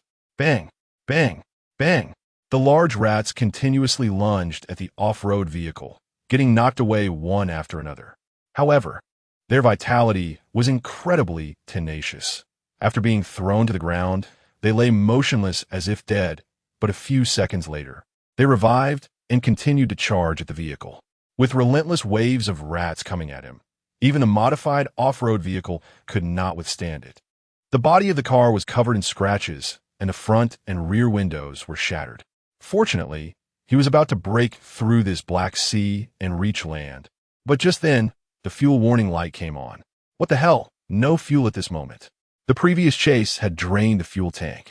It was reasonable for it to run out now, but reasonable or not, this had Luo Ren in despair. Land was just ahead, but the fuel was exhausted. This was no joke. With the fuel completely consumed, the vehicle could no longer generate power. Its speed gradually decreased. If the vehicle came to a complete stop, Luo Ren had reason to believe that in the blink of an eye, these terrifying large rats would overwhelm the car. At that point, unless a miracle occurred, it would be a dead end. Luo Ren glanced at Hu Fei in the back seat, thinking to himself, still haven't gotten the intel, what a pity. Because of his kick, the speed of the off-road vehicle slowed down even more, and soon it was stopped by the swarm of rats. They smelled the blood in the car, the scent of food, and they began to gnaw and scratch, try to tear apart this metal box to get to the delicious food inside. At that moment, Hu Fei woke up from his unconsciousness, hearing the piercing scratching sounds from all directions. He suddenly opened his eyes, and when he saw the crimson eyes of the giant rats, their sharp teeth, and the drool dripping from their eager mouths, he couldn't help but scream in terror.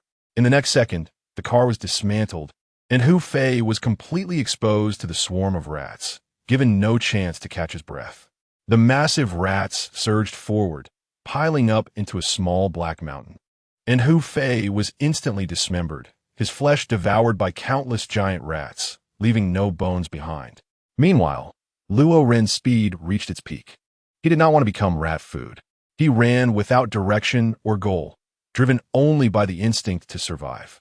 Then he looked ahead and saw several large trees standing tall. He aimed for one of the trees that was as thick as a wash basin and leaped onto its branches, gasping for breath, finally able to take a moment to rest. No, they are not level 1 evolved animals. They are level 0 evolved animals. The system quickly provided the answer. Luo Ren was quite surprised and said, "These mice are as big as piglets, with 2 large front teeth sharp as knives. And their numbers are so vast. This isn't even a level 1 evolved animal. In my opinion, they are more terrifying than level 1 evolved animals. Mice, locusts, bats, and other species belong to unique varieties among evolved animals. They are small in size and individually weak, so after evolution, they are considered 1 level lower than other animals. However, their massive numbers often mean they appear in the thousands, so even evolved animals 1 level higher must choose to flee when encountering them." After hearing the system's explanation, Luo Ren understood that although their individual strength didn't reach level 1, the sheer number was powerful. No, it should be the many mice are powerful. It really wasn't fair. Humans also have large numbers, yet they have turned into zombies. And the surviving humans are all ordinary people who have to hunt, evolve zombies, and evolved animals to obtain evolution crystals to enhance their individual strength. Speaking of evolution crystals, Luo Ren's eyes lit up. System, do those evolved mice have evolution crystals in their heads? If the evolved mice have evolution crystals, that would be fantastic. With such a massive number, although I can't take them on alone, I still have an army. With full firepower coverage, even a swarm of tens of thousands of mice could likely be dealt with. As long as I harvest 1 wave of the mouse swarm, I could obtain tens of thousands of evolution crystals, completely transforming the guard army into a super soldier legion. Imagining a super soldier legion of 1,000 people was exhilarating. At that time, what would Hu's city be? It would be flattened. When encountering a mouse swarm, there would be no need for guns. Everyone could just use a military knife to fight directly. After all, being injured by an evolved animal wouldn't turn them into zombies. The imagination was incredibly beautiful, but reality was always cruel, and the system immediately splashed a bucket of cold water on Luo Ren. Only level 1 evolved animals have evolution crystals. 0 level evolved animals do not. Moreover, even among large numbers of evolved animals like the mouse swarm, reaching level 1 does not guarantee that all of them have evolution crystals. Luo Ren helplessly said, "It seems that vigorously developing the population and unlocking more advanced weapons and equipment is the right way to enhance the strength of the base." As time passed, Luo Ren had rested enough. He stretched and then looked around. He hadn't properly examined the environment in this area before. Standing in the tree, he noticed that not far away, there were actually 5 humans resting on a mound. The moment those humans saw Luo Ren stand up, they also noticed him and immediately approached the large tree he was standing by. The weapons and equipment of these 5 people were quite outdated. 2 of them were holding homemade spears, 2 were wielding machetes, and 1 had a knife at his waist and was holding a homemade gun in his hand. Luo Ren looked at the man holding the homemade gun, who was robust and sharp-eyed. Noticing that he was the only one among the 5 with 2 types of weapons, Luo Ren guessed that the 5 were likely led by him. The group stopped 50 meters away from the big tree, and the man with the gun aimed at Luo Ren and shouted, "Get down." Chapter 49. Luo Ren is robbed. Hearing the shout, Luo Ren yawned and, unhurriedly under the gaze of the 5, jumped down from the branch that was about 5 or 6 meters high, landing steadily on the ground.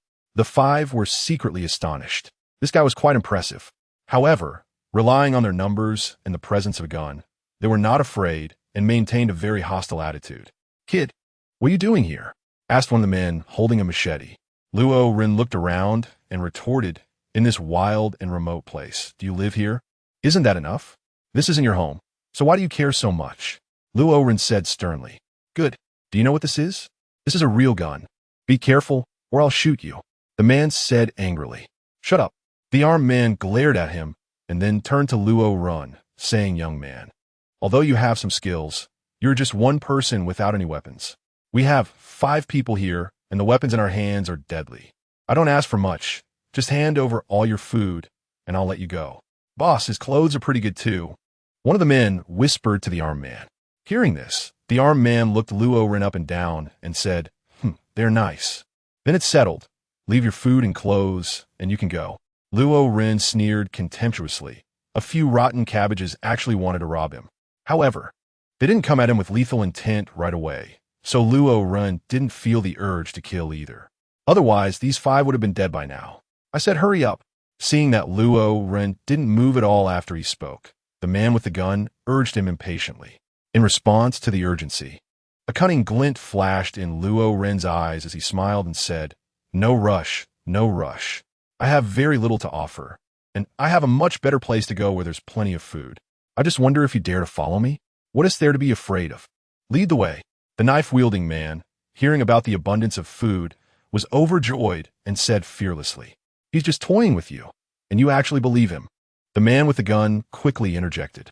The fearless demeanor of the person in front of him made him scrutinize Luo Ren again, pondering, "This person shows no fear in front of us. I wonder if he's faking it or really has the strength. But he has no weapons on him at all. Could he really rely on his fists and feet to win against us?" Suddenly, the man with the gun realized something, and his gaze towards Luo Ren turned fearful. He nervously swallowed, thinking, could he be an evolved human like Tai? He remembered how this person jumped down from a 5 or 6 meter high tree without a scratch, looking completely relaxed. The more he thought about it, the tenser and more afraid he became, involuntarily taking a few steps back and hurriedly lowering his gun. As the saying goes, better safe than sorry. The other 4 were puzzled as to why their leader suddenly put down his gun and looked scared. The gun leader quickly shouted, "You guys put down your weapons." He had seen the power of evolved humans, who could lift boulders weighing 300 to 400 pounds with their bare hands, moving as fast as a weak zombie on all 4s. Unless they had a 100-strong armed team, these few people were simply no match for him. They had already offended this evolved human quite a bit. If they didn't adjust their attitude, they wouldn't even know how they would die next. The other 4 were confused, but 3 of them still obeyed their leader and put down their weapons. Only the knife-wielding man, who had spoken earlier, kept his eyes moving and quickly picked up the dirt gun that belonged to the gun leader, aiming it at Luo Ren. "What is there to be afraid of? I said you, hurry up and take off your clothes and hand over the food, or I'll shoot." The gun leader was so scared that he broke into a cold sweat and angrily shouted, "You bastard, put down the gun quickly. You'll get us all killed." The man not only refused to listen, but also spoke with great disdain. "He's just a slightly stronger human. Isn't he still an ordinary person? I have a gun in hand. Why should I be afraid of him? Is he wearing some kind of invulnerable armor that bullets can't penetrate?" After saying that, he took a few steps closer to Luo Ren, shouting, "Hurry up, I don't want to say it a 3rd time. You put down the gun quickly. This will really get us killed." The gun leader was even more anxious, nearly in tears. Luo Ren sneered and said, "All right, then you better take good care of it."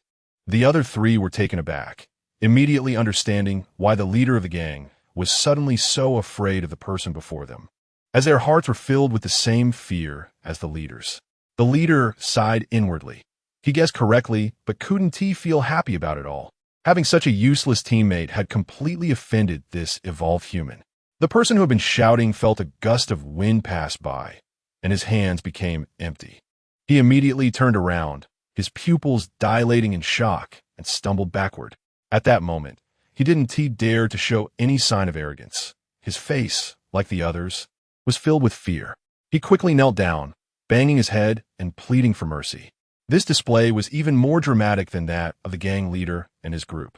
The four of them also knelt down, trembling all over, their hearts filled with curses. "We're doomed. We're doomed. If it weren't for him, we wouldn't have completely offended this evolved human. It's all this bastard's fault, damn it." Luo Ren held the tail of the gun with one hand and the muzzle with the other, then bent it forcefully. The metal-made homemade gun was thus twisted. The gang leader and others were even more frightened upon witnessing this scene. Throwing away the already discarded homemade gun, Luo Ren looked at the person kneeling on the ground and said indifferently, "Didn't you want my clothes and food? I'm standing right here. Come take them yourself. Grandpa, please spare me. Ancestor, please spare me. I didn't recognize the great mountain. I won't dare again." The man begged desperately, knocking his head on the ground. "I'm talking about you. If you want my clothes, come strip them off yourself. If you don't, I'll kill you now." Luo Ren kicked the man over, making him fall on his back, and shouted sternly. The man, also frightened, heard that he would be killed and crawled closer to Luo Ren, trembling as he reached out his hand towards Luo Ren's clothes. Luo Ren took a deep breath, kicked the guy away, and shouted angrily, "You really stripped me. Didn't you say that if I didn't strip, you'd kill me?" The person thought to himself, feeling quite aggrieved. Was he pinched by the door here? Luo Ren looked at Gun Boss and the others, pointing to his head. Gun Boss, mustering his courage, said seriously, "I haven't been pinched by a door. But once when I went out to look for food, I was resting against a Polonia tree when a fruit fell and hit my head. Newton discovered gravity when an apple fell on his head. After being hit by the fruit, I became a bit neurotic and didn't notice any physical phenomena. I speculate that it might be due to the weight of the fruit and the height from which it fell being different from the apple. According to the equations, this Y represents height, X represents weight, and this function."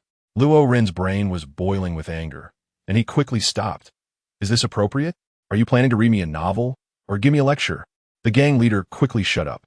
Seeing him quiet down, Luo Ren asked, "All right, let me ask you, weren't you all quite arrogant at the beginning? Why the sudden 180-degree change?" Chapter 50, Gojai, Evolving Humanity? Luo Ren was shocked in his heart, unsure whether the evolving humanity he mentioned was about natural evolution like animals or about humans like me who swallowed evolution crystals. Luo Ren asked, "Aside from seeing me, have you encountered other evolved humans?" The leader? Luo Ren thought to himself that these people were not just a scattered small team, but rather a squad sent by a larger force to search for food. However, it was just right to gather intelligence about the so-called leader and their shelter from these people. Luo Ren then asked, "What is the name of your shelter? How many people are there? What is your military strength like? And what is the name of the leader you mentioned? And how did he become an evolved human?" The gun boss, not daring to lie, answered honestly, "Our shelter is called Gojai, a name chosen by the leader, meaning to survive in the apocalypse. We have about 7,000 to 8,000 people in Gojai. As for our military strength, well, we are all spontaneously organized into small teams to go out searching for food. If we don't go out, there will be no food to eat. When the shelter is in danger, everyone comes together to protect it, more like keeping warm by gathering together. If you have to talk about military strength, it would be the leader's 100-man team. Our leader is named Chin Tai, and I don't know the specific reason for how he became an evolved human. I guess no one in the shelter knows because one night, Tai suddenly became very strong, and then he claimed to be an evolved human." Luo Ren stroked his chin, pondering that becoming stronger overnight could be due to natural evolution. However, he believed even more that Chin Tai must have consumed evolution crystals, because if it were natural evolution, it wouldn't be so rare. There weren't even a single person who had naturally evolved among the tens of thousands in the base. Nor had he encountered any naturally evolved individuals among the factions they met. This was quite unscientific. He just didn't know how many evolution crystals Tai had consumed or to what extent his physical fitness had reached. After some thought, Luo Ren said, "Get up, lead the way." Gun Boss was a bit confused and cautiously asked, "Where are you going? What do you think?" "Of course, we're going to the Guing stronghold. You need to know the way to other places too, right?" Luo Ren replied. Gun Boss was taken aback, but then relaxed. Luo Ren was just one person. Even if he was an evolved human, it was still very dangerous to encounter a large number of zombies. He figured they were just seeking refuge at the Guing stronghold. However, there was one more thing. Gun Boss rubbed his hands together, looking obsequious. If we take you to the Guing stronghold, could you let us go and not hold a grudge against us?" Luo Ren was speechless and immediately showed a fierce expression. "Lead the way quickly, or I'll kill you all right now." The Gun Boss was startled and dared not ask any more questions. He called over a few of his brothers and even kicked that useless teammate, forcing him to walk in front. "Please follow us." The Gun Boss and his crew were very familiar with this area, and they encountered no zombies or mutated animals along the way. They quickly brought Luo Ren to their destination, the Go Village. In front of Luo Ren was an abandoned factory where people moved about, and makeshift houses made of various materials were constructed. At the entrance, the words Gojai were written in charcoal on a piece of cardboard and then on the wall. There were 2 soldiers on guard, but when they saw Luo Ren and the others enter, they showed no intention of stopping them. Following the Gun Boss into Gojai, the environment inside was far inferior to the base, with garbage scattered everywhere and no one to clean up. Fortunately, the people were not beasts. They had their own sense of shame. While they could be careless about trash, they still knew to dig a hole in the ground to relieve themselves, so there wasn't. However, those who went out faced trouble, as many often ended up stepping on landmines, getting their shoes all messed up, arriving at a simple house made of wooden boards, iron sheets, and rags. The Gun Boss pointed and said, "This is our residence. What do you think?" Luo Ren looked into the room, which was small and filled with clutter, leaving just enough space for 3 beds, barely enough for the 5 members of the gang. Given the situation, Luo Ren didn't dare to stay there, and besides, he wasn't there to sleep. He immediately said, "You all sleep here. I have my own way. By the way, where does the village chief live?" The stone that had been weighing on Chong Laoda's heart finally dropped when he heard Luo Ren's tone, which suggested he might let them go. He quickly pointed to the dilapidated building that was less than 1/5 intact and said, "That's the village chief's residence." Luo Renshun glanced over, took note, then pulled out a few pieces of compressed food from his pocket and tossed them to the gang leader, saying, "This is a reward for your hard work and also a hush money. Don't mention my matters to anyone, otherwise you know the consequences. Rest assured, we won't say a word even if you kill us." The gang leader, seeing the food, was overjoyed and quickly nodded in agreement. Luo Ren left the residence of the gang leader and walked along the road. He wasn't in a hurry to find the leader of the Gojai, Tai, but planned to take a stroll around the entire Gojai first. "Big brother, 2 portions of food, today I am yours."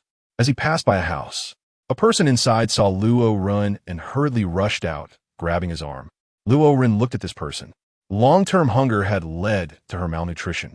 Her face was sallow and gaunt, and she had smeared her face with pot ash, but her delicate features still revealed that she was very beautiful. Moreover, from her figure and facial features, it was clear that she was a girl no older than 16 or 17. Luo Ren's gaze passed over the girl and saw the situation inside the room. A 7 or 8-year-old boy had a pale face, with sunken cheeks that showed the outline of his bones. After a long silence without a response, the girl grew anxious and tightened her grip on Luo Ren's arm, hurriedly saying, "Just 1 portion of food. 1 portion of food would be fine. Please, I beg you. My brother will starve to death if he doesn't eat soon. I beg you." She stepped in front of Luo Ren, looking up to make sure he could see her face clearly. She thought that his reluctance to respond was because her earlier appearance was too ugly. The girl's actions moved Luo Ren, and he couldn't help but ask, "Does the village chief Tai not provide aid to ordinary people?" Luo Ren then asked, "Since that's the case, why don't you join other teams and go out to find food together? What about the women's team? Why don't you go join them?" The girl shook her head, saying, "They dislike me for being weak and slow. They don't want me." Chapter 51. The overbearing man. This girl was only about 16 or 17 years old, yet she lived such a difficult life. Luo Ren couldn't help but feel sympathy and immediately took out the remaining 4 pieces of compressed food. If they were eaten sparingly, this food should be enough for the brother and sister to get by for a while. The girl also noticed Luo Ren's action. Disappointment was quickly replaced by hope on her face. As she expected, Luo Ren walked into the room and gently placed the compressed food on the only table in her view. Seeing this, the girl immediately got up and walked to the door, lowering the curtain, her face flushed with embarrassment. Trembling, she began to undo her clothes. In her flustered state, she struggled a few times before finally unbuttoning the first button, but at that moment, Luo Ren stopped her. She couldn't help but wonder what this man meant. Did he change his mind? Thinking of this, disappointment filled her face again as she looked at the food on the table and swallowed hard. The food is for you. Keep it for yourself, don't let others see it, and live well. The girl hurriedly took the compressed food from the table, glancing around to ensure no one was watching, and let out a sigh of relief. Although many people were afraid to cause trouble due to the pressure from the village leader, Tai, 4 pieces of compressed food were enough to last 3 or 4 days, which made it very appealing. Therefore, it was not impossible for those who were bold and unafraid of death to come and snatch it away. Her brother had not returned yet, and her younger sibling was weak and frail. These compressed foods were the hope for the 2 of them to survive. After putting away the compressed food, the girl looked at Luo Ren's departing figure, tears in her eyes, filled with gratitude. "Thank you. I will definitely live well." Thinking this, she found some pot ash to smear on her beautiful face to make it look dirty, thereby reducing others' attention and avoiding unnecessary trouble. The old, weak, sick, and disabled were considered burdens. No one was willing to give them food, including the village leader, Tai. Therefore, without finding food, they could only starve to death. From this, it could be inferred that while there are some vicious people in the village, they are relatively few. Most are ordinary people who just want to survive. People like Gunboss and the girl just now are all part of this ordinary group. With 7,000 or 8,000 people attacking at once, it sounds frightening, but upon understanding, it is not so. The purpose of these people is merely to survive, and joining the base allows them to do just that. Not only can they achieve this, but can also make their lives 1,000 times better than now, at least without the worry of food, safety, or living in constant fear. Luo Ren walked while thinking, and before he knew it, he had arrived near the factory. Looking at the remaining 1/5 of the factory, he wondered what kind of person Tai, the leader of Gojai, really was. With the superior conditions of the base, if the people knew about it, they would surely rush to it. Thus, there was a dilemma, how to let the people know about the base. The best way to solve this dilemma was through Tai, as he held great prestige in Gojai, and the residents would be more likely to believe what he said. As long as he was willing to join the base, it would naturally lead to the people knowing about the base and joining it. Conversely, if Tai was unwilling to join the base, it would pose a significant obstacle. The 1/5 of the damaged factory had been reinforced with steel and concrete and had some decorations. Compared to the residences of ordinary people, it was simply a mansion. This mansion had only one entrance, guarded by fully armed soldiers. The soldiers' weapons were not as good as those in whose city, nor could they compare to the guard corps. They were all homemade armor and firearms. There were no other houses near the factory, making it quite spacious. The guarding soldiers spotted Luo Ren at a glance, exchanged a few words with their companions, and then approached him. "This is a military-restricted area. Civilians are not allowed to come close. You need to leave immediately." Luo Ren frowned. The soldier at the door was so domineering, and it seemed that Tai was not a good-natured person either. The man in front of him showed no reaction to his words at all, which instantly provoked some anger in the soldier. He took a few steps forward to stand in front of Luo Ren and pushed him hard. Luo Ren conditioned his reflexes, gripping the soldier's wrist with one hand. With a slight exertion, the soldier winced in pain. Hearing the scream, the other soldiers turned to look and, seeing their comrade being captured, quickly surrounded Luo Ren with their guns drawn. "Let him go, or we'll open fire." Luo Ren didn't want to cause trouble, so he immediately released the soldier's wrist.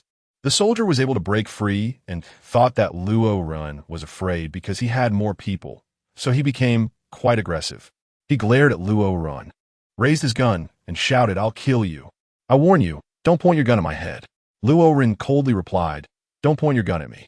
The soldier became even angrier, bringing the gun closer, shouting, "I will."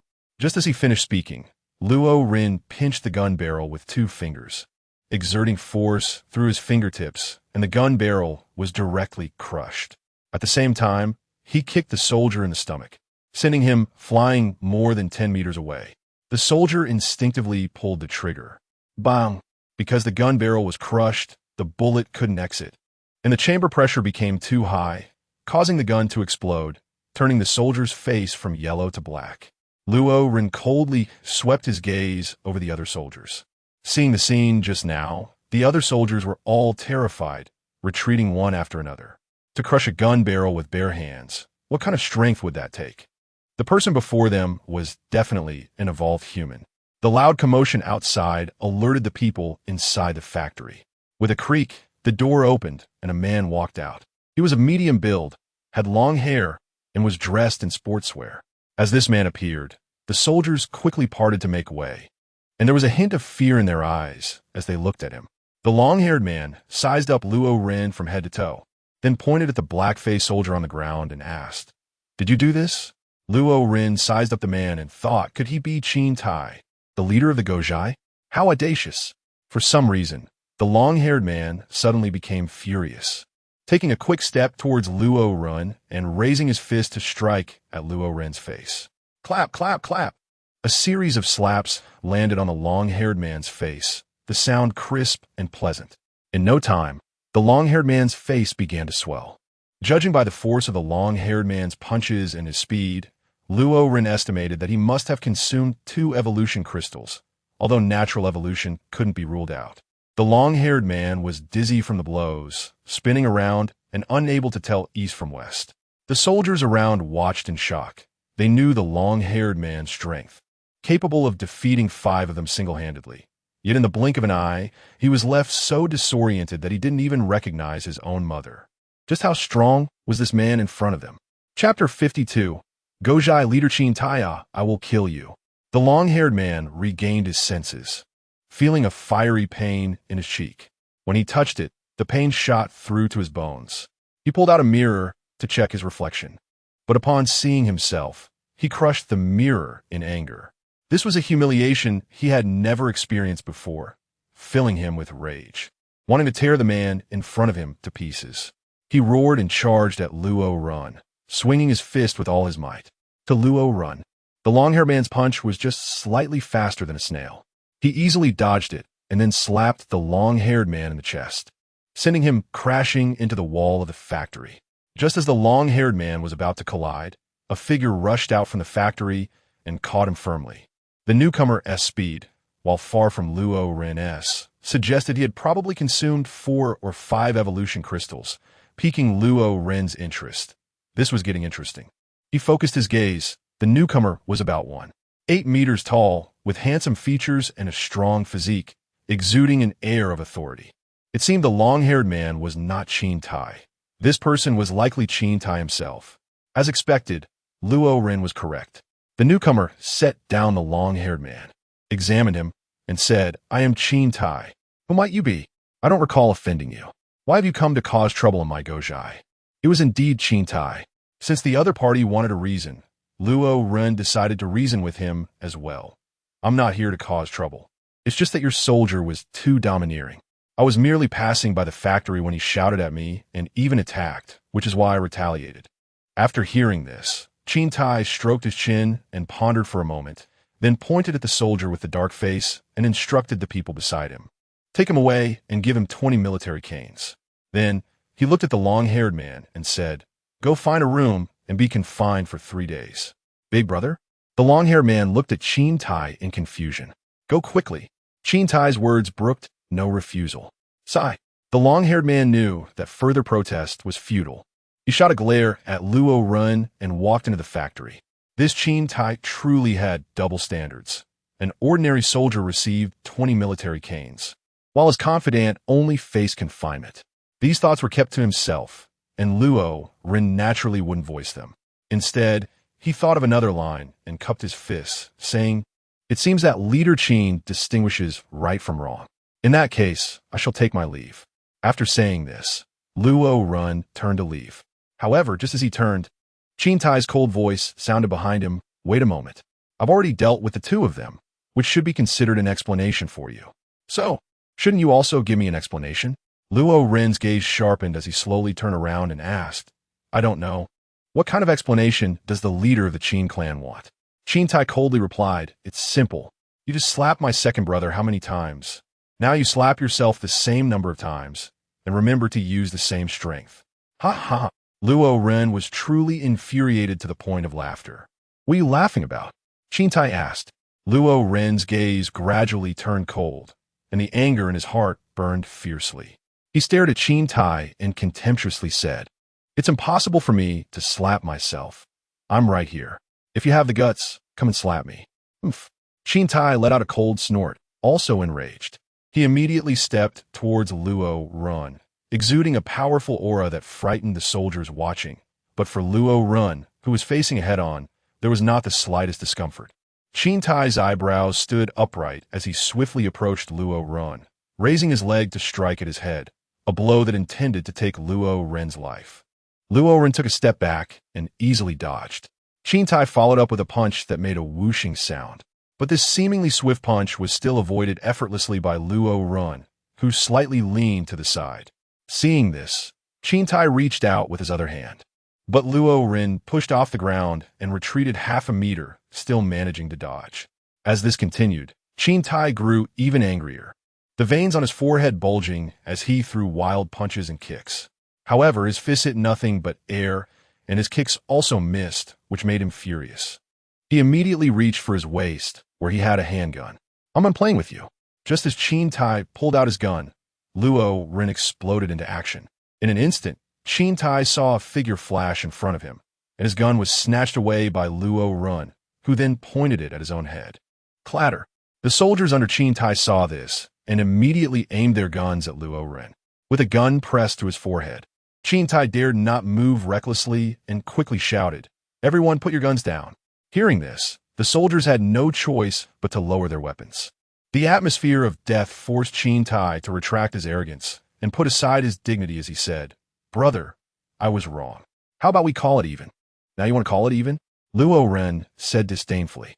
Qin Tai forced out a smile that looked more like a grimace and said, "Not just calling it even. Feel free to make any demands, as long as I can meet them. Since you're so generous, what if I ask you to give me Guizhai?" Luo Ren smiled. Qin Tai clenched his fists tightly, thought for a moment, and replied, "I'll give it." "Good. Remember what you just said," Luo Ren said, feeling pleased. He continued, "Tell your men to throw their guns on the ground and then step back 10 paces. This, Kintoi Hisitatev." The person in front of him was incredibly fast. If his soldiers dropped their weapons, Luo Ren could easily kill him and escape within the few seconds it took for the soldiers to retrieve their guns. "Hurry," Luo Ren said sternly. With the gun barrel pressing painfully against his forehead, Qin Tai reluctantly ordered, "Everyone drop your guns and step back 10 paces. Clatter, clatter. The soldiers all threw down their guns and then stepped back 10 paces. "Remember what you said." Luo Ren finished speaking, kicked Qin Tai away, and then ran off. His speed was so fast that he disappeared in just a few breaths. The soldiers rushed over, picked up their guns, and surrounded Qin Tai. Qin Tai stood up, looking in the direction where Luo Ren had vanished, his eyes filled with rage that was about to erupt. The endless anger made him wish he could swallow Luo Ren alive. His fists cracked as he gripped them tightly, and he commanded, "Throw the troublemaking soldiers into the cellar to feed the zombies. Also, from now on, we will enforce a curfew. Anyone entering or leaving the camp must be strictly checked until dawn tomorrow." Qin Tai knew he couldn't take revenge, so he could only vent all his anger on the soldiers with dark faces.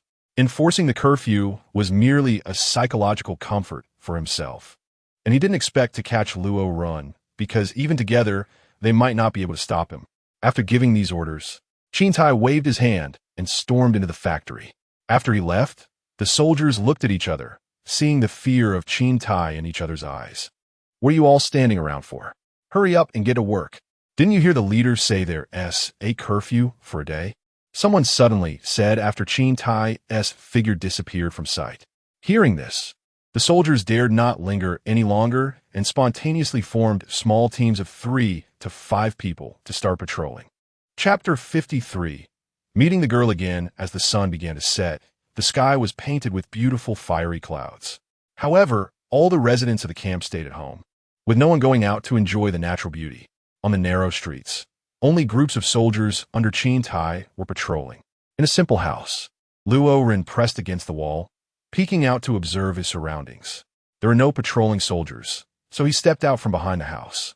Just then, the sound of footsteps and conversation suddenly reached his ears, and it was getting closer, seemingly coming this way. Although he was not afraid of these patrolling soldiers, he didn't want to be discovered, which would cause unnecessary trouble and disrupt his plans. He glanced at the house next to him and decided to hide for now. If the people inside called out to him, he would cover their mouths or knock them out. With this decision in mind, Luo Ren quickly slipped into the shabby house. Just as he entered, a 5-man patrol team turned the corner. Although they were on patrol, they did not carefully observe their surroundings for any suspicious activity and walked past the shabby house, chatting and laughing, disappearing around another corner. Inside the shabby house, a girl was trembling with fear, her eyes filled with terror. She wanted to scream, but had her mouth covered by someone. After entering the house, Luo Ren found the light inside dim, making it hard to see the expressions of the people inside. Unsure if they were going to call for help, he decided to act first and cover the mouth of the person in front of him. From the muffled sounds coming from her, he could tell it was a young woman. As he listened closely to her voice, he realized it was familiar. It was the girl from earlier that day. At that moment, a tender and weak voice came from behind him. "Let go of my sister." It was the little boy who had woken up, indicating that the food he had given her was shared with her brother. Saving a life is more valuable than building a 7-story pagoda. Although it was an era that regarded human life as insignificant, Luo Ren still felt a great sense of accomplishment for being able to save a life with just a bit of food. Cough, cough. Luo Ren cleared his throat. With just those 2 coughs, the fear in the girl's eyes quickly dissipated.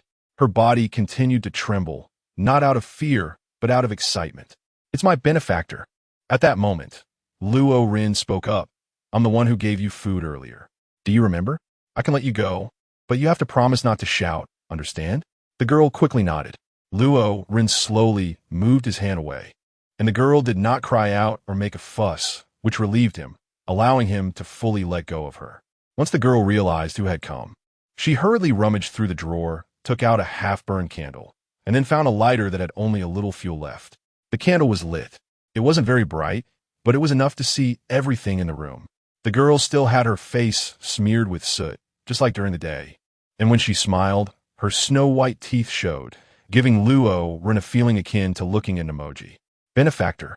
When the girl saw that it was indeed Luo Ren, she was extremely excited and immediately wanted to kneel and bow in gratitude. Luo Ren quickly helped her up and said, "There's no need for that.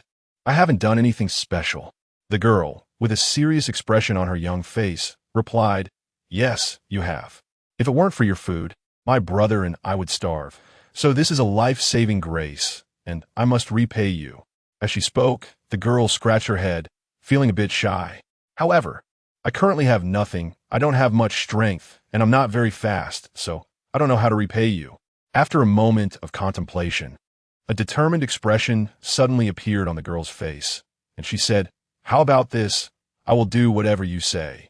Although I may not be able to accomplish it, I will do my best." Luo Ren saw her determined expression, waved his hand, and smiled. "No need for that. Living well is the greatest thanks you can give me." Upon hearing this, the girl suddenly teared up, with tears welling up in her eyes. Seeing this, Luo Ren was very confused and thought to himself, "I didn't say anything. Why is she crying? Please don't cry out loud, otherwise the patrolling people outside will notice." It seemed as if she could hear Luo Ren's thoughts, although tears kept falling. The girl did not make any sound. Luo Ren sighed and asked, "What's wrong?" The girl, wiping her tears, replied, "Since the virus outbreak, no one has cared about me except my brother. Many people have turned into bad people. They kill those who save them just for a little bit of food, and they betray their companions they've lived with every day just to survive. But these people have done so many evil things, and no one is holding them accountable. Big brother, do you think humanity is going to go extinct? The girl's younger brother, a small boy on the bed, though young, could tell from his sister's words that Luo Ren was not a bad person. With sincere eyes, he looked at Luo Ren and asked, due to his weakness.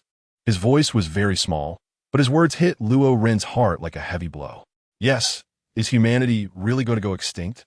What a serious question this is. The virus outbreak, zombies all over the world, and mutated animals present extreme dangers to the surviving humans. Yet, until now, city-states stand tall, and those with a bit of power and military force are only thinking about how to hoard more resources for themselves, oppressing others to serve them, instead of organizing together to eliminate the zombies and mutated animals and save humanity from peril. In such a large environment, humanity still perfectly maintains its nature of infighting. Will humanity really go extinct? Luo Ren fell into deep thought, and after a long while, he suddenly became clear-minded.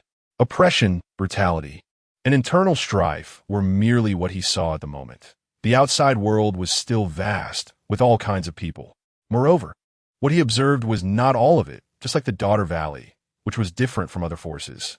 Furthermore, if the outside world were truly all darkness, then he would eradicate it and annex it. If the world were left with only bases, then it would no longer be dark, and oppression and brutality would cease to exist, and humanity would naturally not face extinction.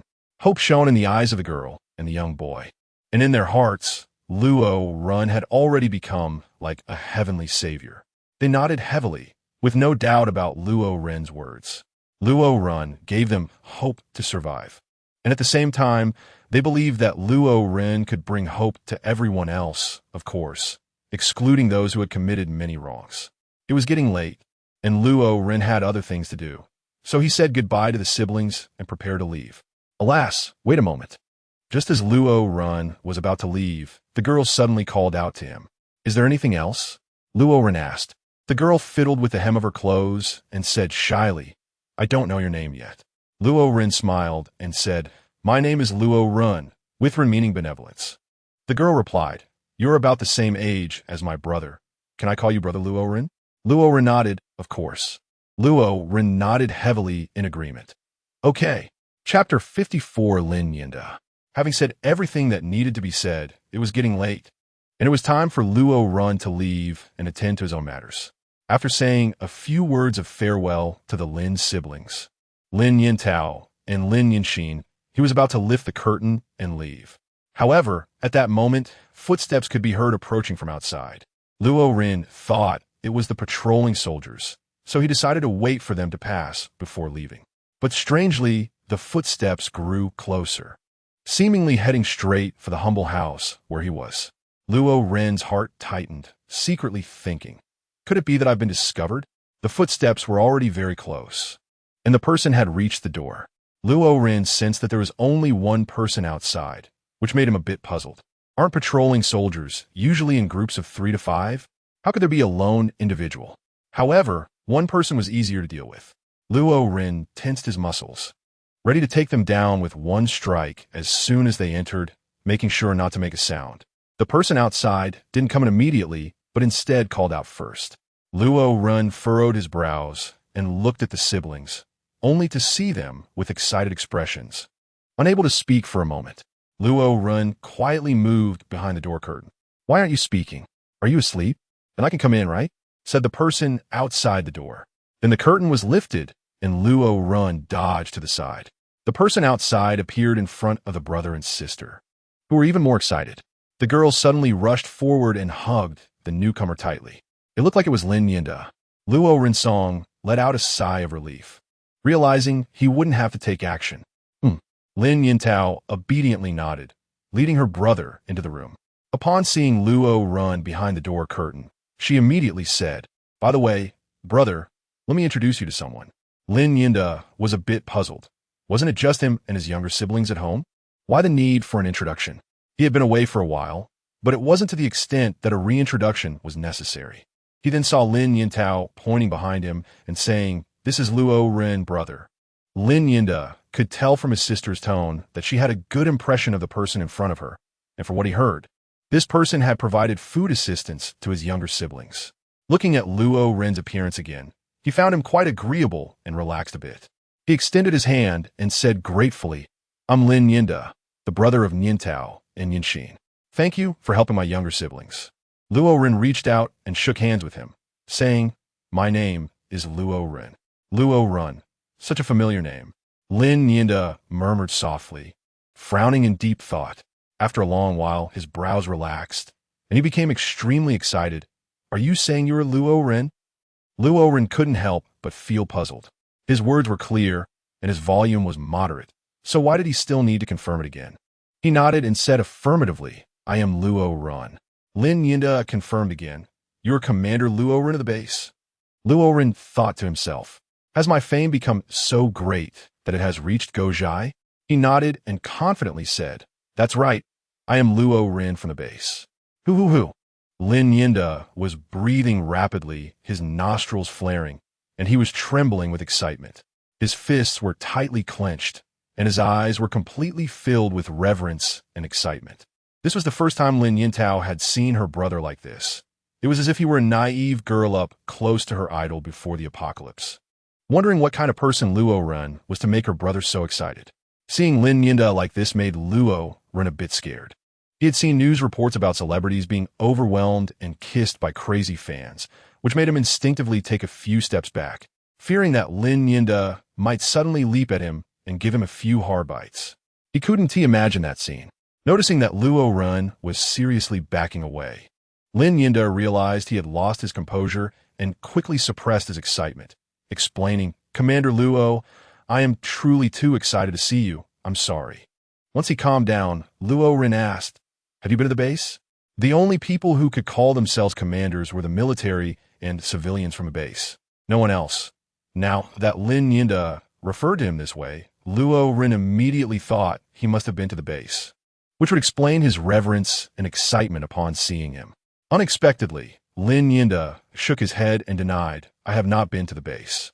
This made Luo Ren even more puzzled. If he hadn't been to the base, why would he refer to him as commander? With that, he took off his backpack. But contrary to what he had said, the backpack was flat and, when opened, contained very little food. He continued, "After we took the food, we were about to leave the convenience store, but at that moment, a horde of zombies suddenly surged in from outside. With just the 6 of us, we definitely couldn't break through, so we had to hide in the convenience store.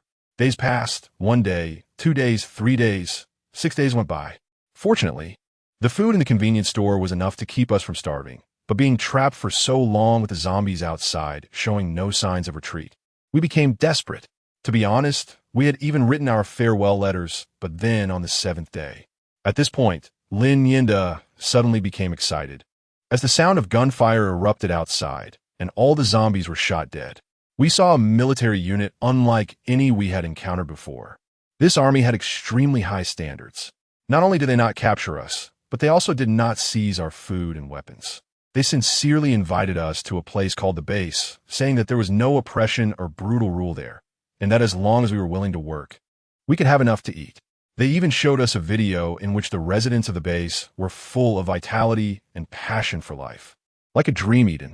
They also told us the story of the base's founder. "Who is you?" Lin Yinda looked at Luo Ren, his eyes filled with reverence.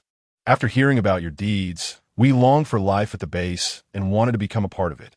Chapter 55. The plan to spread rumors. Lin Yintao and Lin Yinxin were both moved, their eyes revealing a long-lost happiness, and they called out, "Brother."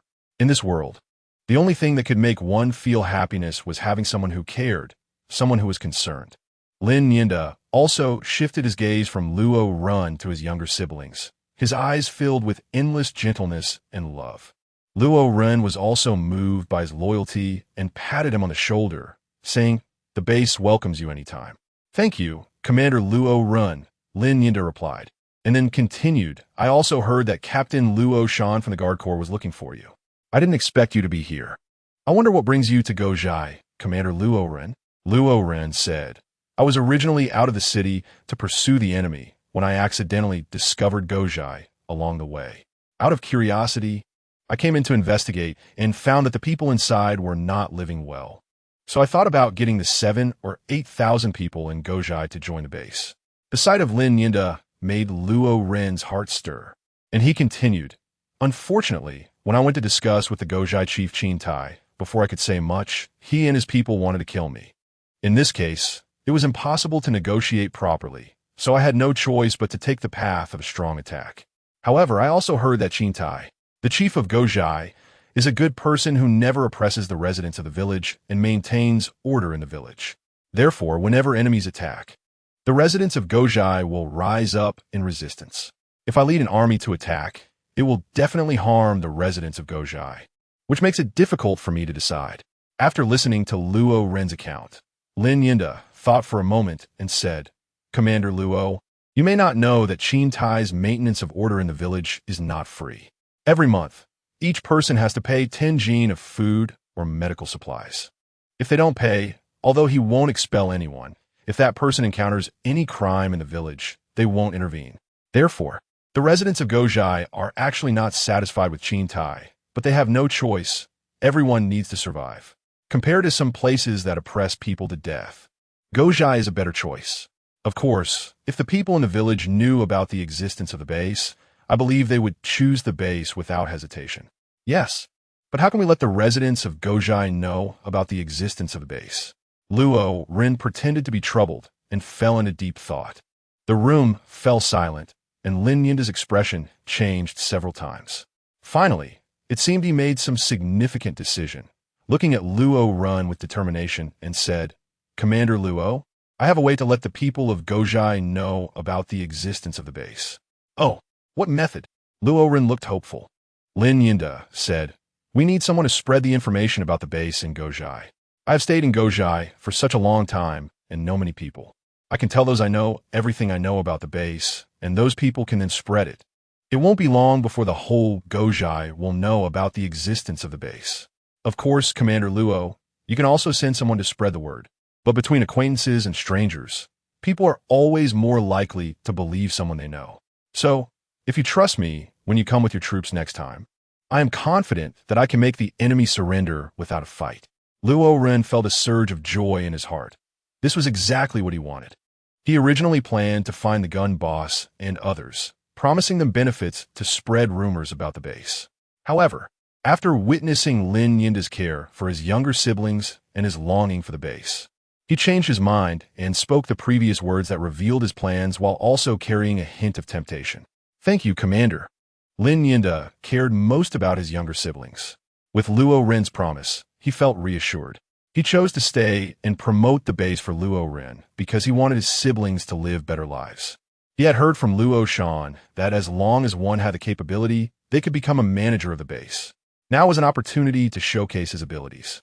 If this mission was successfully completed, not to mention his skills, just the merits alone would give him reason to believe that Luo Ren would make him a manager of the base. Although ordinary residents of the base could also have enough to eat, managers should have better living conditions and food than ordinary residents. This way, his siblings could live better lives.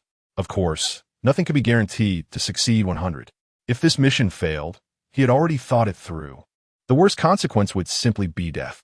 However, if he died for the base, he believed that Luo Ren would take care of his siblings, allowing them to live better lives, which would still achieve his goal. Luo Ren patted Lin Yinda's shoulder with satisfaction and said, "Tonight, we are under martial law. It's not safe to leave the camp. And your brother Nianxin's health is still very weak. It's just right for us to rest for a day and set off tomorrow." The next morning, Luo Ren nodded and looked at Lin Yintao and Lin Yanxin, saying, "Have you packed everything? We will set off soon." Lin Yintao bowed her head, tidying up her belongings, occasionally glancing at her brother with reluctance in her eyes. As she sorted through the few items, it was clear she couldn't bring much since the luggage would be too obvious and easily detected.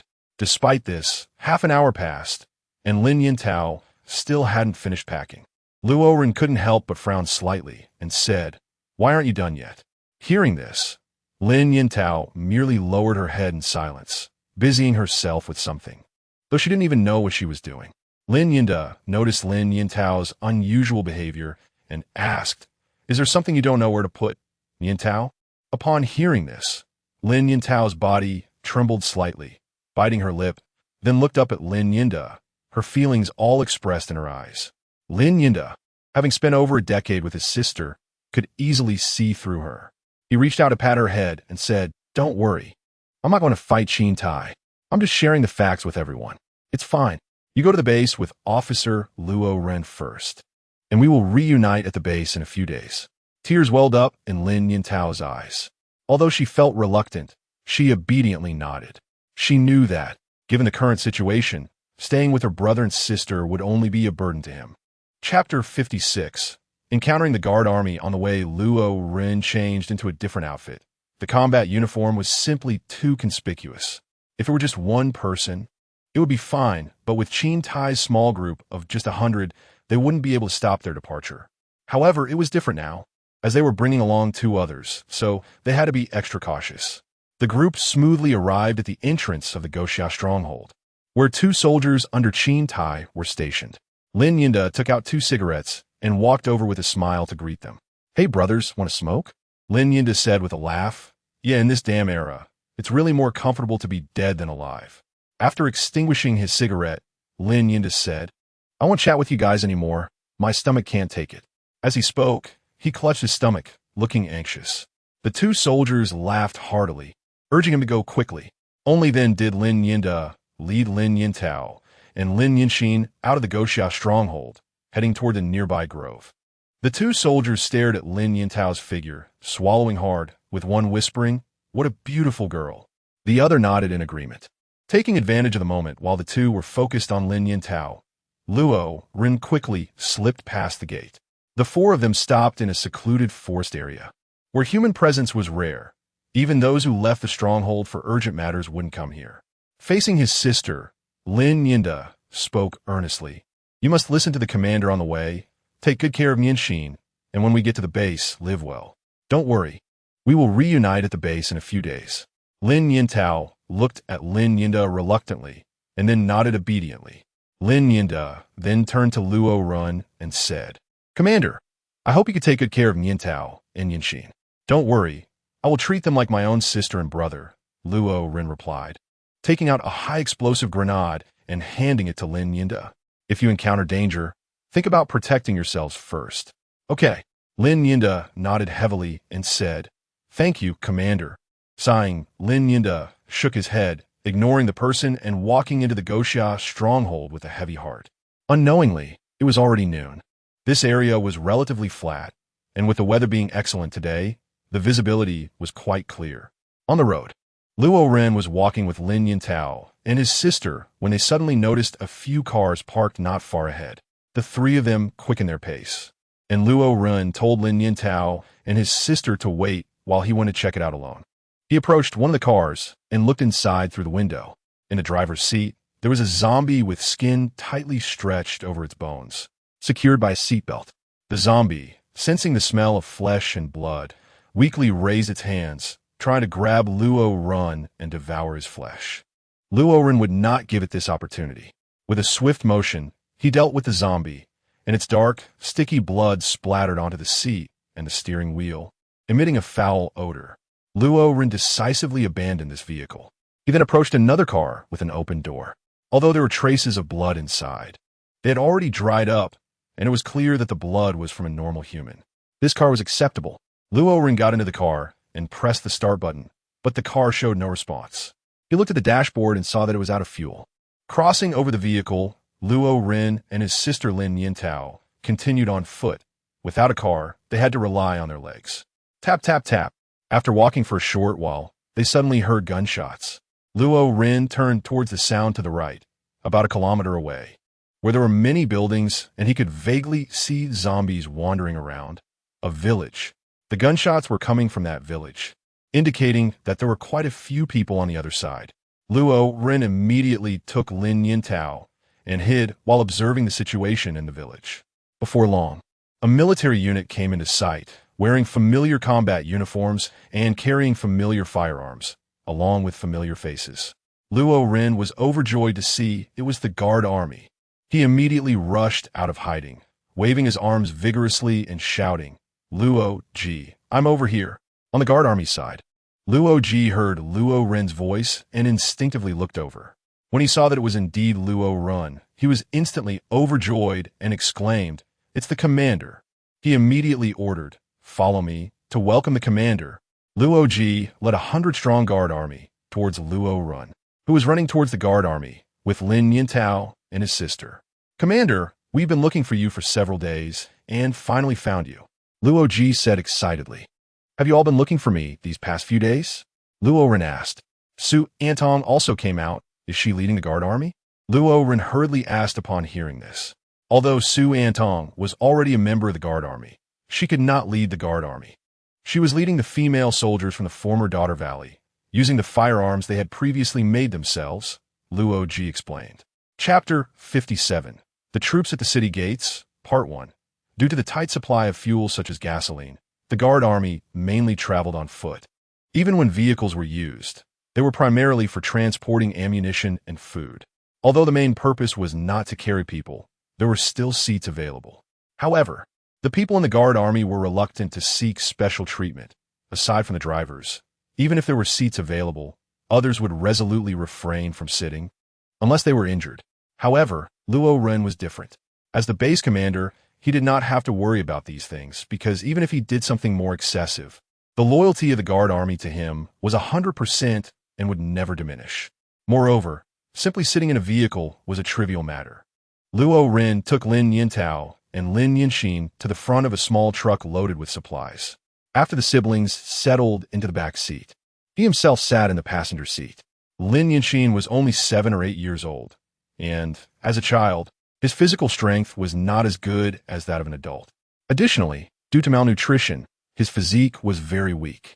After walking such a long distance, although Luo Ren had carried him part of the way, he was still exhausted and fell asleep as soon as he got into the truck. Lin Yintao, although not completely worn out, felt increasingly drowsy as the truck started moving, bouncing along the road. Eventually, she could no longer hold her eyes open and succumbed to sleep, emitting faint snoring sounds. The truck moved at a steady pace, keeping in line with the speed of the escorting soldiers. As time passed, it was already afternoon, and finally, the large base city came into view. The soldiers guarding the city were all surprised, carefully scanning the troops led by Luo Ji, but they did not see Luo Ren, which left them puzzled, thinking, "Where's the commander?" At that moment, from the supply truck in the middle of the convoy, the window rolled down, and Luo Ren leaned out with a smile, waving at the guarding soldiers. Luo Shan, Luo Hai, Luo Ji, and Luo Li are the highest-ranking officers in the guard army. Aside from Luo Ren, they have hunted the most zombies, and their rank has reached that of a level 2 squad leader, with each able to command up to 500 troops. Moving base. All right, Saudi stays. Everyone else can go back to work. Being stared at by 5 big men is indeed a bit awkward, so I quickly sent them away. Luo Shan, Luo Hai, Luo Zili, and Luo Ren met without any injuries. After hearing this, they left the mobile base. Once they left, only Luo Ren, Sha Te, and the Lin siblings, Lin Yin Tao and Lin Yin Xian, remained in the mobile base. Luo Ren said, "Say, this is Lin Yin Tao and Lin Yin Xin, the siblings. You need to find a good place for them in the inner city. Remember, the environment must be good, and for the space, 3 bedrooms and a living room will do. Also, when it comes to food, you personally take Yin Tao and Yin Xin to the cafeteria. Remember, tell Li Jiu that it's a privilege I granted them, and let them eat as much as they want." "Yes, sir, I remember." Sate was surprised to hear that the siblings could go directly to the cafeteria for meals. The cafeteria mainly served the guards, while ordinary residents had to collect raw materials and cook for themselves. Even for management personnel like him, eating in the cafeteria was only allowed due to being too busy to cook, and they had to show proof. This regulation was in place because it was not feasible to expend much manpower and resources to prepare meals, so no one disputed this management rule.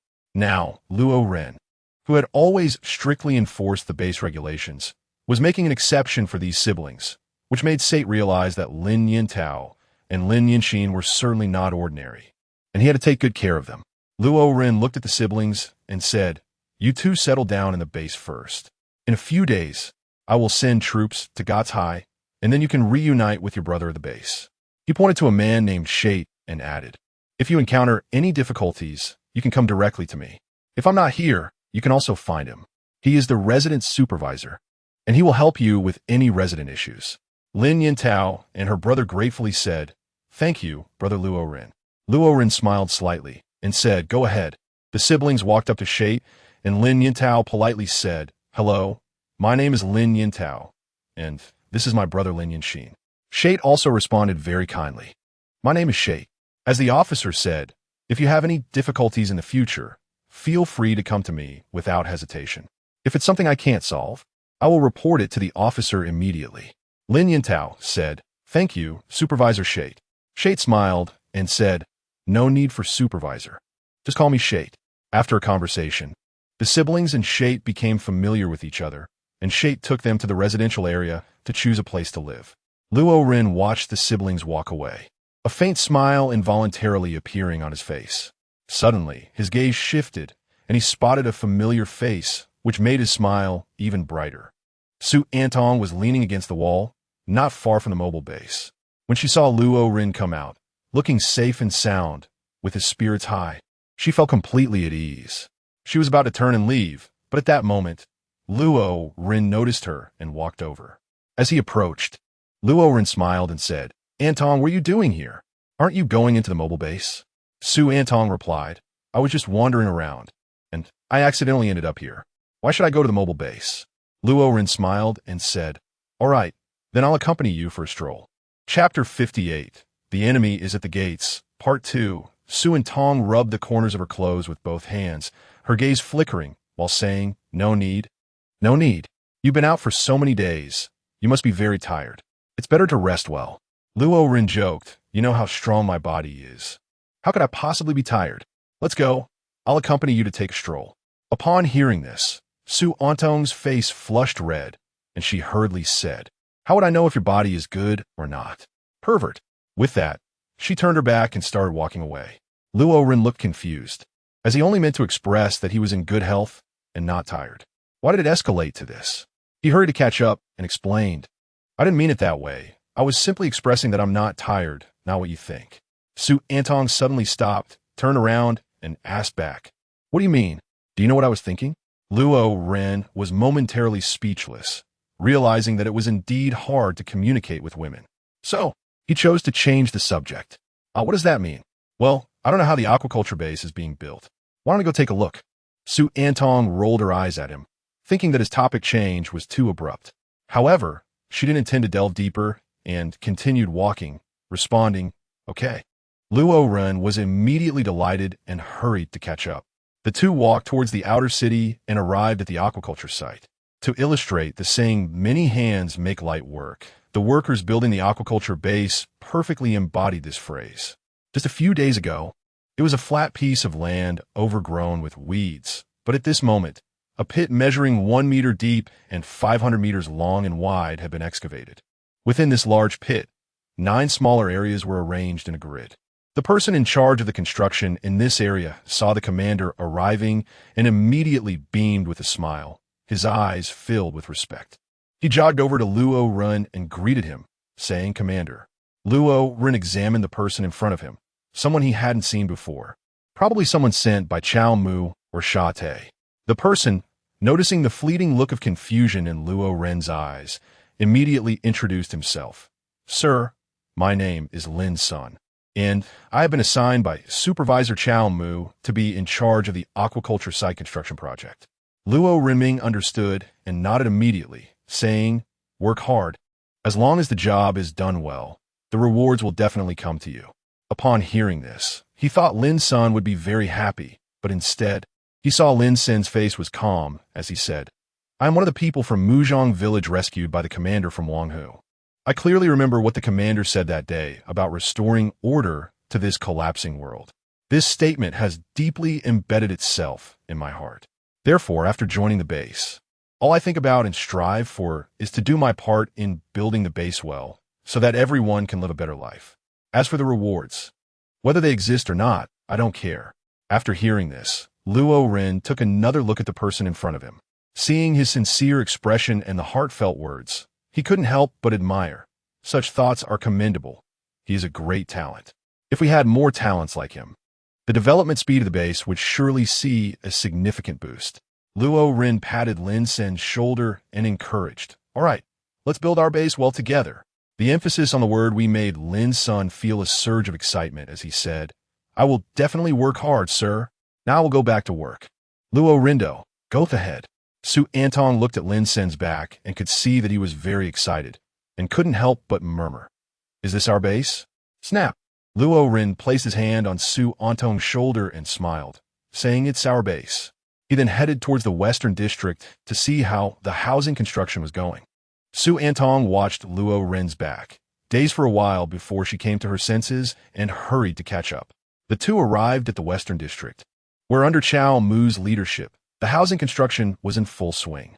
Everyone was filled with enthusiasm, but due to the short time available and the difference from aquaculture, where they could just dig down, here they not only had to build, but also find construction materials. Therefore, after several days, they were still in the foundation laying stage. Although they had to live in tents for so many days, the tens of thousands of newcomers, including those from Daughter Valley, had no complaints. Over these days, they had witnessed so much, and the enthusiasm of the base residents for life had moved them, allowing them to fully invest themselves in the construction because they were building their own home. Luo Ren looked at the energetic people and couldn't help but feel gratified. Those people greeted Luo Ren one after another, calling him sir. The residents who came from the valley were full of gratitude towards Su Antong, respectfully addressing her as Valley Master. If it weren't for Su Antong, they would never have come to such a post-apocalyptic paradise.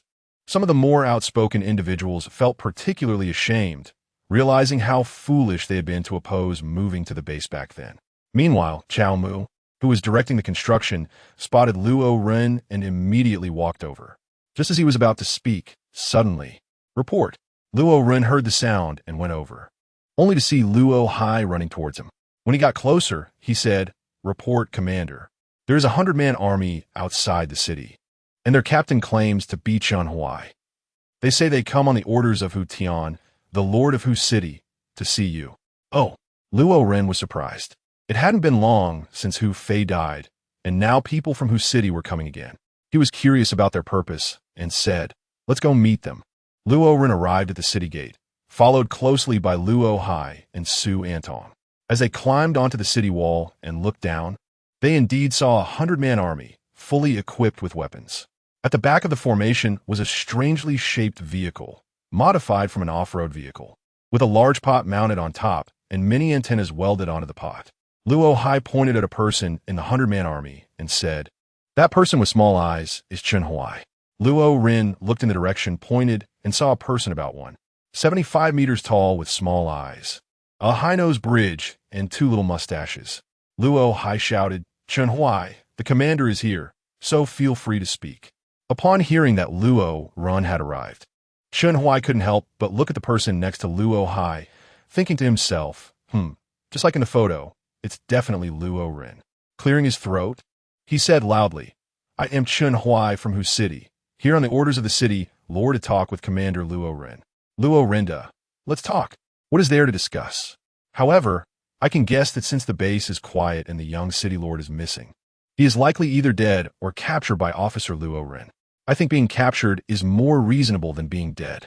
Chun-Hui's speculation stems from knowing why Hu Fei came and being certain that Hu Fei was captured, not dead, because he is confident that Hu City's strength can suppress Luo Ren, preventing him from resorting to killing. Unfortunately, Chun-Hui was mistaken upon hearing this. Luo Ren couldn't help but curve his lips into a slight smile. Chapter 59, Troops at the Gates, Part 3. Chun-Hui had been paying attention to Luo Ren's changing expressions. When he saw Luo Ren's ambiguous smile, he suddenly felt a jolt of unease. An ominous premonition surged in his heart. At the same time, Luo Ren spoke. I would like to capture Hu Fei alive, but unfortunately, heaven does not grant me this opportunity. This statement struck Chun-Hui like a heavy hammer on his chest, erasing the smile from his face, replaced by disbelief. After a moment, he thought to himself that he might be overthinking it. Luo Ren didn't say the young city lord was dead. He must be deliberately deceiving me. Almost falling into his trap. Thinking of this, Chun Hui threatened, "This is no joke.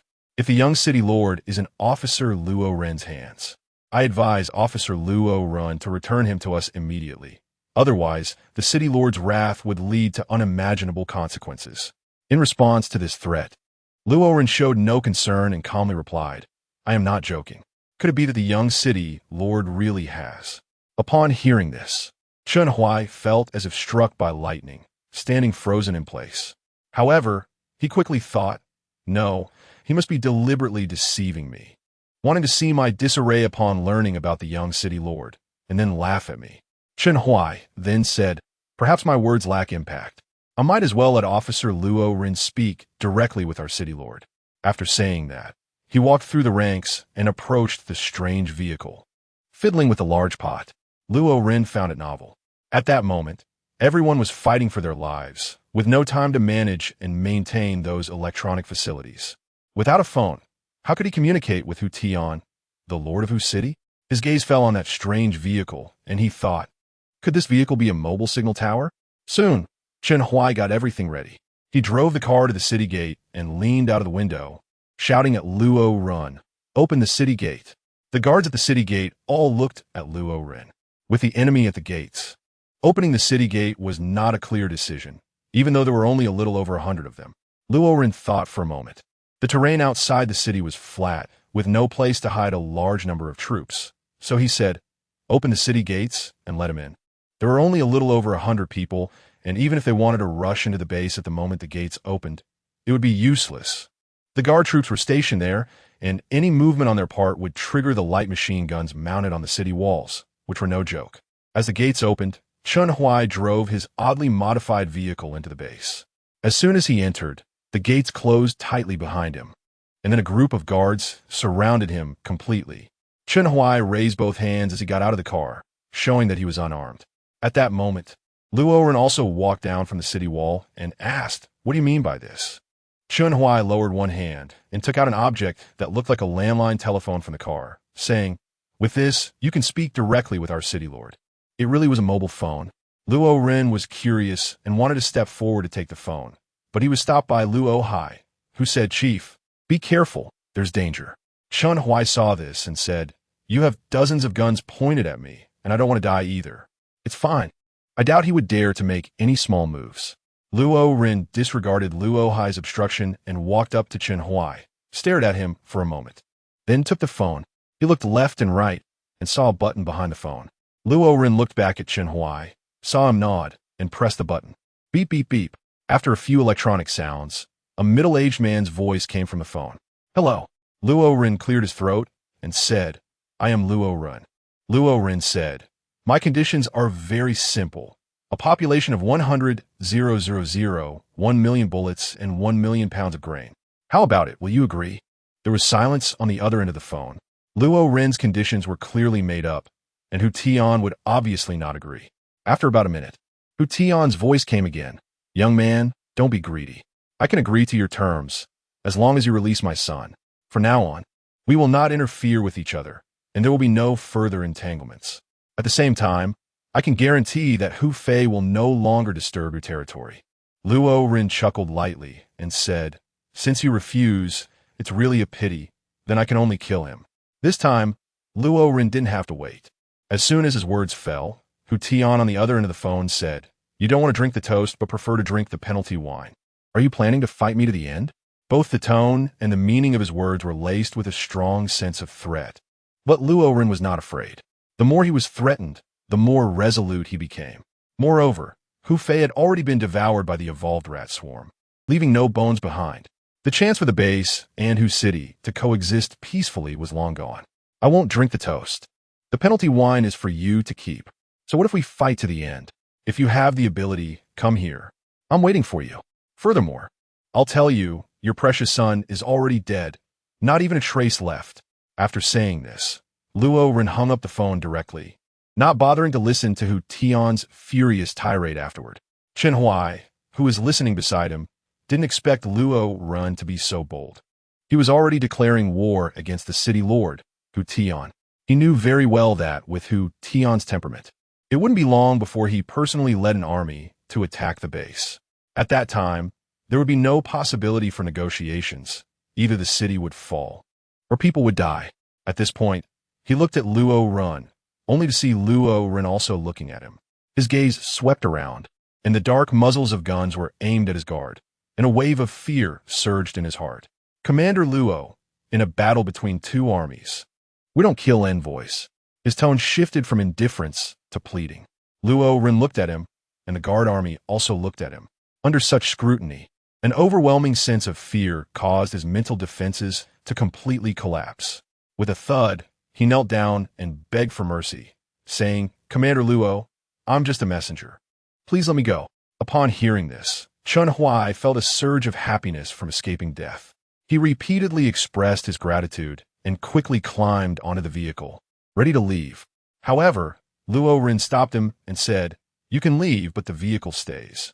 As long as he could survive. Losing a vehicle was nothing to Chen Huai, so he immediately got off the car. Luo Ren opened the city gates to let him leave. After Chen Huai exited the city, he did not dare to linger and immediately led a 100-man army to retreat. He was uncertain whether Luo Ren would change his mind, so he ran all the way during the retreat, not daring to slow down even for a moment. On the city wall, Su Antong asked, "Are we just letting them go like this?" Luo Ren said, "If you can't part with the small fish, how can you catch the big fish?" Su Antong's heart stirred, and she said, "Do you really want to destroy Hu City?" Luo Ren nodded and said, "That's right. Hu Fei has tried to kill me multiple times, and although I managed to kill him, I still can't resolve the hatred in my heart, so I have to destroy Hu Cheng." Su Antong complained, "You're really vengeful." Luo Ren smiled slightly, without further explanation. Although he was talking nonsense, his main purpose was clear: to ensure that the population of Hu City could support an army of over 10,000. The population within the city must be considerable, and such a large piece of cake could not be overlooked. Chapter 60. The Army Approaches the City, Part 4. At present, the Hu City army was about to approach, but the matter of the Gozhai would have to be delayed for a while. This was fine, as Lin Yinda needed some time to spread the base's message, and the residents of Gozhai would also need time to understand the meaning of the information, which wouldn't cause any delays. Inside the base city, construction in the outer city was still in full swing and had not stopped due to the impending arrival of the Hu City army. However, the residents were discussing among themselves, and there was not a hint of fear in their words, because they believed in the guard army and in Luo Ren. In the base barracks, the guard army was undergoing their daily training, while Luo Ren and Su Antong stood side by side, watching the training soldiers. The training exercises were all normal soldier training activities, which were very simple for the guard soldiers who had gone through them hundreds or even thousands of times. They could easily pass. Luo Renxin thought to himself, "It seems he needs to ask Qi Jun to redesign some projects to increase their difficulty." Suddenly, Su Antong asked, "What are you thinking about?" Luo Ren turned to look at her and smiled. "It's nothing, just thinking about raising the difficulty of their training. It should be raised." Su Antong strongly agreed with increasing the training intensity and then said, "Ringu, I have a suggestion. I don't know if you want to hear it?" Luo Ren asked, "What suggestions do you have?" Su Antong shifted her gaze to the guard army on the field and said, "Although the guard army has high physical and military qualities, reaching the level of professional soldiers, their numbers are too few, with only 1,000 men. My suggestion is to expand the ranks from the residents, which can also enhance the overall strength of the base." Luo Ren decisively shook his head and said, "No, the guard army is the guard army, and the residents are the residents. The two cannot be mixed up." The reason for his firm refusal was that Luo Ren had his own concerns. The guard army was 100% loyal to him, but the residents were not necessarily so. Perhaps there were some loyal individuals like Lin's son, who led the aquaculture construction, but he did not know many others because he did not have mind-reading abilities. If he were to form an army from these people and give them combat power, he could not guarantee that they would not harbor thoughts of betrayal one day, which posed too great a risk, unfavorable to himself and the base. Su Antong had a different opinion. The guard army is the guard army, but the residents can also be part of the guard army, just like me. Didn't you also let me join the guard army? Moreover, The Hu city army was about to attack, and they had tens of thousands of men, while the guard army only had 1,000. Even if we could hold the wall advantage, what if they chose to besiege us? Would we be trapped in the city forever? Furthermore, even if they retreated for reasons like a lack of supplies, what if they came back next time? And didn't you say you wanted to destroy Hu city? At that time, we would have to take the initiative to attack Hu city, but the walls would be in their favor, and we would only have 1,000 guards. How could we fight that? Although Su Antong's words were not wrong, 1,000 guards was indeed a bit too few. Luo Ren did not need to worry about food, ammunition, or weaponry thanks to the system. Even if the guard army suffered casualties, he could quickly replenish them. These advantages gave him confidence that Hu city could not break through the base and could not wear it down. A retreat was inevitable. Moreover, Su Antong pointed out that he repeatedly talked about destroying Hu city, but how could 1,000 guards accomplish that? This was indeed a difficult problem at the moment.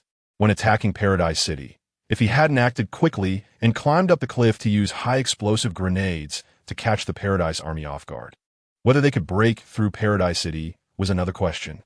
Now, Hu city's power was even greater, with an army of over 10,000, much stronger than Paradise City. However, he had already considered this issue and had a strategy in mind, the Gulay stronghold. If all 7,000 or 8,000 people from Gulay joined the base, it could immediately upgrade to level 3. Although he did not know what weapons and equipment would be unlocked after the upgrade, or how many guards would be added, it should not be too bad. When upgrading from level 1 to level 2, the number of guards increased from 130 to 1,000, nearly an 8-fold increase. At the same time, weapons and equipment such as anti-material sniper rifles, light machine guns, and high-explosive grenades were unlocked, which were significant improvements. Therefore, Luo Ren speculated that a level 3 base would likely unlock artillery, rocket launchers, and similar weapons, and the number of guards could reach 5,000 or 6,000. At that time, with such troops' strength and weaponry, taking Hu city would be completely feasible. Thus, Luo Ren shook his head again and said, "I have my own plans. Let's talk about this later." Su Antong wanted to say something else, but as soon as she opened her mouth, she saw Luo Ren wave his hand at her, clearly indicating refusal. She could only close her mouth, feeling sullen, and muttered to herself, what kind of plans could he have? Can the number of guards really surge? Seeing her like this, Luo Ren was about to comfort her when he suddenly heard Luo Shan's voice. Looking in the direction of the sound, he saw Luo Shan running over. When he reached closer, Luo Shan said, "Report, Commander, we have discovered the vanguard of the Hu city army 10 kilometers away." Luo Ren's expression was serious as he said, Hu Tian is indeed quick in action, but it's only been 2 days since he moved. Since the vanguard scouts are already 10 kilometers away, the Hu city army must not be far behind. He hurriedly asked, "How many vanguard scouts are there? Haven't they been captured?" Luo Shan wrote, 5 scouts from Huqing. We killed 3 and captured 2, who are currently locked in the dungeon. Luo Ren was pleasantly surprised and clapped his hands, saying, "Good. Let's hurry to the dungeon and find out how many troops Hu Tian has brought this time." The 3 of them headed to the dungeon and arrived shortly. At the entrance of the dungeon, Luo Ren looked at Su Antong and said, "Antong, you wait outside. Luo Shan and I will go down." Just standing at the door, Su Antong could smell a musty odor, and she imagined it would smell even worse inside. So she nodded in agreement. Okay. Entering the dungeon of Luo Shan, the space inside is small and the lighting is very dim, with only a 50-watt light bulb flickering, creating a terrifying atmosphere that puts immense psychological pressure on the prisoners here. Approaching a cell, 2 members of the Huqing vanguard are sitting in the corner, and upon seeing the newcomer, they all show expressions of fear and instinctively shrink their necks. Luo Shan shouted, "Come here quickly. The commander has something to ask you." The 2 vanguards exchanged glances, forcing themselves to suppress their inner fear as they walked over. Luo Ren asked, "What are your names?" "Gulu." The 2 of them were very nervous and frightened, lowering their heads and not daring to look at Luo Ren and Luo Shan.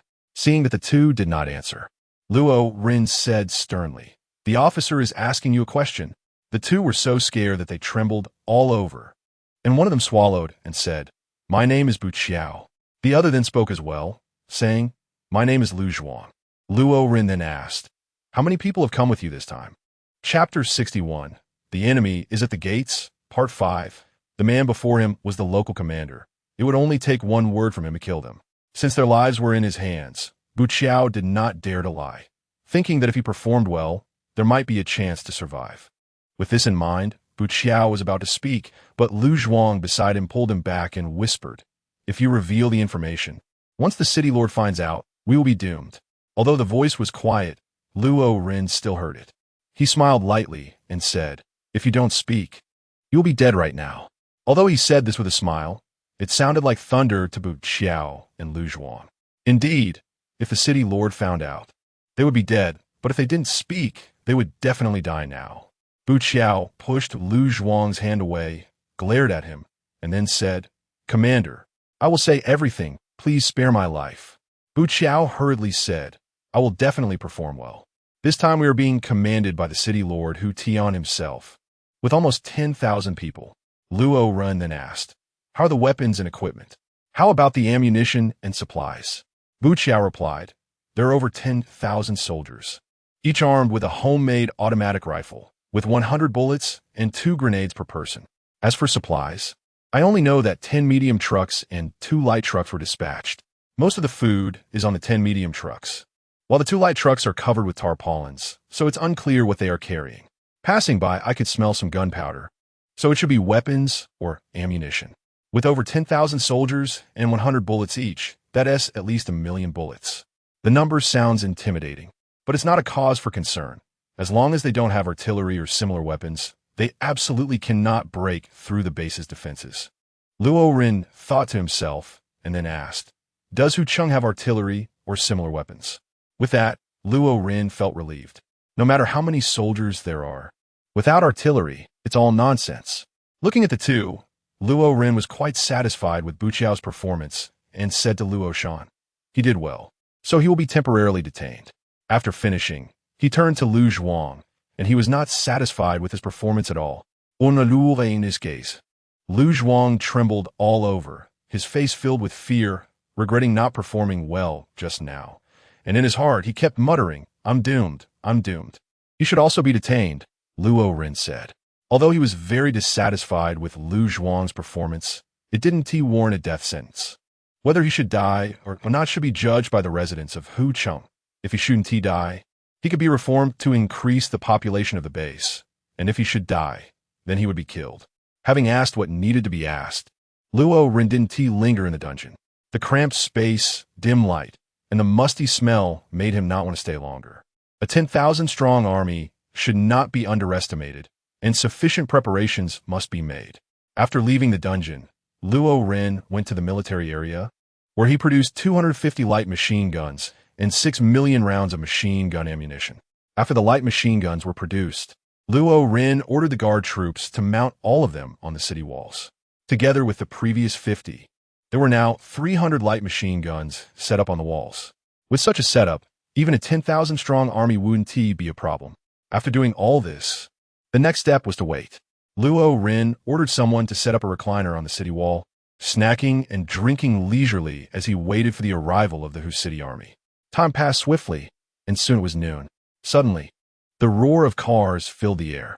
Luo Ren moved his hat, which was blocking his eyes, to take a look and saw an off-road vehicle speeding towards the base. The city gates swung open to let the vehicle in. Luo Hai stepped out of the car, ran up to the city wall, and said to Luo Ren, "Report, Commander. The Hu City army has arrived 10 kilometers away." Luo Ren slightly nodded, then used his hat to cover his eyes. "Half an hour, huh?" Luo Ren put on his hat, stood up, and gazed into the distance. There was no trace of fear in his eyes, and he even seemed to have some anticipation. Turning his head, he said, "Luo Hai, have a few people notify the residents working in the outer city to stay away from the outer city gates." "Yes." Luo Hai immediately went down to make arrangements. Luo Ren said, "Everyone, get ready for battle. Machine gunners, load your bullets and disengage the safety. Don't wait until the Hu City army arrives to be flustered. Also, snipers, find your positions and set up your rifles. Riflemen, prepare at the city gates, and be ready to supply ammunition or take the front line." Within a few minutes, the guard troops were ready to face the battle.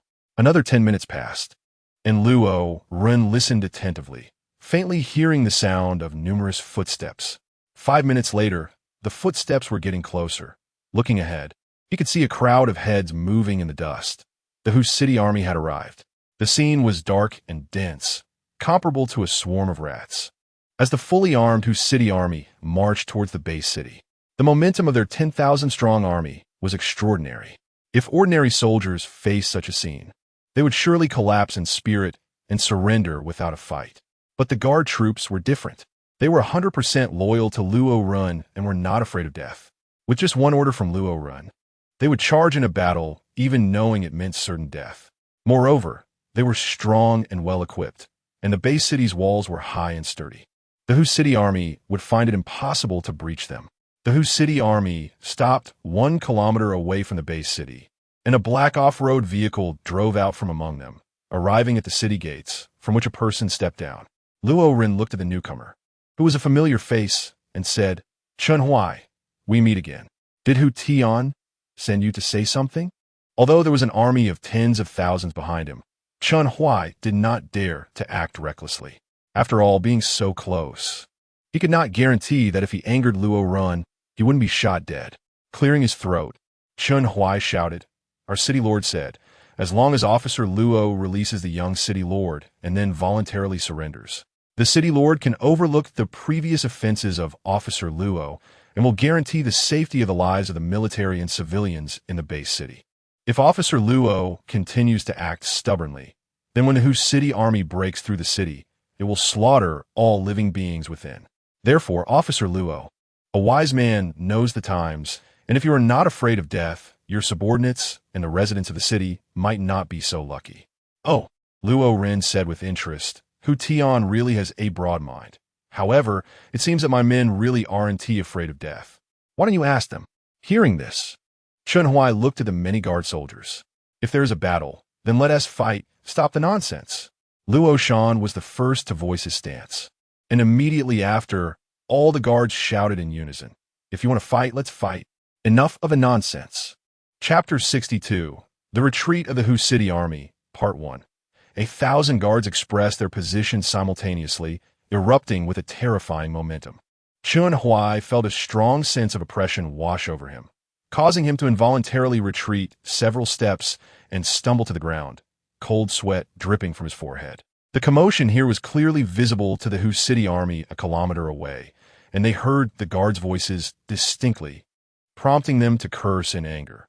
They really don't know the heights of heaven and the depths of the earth. Yes, the officer received the order, took out his walkie-talkie, pressed the talk button, and said, "The Lord commands, return to the ranks immediately and prepare for battle." At the foot of the city wall, the walkie-talkie at Chen Huai's waist suddenly relayed this message. "The Lord commands, return to the ranks immediately and prepare for battle." Ready. Faced with an enemy force several times their number, every guard soldier was fearless and filled with high morale. Luo Ren was very satisfied with this, looking towards Hu Changjun, waiting for their attack. 1, 2, 3. He kept waiting, but 3 minutes passed, and the imagined army of tens of thousands did not appear.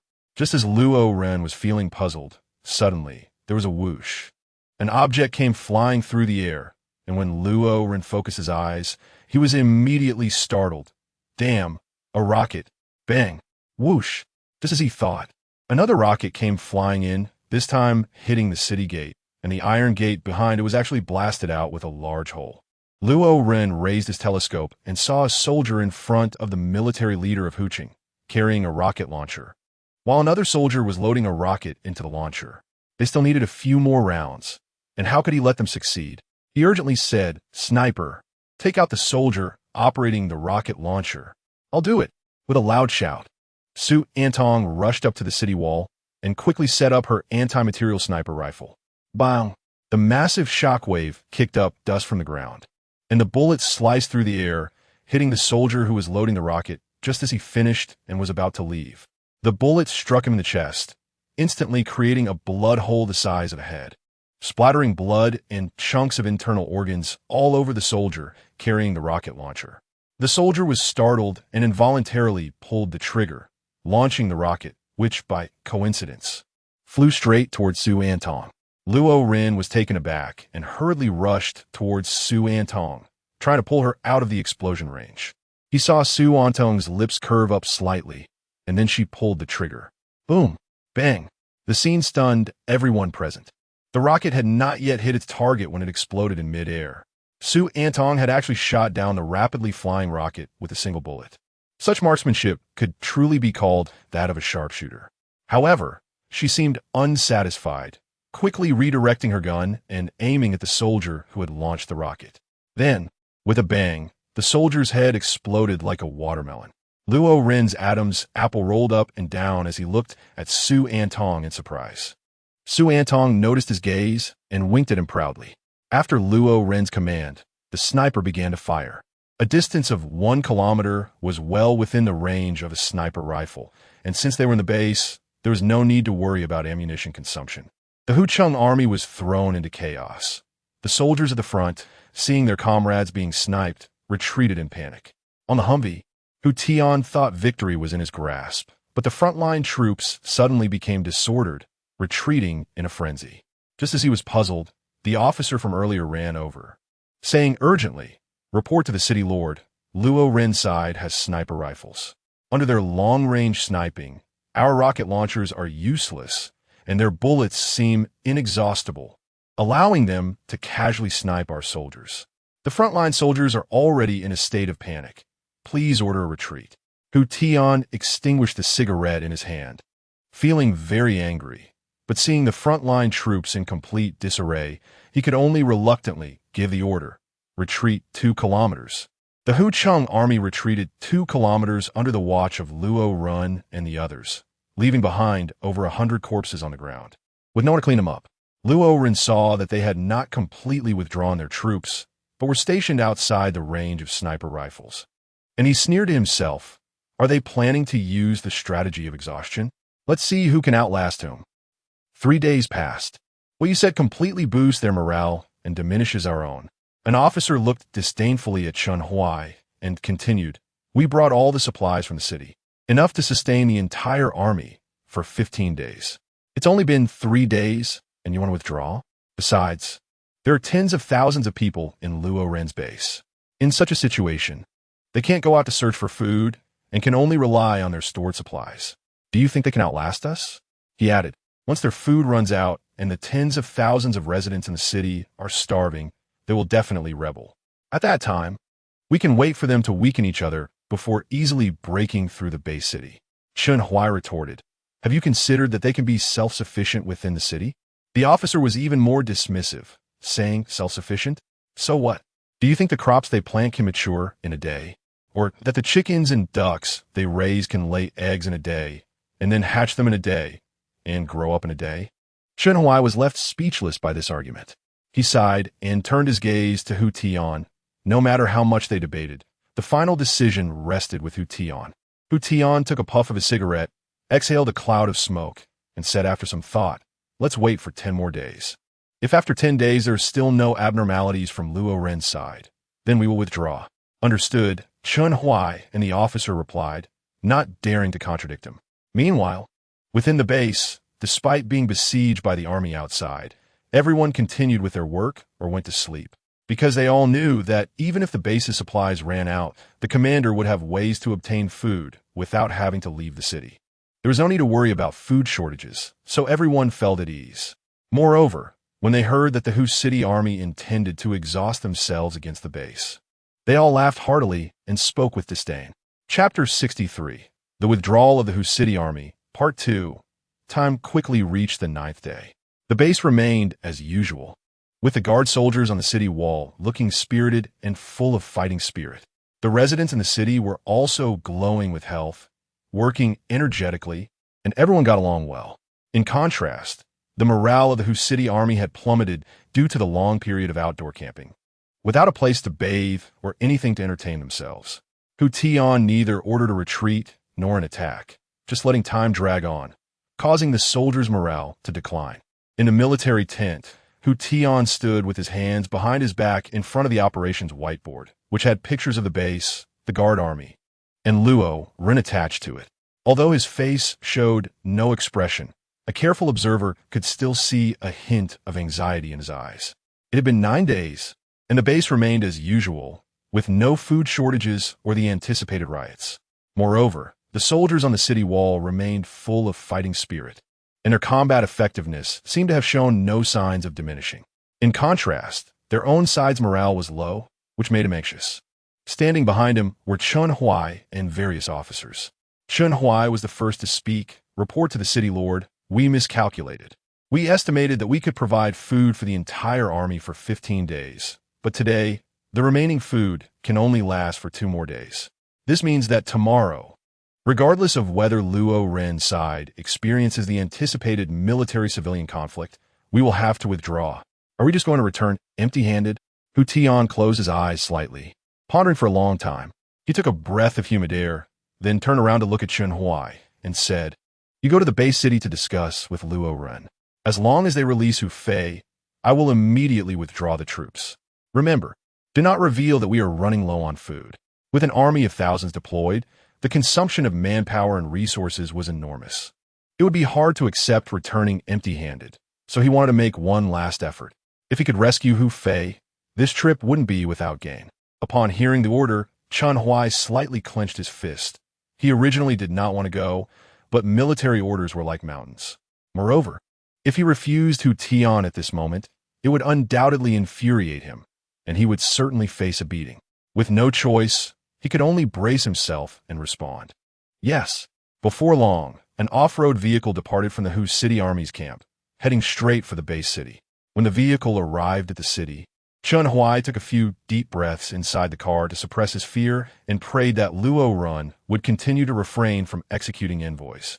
Only then did he open the car door, step out, and politely shout to the soldiers on the city wall, whose guns were aimed at him. "I am sent by the city lord to discuss matters with your commander Luo Ren. Please inform him." "Wait a moment." Logi said a word and instructed someone to go report it. Luo Ren quickly arrived and looked at Chun Huai beneath the city wall, smiling and saying, "We meet again. What does Hu Tian want you to come here for this time?" Chun Huai forced out a smile that was more painful than crying and said, "The city lord asked me to tell Commander Luo that as long as you release young master Hu Fei, we will immediately withdraw our troops, and from now on, the grievances between our 2 families will be settled, and Hu City and our base will cooperate for mutual benefit in the future." Luo Ren thought to himself, "The attitude has changed quite a bit. At first, he not only wanted me to release Hu Fei, but also demanded my surrender. This time, however, he only wants me to release Hu Fei, and he will immediately withdraw his troops." Luo Ren sneered inwardly. It seems Hu Tian can't hold out any longer. He cleared his throat and said with a half-smile, "Oh, Lord Hu really is magnanimous. Just release Hu Fei, and you will withdraw your troops? Sounds pretty advantageous." Chun Huai's heart stirred. Hearing this, it seemed Luo Ren had the intention to release him. However, the next moment, he was disappointed as he heard Luo Ren say, "It's a pity that such a good deal is something I don't want to make. Collaborating with you Hu City is undoubtedly like seeking skin from a tiger. It will only leave me with nothing." Chun Huai knew that if he revealed Luo Ren's original words, Hu Tian would surely become furious, and he couldn't help but break out in a cold sweat. Gritting his teeth, he said, "Report to the Lord." That Luo Ren said if the city lord wants to attack, then go ahead and do it. If you want him to release Hu Fei, that's impossible. Moreover, Chun Huai glanced at Hu Tian's expression, which was beginning to show anger. He swallowed hard and cautiously said, "Moreover, Luo Ren also said that the young city lord is already dead." Bang! As soon as the words fell, Hu Tian overturned the table in front of him, startling Chun Huai. Then he suddenly leaned close, grabbed Chun Huai by the collar, and asked, "Xiao Fei is dead." Faced with such a situation, Chun Huai quickly came up with a clever idea and hurriedly said, "My lord, what Luo Ren says is 7 parts true and 3 parts false. Just because he says the young city lord is dead doesn't necessarily mean it's true. Just like last time, he told me he and captured the young city lord, but later admitted to you that he had. I suspect he might be trying to provoke you. If you get angry and hurt your health because of this, then you'll have fallen into his trap." Hu Tian thought carefully, and Chun Huai's words made sense. His face immediately regained its calm, and his anger dissipated significantly. He wouldn't fall for such a lowly scheme from Luo Ren. Releasing Chun Huai's collar and taking a couple of steps back to distance himself, he then said, "In that case, let us proceed according to the plan. Notify everyone to withdraw the troops tomorrow." Chun Huai sighed in relief and quickly replied, "I'll go do that right away." After saying this, he headed to various parts of the military to announce the city lord's orders. After Chun Huai left, Hu Tian walked out of the military tent, looking towards the base. He saw the walls of the large city and the soldiers on the walls as tiny as ants. His hands clenched into fists, and hatred and killing intent flashed in his eyes as he thought, "Luo Ren, wait for me. Next time I come, I will ensure your city falls and your people perish." In an instant, his hatred and killing intent turned into worry. He wondered how Xiao Fei was doing. At the base on the city wall, he then looked towards the northwest, the direction of Gozhai. Once Hu Tian withdrew his troops, he would immediately set out for Gozhai. It had been more than 10 days, and he didn't know how Lin Yinda's propaganda work was going. Chapter 64, The Withdrawal of Hu's City Troops, Part 3, the next day, early morning. Early in the morning, Luo Shan came to report, "Commander, the Huqing army has retreated." At the same time, Luo Hai suddenly reported, "Commander, the sea-strange vehicle is suddenly beeping continuously." Luo Ren frowned slightly and said, "Take me to have a look." Following Luo Hai to the strange vehicle topped with a large pot, Luo Ren heard a beeping sound. After thinking for a moment, he opened the car door, picked up the microphone, and pressed the button. After a few crackling sounds, Hu Tian's voice came through. "Luo Ren, you really know how to put on airs, only answering the phone now." Luo Ren couldn't be bothered to waste words with him and directly said, "Speak quickly, or just let it out." There was a moment of silence on the other end of the phone, and then Hu Tian's voice came through again, this time clearly filled with anger. "Don't get too smug. Although you won this time, when I come back next time, it will be your end. By then, I will make sure your city is destroyed and your people perish." Luo Ren said disdainfully, "Oh really? Then I'll be waiting." "No, you don't need to come next time. I'll take the initiative to strike and destroy your city. Luo Ren, always keep my word." It seemed like he had heard the funniest joke in the world. Hu Tian laughed heartily, but then suddenly stopped. He said fiercely, "You really don't know the heights of heaven or the depths of the earth. If you have the capability, then come. I want to see how you plan to destroy my Hu city." Luo Renda, "Then just wait." After saying this, he hung up the phone. Hu Changjun, in the Hummer, took the microphone away from his ear, his eyes burning with anger as if it were palpable. He took a deep drag from his cigarette and blew out a large cloud of smoke, filling the car with a mist. The driver, who was driving and didn't smoke, felt uncomfortable with the smell of smoke, but didn't dare to complain or even open the window to let the smoke out. "I said I would come back next time to destroy your city and annihilate your people, and I will definitely make it happen. No, I want to kill you. I want you to watch others die one by one, and then I will cut off your hands and feet, chain you up like a dog at the gate of the Lord's mansion, and make you live like a dog. Report to the Lord. Everything has been packed up. We can set off now." Just then, Chun Huai suddenly came to report. At the base, on the city wall, Luo Ren held up the telescope to observe and saw Hu Changjun gradually retreating. He put down the telescope, looked at the guards, and said, "Brothers, these past few days, everyone has been eating and drinking on the city wall.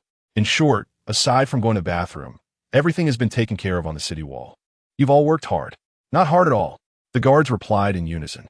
Luo Ren said loudly, "Now that Hu Tian has withdrawn his troops, everyone can relax a bit. Let's have a drink today." The commander is wise. The soldiers of the guard army erupted in a wave of excited cheers. They are all hot-blooded men. Aside from seeking revenge, the most enjoyable thing in the world is to drink and chat with companions and friends. However, one person frowned at this drinking affair. Showing no interest, Su Antong, the only non-biochemical person and the only woman in the guard army. Waiting for the noise to subside, Luo Ren continued, "However, relaxation does not mean indulgence. The safety of the base must come first. We cannot all drink at the same time, which would weaken our defenses. Therefore, we will go in shifts. The first 2 batches will have 300 people each, and the last batch will have 400. Also, we must not get drunk. We need to ensure our minds are clear and we remain combat ready." "Yes," the guard army responded. Luo Ren scanned the guard army and announced loudly, "Then let's get started." Today's base was exceptionally lively.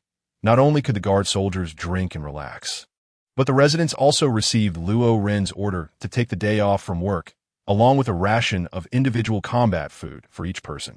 The inner-city cafeteria was packed, filled with guard soldiers, and the long-stored beer was brought out, with each person receiving 3 cans, ensuring no one would get drunk. Under such circumstances, everyone was very happy. However, the cafeteria supervisor, Fatty Li Jiao, and his group of friends were busy and dizzy from chaos. Luo Ren did not participate in drinking. Although he is also a passionate young man, he does not like to drink alcohol, but rather enjoys drinking Fat House, a term often used to refer to soft drinks like Coca-Cola.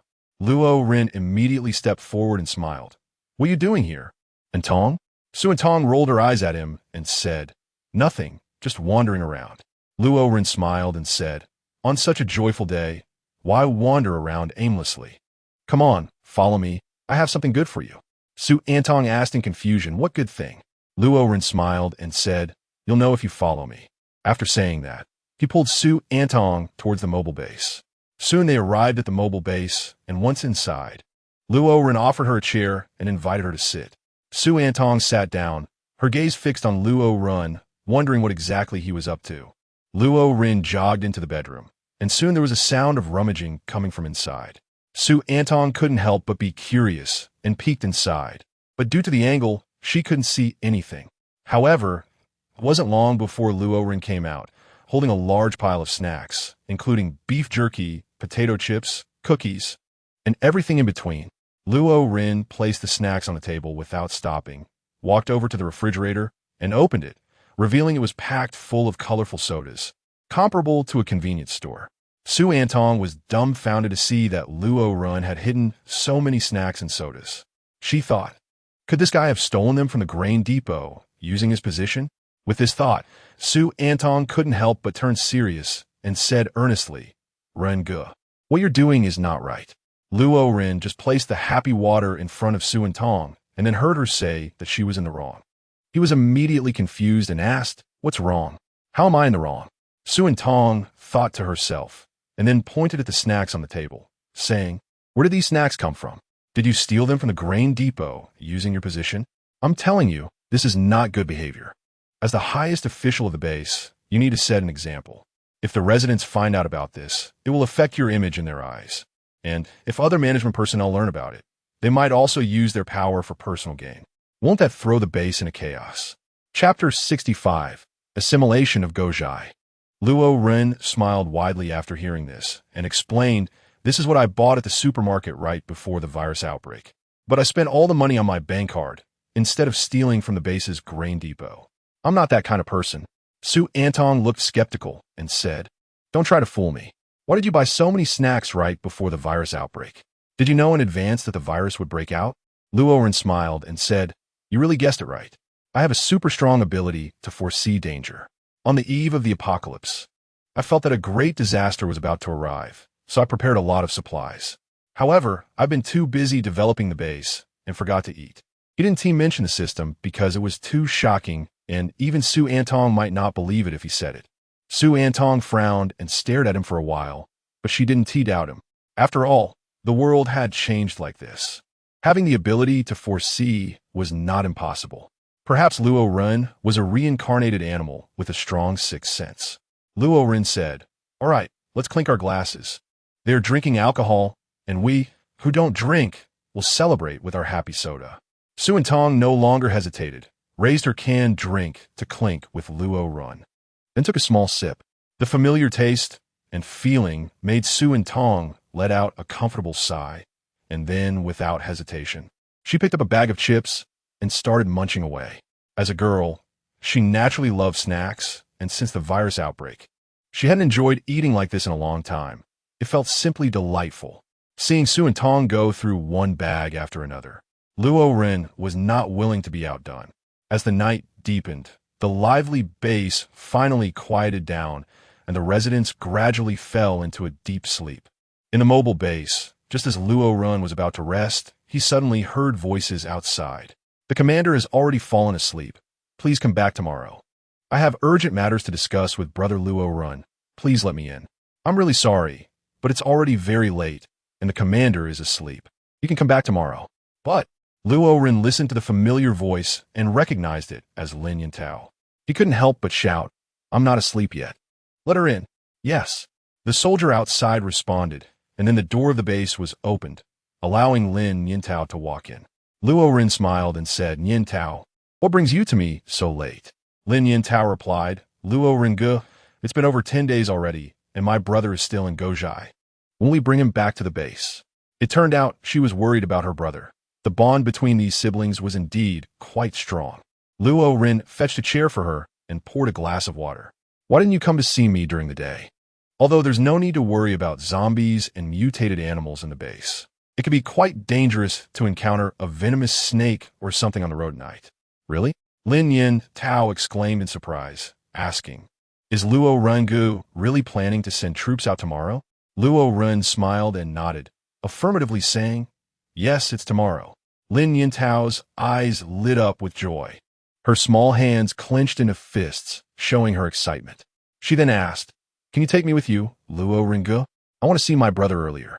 This time, however, Luo Ren shook his head, saying that it wasn't possible. Lin Yintao felt a bit disappointed. "Luo Renda, it's not that I don't want you to see your brother sooner, but the outside world is really too dangerous. I promised Nyinda to take good care of you siblings, and I can't go back on my word. Don't worry, even if we don't go, you'll be able to see your brother very soon." Lin Yintao nodded obediently. Luo Ren stood up and walked to the door to open the gate of the mobile base.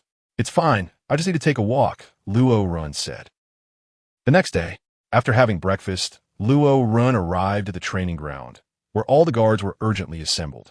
Luo Shan, Luo Hai, Luo Zi, and Luo Li stood at the front. Luo Ren said, "Luo Ji, Luo Li, you two lead 500 people to stay and guard the city.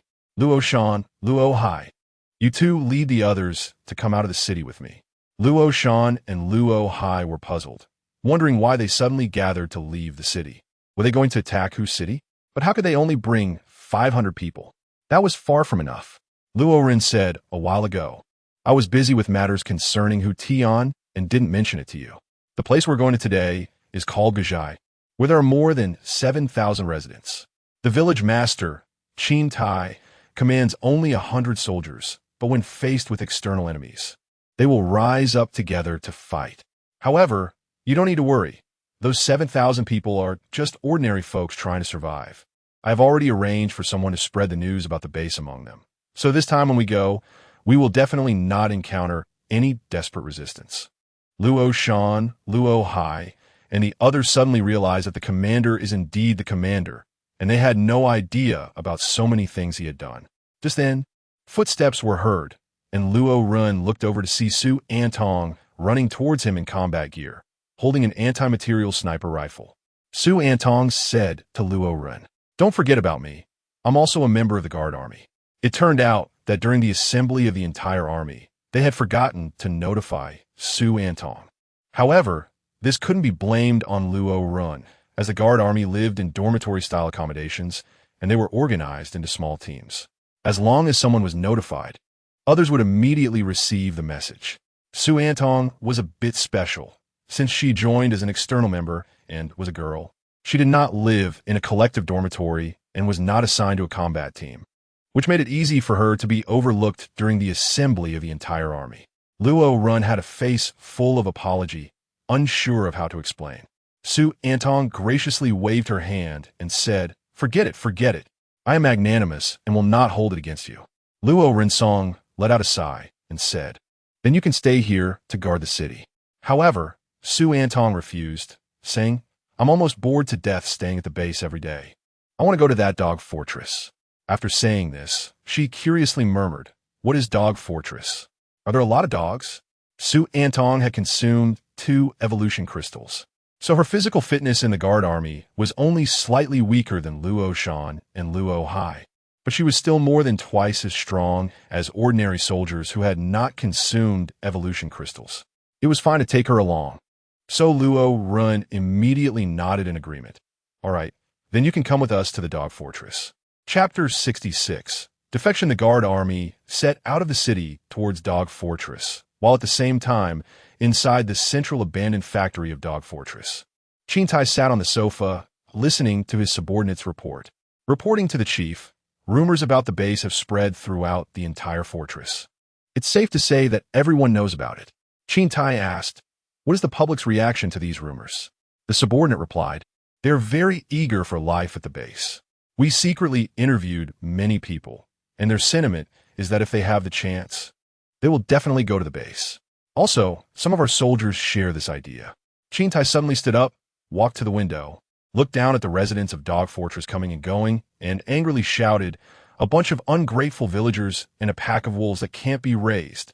He then asked, "I asked you to investigate the base. Do you have any news? What kind of force is this?" The subordinate replied, "According to our investigation, the base is a large force with a population of tens of thousands and an army of 1,000. The master of the base is named Luo Ren, and he has considerable individual strength. He should be an evolved human. Not long ago, Hu Tian from Hu City led an army of 10,000 to attack the base. But after a long stalemate, yesterday, the Hu City army actually retreated. Is this Luo Ren?" The subordinate took out a smartphone from his pocket. Although it had no signal and couldn't make calls, the camera function was still useful. He woke up the screen, opened the album, and clicked on a photo. The person in it was indeed Luo Ren. A 10,000-strong army can't take down the base. Chintai was shocked. He took the phone and looked closely, his pupils suddenly shrinking. It's him. This was a face he would never forget. Just over 10 days ago, this person had humiliated him in front of his soldiers. He never expected that he was the master of the base. This explained why the rumors about the base had spread throughout Dog Fortress. Damn it. Not only did he humiliate me, but he also planted spies in my territory to spread rumors, attempting to undermine me from within. Chintai's hand involuntarily clenched, and the phone, which could withstand bullets, was crushed by him. The subordinate was secretly alarmed, not knowing why the chief was suddenly furious. But he heard Chintai say, "Have you found a first person who spread the rumors about the base?" He also had a sister and a brother. But one time when he went out to relieve himself, his brother and sister disappeared, and he never said why. All of this was too coincidental. Not long after that, the rumors about the base began to spread in the fortress. After hearing this, Chintai basically confirmed that the first person to spread the rumors was Lin Yinda. It seemed he was a spy that Luo Ren had planted in Dog Fortress. As for the others, they would be dealt with as well. This would serve as a deterrent, letting these ungrateful villagers know that betraying me would come at a bloody price. With this thought in mind, Chintai ordered, "You take people and capture those few mentioned earlier. After killing them, hang their bodies in the most conspicuous place so that these ungrateful villagers can see the consequences of betraying me." "Yes," the subordinate replied. After the subordinate left, Chintai rubbed his forehead. He could no longer stay in Dog Fortress and needed to evacuate quickly. Otherwise, if Luo Ren led his army here, these more than 7,000 ungrateful villagers would definitely not be able to resist. In a simple house, Lin Yinda was having dinner when suddenly several soldiers burst in. One of them shouted harshly, "Bind him." Lin Yinda's heart sank. He knew why he was being captured. It seemed the matter of spreading the rumors had already been discovered by Chintai. However, he still feigned innocence and shouted, "What are you doing? I haven't violated any regulations." "Less nonsense. Take him away." Meanwhile, in other houses in Dog Fortress, cries of innocence echoed, mostly saying, "I'm innocent. I haven't violated any regulations." Under the threat of guns, Lin Yinda and a few others were escorted out of Dog Fortress to a jungle. The jungle was filled with dozens of skeletons, all of which had a small hole in the center of their foreheads, and the skulls at the back of their heads had been blown off, clearly indicating that they had been shot dead. Lin Yinda naturally knew where this place was. It was where Chintai executed prisoners. The soldiers had brought him here with a clear intention. With his eyes closed, he accepted his fate, having already prepared to face death, thinking that his brother and sister were living well at the base, and he had no regrets. He then felt the cold barrel of a gun aimed at his forehead. Death was imminent. However, after a while, not only did they not fire, but the gun was also moved away from his forehead. After waiting for a while with no response, and not hearing the gunfire of others being executed, he couldn't help but open his eyes. Looking to the left, he saw those unfortunate people, among whom were some of his old acquaintances, glaring at him resentfully. Looking to the right, he He saw 10 soldiers standing more than 10 meters away, forming a circle, quietly discussing something. Just as he was wondering, a sudden change occurred. The soldiers, who had been discussing, well, just a second ago, suddenly pounced on one of their own, snatched away that person's gun, and began to hit him on the head with the gun, but causing blood to flow and knocking him unconscious. The other 9 looked at each other, breathing heavily, and after a while they calmed down. One person squatted down to check the unconscious person's breath, and said a few words to the standing ones. The 9 discussed among themselves, and then all looked determined, with 6 of them raising their guns and aiming at the unconscious person. Bang! The 6 fired simultaneously, and the person on the ground was no longer unconscious but completely dead. Then, under Lin Yinda's bewildered gaze, the 9 soldiers approached him, all wearing smiles. One of them said, "Old Lin, do you remember me? It's Dali, and this is Luo Ren." The soldier who called himself Dali introduced all 8 of his companions before saying, "You saw what just happened. To be honest, we can't stand Qin Tai. That guy has a bad temper and often drills us, and he is extremely double-standard. His trusted confidants can get away with just a few days of confinement for their mistakes, while we face severe punishment if we fail to do what he orders. Did you see? The guy we just killed was one of Qin Tai's trusted confidants. We were just discussing how to abandon the darkness and turn to the light, to let you go and join the base. But no matter how we tried to persuade him, he just wouldn't agree. So we had no choice but to kill him." Chapter 67. Goodbye. Lin Yinda finally understood why these people suddenly turn on their comrade. Since they had done this, they must be determined to defect to the base. This was good. He and his old acquaintances, who had been captured because of him, would not have to die. "Of course I can take you to the base, but..." Lin Yinda looked down at himself, who was still bound. "Oh, I see." Dali immediately reacted, untying Lin Yinda while saying, "Don't just stand there. Those few brothers are still tied up." Soon, after untying Lin Yinda and the others, Dali and his companions looked at them with eager anticipation. The people captured along with Lin Yinda felt a bit guilty under their expectant gazes, as they had no idea how to get to the base and could only turn their eyes towards Lin Yinda, since he was the one who had informed them about the base. Lin Yinda naturally understood this, stretched his muscles, and said, "Let's get going." The others were delighted and followed Lin Yinda on their way to the base. After they left, a group of dozens rushed out from the Goxia, led by a long-haired man. Upon entering the jungle, the long-haired man did not see Lin Yinda and the others' corpses, but discovered the body of Qin Tai's confidant, which made him furious. He punched a tree, causing leaves to scatter everywhere. Chase. Lin Yinda also knew that the events in the forest would surely be noticed by Qin Tai, so he jogged along, not daring to slow down. By this time, the sky had darkened and the wind was howling ominously. In such an environment, encountering a large number of zombies would be extremely dangerous. Just then, Lin Yinda, who was leading the way, suddenly stopped. The others followed suit, and Dali stepped forward to ask, "Why did you stop, old Lin?" Lin Yinda did not speak, but raised his arm to point ahead. Dali squinted to look and immediately stumbled back a few steps, falling to the ground. At this moment, the others also looked ahead, all filled with terror. In front of them stood figures, and, at a glance, there were hundreds of them. In the dim environment, they could only make out rough outlines, and their first thought was that they were zombies. What should we do, brotherly?" Luo Ren stammered.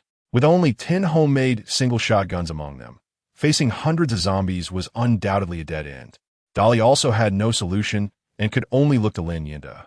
However, with so many zombies, what could Lin Yinda do? Just as a few were in despair, suddenly a light shone ahead, and they could see clearly that those hundreds of figures were not zombies, but real flesh and blood humans. Then, the crowd ahead parted, and a modified off-road vehicle drove out, its 2 headlights shining brightly, making it difficult for Lin Yinda and the others to adapt, and they all shielded their eyes. The car door opened, and a person got out, smiling, "Brother Yinda, long time no see." Hearing this familiar voice, Lin Yinda's heart tightened, and then he squinted to see clearly. Upon recognizing the person, he immediately shouted excitedly, "Commander Luo Ren." The companions who came with him also adapted to the light, and, hearing Lin Yinda call out Commander Luo Ren, looked at the person in front with confusion. After staring for a while, Dali and his companions suddenly realized and Neo Air stammered. It's him, that evolved human. Lin Yinda knew what Luo Ren was asking and explained. They are all people who couldn't stand Qin Tai's rule and wanted to join the base. Oh, Luo Ren said, suddenly enlightened and pleasantly surprised. Lin Yinda had indeed done a great job, even persuading soldiers under Qin Tai. However, how did they end up here? Thinking of this, Luo Ren asked again. You're not at Goxia, where are you going? Lin Yinda sighed and recounted the events leading up to the situation. Thank you, Commander. Dali and the others said excitedly. Luo Ren nodded, simultaneously ordering the headlights to be turned off, as the light at night could easily attract zombies. So it was better to find their way using natural light.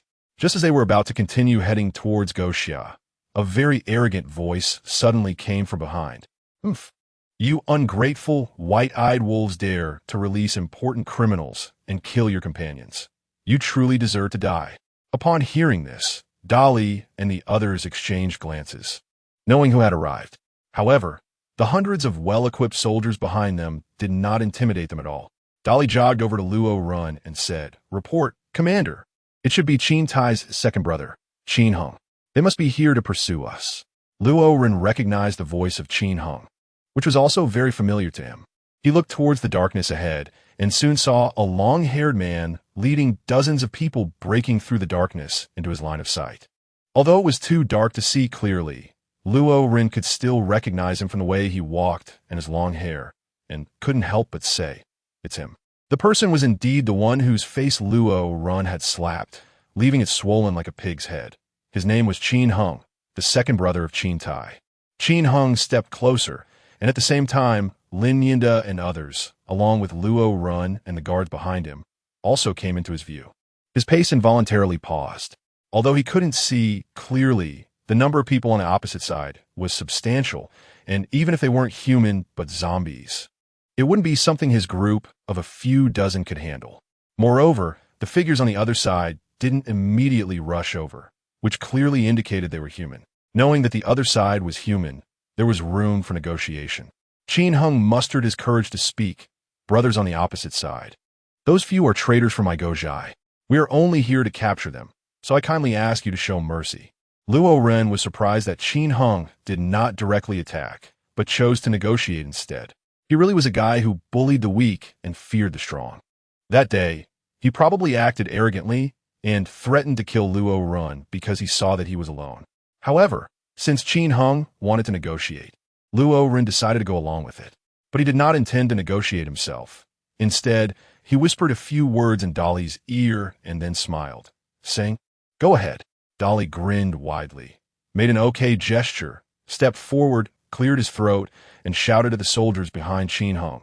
Brothers, I know that you, like us, are just trying to survive, which is why you had no choice but to join under Qin Tai and endure beatings and insults. Now, there's an opportunity to escape right in front of you. Do you know who is standing behind me? They're the base's guard army. As long as you put down your guns and surrender, the commander has said that you can join the base. Brothers, I believe you have all heard of the base, right? No more beatings or insults, no more worrying about hunger, and no more fearing zombies. Such a place is simply a paradise on earth. The dozens of people led by Qin Hung began to waver upon hearing Dali's words. Dali continued, Staying under Qin Tai means living without dignity. Whenever he gets angry, he takes it out on us. Do you remember He, who was thrown into the cellar to feed the zombies over 10 days ago? Who can guarantee that one day, when Qin Tai is furious, he won't throw you into the cellar to feed the zombies as well? And this Qin Hung, you all know his temper just as well as I do, if not better. If you don't join the base, your only outcome will be to be shot dead by the guard army or return empty-handed. You should be able to imagine how Qin Hung will treat you then. Chapter 68. Subduing enemies without fighting. Shut up, you bastard. Qin Hung was enraged, aiming his gun at Dali, ready to fire, wanting to silence him completely. In a flash, a gunshot rang out, bang. Dali was startled, closing his eyes and hugging himself. After a few seconds, he felt no pain from a bullet hitting him. After a moment of feeling around, there was no warm blood or wound. He slowly opened his eyes and saw Qin Hang's handgun drop to the ground, still loaded with a bullet. Seeing this scene, Dali could imagine what had just happened, and he felt more confident. He put his hands on his hips and yelled, "Bastard! Qin Hung, you really are a beast. Did I hit a nerve and make you furious? You still want to kill me? Huh? With the commander and the guard army here, you think you have the ability to kill me?" Qin Heng's eyes widened in rage, his head spinning with anger. He no longer cared about the hundreds of people across from him and shouted, "What are you all standing there for?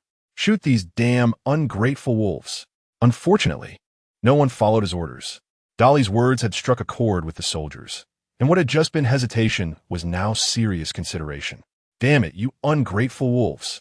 Seeing that no one was paying attention to him, Qin Hung kicked a soldier beside him and then moved to attack another. Qin Heng's actions instantly solidified the soldiers' resolve. They raised their guns at Qin Hung, and one of them angrily said, "What have you given us? 2 meals a day, and we still don't get enough. If food was genuinely scarce, we could accept that, but you indulge in lavish meals while we do the dirty work.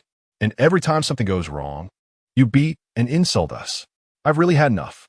"Yes, I've had enough too." "Me too." Dozens of soldiers expressed their agreement, which only fueled Qin Heng's anger. He pointed at them and yelled, "You're rebelling. You're actually rebelling. I will kill you traitors right now." Qin Hung was blinded by rage. Although he was much stronger than ordinary people, he couldn't dodge bullets like his brother Qin Tai. As he charged at the dozens of people, all they heard was bang, bang, bang. Dozens of guns fired simultaneously and bullets came flying at him. Qin Hung had no way to avoid them and was instantly riddled with bullets. His movements froze for a moment, then he fell straight back, his body covered in bullet holes, blood pooling around him. Qin Heng's eyes widened, and he died unwillingly just like that. "Clap, clap, clap." Luo Ren clapped his hands and stepped forward. Seeing this, the dozens of soldiers immediately dropped their guns and knelt down. One of them said, "We are willing to abandon the darkness and join the base. Please grant us your approval, sir." Dozens of soldiers spoke in unison. "We are willing to abandon the darkness and join the base. Please grant us your approval, sir." Luo Ren smiled and said, "Get up quickly. The base welcomes you." Dozens of soldiers were overjoyed and hurriedly thanked him. "Thank you, sir." Luo Ren ordered the confiscation of firearms and then instructed Lin Yinda and others to follow behind the guard troops before continuing on their way. They were not far from Gojai, and after spending less than half an hour, Luo Ren and his group finally saw the dim lights of Gojai. The vehicle headlights were turned on, instantly attracting the attention of everyone in Gojai. Luo Ren then took a loudspeaker and shouted, "People inside, listen up. I am Luo Ren from a base. I am here to take you to the base today. Those who wish to go to the base should place their weapons at their doorsteps. I, Luo Ren, can guarantee your safety after the guard troops enter the village." He then called Lin Yinda and others over, saying, "You all say a few words too." Lin Yinda took the loudspeaker and was the first to speak. "Brothers and sisters, I am Lin Yinda. Some of you know me, and some do not. I will say this. The matter of the base is something I am conveying on the order of the commander. I guarantee that everything I say about the base is true, and dozens of brothers have already joined the base, including soldiers under Qin Tai. I will let them say a few words." After speaking, he handed the loudspeaker to Dolly. Dolly cleared his throat and said, "Good evening, everyone. I am Chindali. Some of you should know me. That's right, I'm a soldier under Qin Tai. Besides me, there are dozens of soldiers under Qin Tai who have defected and joined the base. So it is clear that what old Lin said is true." After Dolly finished speaking, he passed the loudspeaker on, and it ended up in Nioer's hands. Nioer first complained, "Brother Dolly, this is pretty good, but saying hello, everyone makes it sound like a variety show. Look at me." Nioer brought the loudspeaker to his mouth. This, that. "Yamiya, Fankayu." The others were dumbfounded, thinking they were waiting to see what he would say, but that was it. Nioer's face turned red as he handed the loudspeaker to the next person and then covered his face, running to the back of the line to hide. "Damn it! Damn it!" He roared in anger, smashing things in a frenzy, looking toward the windowsill, and then suddenly dashed out, jumping down from the second floor. Thud! A person jumped down from the upstairs. The guard soldiers saw it was Qin Tai and immediately turned their gaze away. They had heard Qin Tai's roar and saw his furious face. They did not want to attract Qin Tai's attention, or they would face a beating at best and death at worst. At the same time, they also heard what the people outside were saying, and they were tempted. Qin Tai scanned the soldiers and said in a deep voice, "Do you also want to join the base?" If anyone wants to go, then go ahead. I definitely won't stop you. Despite saying this, who would dare to believe it? If someone foolishly thought Tai was serious and went out to defect, Tai would probably throw that person into the cellar to feed the zombies immediately. Oomph. Seeing no one dared to move, Tai snorted coldly and said sternly, "Since everyone wants to go, what are you waiting for? Hurry up and organize those stubborn civilians for defense." Dozens of soldiers immediately scattered, heading to various places in Gojai to organize the residents for defense. In the western district of Gojai, a team of soldiers shouted loudly, "Strong enemies are coming. Everyone hurry up and pick up your weapons to prepare for battle." The civilians glanced at the soldiers but did not pick up their weapons. In the eastern district of Gojai, another team of soldiers arrived, shouting, "Everyone hurry up and pick up your weapons. We must not let the base people enter the village." Like in the western district, the civilians threw their weapons at their doorsteps and remained at home, quietly waiting for the guard troops to enter the village. The soldiers in the central district who were mobilizing civilians encountered the same problem. Not a single civilian was willing to pick up weapons to defend against the guard troops. At this moment, Tai walked onto the street and saw weapons thrown at the doorsteps of every house, and he couldn't help but clench his fists. Chapter 69. The death of Tai, the civilians throwing weapons at their doorsteps, clearly indicated their intention to abandon Tai and choose to side with the base, with Luo Ren. This made him extremely angry, furious that the Gojai he had worked so hard to manage was about to fall into the hands of others. And it was that Luo Ren who had humiliated him before, which made him feel very unwilling. However, at this point, what good was his unwillingness? He couldn't win in a one-on-one fight, and he would be even more outnumbered in a group fight. The only path before him was to escape. He was an evolved human who had consumed evolution crystals. Even though it was night, he had no fear of zombies. Thinking about this, he looked at the soldiers under him. He could roughly guess what they were thinking. They probably wanted to join the base, but because they were afraid of him, they did not express it. "Since you have the heart to betray me, then before I leave, let me show you what the consequence of betraying me is." Tai exuded a strong killing intent, and he drew the dagger strapped to his leg, rushing towards the team of soldiers who were already hoarse from shouting. The soldier covered his neck, blood spraying from his fingers. Excessive blood loss caused his face to quickly turn pale, and then he collapsed to the ground, unwilling and confused, staring hatefully at Tai. Others saw that it was Tai and felt fear from his intense killing intent, screaming loudly, "Ah!" Outside Gojai, Luo Ren heard the piercing and tragic screams, frowned, and immediately ordered, "Enter the village." Hundreds of guard troops began to move, heading into Gojai, while Luo Ren went ahead. Following the screams to the central area of Gojai, he saw more than a dozen corpses lying on the ground, all soldiers under Tai. These soldiers had expressions of terror and unwillingness, and each one had died from a slit throat or a pierced heart, which immediately made him think of Tai. At the same time, screams came from the western side of the village, and Luo Ren immediately set off to investigate. In just a few seconds, Luo Ren arrived in the western district and saw Tai cutting a soldier's throat. Tai noticed Luo Ren and was startled. He was no match for Luo Ren and immediately chose to flee. What a beast! Even his own people won't spare. Luo Ren couldn't let him succeed, so he shouted and quickly pursued. Tai's speed was far inferior to Luo Ren's, and after a short while, he was caught up. Luo Ren threw a punch, hitting him in the back and sending him flying. Tai landed and rolled for more than 10 meters before finally stopping, leaving him covered in mud.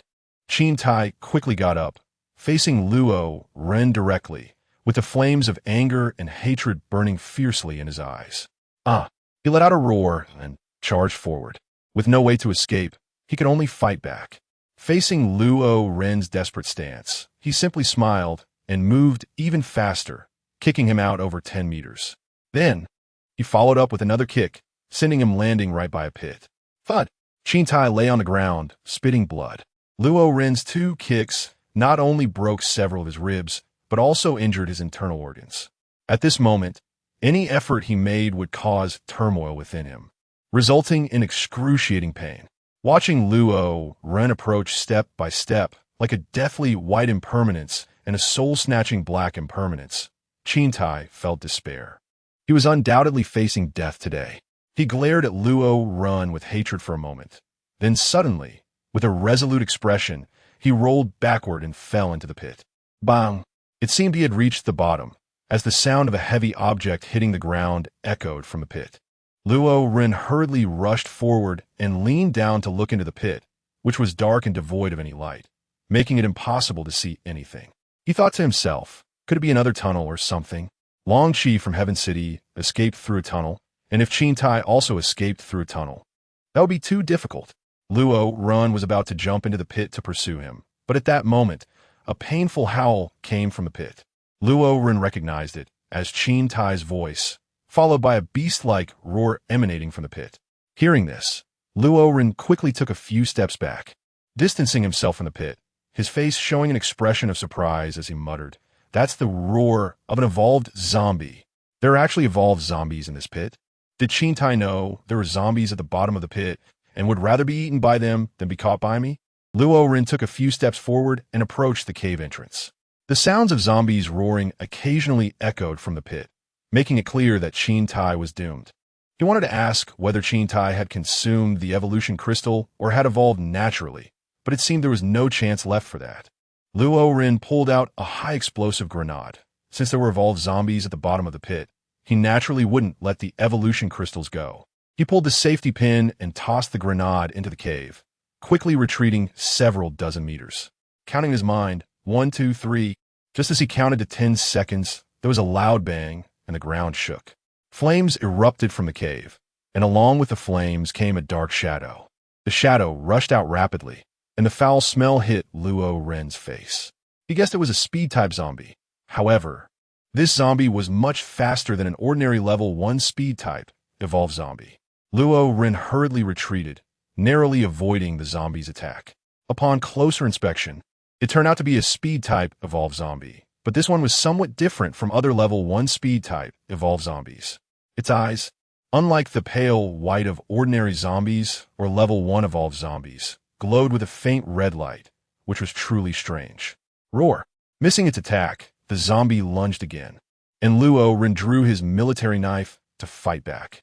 The zombie's speed was incredibly fast, comparable to Luo Ren's, and the sharpness of its claws was not inferior to the military knife.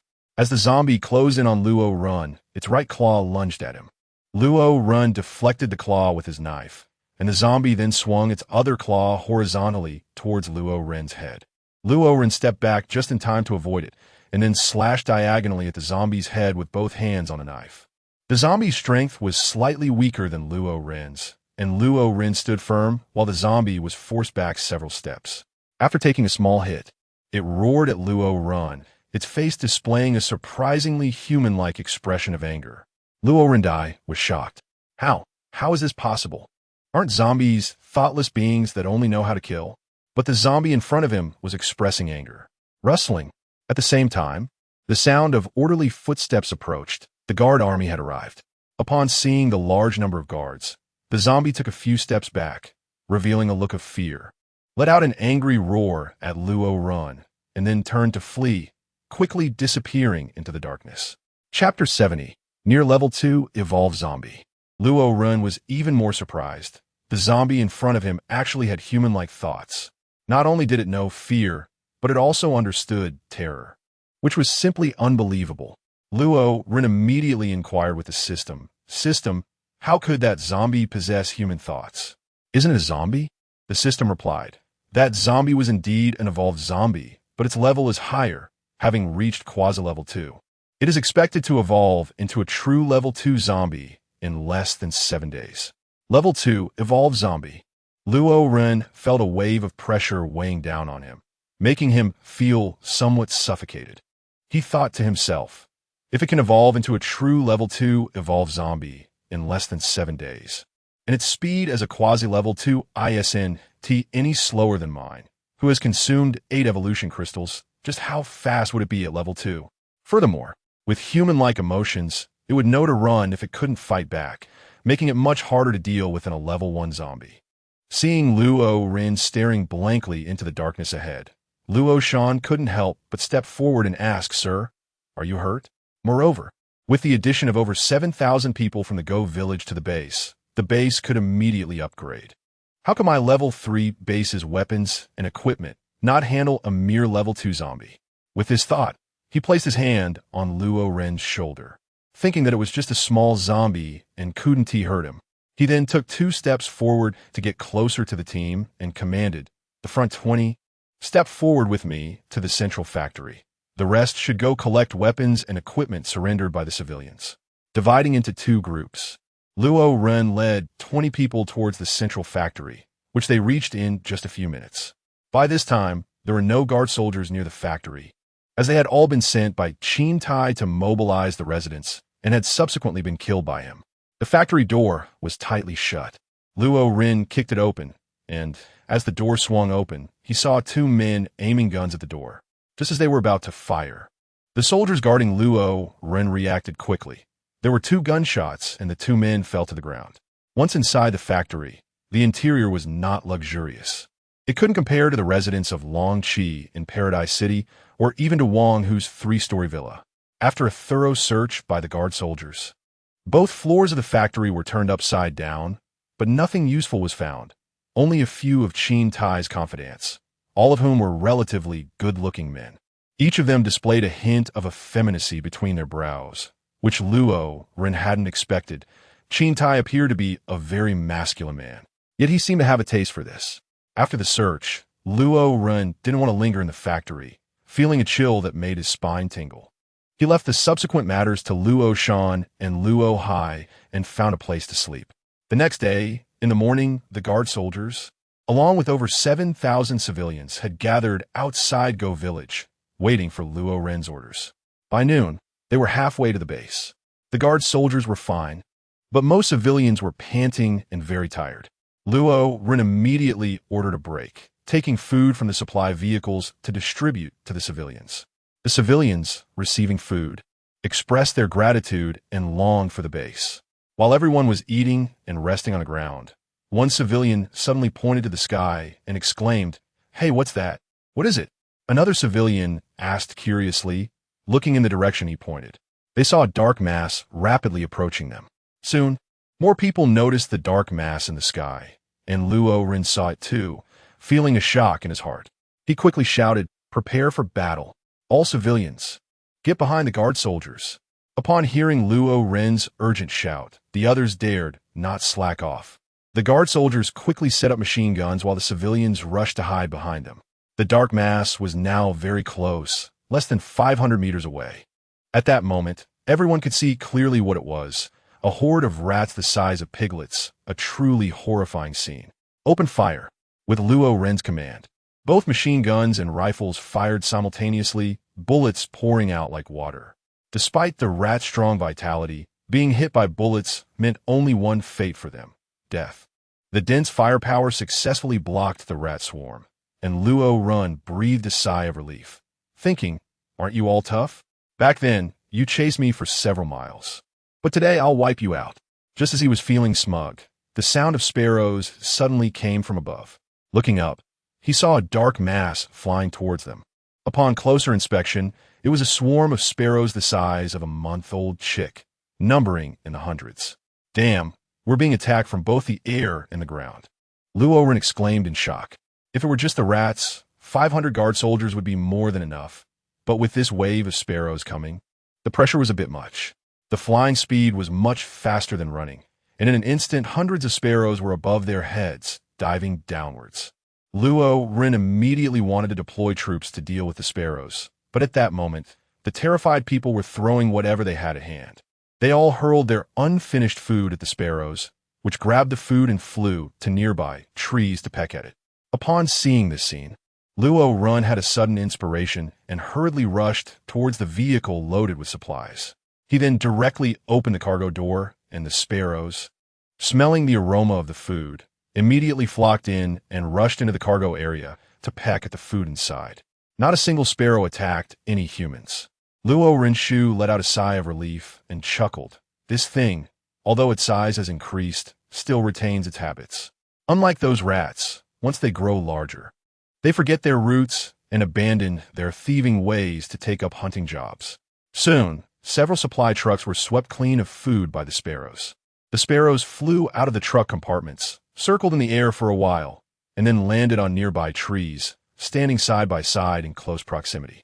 At the same time, the battle between the guard army and the rat swarm was also coming to an end. The swarm, numbering in the tens of thousands, could not break through the guard army's defenses. They heard a few squeaks coming from the back of the swarm, and then the rats began to retreat. Chapter 71. Level 3 base. As the rat swarm retreated, everyone breathed a sigh of relief and took a moment to rest. Luo Ren then ordered them to set off again. After more than 7,000 people entered the base, Luo Ren heard the system's voice in his ear. Ding! Population has exceeded 50,000. The base meets the upgrade conditions. Please upgrade as soon as possible. Ding! New mission released. Upgrade the base to level 3. Reward of 1 billion points. Luo Ren quickly arrived at the mobile base, looking at it and decisively said to himself, Upgrade. Ding! The base has been upgraded to level 3. Ding! Task completed. Reward 10 points. Ding! The base has been upgraded to level 3. Unlocking level 3 arms factory. Ding! The base has been upgraded to level 3. Unlocking level 3 walls. Ding! The base has been upgraded to level 3. Unlocking vehicle factory. Ding! New task released. Establish a vehicle factory. Reward 1 billion points. A vehicle factory? At this moment, Luo Ren was overjoyed, and if it weren't for his image, he would have sung and danced. This was a vehicle factory capable of producing vehicles. He wondered if it could produce tanks after establishment. Thinking of this, Luo Ren hurried to the military zone. At this time, the military zone only had an empty arms factory, which was still level 2.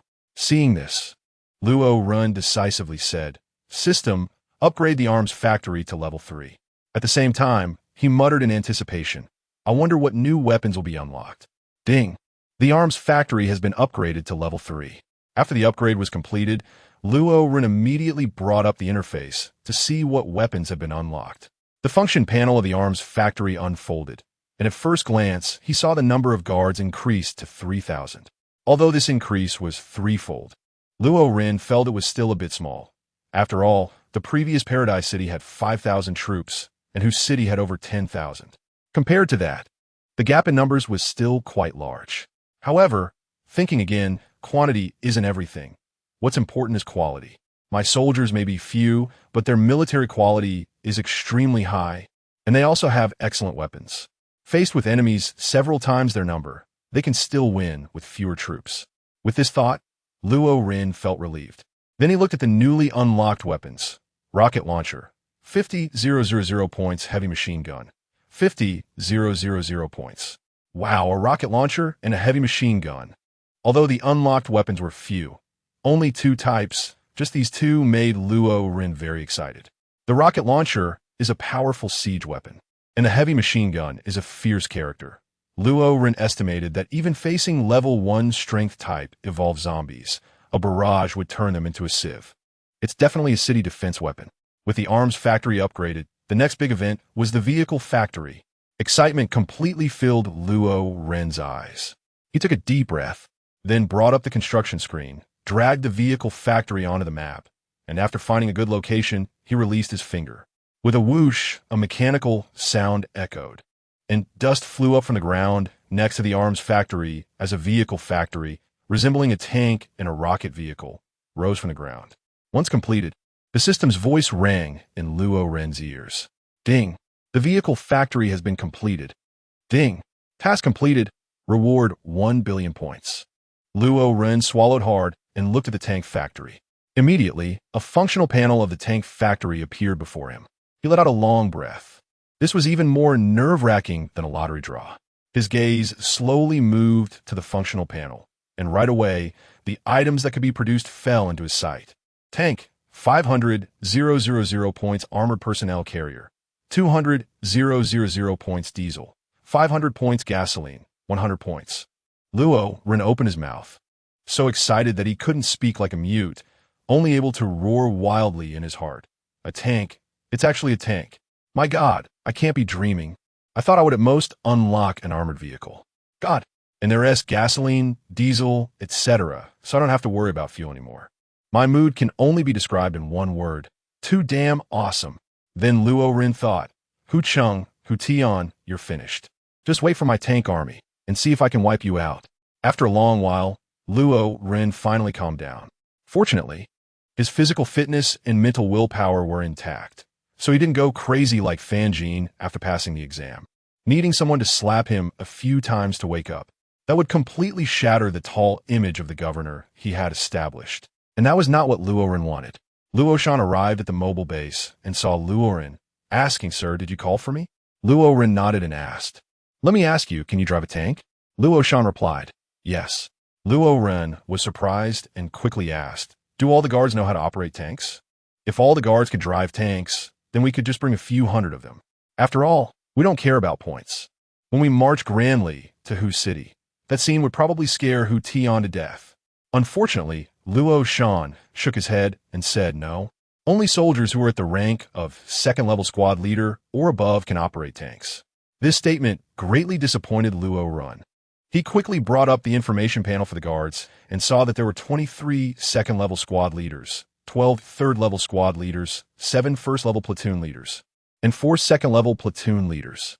In total, there were only 46 soldiers ranked second-level squad leader and above, and since one tank requires 4 people to operate, that means they could only use a maximum of 11 tanks. Oh man, the gap between reality and imagination is indeed huge. Luo Ren slapped his thigh and then asked, What about the armored personnel carrier? Luo Ren immediately breathed a sigh of relief.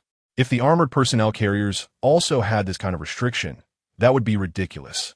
Fortunately, Luo Shan gave a satisfactory answer. 11 vehicles will be fine, but no, it probably wouldn't work to have 11 tanks. There would still need to be people left to command the troops. I can't possibly handle everything myself. Luo Shan, Luo Hai, Luo Ji, and Luo Li. The 4 second-level squad leaders definitely can't be allowed to get on the tanks. Let's also keep Luo Wu, the first-level squad leader, and then leave 3 third-level team leaders. Calculating this way, only 38 people can get on the tanks. 38 divided by 4 equals 9.5. Oh, that's off. Then let's keep 2 third-level team leaders, which makes the number of people for 9 tanks just right. Luo Ren was very satisfied with his allocation. He wrote it down on a piece of paper and handed it to Luo Shan, saying, Follow what is written above, and after excluding those who remain, let the others come to the military district to wait for me tomorrow. Yes, Luo Shan did not ask for the reason, and upon receiving the order, he went to handle it. Chapter 72, Mechanized Guard Army, Part 1. The next day, the 36 people on the field saw Luo Ren arrive, their eyes filled with respect. And they shouted, Sir. Luo Ren nodded and said straightforwardly, I have gathered you here for an important matter. I am preparing to form 3 tank teams. Now, I want to confirm with you all, you can operate tanks, right? Yes, Commander, they replied. Luo Ren nodded in satisfaction and continued. A tank requires 4 people to maximize its combat effectiveness. So now you can divide yourselves into teams. Upon hearing this, the 36 people responded with a yes and began to form groups. Since they had been through life and death together, it didn't matter who teamed up with whom. There was no need for the childish behavior of picking and choosing. In just a few minutes, the grouping was completed. Luo Ren was very satisfied with this speed and didn't waste any time. He quickly walked to the tank factory, and a blue transparent screen unfolded before him. He thought, Produce 9 tanks. The system's prompt sounded. Producing 9 tanks will cost a total of 450 W points. Do you confirm? Confirm. Ding, tanks are being produced. 9 tanks will take a total of 9 days. Reminder, firearms are easier to make, so they take less time, while tank production is more difficult and naturally takes longer. This is very scientific. Hearing this, Luo Ren couldn't help but want to complain, You system are talking about science here, while I, as the host, feel embarrassed to mention science. Putting that aside, Luo Ren asked, How long does it take to produce an armored personnel carrier? Producing 1 armored personnel carrier is estimated to take 12 hours. 247 multiplied by 12. 1 is 1. 1 2 is 2. 1 3 is 3. Oh no, this will take 2,964 hours, which equals 123 and a half days. Luo Ren was indeed baffled. He was thinking about quickly producing the armored transport vehicles to significantly improve the mobility of the Guard Army and then attack Hu City. He didn't expect that just producing the vehicles would take half a year, which was quite frustrating. He couldn't help but complain, "System, I feel like this point system is a bit excessive. I have so many points that I can't use them all. Yet producing something gets stuck due to time and quantity constraints. It feels like I've finished digesting, found a restroom, and then all the stalls are full, with the people inside refusing to come out." Reminder to the host, whether you like it or not, you cannot describe this system as that kind of filthy place. Luo Ren was momentarily speechless, letting out a helpless sigh. I still want to ask," he reluctantly inquired. "Is there really no way to increase production speed?" "No." Ding. Gasoline production completed, quantity 1. Just 3 seconds later, a barrel of gasoline was produced. Luo Ren carefully examined the barrel, which was labeled 10L, enough to fill a regular car's gas tank. Then he chose to produce a barrel of diesel. Ding. Diesel production completed, quantity 1. Producing diesel took 10 seconds, and the volume of the diesel barrel was noticeably larger than that of the gasoline. With a label of 100L, a barrel of diesel was a full 100 liters, enough to fill a medium-sized truck, and generally, 2 barrels would suffice for a large truck. The rapid fuel production brightened Luo Ren's eyes. The armored personnel carrier had to wait, but the trucks outside were ready to use. "Yes." Su Antong unceremoniously found a chair and sat down. She looked at Luo Ren and said, "Brother Ren, I need to talk to you." Luo Ren nodded and said, "Speak."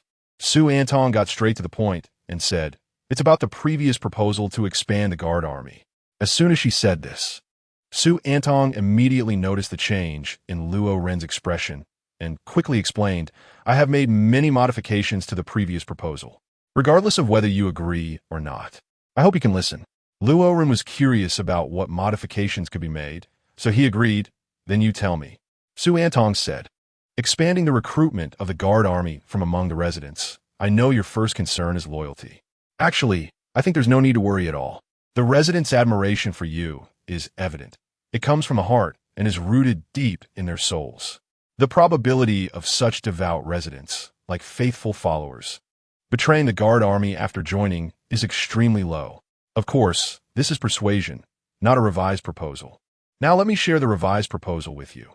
Expanding the Guard Army is an inevitable move. Otherwise, as the population of the base increases, without a strong military force to protect it, that would be unacceptable. Considering the potential factors for betrayal, I have thought of the following countermeasures. 1. The highest-ranking officer in each resident army team could be arranged as a guard soldier. 2. Separate barracks will be established, and the resident army will not train together with the Guard Army, with training instructors for the resident army provided by the Guard Army. 3. Monthly ideological education will be conducted to ensure the resident army's loyalty to the base. 4. All weapons and equipment will be completely controlled by the Guard Army, providing suitable training ammunition regularly, and only supplying sufficient ammunition when going out on missions. These are the 4 countermeasures I have thought of. What do you think? Su Antong's proposals were indeed good and practical. However, since the base had already been upgraded to level 3 and the number of guard soldiers had significantly increased, Luo Ren felt that he did not need more troops at the moment. If a large number of residents were conscripted as soldiers, the productivity of the base would inevitably decrease. Therefore, it will be better to wait until the base develops to a larger scale before discussing this matter further. Chapter 73, Mobile Guard Army, Part 2. Luo Ren looked up, smiling at Su Antong, and said, "Your strategies are sound and practical, which is commendable. However, the base currently has limited capacity, and it's not about having a large number of troops, but rather quality. The Guard Army can fully maintain the peace and stability of the base and deal with forces like Hu City without much issue. Therefore, let's wait until the base expands to a larger scale before implementing conscription." Su Antong's face fell, and she said dejectedly, "All right." Seeing her like this, Luo Ren felt a pang of sympathy. After thinking for a moment, he continued, "I'm considering the production capacity of the base. How about this? I'll approve the formation of a militia team of 50 people, and you can manage it, treating it as a demonstration." Su Antong's face instantly brightened. Although it was just a militia, it was a significant step, proving that Luo Ren's thoughts on the guard army were not unchangeable.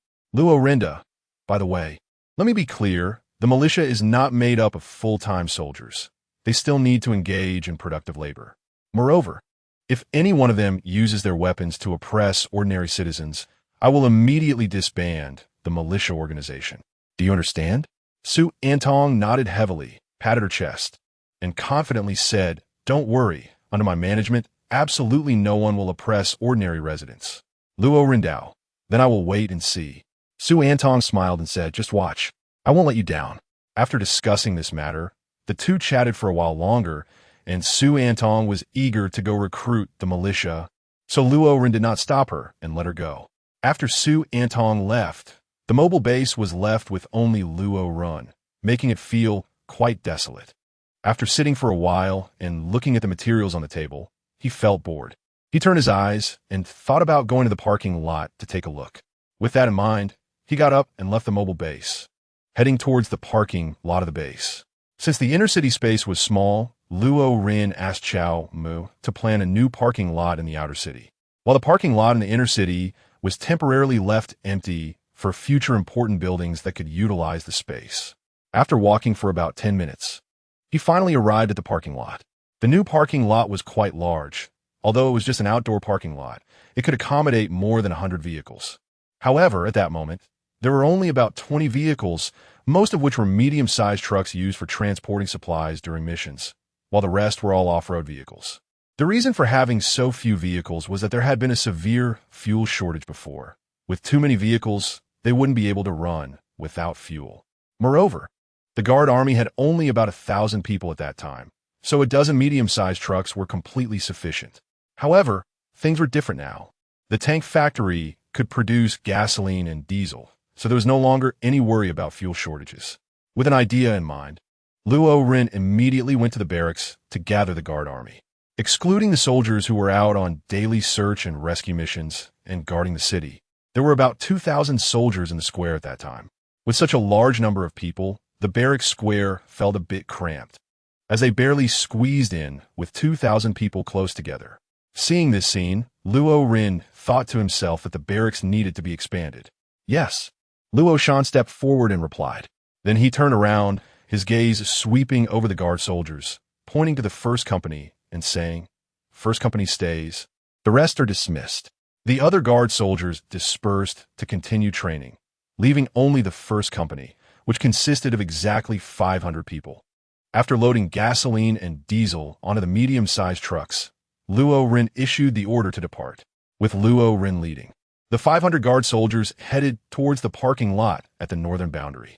During the journey, they encountered a few waves of small zombies, all of which were easily dealt with by the powerful firepower of the Guard Army, so the journey was relatively smooth, and they arrived at the northern boundary parking lot in about an hour.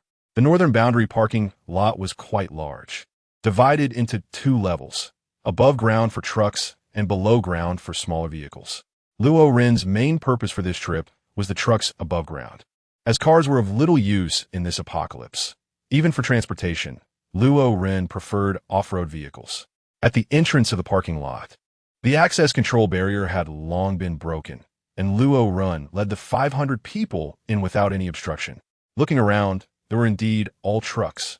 Luo Ren commanded, "Just get a medium-sized truck go." The cargo capacity of a medium-sized truck is stronger than that of a light truck, while being more flexible than a heavy truck, making it Luo Ren's best choice. While the guards searched the parking lot for suitable targets, Luo Ren went down to the underground parking lot. Since the power system had long been down, the underground parking lot was dark except for some light coming from the entrance. However, Luo Ren didn't need to worry because he brought a portable light source, which was a flashlight. He swept the flashlight over the cars one by one, shaking his head in succession, as none of them caught his eye. He came down here to find himself a vehicle, and of course, he had to choose a good one. Suddenly, a sound like a mouse squeaked in his ears, followed by the sound of footsteps. As he shone the flashlight, he saw a bony zombie lunging at him. This was just an ordinary zombie, posing no threat to Luo Ren. He raised his leg and kicked it away, then drew the military knife strapped to his thigh, taking a quick step forward.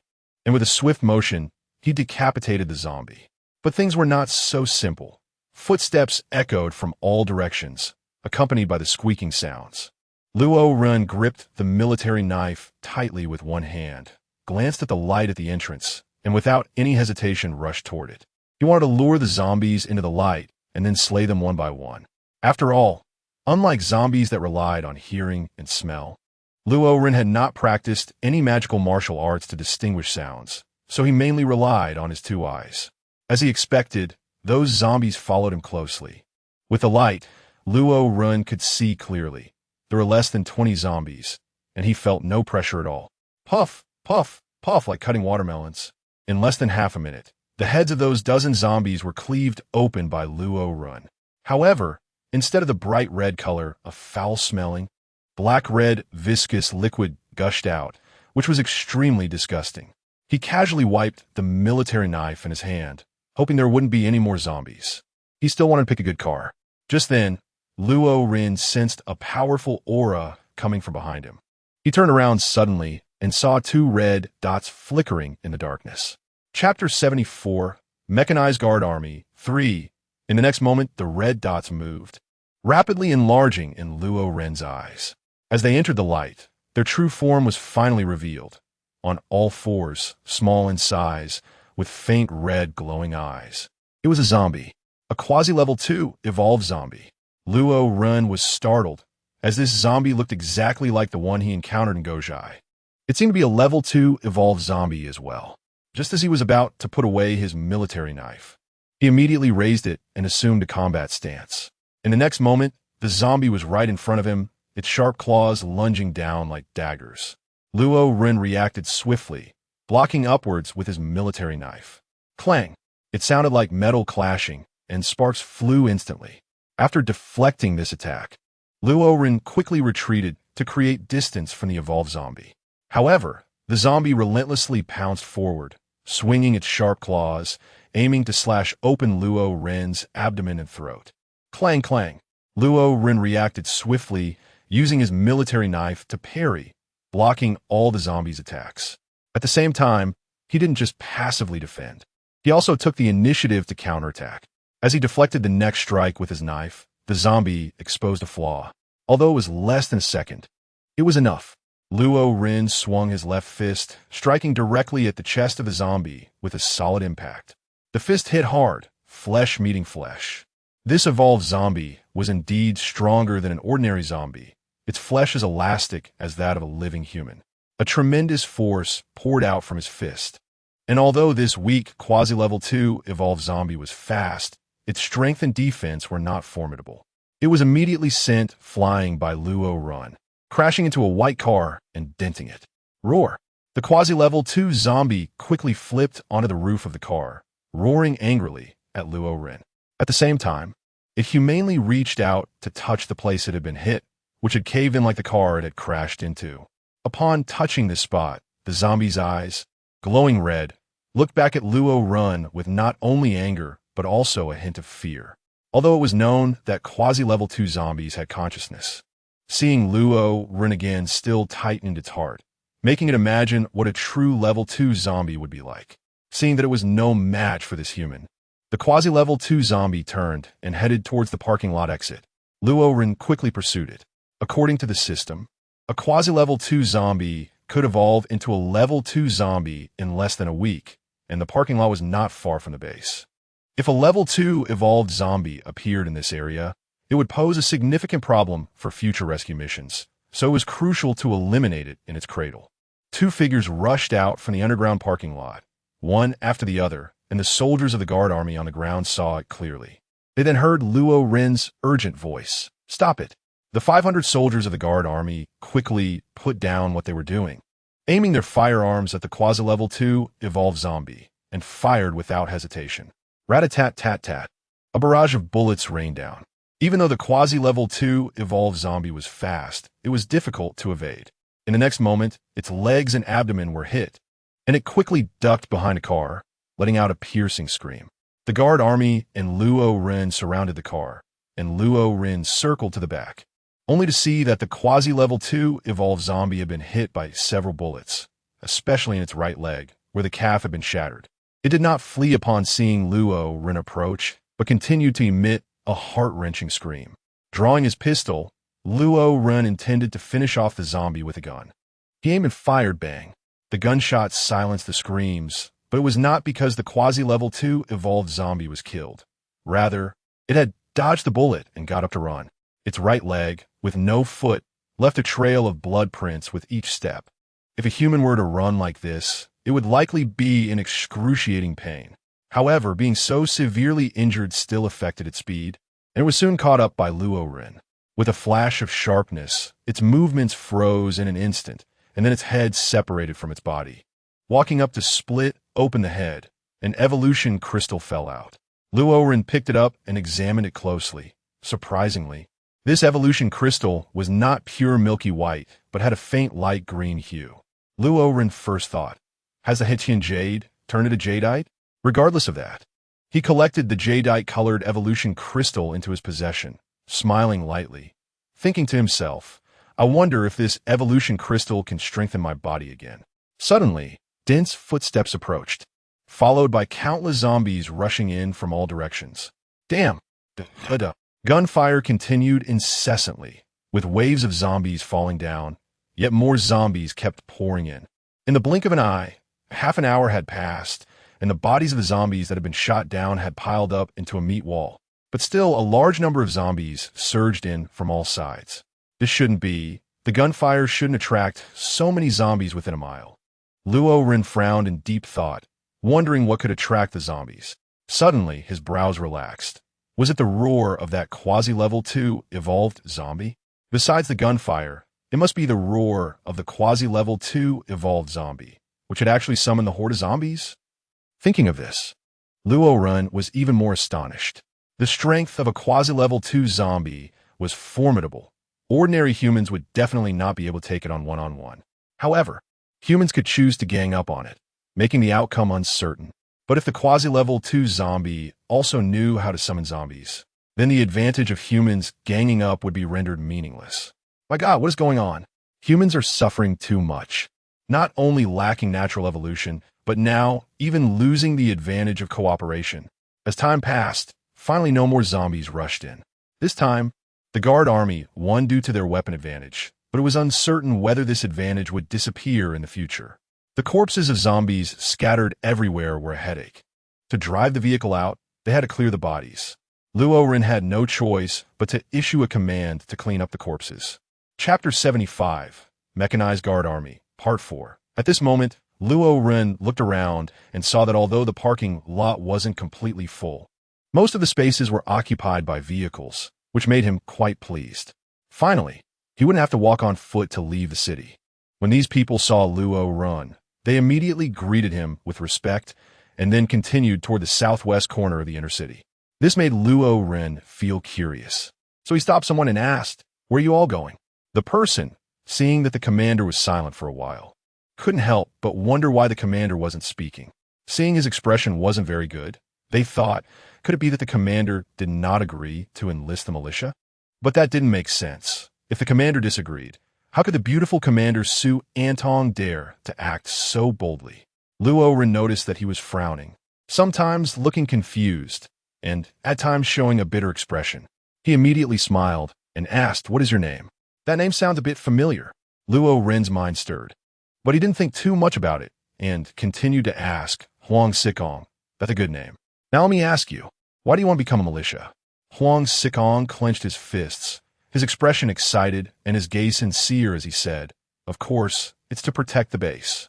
Luo Ren carefully examined Huang Sikong. It is said that the eyes are the windows to the soul, the best at expressing a person's emotions and thoughts. Through these two windows, Luo Ren could tell that he was not lying, which was quite unexpected for Luo Ren. If this was truly just his thought, then becoming a guard could be acceptable. However, that was just a statement for the moment. One could only know for sure after actually becoming one. After all, a person's thoughts can change depending on their position. Moreover, everyone has their own ideas, and Huang Sikong can only represent himself. There are so many others, and Luo Ren does not know why they want to join the militia. Luo Ren patted Huang Sikong's shoulder and said, "Go." Huang Sikong was even more excited. The commander had actually patted his shoulder, which attracted the envy of passers-by. He nodded heavily and replied, before heading towards the southwest corner. Luo Ren looked towards the southwest corner, paused for a moment, and then finally stepped forward in that direction. The inner city was not large, and he quickly arrived at the southwest corner. The scene before him surprised Luo Ren. He saw a crowd of people gathered together, forming a circle. With more and more people joining in, enlarging the circle, there were probably several hundred people. Luo Ren thought to himself. At the same time, someone noticed Luo Ren and called out, "Sir." Everyone turned to look and then respectfully addressed him, "Sir." Su Antong and several female soldiers saw Luo Ren arriving and hurried over to greet him. This was in front of many residents, so Su Antong would definitely not be as impolite as she was at the mobile base. She approached and said, "Sir." The female soldiers behind her echoed, "Sir." Luo Ren waved his hand and said, "You don't need to worry about me. Just continue with what you're doing." Upon hearing this, everyone immediately moved their feet and began to line up. However, these people were not professional soldiers, and for a moment, they became flustered. Some accidentally bumped into others coming towards them, causing a burst of laughter from the crowd. Luo Ren's gaze fell on the city wall, and he immediately leaped up. The 4-meter-high wall was nothing in his eyes. Once on the wall, Luo Ren curiously observed the chaotic crowd below, all waiting to see how Su Antong would resolve the current issue. Su Antong frowned and immediately shouted, "Stop." As soon as her voice fell, the people instantly halted and turned their attention to her. She continued, "Everyone find the nearest person next to you and line up. I don't need you to be very quick, just don't push or shove, and if the spot you want is taken, line up behind. If this row is full, start another one. Understood?" "Understood," the crowd replied in unison. Su Antong then said, "All right, 20 people per row, 30 people per line. Based on this standard, begin." The crowd moved again. This time their pace slowed significantly, but they were no longer in a panic, and there were no more incidents of people stepping on each other or colliding. Everyone was orderly, strictly following Su Antong's guidance, lining up behind if their chosen spot was taken, and starting a new line if the current one was full. After about 20 minutes, the several hundred people in the venue were finally lined up. The neatness was naturally not comparable to that of a professional team, but for ordinary residents to achieve this effect, it could be considered acceptable. Luo Ren nodded slightly and gave Su Antong an approving look. He then turned to the crowd and noticed that more than half of the several hundred people present were teenagers under the age of 15. According to the base's regulations, those who were 12 years old and above, but under 15 had their labor intensity in hours halved, while their food rations remained unchanged. Those under 12 were not required to work, and the base provided 2 meals a day for free. Therefore, those under 12 essentially had nothing to do all day, did not need to study, and did not have to work. They just played. Seeing this, Luo Ren suddenly had an idea. They couldn't let them be idle all day. They needed to find something for them to do, otherwise they would become a problem. Chapter 76. Establishing a school after a period of contemplation. Luo Ren's eyes lit up. That's right, education. They had to let them study. Of course, the content of education at this time would not be the kind of theoretical knowledge that was basically useless before the apocalypse. Instead, they needed to cultivate them into talents useful for the base, such as aquaculture, livestock breeding, agricultural planting, and construction professionals. Moreover, there was another aspect, ideological education. It is said that correct thoughts should be cultivated from a young age, and if they wanted to ensure their loyalty to the base, they naturally had to cultivate their mindset in this regard. With this thought in mind, Luo Ren became energized. He stood up and scanned the inner city, spotting an empty space that used to be a parking lot, perfect for building a school there. At the same time, Su Antong seemed to have a telepathic connection. Seeing the youthful and innocent faces of the boys and girls, she thought similarly. They were too young to participate in the militia, and if there were a school, they could sit in the classroom and learn useful knowledge. They could also form a youth army to cultivate military skills from a young age. How wonderful that would be. Luo Ren was focused on the matter of building the school, losing interest in the militia affairs. He quickly arrived at the assembly hall and ordered someone to call Shate, Chow Mu, Chow Ma, and the various department heads. Surrounding the long table, Luo Ren sat in the main seat, his eyes slightly closed as he waited for the others to arrive. After about 10 minutes, The department heads finally arrived one after another. Upon seeing that the chief had already arrived, they all felt tense and were puzzled as to why the chief had suddenly summoned them. Among them were those who let their imaginations run wild, fearing that Luo Ren was planning a major overhaul, which made them extremely anxious. Luo Ren slowly opened his eyes, his gaze sweeping over the crowd. Every supervisor was present, neither more nor less, as if everyone had arrived. Whether it was Saudi, Chow Mu, or the hospital supervisor Yuan Yongyuan, or even the nursing supervisor Meng Xinrong, who had already become Yuan Yongyuan's wife, they all looked at Luo Ren with a sense of awe, waiting for him to speak about the reason and purpose of gathering them all. Luo Ren said, "This is our second meeting, right?" Yes. Luo Ren replied with a smile. The other managers also laughed in agreement, and then there was a moment of silence. After a few minutes, the door of the conference room was pushed open again, and then Luo Shan walked in. When Luo Ren saw Luo Shan, he smiled and said, "Finally, everyone is here." Luo Shan first said to Luo Ren, "Commander, I am late."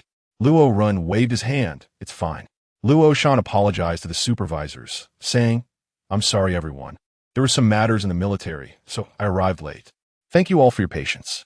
Since the commander didn't blame him, the supervisors naturally didn't dare to express any dissatisfaction and all smiled, saying, it's okay. We haven't been here long either." "Yeah, it hasn't been long. I just arrived a little while ago too." As Luo Shan took his seat, the conference hall fell silent again, and everyone had arrived. Luo Ren, not one to waste words, spoke up under the gaze of numerous supervisors. "The theme of today's meeting is school." Upon hearing this, the several supervisors who thought Luo Ren was going to make major changes felt their hearts calm down, while also feeling curious. Is the leader intentionally looking to build a learning environment? But what is the school supposed to contribute? Luo Ren continued. "Everyone knows the rules of the base, right? Those who are 12 years old but not yet 15 have their working hours halved, and those under 12 do not need to work at all. As a result, they spend most of their time idly, not knowing what to do each day. Perhaps some are taken to farms, pastures, or construction sites by their parents or elders to help out, and they can learn some skills in planting, breeding, or construction, but that is a minority. So after much thought, I have decided to establish a school. The curriculum will focus on the skills that the base currently needs most. Of course, we still need to have cultural classes like reading and writing. That is essential. After all, we cannot let the base turn into a primitive society where people cannot even read or write. By the way, there is also mathematics. It doesn't need to be too advanced, just enough to be useful. For those children with a talent in that area, we can also build a library in the city where various books are collected for them to learn on their own. Of course, there is also the most important subject, which is the history of the base and ideological education."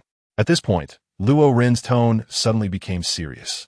The base is a refuge for everyone's safety, so maintaining the stability of the base is everyone's responsibility. I do not want to see traitors emerge within the base. Upon hearing this, all the supervisors felt a sense of solemnity. Some of them might have their own little thoughts, but they were all trivial matters. In their hearts, they were always steadfast and would absolutely never betray the base, nor would they ever betray the commander. Luo Ren saw the satisfied expressions on everyone's faces and nodded secretly. He then continued, "By the way, there's also military training. The safety of the base is fully protected by the guard army, but the residents still need to have certain military skills. After all, in the apocalypse, no one knows how severe the next danger might be. Therefore, we must be prepared for an all-out defense." In Luo Ren's mind, he hadn't considered conscripting residents, at least not for now. Perhaps in the future, when the base reaches a certain scale, he might have to resort to conscription to obtain soldiers, and only then would he implement that policy. The reason for deciding to train the students in military skills is that he had witnessed the ability of a quasi-level 2 evolved zombie to summon other zombies in the parking lot north of the boundary. If one day a level 2 evolved zombie gathers a large number of zombies to attack the base, then the guard army might not have enough personnel, or the production speed may not keep up with consumption. At that time, these residents with military skills could directly take up arms to defend the base. This is similar to the residents of Gojai uniting to fend off an enemy attack. The supervisors all nodded in agreement, clearly supportive of Luo Ren's words. This is my basic plan for the school. Next, I will roughly arrange your work. Luo Ren first looked at the construction supervisor, Chao Mu, and said, "The school is an important building, so it must be constructed in the inner city. I have already thought that the old parking lot is a suitable location. As for the style of the school, Chao Mu, you are the professional, so I will leave that to you. Also, once the school is established, we will start construction courses, and you will arrange for professionals to teach." Chao Mu replied, "Yes, Commander." Luo Ren then looked at Yuan Yongyuan and Meng Xinrong, two guys who didn't know when they got together, and said, "Yuan Yongyuan, Meng Xinrong, you two are responsible for arranging teachers for the nursing and medical courses. Medicine is difficult. It cannot be learned in a short time. However, doctors are talents that are in short supply at the base. So once a student shows medical talent in class, let them study medicine, and they won't need to learn other skills courses." Yuan Yongyuan nodded heavily in agreement, very much in favor of Luo Ren's arrangement. Thus, Luo Ren assigned the task of arranging teachers to various supervisors and then let Shate carry it out. Chapter 77. Tank Test in the blink of an eye. 10 days had passed. Luo Ren went straight to the military area and saw at first glance 9 tanks parked in front of the tank factory, along with 20 armored personnel carriers. He called the guard army to park the armored personnel carriers in the parking lot. Then summoned the previous 36 tank drivers and said to them, each group can choose a tank. At the same time, Luo Ren decided to produce 20 more tanks for future needs. After the tanks were selected, the 3 teams, 9 groups drove their tanks into neat formation. Their actions so skilled and their speed so swift that they were clearly not first-time tank drivers, but rather 36 experienced veterans. Looking at the 9 steel beasts, Luo Ren was extremely excited and immediately ordered, "Let's test them outside the city." The 9 tanks lined up orderly and headed towards the city outskirts, while Luo Ren drove his own vehicle to follow. The tanks paraded through the streets, and residents were left dumbfounded upon seeing them, with someone exclaiming, "Hey, buddy, that's a tank, right?" "That's right, buddy, it's a tank." "God, it really is a tank, this. The commander has once again shocked me." "Yeah, what do you say about the commander? He's really something." "What do you mean by that? Are you saying the commander is not human? Why are you slandering me again?" "Is that what I meant? What I mean is that the commander has exceeded my understanding like a deity." The continuous exclamations and discussions around him made Luo Ren's mouth curve up slightly. As the tank squad reached the city gate, it opened wide. Once all 9 tanks had driven to the open space outside the city, Luo Ren followed in his vehicle. Meanwhile, the surrounding residents followed along, crowding the city wall tightly. Fortunately, the guard army maintained order. Otherwise, with so many people, a few might have fallen off the wall. As the 9 tanks lined up neatly, a group of dozens of people returned from outside. Luo Ren focused and recognized the leader as Su Antong, who was the only militia group in the base. Su Antong and the 50 militia members also saw the tanks, freezing in their tracks, their eyes wide and mouths agape, enough to fit a whole egg. Su Antong was the first to recover. She also saw Luo Ren in the off-road vehicle and immediately led her team over. Luckily, Luo Ren understood what she wanted to express, but didn't explain. Instead, he smiled and said, "How about the power of my tanks?" Luo Ren immediately ordered, "Fire!" As soon as Luo Ren gave the command, the residents on the city wall stopped discussing and held their breath, their eyes fixed on the tank's cannon. Similarly, Su Antong also stopped asking questions and focused on the direction the tank's cannon was aimed at, as if the air had solidified in that moment. Then, boom, boom, boom. 9 cannon shots rang out, and the tank's cannon instantly erupted with a huge flame. The shells flew out, cutting through the air toward a small house a mile away. Bang, bang, bang. Likewise, 9 explosions followed as 9 shells hit the same target, and dust immediately rose, obscuring the situation. A few minutes later, as the dust gradually settled, the small house at the target point had vanished, leaving only a pile of rubble. Despite it being late autumn and the weather cold, the people on the city wall felt no chill at that moment. They shouted excitedly and laughed heartily. With such a powerful weapon, if Hu Tian came again, they would directly take him down. Luo Ren was very satisfied with the power of the tank. A smile spread across his face as he got out of the vehicle and looked towards the direction of Hu City. A glint of coldness flashed in his eyes as he thought to himself. I, Luo Ren, said I would destroy Hu City, and I will definitely follow through. Hu Tian. Just wait, I'm coming, Luo Ren said. Currently, the number of guards has greatly increased, and our weapons and equipment have also made significant progress. 9 tanks are enough to break through Hu City. Therefore, I now announce that Luo Shan, Luo Hai, Luo Ji, and Luo Li will each lead 500 soldiers, and I will personally command the tank squad. We will set out tomorrow to attack Hu City. Yes, replied Luo Shan, Luo Hai, Luo Ji, and Luo Li. After the task was assigned, Luo Shan, Luo Hai, Luo Ji, and Luo Li went down, leaving only Luo Ren and Su Tong in the mobile base. Su Tong looked at Luo Ren with her mouth slightly open. Luo Ren smiled and said, "You will set off with us tomorrow. After all, your marksmanship is so good. It's a significant combat strength." Su Tong nodded, bit her lip, and couldn't help but ask again, "So how did you get those 9 tanks?"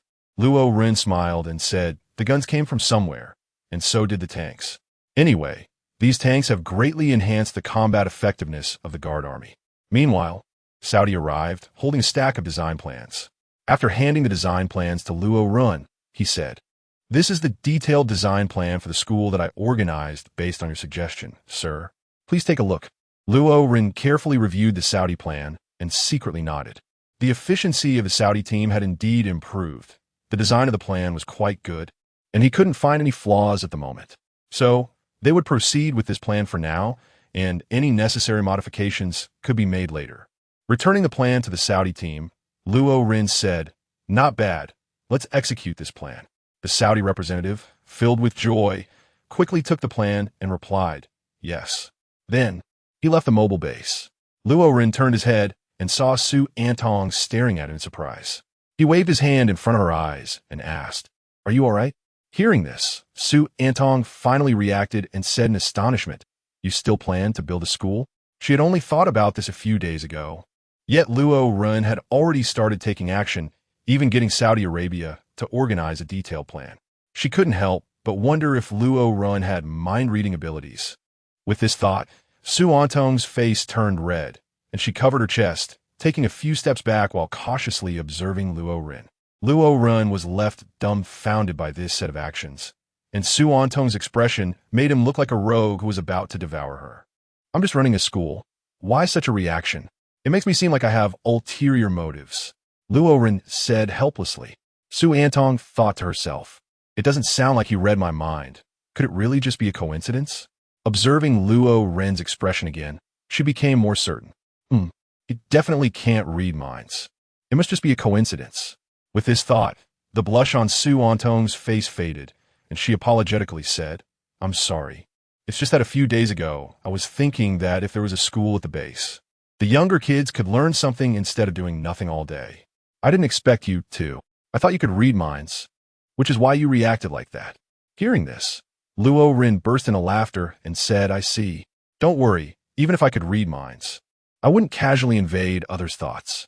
I'm a law-abiding citizen who wouldn't pry into others' privacy."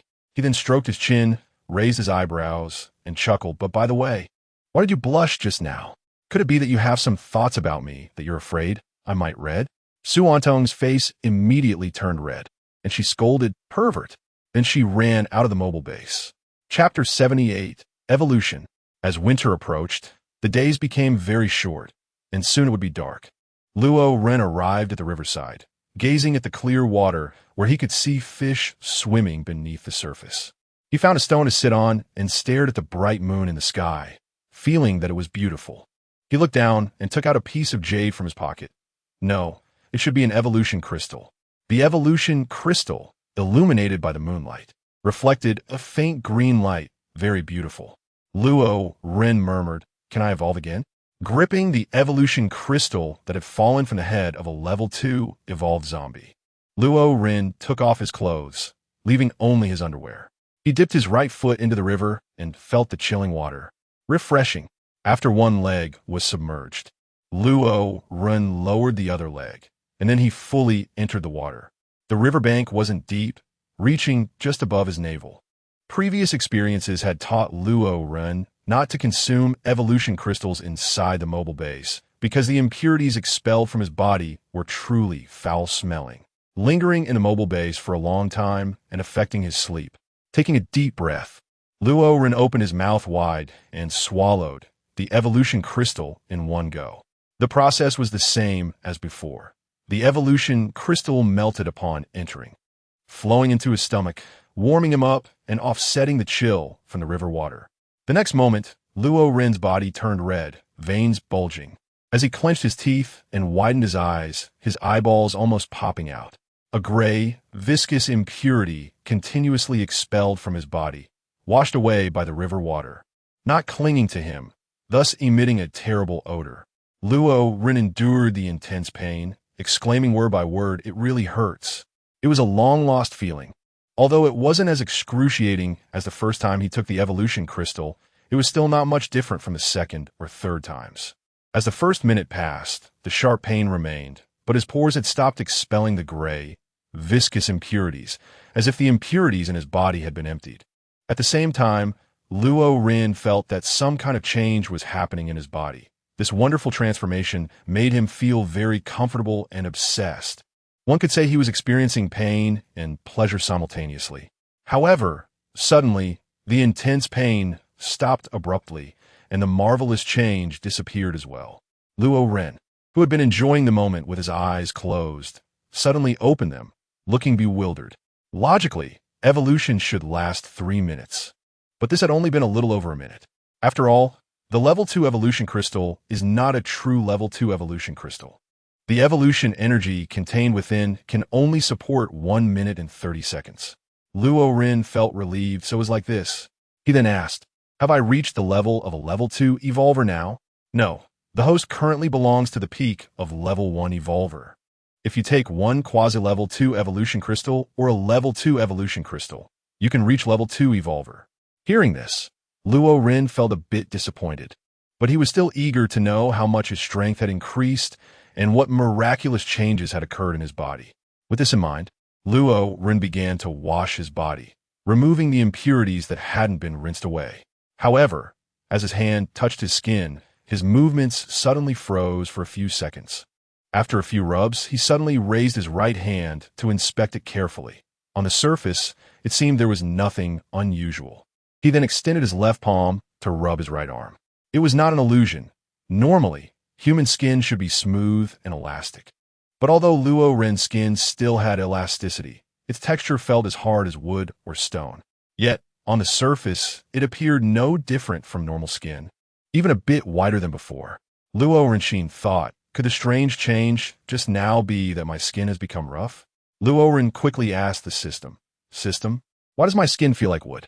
Reaching Level 2 evolutionary not only increases strength and speed, but also hardens the skin like wood or stone, greatly enhancing defense. I see. Luo Ren felt delighted. Although it felt a bit rough, there was no visible change on the surface. And the significant increase in defense was not a bad thing, but rather a good thing. Luo Ren climbed ashore, put on his clothes, and suddenly caught sight of the large blue stone he had tested earlier with Luo Shan and the others. Luo Ren walked over, squatted down, inserted one hand under the stone, and lifted it up effortlessly. He easily raised the 400 to 500-pound stone, then threw it upwards to a height of 3 to 4 meters. The stone fell back down, and he caught it with one hand, the evolution crystal enhancing his strength significantly. After finishing the strength test, Luo Ren turned to face the direction of the mobile base and then exploded into speed, darting away like a shadow. In less than a minute, Luo Ren reached the entrance of the mobile base, startling the soldiers on guard, who immediately became alert and wide awake. Once inside the mobile base, Luo Ren changed into a new pair of shorts, as the wet ones were quite uncomfortable. Lying on the bed, he closed his eyes to sleep, but a few seconds later, his eyelids fluttered and he opened them again. Seeing the military knife hanging on the coat rack, Luo Ren's eyes lit up. He got up from the bed and walked over to the coat rack. He drew the military knife, looked at the sharp blade, swallowed hard, and then rolled up his sleeves, preparing to cut his arm. However, as the blade touched his sweat-covered skin, it suddenly stopped. He sat back down by the bed, but he was too curious about how tough his skin was now. If he didn't test it, he feared he wouldn't be able to sleep tonight. After some internal struggle, he ultimately decided he had to test it. So, he put on his clothes and walked out of the mobile base toward the military area. The soldier on guard watched Luo Ren's figure disappear into the darkness and curiously mumbled, "What is the officer doing out at this hour? Not going to sleep." Luo Ren arrived at the military district and faced the armory, silently thinking, "Produce a military knife." Ding! Military knife in production. Ding! Military knife production completed. Ding! Reminder to the host, this is a one-time occurrence. Next time, do not only produce one military knife late at night. Hey, you don't need to sleep. Luo Ren put his hands on his hips and, after a few seconds of speechlessness, couldn't be bothered to argue. He drew the new military knife from its sheath, rolled up his sleeves, took a deep breath, and slashed it across his arm. With a sharp sound, he felt a sting, and a line of blood immediately appeared on his arm, with blood oozing out. He actually cut himself. Indeed, the evolution is not complete. The strength is not even up to that of wood, let alone stone. Luo Ren muttered to himself. However, it is still much stronger than flesh and blood. Chapter 79. Expedition to whose city? Midway Crisis 1. The time came to the next day, where the guard army gathered outside the city, with 6 tanks at the front of the formation and 3 tanks at the back. Unlike previous expeditions, this time there were also dozens of medium-sized trucks neatly parked beside the guard army. A small portion of these were vehicles for transporting ammunition and fuel, while majority were used to transport soldiers. All the trucks had been modified, not only increasing the strength of the vehicle body, but also adding 3 light machine guns. So they were not just moving targets, but had a certain degree of combat capability. In front of these medium-sized trucks were also 22 armored personnel carriers, which were also used for transporting soldiers, while Luo Ren still rode in his own off-road vehicle. Luo Ren leaned out of the sunroof of the off-road vehicle and shouted, "Let's go." At his command, the guards quickly boarded the vehicles and set off towards whose city in a grand procession. Su Antong was sitting in the same off-road vehicle as Luo Ren. As a woman, it was certainly inappropriate for her to be squeezed in with a group of men. Although Luo Ren firmly believed that the guards had no malicious intentions, it was still better for Su Antong to ride with him given the difference between genders. The speed of the vehicle was much faster than walking. A journey that used to take 4 to 5 hours now covered nearly half the distance in less than an hour. Suddenly, Su Antong asked from the off-road vehicle, "Ringu, are you sure we can destroy whose city this time?" Luo Ren confidently pointed at the tank in front and asked rhetorically, "With that thing, how can we not take down the small whose city?" His confidence was justified. The strongest weapons in whose city were merely a few rocket launchers. It's not that there are no hidden cards, but attacking a base is no child's play. Faced with a 4-meter-high concrete city wall, if Hu Tian had stronger weapons, he would definitely use them. In war, unless one can achieve complete domination, the first strike must be made with full force to quickly end the battle, thus preventing the opponent from having a chance to retaliate. At the same time, he understood why Luo Ren had rejected his suggestion to enlist the local militia. It's really not about the number of troops, but their quality. The convoy traveled along the road, having covered more than half the distance. In about an hour, they should reach Hu City. Luo Ren slightly closed his eyes, thinking about how rich Hu Tian's expressions would be when the guards were at the city gates. Just then, the vehicle suddenly stopped, and the sharp sound of brakes echoed continuously. Luo Ren's eyes widened in shock. "Luo Ren Dao, keep moving forward." "Luo Shan Dao, yes." After Luo Ren finished speaking, he continued to lean against his seat, closing his eyes to rest while pondering in his heart. What danger could there be in a small town? Even if there were a few level 1 zombies, with my current strength, I wouldn't feel any pressure without using anti-material snipers or heavy machine guns. As the convoy entered the small town, Su Antong, who was sitting next to Luo Ren, rolled down the window to observe the surroundings. She couldn't help but frown. The atmosphere here was really strange. Logically speaking, such a small town should be densely populated, and there would definitely be many zombies wandering around. However, she didn't see a single zombie. If it were the case that the street they were on just happened to have no zombies, the noise from the convoy was so loud that the zombies on the other streets should have been attracted, but they weren't. At the same time, her gaze swept over the surrounding houses, making her even more worried. She nudged Luo Ren and said, "Wake up quickly, I feel something is wrong." Luo Ren slowly opened his eyes and looked at Su Antong, saying, "Is something wrong?" After entering the town, I observed all the way, and there are no signs of fighting like bullet holes on the buildings along the streets. This means that the town hasn't been cleared by humans. However, in this situation, there isn't a single zombie. Don't you think that's strange? Su Antong pointed outside the window.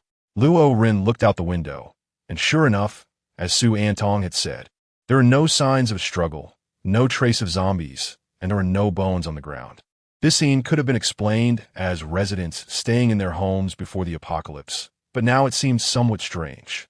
He lowered the window on his side of the car and looked outside. It was the same, no signs of fight, no zombies in sight. He then picked up the walkie-talkie and said, Luo Shan, are we leaving the town?" Soon, Luo Shan's voice came through the walkie-talkie reporting, "Sir, we expect to leave the town in 3 minutes. Luo Renda, hurry up and leave the town." Luo Shan rode, yes. Ren put down the walkie-talkie, gave Su Antong a reassuring smile, and said, "It's okay, this small town might have just been a ghost town before, with no one living in it. So naturally, there are no zombies. And in just 3 minutes Just as he was about to finish his sentence, a sound resembling a beast's roar suddenly erupted, followed by the sound of shattering coming from both sides of the road. The doors and windows of the buildings began to break, and a large number of zombies surged from the houses and other streets towards the convoy. Luo Ren was taken aback, and at the same time, a worried voice from the walkie-talkie came through. "Commander, we are surrounded by a large number of zombies. Please give the order to counterattack." Luo Ren immediately ordered the tanks to clear the way, while the other vehicles opened fire to kill the zombies. The gunfire erupted instantly, but the streets of the town were very narrow, and the zombies came suddenly. At this moment, many zombies had already pounced on the troop carrier. Fortunately, the carrier's body had been reinforced, so these ordinary zombies couldn't break through for the time being. Bang! A zombie pounced on the off-road vehicle, and Luo Ren drew his military knife, directly stabbing the zombie's head. Although they were attacked by a horde of zombies, it did not hinder the convoy's progress, only slowing it down a bit. Thud! Suddenly, the sound of cannon fire echoed throughout the convoy. Luo Ren looked ahead and saw a tank's cannon smoking, which shocked him. The tank actually fired. Could it be an evolved zombie? At the same time, Luo Shan's anxious voice came through the intercom, "Commander, a large number of evolved zombies have suddenly appeared ahead." Not only Luo Ren, but everyone in the vehicle was extremely shocked. The description of a large number used for evolved zombies was alarming. Chapter 80, Expedition to Hu City. Midway Crisis. Part 2, a large number of evolved zombies suddenly appeared ahead. Even with tanks clearing the way, the convoy's speed slowed significantly. Originally, it was expected to leave the town in 3 minutes, but at the current speed, it might take half an hour to leave. Luo Ren suddenly looked at Su Antong, who happened to look over as well. The two exchanged a glance and nodded slightly, both seeing each other's thoughts in their eyes. Luo Ren pushed open the sunroof, placed his hands on the edge, and with a strong push, he leaped out. Landing on the roof of the car, Luo Ren surveyed his surroundings, which were filled with zombies. Many vehicles were already crawling with zombies, but fortunately, they were all ordinary zombies, which found it hard to break through the vehicle's defenses. At the same time, after he exposed himself, he instantly attracted many zombies to rush over. He sneered, gripped his military knife, and began to slaughter them. One zombie after another fell, and soon the ground was covered with black blood and zombie corpses. Meanwhile, Su Antong also leaned out of the sunroof, holding an automatic rifle. She switched to burst mode, hitting a zombie's head with every third shot, and scoring perfect hits on those that were closer. Bang! Another loud noise caught Luo Ren's attention. He looked towards the front where a tank was located but saw no tank firing. Instead, a large rock smashed into an armored personnel carrier, sending the heavy machine gun on top flying, and the soldier operating it was left bloodied and mangled. After killing dozens of zombies, Luo Ren arrived next to the armored vehicle that had been hit by the boulder. He jumped onto the armored vehicle and looked at the massive rock, which weighed around 400 to 500 pounds. His gaze moved down, and he saw that the soldiers beneath the rock were already lifeless. Luo Ren kicked a giant rock aside, crushing several zombies that were lunging at him. Boom, boom, boom, boom, boom, boom. With 6 consecutive cannon blasts, 6 tanks opened fire, and a plume of smoke rose into the air. Luo Ren looked on in surprise, with all 6 tanks firing simultaneously. It was clear that the large number of evolved zombies mentioned by Luo Shan was not an exaggeration. Boom, boom, boom. Suddenly, 3 cannon blasts sounded from the rear of the convoy, and in the intercom on the armored vehicle under Luo Ren's feet crackled to life with Luo Hai's voice.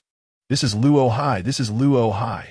A large number of evolved zombies have suddenly appeared at the rear of the convoy. Luo Ren was even more shocked. They were being attacked from both sides. He glanced at the 6 tanks in front of him and immediately decided to head towards the rear of the formation. The 6 tanks should have no problem dealing with a large number of evolved zombies, while there were only 3 tanks at the back, which needed his support even more. Just as he was about to reach them, a loud bang sounded, and then a tall figure leaped over 4 meters high, crashing straight down onto one of the tanks. Bang! It fell like a 1,000-pound weight, heavily smashing onto the last tank, causing the entire vehicle to sink down and the ground to crack. Luo Ren focused his gaze and saw that it was a large evolved zombie, standing around 2.5 meters tall, its body entirely muscular, with a pair of eyes emitting a faint red glow. The zombie suddenly bent down, gripped the cannon barrel with both hands, and roared as it tried to bend it back. To Luo Ren's shock, the pure steel cannon barrel was actually being bent little by it. This kind of strength made Luo Ren's heart race. Was this a quasi-level 2 strength type evolved zombie, with such a tall stature and immense power, and its eyes glowing faintly red like a quasi-level 2 speed type evolved zombie? It could only be a quasi-level 2 strength type zombie. After bending the tank's cannon barrel, the quasi-level 2 strength type zombie turned its attention to the tank's body, swinging its massive fists violently down onto the tank beneath it. 1 punch, 2 punches. The hard tank body began to dent under its relentless assault. Naturally, the other 2 tanks wouldn't just stand by and watch. They turned their cannons towards the quasi-level 2 strength type zombie. Sensing the danger, the quasi-level 2 strength type zombie immediately abandoned the tank it was attacking and shifted its gaze to the other 2 tanks. With its legs coiling for power, it jumped suddenly.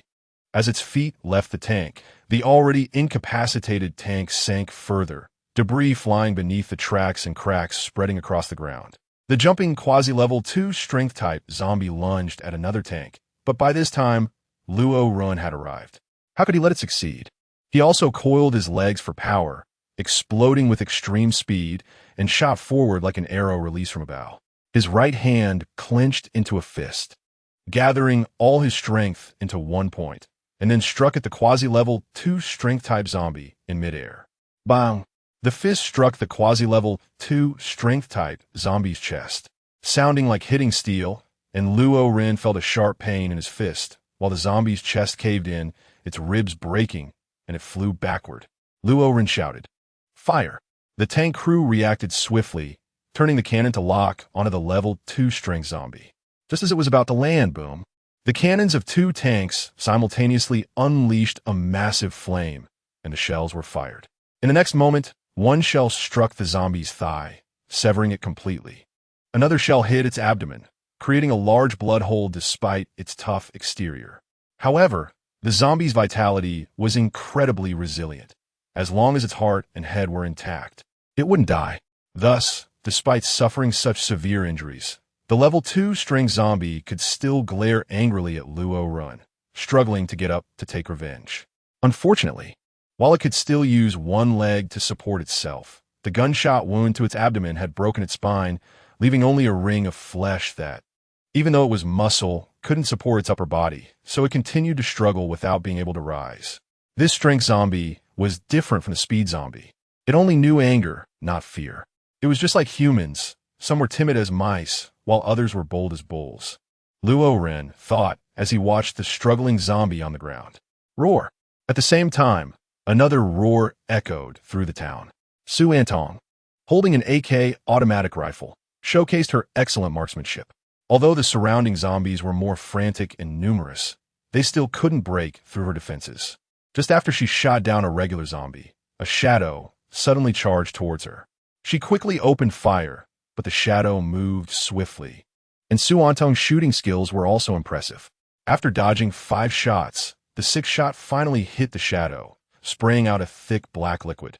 The shadow was killed, and its momentum caused it to slide several meters on the ground before stopping. Su Antong looked and found it was a level 1 speed zombie, and her shot had perfectly hit its head. Before she could catch her breath, another speed zombie lunged at her. She raised her gun to shoot, but after pulling the trigger, she realized she was out of bullets. Quickly, she replaced the magazine, but the speed zombie was incredibly fast. By the time she finished reloading and aimed to shoot, the zombie was less than 2 meters away from her, the scent of death overwhelming her. Chapter 81. Expedition to Whose City? Crisis on the Way. 3. The shark claws rapidly enlarged in Su Antong's vision. Although she had consumed 2 evolution crystals and her physical abilities surpassed ordinary people, they were still far inferior to evolved zombies. Facing the claws aimed directly at her face, there was no way to evade.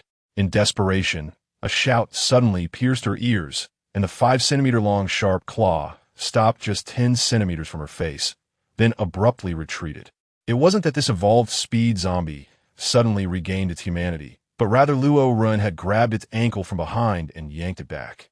At that moment, Luo Ren's speed and strength far exceeded those of a regular level 1 speed zombie. With a powerful pull, he flung the zombie backward without letting go. Everyone knew that the weight of a single limb was far less than the combined weight of the rest of the body. Thus, under the immense force, the zombie's body couldn't withstand it, and its thigh was brutally ripped apart while the rest of its body flew away, leaving a complete thigh in Luo Ren's hand. Su Antong's despair instantly vanished. Seeing Luo Ren, who seemed like a god of death, effortlessly sever the speed zombie's limb, a strange light flickered in her eyes. Instead of finding the scene gruesome, her heart raced. While she was momentarily dazed, more zombies rushed toward them. Luo Ren drew the pistol from his waist, wielding a knife in one hand and a gun in the other. Although his shooting skills were lacking, hitting only 2 or 3 zombies out of 10 shots. With only 1 shot to the head resulting in a kill, his knife skills were impressive. With swift movements, he sliced through the heads of the approaching zombies. "What are you doing? The zombies haven't been completely dealt with yet." Luo Ren noticed Su Antong was still staring at him in a daze, so he quickly reminded her. Su Antong immediately came to her senses and raised her gun to shoot the zombies. After killing several zombies, she stole a glance at Luo Ren, and a blush involuntarily crept onto her face, leaving her thoughts unknown. Once the zombies in this area were dealt with, Luo Ren surveyed the surroundings and felt a tightness in his chest. He saw that several military transport trucks had been overturned by the large-bodied level 1 strength type evolved zombies, and the zombies were swarming over them. The soldiers of the guard army were likely in grave danger. Hiss! Luo Ren took a deep breath, approached the car window, took out the intercom, and commanded, "Everyone on the medium-sized truck, get off and eliminate the zombies." In the current situation, they absolutely could not stay hidden in the vehicle any longer. Not only was their line of sight affected, but only a few people positioned at the back of the truck could fire their weapons, while the 3 machine guns mounted on the vehicle could only provide limited defense against the zombies. This completely undermined the overall strength of the guard team. Moreover, with so many evolved zombies around, if they were surrounded by a few powerful ones, the armored vehicles and tanks might not be afraid. But the medium-sized truck certainly would be. Just look at the several overturned vehicles to understand how serious the consequences could be. After Luo Ren gave the order, one by one, the guards jumped down from the medium-sized trucks. The soldiers who got out first provided cover against the zombies for those still inside the vehicles. In this manner, all the guards quickly disembarked from the trucks, and their formation was immediately established. Although the formation was effective in holding back the ordinary zombies, it had little effect on the evolved zombies, especially the strength-type evolved zombies, as bullets from automatic rifles had almost no impact on them. Thus, the formation was formed 1 second and dispersed the next, repeatedly breaking apart and reassembling. The narrow street was filled with a continuous wave of ordinary zombies, and even a few seconds could be fatal. As a result, not only were zombies killed, but many guards also sacrificed their lives. Luo Ren watched these scenes unfold and, with a quick thought, opened the trunk of an off-road vehicle, took out an anti-material sniper rifle, and handed it to Su and Tong, saying, "You take care of sniping the evolved zombies, and I'll protect your safety." Without hesitation, Su and Tong took the sniper rifle and began to aim. Bang! Bang! The sniper rifle fired twice in quick succession, hitting the heads of two strength-type evolved zombies, causing dark red, viscous liquid to splatter everywhere as their massive bodies fell to the ground. With the two evolved zombies killed in an instant, the pressure on the guards was significantly reduced. At the same time, the loud gunfire attracted many zombies, including several evolved ones. Two speed-type evolved zombies charged towards Su and Tong, and Luo Ren's eyes flashed with a glint. A killing intent emanated from him. He moved swiftly, rushing towards the two speed-type evolved zombies. Luo Ren's speed far exceeded that of a level 1 evolved zombie, and with two swift slashes, he cleaved the heads of the two level 1 speed-type zombies. Immediately after, a level 1 strength-type zombie came charging in like a humanoid beast. Luo Ren smiled faintly, took a quick step forward, clenched his fist tightly, and struck out, aiming directly at the strength-type zombie's head. Bang! His fist connected with the head, unleashing a violent force. With a crunch, the head of the level 1 strength-type zombie flew off, while its body remained in place. With a tacit cooperation between Luo Ren and Su and Tong, the evolved zombies attacking the internal convoy were quickly dealt with, reducing the pressure on the guards by at least 80%, making it easy to face the remaining ordinary zombies. At the same time that Su and Tong warned him, the word danger also flashed in Luo Ren's mind. He turned his head sharply, and his pupils constricted as he saw a figure darting towards him, moving faster than a level 1 speed-type evolved zombie, even quicker than a near level 2 speed-type zombie. Luo Ren instinctively raised his knife to block. Clang! Sparks flew as luck would have it. He successfully blocked the incredibly fast sneak attack. Immediately afterward, Luo Ren let out a furious roar, tightening his left hand into a fist and striking out hard. The attacking figure moved even faster, flipping backward to evade the deadly punch. As Luo Ren focused, he realized it was a zombie, and the figure looked somewhat familiar. When a zombie suddenly flipped onto its back, Luo Ren was horrified to find it was the near level 2 speed-type zombie that had emerged from the cellar in Gojai. At the same time, he recalled the system's words. In 7 days, it could become a true level 2 zombie, and 7 days had long passed. This meant that the zombie before him had already reached level 2. Luo Ren's heart was pounding. He didn't know how terrifying a level 2 zombie could be, but from the ambush just now, he could at least tell that this zombie was faster than him. The reason he was able to block the attack earlier was due to a reflexive action combined with good luck. His military knife just happened to be in the right position to block the attack, or else he would have been dead by now. Chapter 82. Level 2 Evolved Zombie. The zombie in front of him suddenly turned its head 180 degrees, staring intently at Luo Ren. Luo Ren was shocked. He saw a look of triumph in the eyes of the zombie, and combined with the earlier sneak attack, it seemed that evolving to true level 2 had not only greatly increased its speed, but also enhanced its intelligence. Bang! Bang! As the two locked eyes, Su and Tong suddenly fired 2 shots, thinking she could take advantage of the zombie's momentary distraction to kill it. Even if she couldn't kill it, wounding it would still help reduce its combat effectiveness, making it easier for Luo Ren to deal with it. Unfortunately, Su and Tong underestimated the level 2 speed-type zombie in front of her. While it appeared to be focused on Luo Ren, it was also alert to her. The moment she pulled the trigger, the level 2 speed-type zombie had already sensed it and immediately reacted, dodging the bullets that were traveling at over twice the speed of sound. The level 2 speed-type zombie locked its furious gaze on Su and Tong and lunged at her. Seeing this, Luo Ren hurriedly stood in front of Su and Tong and shouted, "Get in the car, quickly." The level 2 speed-type zombie stopped immediately upon seeing Luo Ren, shifting all its attention back to him. It remembered this human in front of it and recalled that it had fought against him before and had lost. Although the previous sneak attack had startled this human, it did not injure him, which made the zombie uncertain if it could win against him now. It kept pacing back and forth, observing the human in front of it. The opportunity for a sneak attack was gone, and the only option left was a direct confrontation, which made it very hesitant, especially since it had lost to this human before. About 5 minutes passed, and the level 2 speed-type zombie still couldn't muster the courage to fight this human head-on. Meanwhile, the number of ordinary zombies was decreasing. Luo Ren noticed this situation and felt a surge of joy in his heart. As long as the guards could come to help, if I can't handle you alone, can't a group handle you? Thinking of this, Luo Ren couldn't help but slightly shift his stance. It was this subtle movement that made the level 2 zombie feel threatened, thinking that Luo Ren was about to attack. This made it even more uneasy. The human in front of it seemed completely unafraid, clearly confident that he could defeat it. It growled lowly and took a few steps back. Its gaze toward Luo Ren tinged with fear. Seeing the zombie's movement, Luo Ren's muscles instantly tensed up, ready for battle.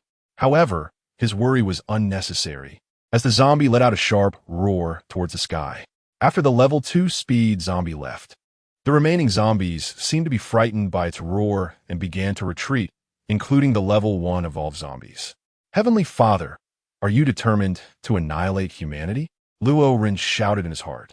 After a long while, the turmoil in his heart calmed down. He glanced around and saw the corpses scattered on the ground, among which were not few of the guards' bodies. The losses this time were quite severe. Su Anton got out of the off-road vehicle, and, upon seeing the bodies of the guard soldiers on the ground, her eyes turned red. She walked over to Luo Ren and asked, should we continue to attack Hu City? They had set out with high spirits, but unexpectedly encountered a formidable obstacle. No, it was the level 2 zombie and the horde. The plan to attack Hu City would have to be postponed for a few days. Luo Shan, Luo Hai, Luo Ji, and Luo Li, the 4 squad leaders, jogged over. Luo Shan was the first to speak. Report, sir, the first squad has suffered a loss of 167 men. Rohado, report, sir. The second squadron has suffered 236 casualties. Lojito, report to the commander. The third squadron has lost 301 men. Raleigh said, report, commander. The fourth squad has lost 238 men. After speaking, Roran stood up and walked toward the rear of the convoy. 3 tanks were there. One of them had a bent cannon and a heavily dented roof, while the other 2 tanks were relatively unharmed. At this moment, the personnel from the damaged tank had been rescued, and fortunately, they were unharmed. For Roran, every tank crew member was extremely valuable. The tanks themselves were not as important because there were enough points to directly exchange for new ones, though it would take a day to do so. Luo Ren crossed over the tank and saw the 2, which was now dead beyond recognition, its head blown to bits by shells. Scanning the area, he spotted a faintly green evolution crystal not far away. He picked up the evolution crystal and sighed.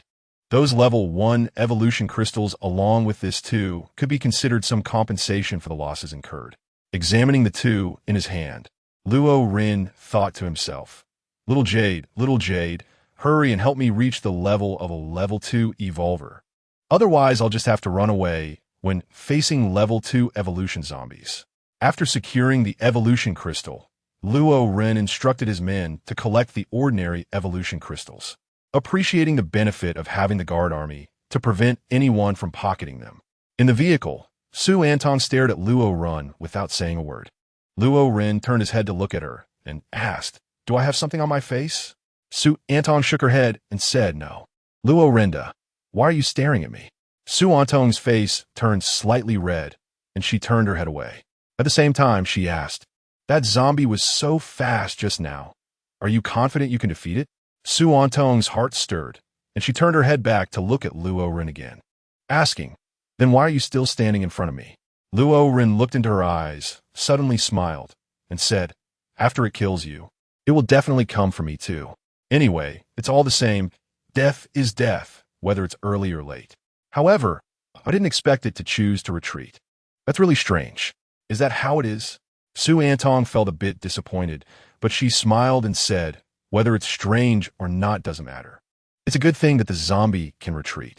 Luo Ren also laughed and said, yes, who cares? Chapter 83 again, the Who City Army. 1. After the guard troops withdrew, the small town fell into silence. With only the corpses scattered on the ground and the bullet holes on the walls indicating that a fierce battle had taken place here. The clouds floated in the sky, and the red sun had half of its body submerged behind the mountain.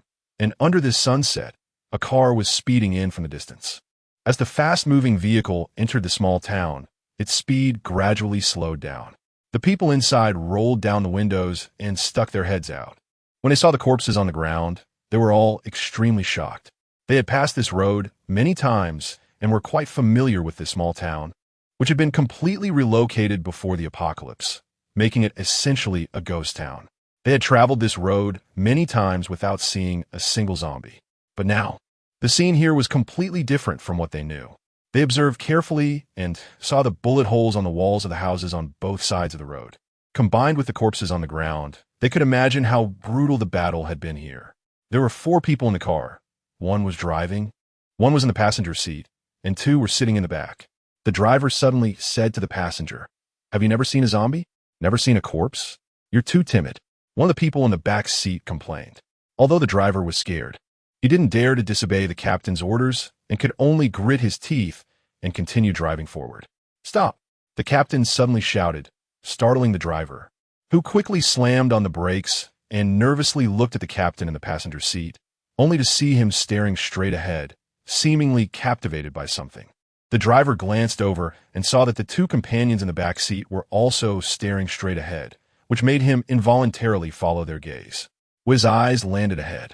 He was immediately startled to see a zombie on all 4s, its eyes glowing faintly red, also staring at them.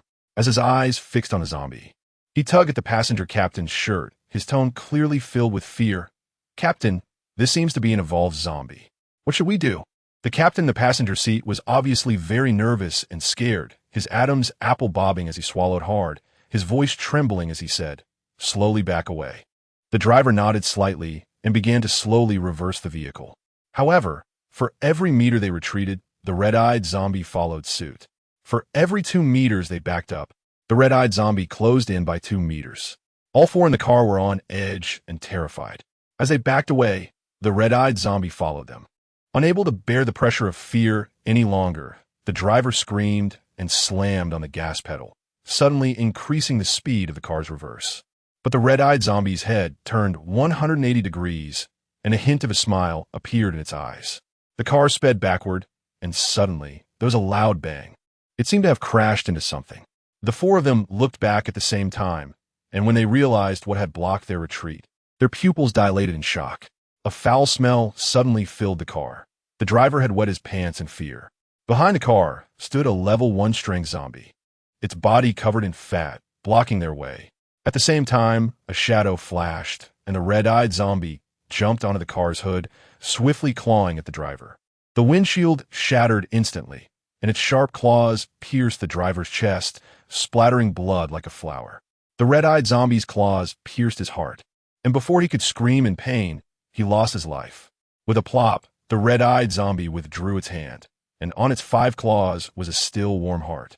It opened its mouth, ready to devour this freshly made heart, but its nose twitched as it caught the foul odor emanating from the driver's pants. Revealing a look of disgust, it then tossed the heart to the level 1-strength zombie behind the car. The level 1-strength zombie wasn't picky. It opened its mouth wide to catch the heart and began to chew, with bits of flesh and blood splattering everywhere. The sight horrified the other 3, making their hearts race. The red-eyed zombie shifted its gaze to the passenger captain. Seeing the driver's fate, the passenger captain was filled with terror. But then he thought, since death was inevitable, it was better to fight back. He quickly drew his handgun, aimed it at the red-eyed zombie, and pulled the trigger. However, the red-eyed zombie was clearly much faster. Before the trigger was fully pulled, its claw had already pierced the passenger captain's forehead, causing him to collapse instantly. While his body still had some life left, the red-eyed zombie swiftly pierced its other claw into the passenger captain's chest, pulling out the still warm heart that was still beating faintly, and then devoured it in just a few bites. At this moment, the 2 people in the back seat were so scared that they froze, unable to move, their mouths agape, but unable to make a sound. They could only watch helplessly as the red-eyed zombie entered the car and its sharp claws pierced their chests. In that instant, excruciating pain swept through their bodies, causing their stiff forms to lose their rigidity, and their voices, which had been silenced, suddenly regained clarity. However, just as they were about to scream, the red-eyed zombie had already pulled out their hearts. Seeing the still-beating hearts in the red-eyed zombie's hands, the two wanted to scream, but no sound came out. The light of life in their eyes quickly dimmed and then extinguished. He stretched out one hand outside the window and beckoned. And Chun Huai immediately ran over with a fawning smile, "Lord City Master." Chun Huai shook his head and replied, "No." Chun Huai said, "Shall we send another team to take a look?" Hu Tian fell in a deep thought, wondering if Luo Ren had deployed defenses over such a large area, as it was still over 20 kilometers away from the base. Hu Tian shook his head slightly. That should be impossible. Perhaps that team had encountered a horde of zombies. Hu Tian nodded slightly, confirming his thoughts. They must have encountered a horde of zombies. He then looked ahead and thought that since this was the case, they would have to take a detour. There was no need to force their way through and incur unnecessary losses. With this in mind, Hu Tian immediately instructed Chun Huai, "Relay the order. We will take the second route." Chun Huai didn't know what Hu Tian was thinking and didn't care. His task was simply to execute Hu Tian's orders. Moreover, the second route was just a little longer, but they would ultimately still reach the base. Chun Huai went down to relay the orders. Hu Tian's cigarette had already burned out, so he lit another one, took a deep drag, and then exhaled a cloud of smoke as he gazed toward the direction of the base, his eyes filled with hatred and anger. He then looked at the rearview mirror, which reflected the rear vehicle and the object covered with military green canvas on it. Chapter 84 again, the Hu City Army. 2. The speed of the convoy slowed down because a large city loomed ahead, and the sounds coming from it diminished the sense of desolation. Moreover, the off-road vehicle belonging to the commander was usually seen with all windows down and the commander smiling and greeting them after a victory. But today, all the windows were closed, and they could feel that every soldier in the guard was carrying a heavy mood. Su Antong noticed Luo Ren's mood and was about to offer comfort when they heard, "The guard army is mighty. Long live the guard army. The guard army is mighty. Long live the guard army." And so, all the residents shouted with all their might, repeatedly chanting the two phrases, "The guard army is mighty. Long live the guard army." The guard and the transport vehicle were deeply moved after hearing this. They looked at the faces of the residents, and the eyes of these hot-blooded young men actually turned red. Meanwhile, in the off-road vehicle, Luo Ren's eyes sparkled as he saw the faces outside. Each person was so handsome, so beautiful, that even he couldn't help but feel his eyes redden a bit. Beside Luo Ren, Su Antong was filled with emotion, with tears welling up in her eyes, ready to spill over at any moment. Luo Ren tightly clenched his fists and then relaxed them. He opened the car's sunroof, leaned out halfway, and looked around at the residents on both sides of the road. The residents, seeing Luo Ren, shouted even more vigorously, "The guard army is mighty. Long live the guard army." Luo Ren raised his tightly clenched right fist, took a deep breath, and shouted in unison, "The guard army is mighty. Long live the guard army." At his shout, the residents became even more excited, raising their fists and shouting hoarsely, "The guard army is mighty. Long live the guard army." This emotion inspired everyone, including Su Antong in the car and the guard army soldier driving. Su Antong cried out passionately, "The guard army is mighty. Long live the guard army." The soldier driving the car also shouted in excitement and emotion, "The guard army is mighty. Long live the guard army." Other guard army soldiers in the vehicles followed suit, shouting, "The guard army is mighty. Long live the guard army." Thus, the low mood was swept away, and everyone regained their fighting spirit. Luo Ren thought to himself, "I was wrong. How could such residents betray us? It is indeed possible to mobilize the resident army." Tank damage 46. Repair requires points 90,000. Estimated time 1 hour. Do you want to repair? Luo Ren chose to repair without hesitation. And then he called up the screen of the armory, filling the number of guards again. Although he had the intention to recruit the resident army. Unlike the guards who could be deployed directly into battle, the resident army needed at least 3 months of training to become combat ready. Moreover, The most important factor was the limited number of residents.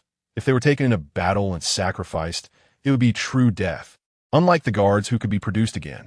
Therefore, even if Luo Ren did recruit the resident army, it would only be to guard the base or carry out some basic daily search and rescue tasks. Of course, as time went on and the population reached a certain number, Luo Ren might take the resident army into battle. Instead of eating right away, he first took a shower and changed his clothes before sitting down to eat. After taking a bite, Luo Ren suddenly paused his chewing, then continued to chew and taste. Something was off. This wasn't made by Li Jiao, right? Li Jiao's skills shouldn't be that poor. Did this stir-fried meat have a whole pack of salt in it? Luo Ren, come in. The sentry on guard ran over and saluted. Luo Ren pointed at the dishes on the table and asked, "Who sent these dishes?" "Report, sir." "It was delivered by soldier Su Antong." Luo Ren muttered to himself, "Strange. Why is it her who delivered the food? Isn't it always Li Jiao who brings me meals?" "Report, sir. I don't know either." Luo Ren glanced at him and said, "I didn't ask you. Just focus on your duty. As the saying goes, who knows the hardships behind every grain of rice?" Even though there was too much salt, Luo Ren decided to finish all the dishes on the table. After all, who made us a model student when we were in school and a model citizen when we entered society? Therefore, I shall start by avoiding waste. Under Luo Ren's relentless efforts, the entire table of dishes was finally cleared. At this point, Luo Ren's face turned pale, and he quickly ran to the refrigerator, opened the door, and gulped down a large bottle of drink to wash away some of the salty taste in his mouth. It was just then that a voice came from outside the door. "Report, Commander. Soldier Su Antong requests to see you." "Luo Renda, let her in."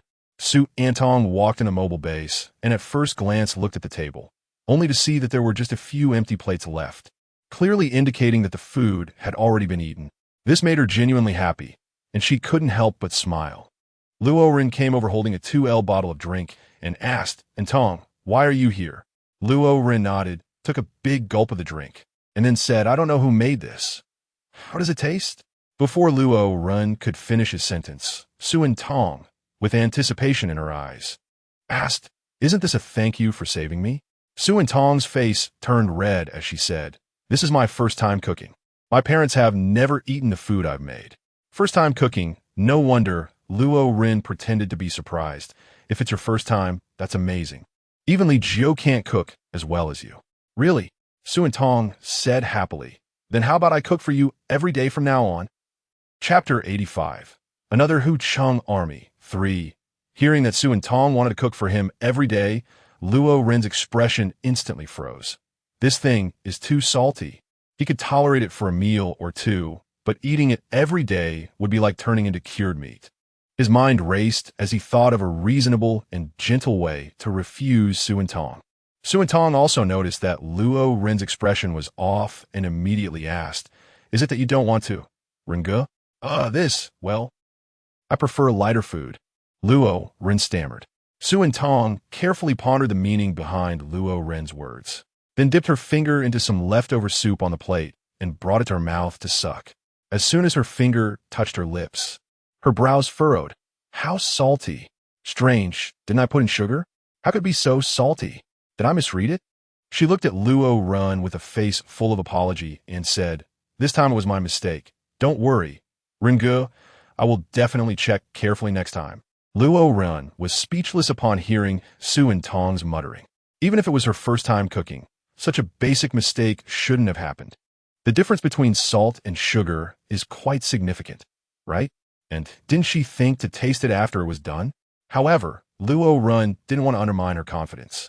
So he maintained a smile on his face and said, "Next time if you're unsure about a seasoning, just taste it and you'll know."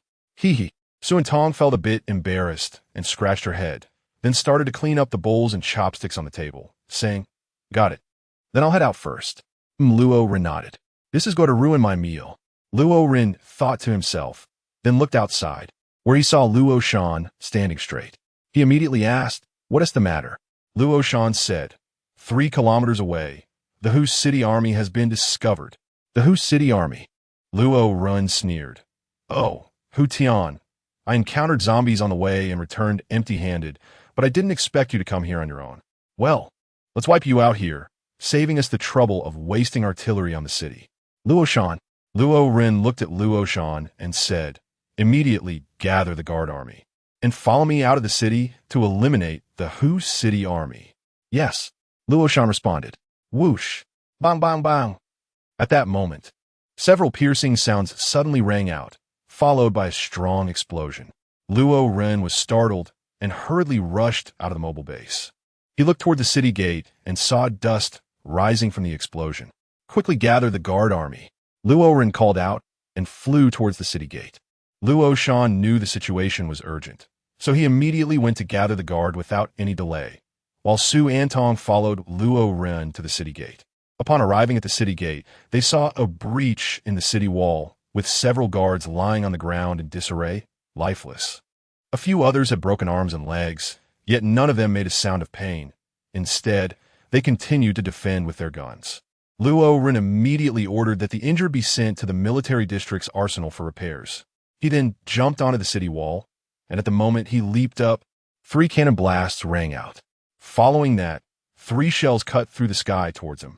Luo Ren's muscles tensed, and with a powerful push from his legs, he flipped backward. Bang! Bang! Bang! The Hu city army was 3 kilometers away, and the range of their rocket launchers couldn't reach that far. Thus, it was only the cannons that could do so. Just then, the sound of engines roared in his ears, and he saw 9 tanks speeding towards him. Luo Ren suddenly felt confident and cursed. "Damn it, cannons are impressive, but I have mobile artillery too. Open the city gates, let the tanks charge." Luo Ren shouted. The guarding soldiers, seeing the tanks, were equally invigorated, and upon hearing Luo Ren's command, they immediately opened the city gates. Outside the city, 3 kilometers away, at the Hu city army's camp, in a military tent, behind Hu Tian, a scout excitedly reported, "Report, Lord of the City, under our bombardment, the city wall of Bay City has been breached, and over 10 defending soldiers have been killed." Hu Tian was overjoyed upon hearing this. He laughed heartily, saying, "Good, good, good." After repeating the word "good" 3 times, his excitement calmed a bit. He stepped out of the tent, his gaze dark and fierce as he looked towards Bay City, his hands clenched into fists behind his back. He then turned to see 3 cannons set up, rusty but functional, and the soldiers operating the cannons were in the process of ejecting the spent shell and loading a new one. The sight of the 3 cannons greatly boosted Hu Tian's confidence.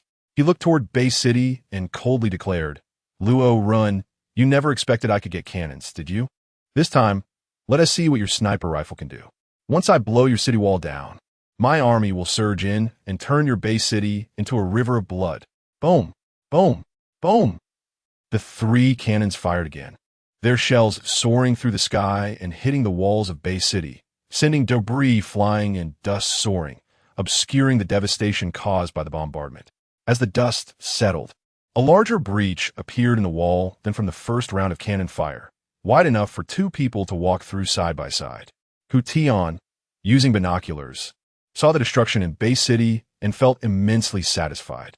But just then, he noticed the city gate suddenly opening and thought to himself, Luo Ren wouldn't be surrendering, would he? However, recalling Luo Ren's previous actions, he snorted, "Humph, it's too late to surrender now. Just wait for the bloody massacre from my 10,000-strong army." But the next second, Bay City's actions proved his assumptions wrong. His fantasy of a bloodbath in Bay City shattered as he saw that the gate opened not for Luo Ren waving a white flag of surrender, but rather for a line of iron beasts. This, Hu Tian struggled to believe it. Thinking his eyes were playing tricks on him, he put down the binoculars and rubbed his eyes. But upon lifting them again, the iron beasts were still there, lined up and their gun barrels aimed directly at them. Hu Tian screamed in disbelief and threw the binoculars aside as he ran toward his Hummer. As nearby Hu city soldiers began to wonder, they suddenly heard the booming sounds of cannon fire, and 9 shells tore through the sky. Bang! Bang! Bang! It was like a meteor shower, and explosions erupted in the Hu city army's camp. 2 shells struck the artillery position, instantly blowing apart the rusty cannons, and the artillerymen were sent flying several meters high before crashing down heavily, meeting their demise. Hu Tian ran wildly, shouting retreat. Chapter 86. The Hu City Army Again, Part 4, Batch after batch of shells soared through the sky, hitting various areas of the Hu City Army's camp. Occasionally, soldiers were blasted several meters into the air, and some were instantly torn apart by direct hits, turning into chunks of flesh. The camp was filled with panicked screams and agonized groans. Hu Tian had reached the side of his Hummer, raising his binoculars to see that the 9 tanks from Base City were charging toward them, repeatedly shouting, "Retreat! Retreat!" But his voice was drowned out by the chaos of the panicked army. As the tanks approached, now clearly visible, Hu Tian couldn't care less about the soldiers. Just then, Chen Huai ran over, Lord of the City. Without even looking at him, Hu Tian ordered, "Get in the car." Chen Huai, realizing what his lord intended, wasted no time and jumped into the driver's seat, while Hu Tian quickly took the back seat. The vehicle roared to life, the engine's roar attracting nearby soldiers. In their fear of death, they didn't care about the lord's status, rushing toward the Hummer, shouting, "Lord, take me with you." Hu Tian remained indifferent, solely focused on saving himself. And when he saw them rushing over, he shouted, "Go!" Chen Huai, though sympathetic to these comrades who had fought alongside him, pressed the gas pedal without hesitation, kicking up a cloud of dust as they sped away. The soldiers of Hu City, seeing their lord had fled, instantly lost morale. In a panic, they began to scramble for the remaining vehicles, and gunfire erupted as many were shot down in the chaos, their eyes filled with unwillingness, realizing they had not died at the hands of the enemy, but rather by their own comrades. Some who valued their lives, seeing the scene, dared not fight for vehicles any longer and took to their heels, exemplifying the saying that in dire situations, one must rely on oneself, and escaping requires 2 legs. Others neither fought for vehicles nor ran away, but instead knelt on the ground, guns raised high, waiting for the tanks and guard from Base City to arrive. At Base City, the enemy's artillery had not fired for a long time, clearly destroyed by the tanks. Luo Ren jumped onto the city wall and looked through binoculars, indeed seeing the Hu City army in disarray. He coldly smiled, put down the binoculars, and waved his hand, "Attack." At this moment, all the guards in the city had gathered. With Luo Ren's command, they shouted kill. The killing intent surged like a tangible force, and the morale of the guards rose like a tide. With Luo Ren's order, they charged out of the base, rushing towards the Hu City army's camp. The tanks moved ahead, advancing to the Hu City army's camp 3 kilometers away. They first saw rows of people kneeling on the ground with their guns raised. Then they saw bodies scattered everywhere, along with those still scrambling for vehicles. And finally, they noticed the tiny figures like ants trying to escape on foot. The artillery turned to aim at the Hu City soldiers who were trying to seize vehicles. Some of these soldiers, upon seeing the tanks, immediately followed the example of their sensible comrades, raising their guns and kneeling to show their surrender. However, some were blinded by rage, caring for nothing but to seize the vehicles. A few, red-eyed, approached the tanks with their guns, intending to steal the tanks, thinking that, after all, a tank is still a vehicle. However, although a tank is a vehicle, it is not just any vehicle. It is a steel beast known as the king of land warfare. The guards inside the tanks were not going to sit idly by and let the Hu City soldiers come steal them. Da-da-da-da. The machine gun mounted on the tank opened fire in sweep mode, bullets raining down on the red-eyed soldiers of the Hu City army. They truly were red-eyed, lost in their minds as they did not dodge or evade, instead raising their guns to retaliate. The outcome was predictable. The bullets from the machine gun pierced through their bodies in an instant, turning them into sieves, while the bullets they fired at the tank merely produced a sound. After this wave of people was cleared, only the surrendering individuals remained at the outpost, while those who had already fled would have to wait for Luo Ren to decide whether to pursue. Soon, the guard troops rushed in, their murderous intent soaring as they arrived at the outpost. The scene before them astonished them. They hadn't expected the battle to be resolved so quickly, and in that moment, their overwhelming killing intent became ineffective. Buzz, an off-road vehicle drove in and stopped in front of the guards. Luo Ren got out, and seeing the kneeling Hu City soldiers, he was somewhat surprised. However, when he spotted the pile of corpses in front of the tank, he understood. Facing such a steel beast, only an army with faith and fearlessness would not surrender, and the Hu City army was clearly not that kind of force.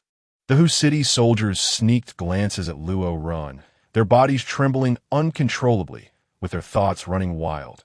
Will he kill us? There have been accounts of executing prisoners in ancient times.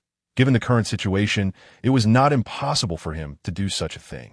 This Commander Luo Ren looked so handsome. He shouldn't massacre prisoners, right? Mom, I miss you. Luo Ren's gaze swept over the kneeling soldiers of Huqing, and he thought to himself, there must be 2,000 to 3,000 of them, quite a considerable number. I hope they haven't committed any heinous acts. Otherwise, it would be a pity. Take their guns and detain them all, Luo Ren said. As his words fell, the soldiers of Huqing, who were trembling, felt the weight lift from their hearts, and the joy of survival spread among all the captives. The vast majority of them showed relaxed expressions. The guards quickly confiscated the captives' weapons and began to bind their hands one by one. Although these captives had been disarmed and bound, they still looked relaxed because they thought they wouldn't have to die. However, they heard Luo Ren's cold laugh. If you haven't committed any atrocious acts, you can indeed relax and won't have to die. But if you have done those damn things, then think about your last words before Huqing falls. Of course, I don't know who you will say them to. I don't care who you say them to, and I won't provide you with paper and pen to write a will. Upon hearing this, more than half of the 2,000 to 3,000 captives still appeared at ease, even happier, while the remaining portion instantly wore masks of anguish, fear blossoming in their hearts. Those who were unfortunate enough were either turned into food for zombies or became prey for evolved animals. So these people posed no threat to Luo Ren at all. Chapter 87.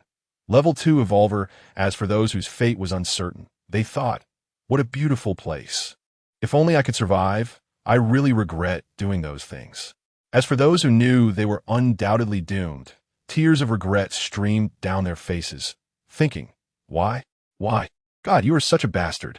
Why bring me to such a wonderful place only to make me die? I hate it. I hate it. Luo Ren was completely unaware of these people's thoughts. He felt very pleased in his heart. This morning, he had lost half of his troops in battle, and in the afternoon, Hu Tian came to deliver heads. This was like a timely help in the snow, a way for him to vent his frustrations. If it weren't for the fact that it was already a fight to the death, he might have considered letting Hu Tian go. Upon entering the city, Luo Ren first looked at the 2 gaps blasted open by cannonballs. He immediately summoned a blue light screen to repair the damaged city wall, then called Luo Shan and instructed, you arrange these prisoners.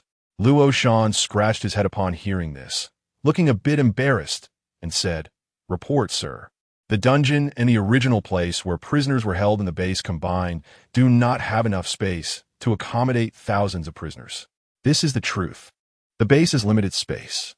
The inner city is already full, and while the outer city has a lot of space, there hasn't been time to build a place to hold prisoners. If we just put the prisoners together with the residents, what's the point of holding them? It would be better to release them directly. Luo Ren stroked his chin and pondered for a moment, then looked towards the right side of the city. He then leaped up onto the city wall, leaving the captives stunned, gasping in amazement. Was this base commander Luo Ren a martial arts master? He jumped up the 4 or 5 meter high wall in one go. On the wall, Luo Ren looked outside the city. There were no water pits or rivers, so he could plant a small outer city here specifically for detaining these captives. After Luo Ren jumped down from the wall, the crowd looked at him with expressions of awe as if he were a monster or a deity. Luo Ren ignored them and said to Luo Shan, go find Chao Mu and have him build a wall and a gate here. We'll detain these captives here. By the way, arrange for someone to stand guard every day and bring some materials and tools so they can build their own accommodations. Yes, Luo Shan replied. Luo Rendo. Also, let the brothers rest well these days. We will set off to attack Hu City in 3 days. Luo Shandao, yes. After a fierce battle, the time has shifted from evening to late at night. Inside the mobile base, in front of Luo Ren's desk, there's a pile of evolution crystals. Among them, one green glowing quasi-level 2 evolution crystal, resembling jade, stands out the most, while the others are all milky white level 1 evolution crystals, totaling 27 in number. For Luo Ren, level 1 evolution crystals only serve to replenish stamina. If he selfishly keeps them for himself, it would be pure waste. Therefore, he has already decided to evenly distribute these 27 evolution crystals among Luo Shan, Luo Hai, Luoji, Luoli, and Su Antong. He doesn't know why he included Su Antong. Perhaps it's because she has already consumed 2 evolution crystals, and taking a few more could elevate her to a higher level. In fact, deep down, he has an uncontrollable thought, that is to give Su Antong the power to protect herself.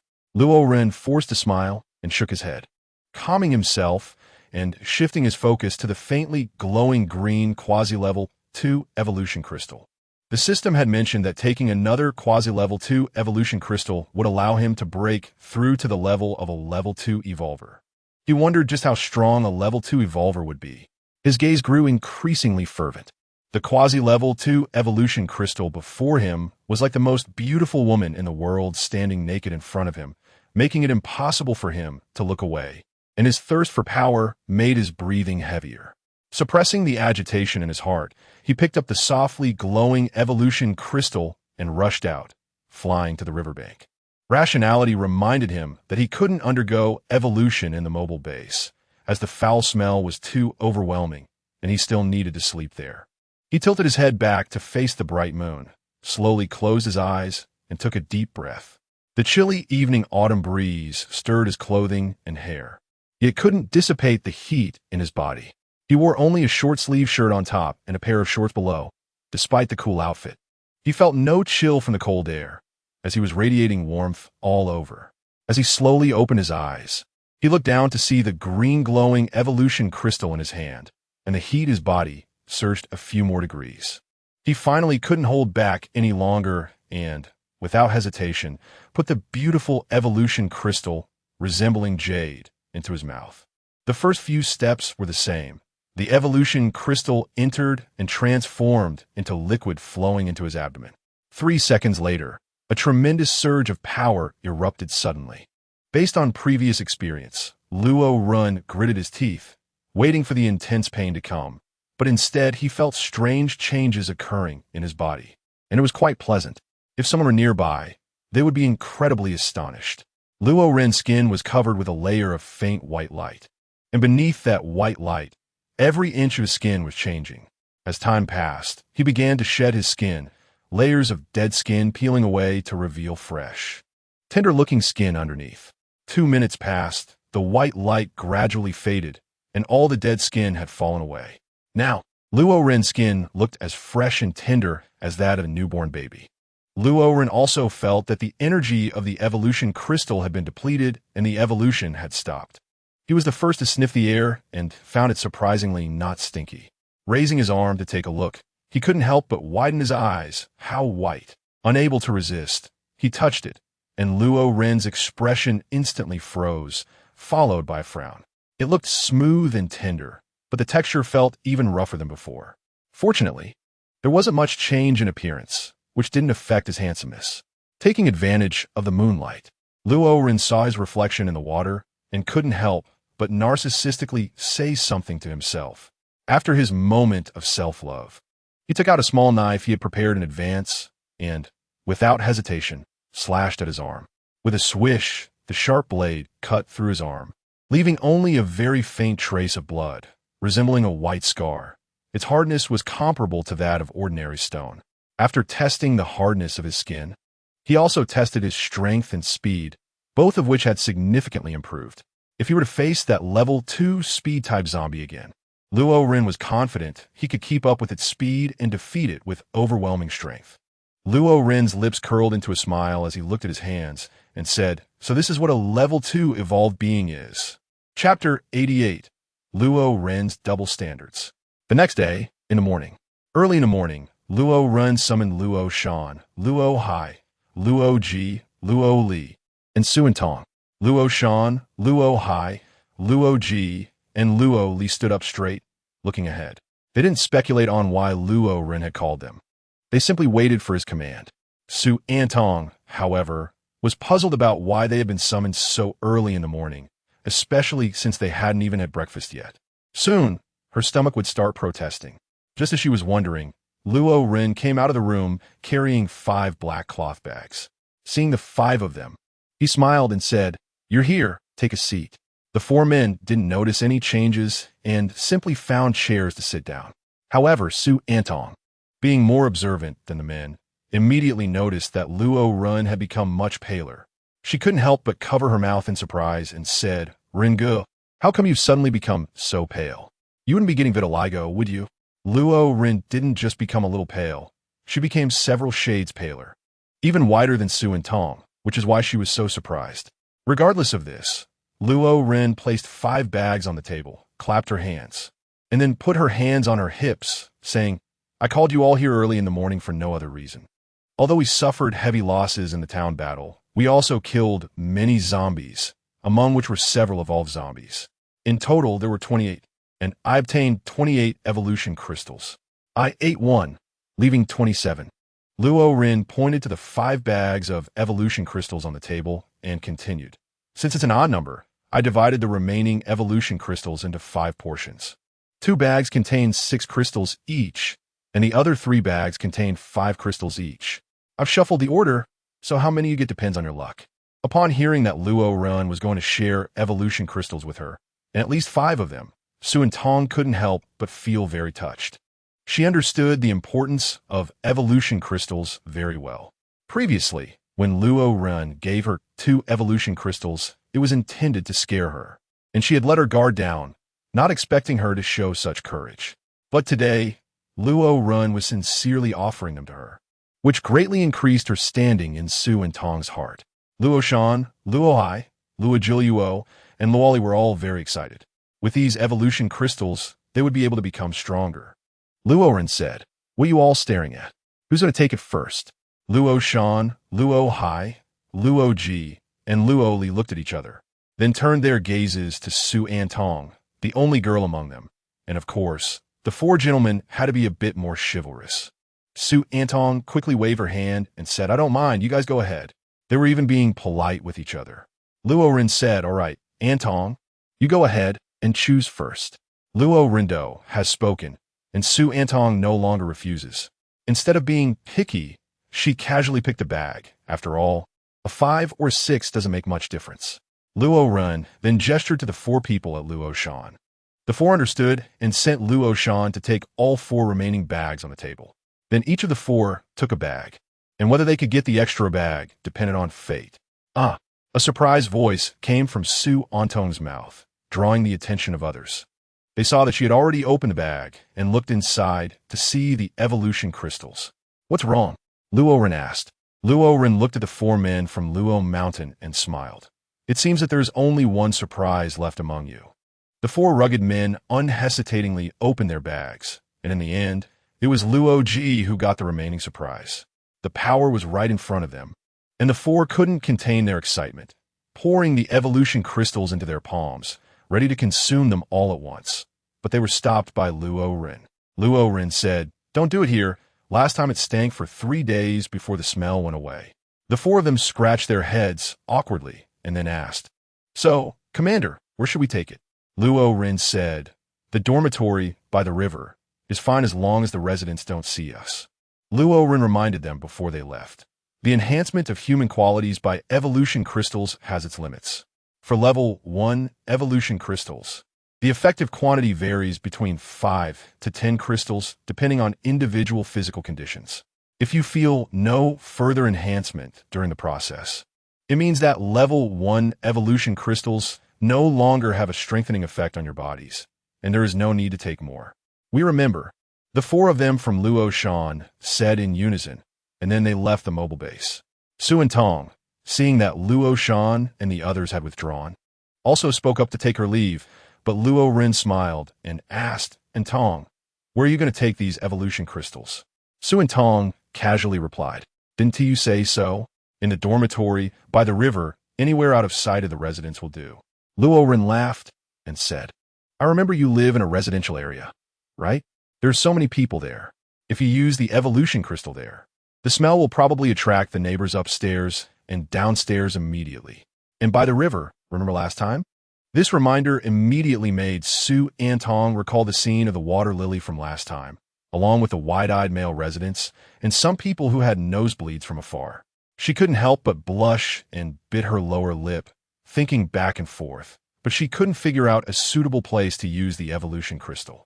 At this moment, Luo Ren smiled and said, "Isn't it just about finding a safe place that won't be discovered by the residents? It's simple. I'll find you a place."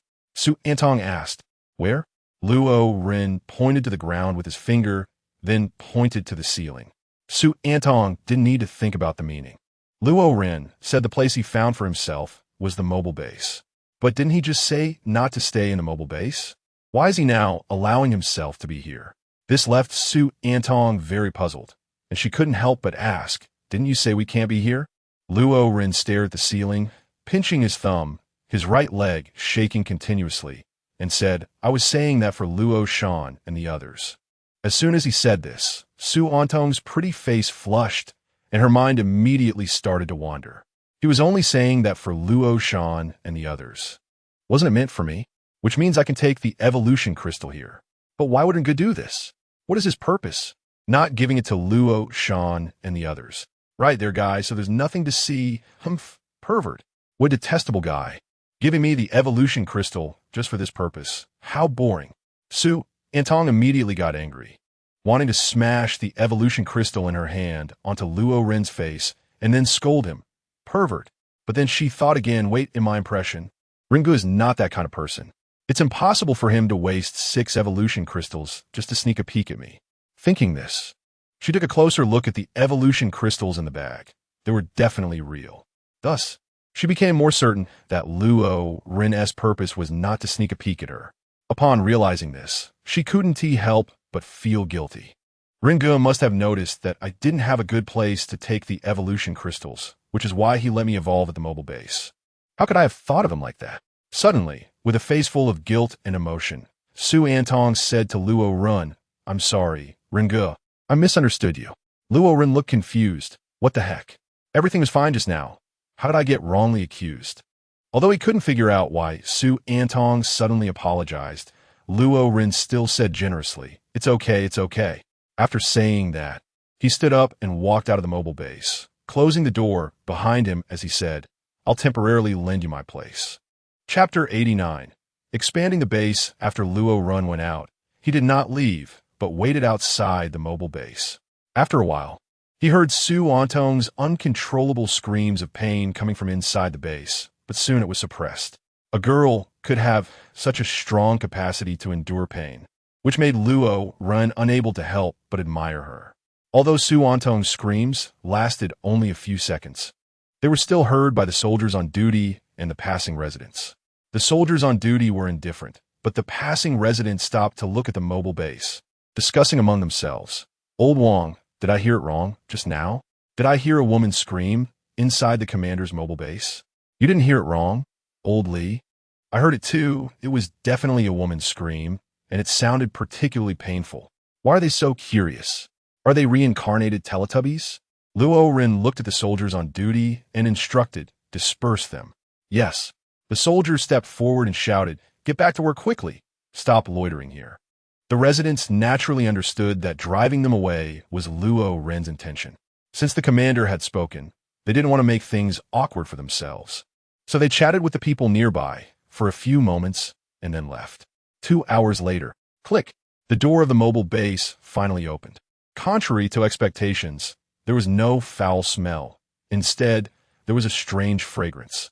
Su Antong, with a faint blush on her face, appeared before Luo Ren. Luo Ren, who had been complaining about the wait, was momentarily stunned. Su Antong was wearing a sweatshirt on top and sports shorts on the bottom, and her already excellent temperament was greatly enhanced. If he had to describe it, Luo Ren could only think of a beauty that could topple kingdoms. She was truly beautiful. Even the soldiers on duty couldn't help but glance. "Brother Ren, what's wrong with you?" Su Antong suddenly asked. The sound that reached Luo Ren's ears was incredibly pleasant, and he thought to himself, why does her voice sound even better now? After standing still for a few seconds, Luo Ren hurriedly walked into the mobile base and slammed the door shut with a bang. This action startled Su Antong, and her heart raced. As Luo Ren approached step by step, she began to feel hot all over, and she involuntarily closed her eyes, showing no intention of rejecting or resisting, just waiting. However, she clearly thought wrong. Luo Ren did not make any further moves, but walked directly past her into the room. Feeling a breeze pass by her, it was evident someone had walked past. Su Antong opened her eyes and turned to look, a flash of disappointment crossing her face. "Oh," Su Antong responded, took the hat, still somewhat unwilling, and immediately asked, "Brother Ren, do you think I'm pretty?" "Ahem." Luo Ringon coughed a few times, then pulled Su Antong to the mirror and asked while pointing at her reflection, "Do you think I can feel that I'm not pretty?" Su Antong had naturally seen herself already. To be honest, when she first saw her reflection, she was shocked and thought that if she were a man, she would definitely like her current self, willing to be a devoted admirer. Touching her own face, Su Antong said in a very Versailles manner, "No, I think it's just average." As she spoke, she put on her hat and pressed the brim down a bit. Luo Ren was speechless. The next day, in the morning, on the city wall, Luo Ren stood tall looking around. In 2 days, he would lead an expedition to Hu City, which brought a hint of worry to his face. It wasn't the concern of whether they could capture Hu City, but rather the worry about whether the existing base could accommodate the population after transporting them from Hu City. Although there was still a lot of living space in the outer city, he had no idea how many people lived in Hu City. If he were to estimate based on the number of soldiers, a 10,000-strong army would at least imply a population of over 50,000. With such a massive population, the remaining living space was clearly insufficient. After thinking it over, he decided to expand the base. He immediately called up a virtual map, outlined a square measuring 4 kilometers on each side to encompass the existing city, and then selected construction. After a flash of white light, a long city wall appeared. Looking at the wall, Luo Ren thought to himself that although the area around the base had been cleared and the risk level was low, it was better to be safe than sorry, so it was wise to sweep the area once more. He jumped down from the city wall and headed to the barracks. He saw many guards training, cleared his throat, and shouted, "Assemble!" As soon as those words were spoken, regardless of whether they were training or not, the guards immediately put down what they were doing and quickly gathered, reminding their comrades nearby. In terms of military professionalism, the guards displayed absolute expertise. The several thousand-strong team quickly assembled and lined up neatly. At the same time, 4 figures rushed in and then stopped in front of Luo Ren. Luo Ren looked at the 4 individuals, who were none other than Luo Shan, Luo Hai, Luo Ji, and Luo Li, all of whom had completed their evolution. The aura of the 4 was distinctly different from that of the guard soldiers who had not consumed the evolution crystals. When they were still, they resembled leopards lurking in the shadows, poised to strike. When they moved, they were like roaring tigers, striking with lethal force. Their physical attributes had greatly improved, and their senses had also been significantly enhanced. They could feel just how powerful they were at that moment, even against a quasi-level 2 evolved zombie. They felt they could put up a fight. However, when faced with Luo Ren, they found themselves lacking any confidence in winning. This was not because Luo Ren was the master of the base, to whom they were 100 loyal, but because they sensed that Luo Ren's strength was genuinely terrifying. To put it another way, if they were leopards, then Luo Ren was the king of beasts, the tiger, and the gap in strength was evident. "How many evolution crystals did you consume? Have you reached your limit?" Luo Ren asked. Luo Ren nodded and said, "It seems that your limit is 7 evolution crystals. The reason I say you instead of you is that all the guards are bioengineered humans produced by the armory, and their physical capabilities are naturally identical, so their limits are also the same." Swish! Another figure flashed by, and Su Antong appeared in front of everyone. The combat suit paired with her exceptional temperament made her look so heroic that Luo Ren's heart raced, secretly thinking, "My goodness, this is me. Otherwise, who could resist?" Although the guards have their own thinking abilities, they are ultimately bioengineered humans and possess absolute resistance to female charm. Upon seeing the stunningly beautiful Su Antong, they remained much calmer than Luo Ren. Chapter 90. Conditions of the Level 4 base. Why did you forget about me again? Su Antong looked at Luo Ren with dissatisfaction, her tone carrying a hint of grievance. We just arrived here and haven't had the chance to notify you yet." Luo Shan quickly explained for Luo Ren upon seeing the situation. Luo Ren continued, "Everyone is just gathered, and I was about to send someone to notify you. I didn't expect you to come on your own, so there's no need for that. Su Antong, upon hearing the explanation, had her dissatisfaction alleviated and immediately asked, "Are we gathering now to march to Hu City? Wasn't it said that we would rest for 3 days? The march to Hu City is indeed scheduled for the day after tomorrow. Today's gathering is for something else." Luo Ren smiled and said, "Just come lightly armed. Follow me." After saying that, Luo Ren led the way toward the city gate, and the guards followed in orderly steps without asking questions. As the guard troops marched through the streets, they attracted the attention of the residents, who began to discuss what the commander was planning to do. Soon they arrived at the city gate, where Luo Ren ordered the gates to be opened. More than 2,000 guards marched out of the city under his lead, and Su Antong followed closely behind Luo Ren. Once outside the city, they saw the newly constructed city walls. They were not surprised by the sudden appearance of the walls, as it had become quite common. They were just a bit curious as to why there was still a need to expand the walls when there were many living spaces in the existing city. With these questions in mind, it was ultimately Su Antong who voiced them for everyone. "Is the Ren Ge base going to expand again?" Luo Ren nodded and said, "That's right. After Hu City is captured, I will relocate the population of Hu City to the base. Hu City can have an army of 10,000, and the number of residents is at least over 50,000. Although there's still a lot of space left in the outer city, it is still not enough, so we can only choose to expand. The purpose of gathering you all is to clean up this newly available space and eliminate all hidden dangers completely." Everyone immediately understood why Luo Ren had called them together. It was for this task. Looking at the newly increased area, it didn't seem very large. And with over 2,000 people, it wouldn't take long to clean it up. Without further ado, Luo Ren gave the order, "Let's begin." The guard troops immediately began to act in small groups, but Su Antong remained motionless.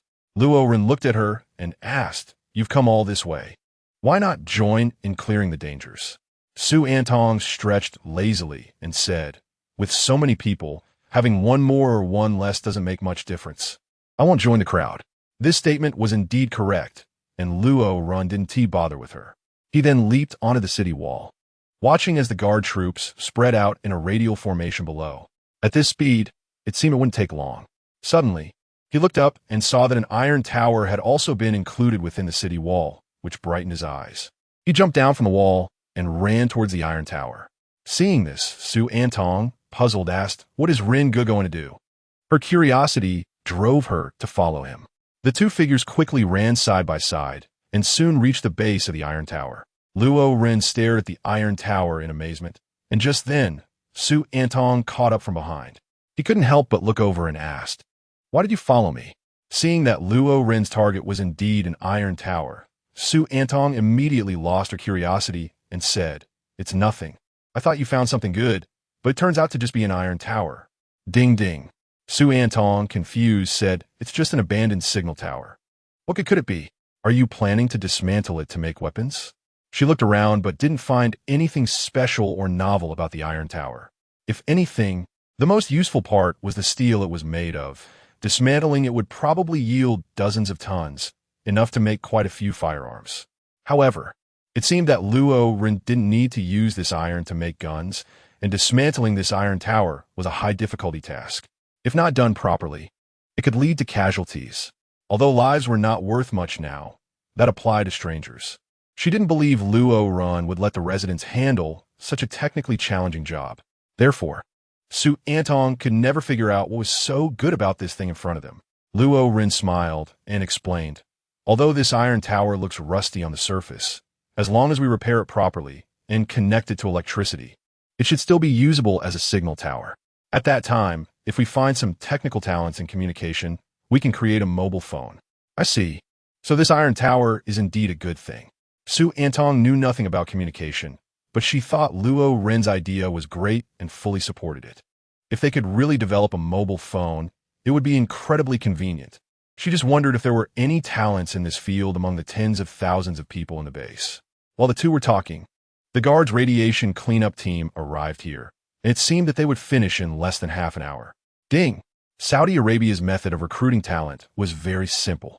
They directly issued a notice, and it didn't take long for people with research experience in communication to be brought before Luo Ren. 3 men came along with Saudi Arabia. Two of them had sparse hair, and one also seemed to have the same issue, which made Luo Ren a bit suspicious that Saudi Arabia was choosing people based on their hair. The commander is the spiritual leader of all residents, and the three men were so excited to see Luo Ren that they couldn't speak for a moment. Saudi Arabia introduced them. They're Deng Gang and Xiao Jing, all of whom are technical personnel in the field of communication. Luo Ren nodded and asked, I don't understand communication either. How about this? If I put a signal tower that hasn't been powered for over half a year in front of you, do you have the confidence to get it working? And once it's working, I want you to design a set of signal waves for internal communication in our base. The three of them showed difficulty on their faces upon hearing this, clearly recognizing it as a significant challenge.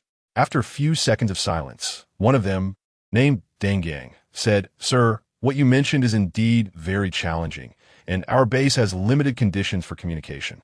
After Deng Gang finished speaking, the other two nodded in agreement. Luo Ren furrowed his brow. It seemed that building internal communication would be quite difficult. He wondered if upgrading the base to level 3 would unlock communication-related equipment or personnel. By the way, he still didn't know how much population was needed to upgrade to level 3. With this thought, Luo Ren asked in his heart, System, how much population is required to upgrade the base to level 3? To upgrade the base to level 4, a population of 500,000 is needed. 500,000. Luo Ren was startled by this number. Population is not like points. Having a population of 500,000 is quite challenging. The base currently has less than 60,000 people. Even if they successfully attack Huqing and gain its population, it is estimated that they could only reach around 100,000, which is still a significant gap compared to 500,000. Luo Ren sighed, looked at the three of them, and said, All right, you three can go down now. Chapter 91, Capturing Hu City, Part 1. Time flew by, and in the blink of an eye, 2 days had passed. The number of the guard army had finally returned to 3,000, and the previously damaged vehicles had all been repaired. Just like the scene 3 days ago, 2,000 guard soldiers, dozens of transport trucks, dozens of armored personnel carriers, and 9 tanks gathered outside the city. Let's go. With a command from Luo Ren, the team set off in full force. The vehicles traveled along familiar roads, and after about 50 minutes, the speed gradually slowed down. In the off-road vehicle, Luo Ren was resting with his eyes closed, while Su Antong sat beside him, watching Luo Ren, lost in thought. Suddenly, the intercom crackled to life with Luo Shan's voice. This is Luo Shan, reporting to the commander. The town is 2 kilometers ahead. Should we go straight through the town, or take a detour? Please make a decision.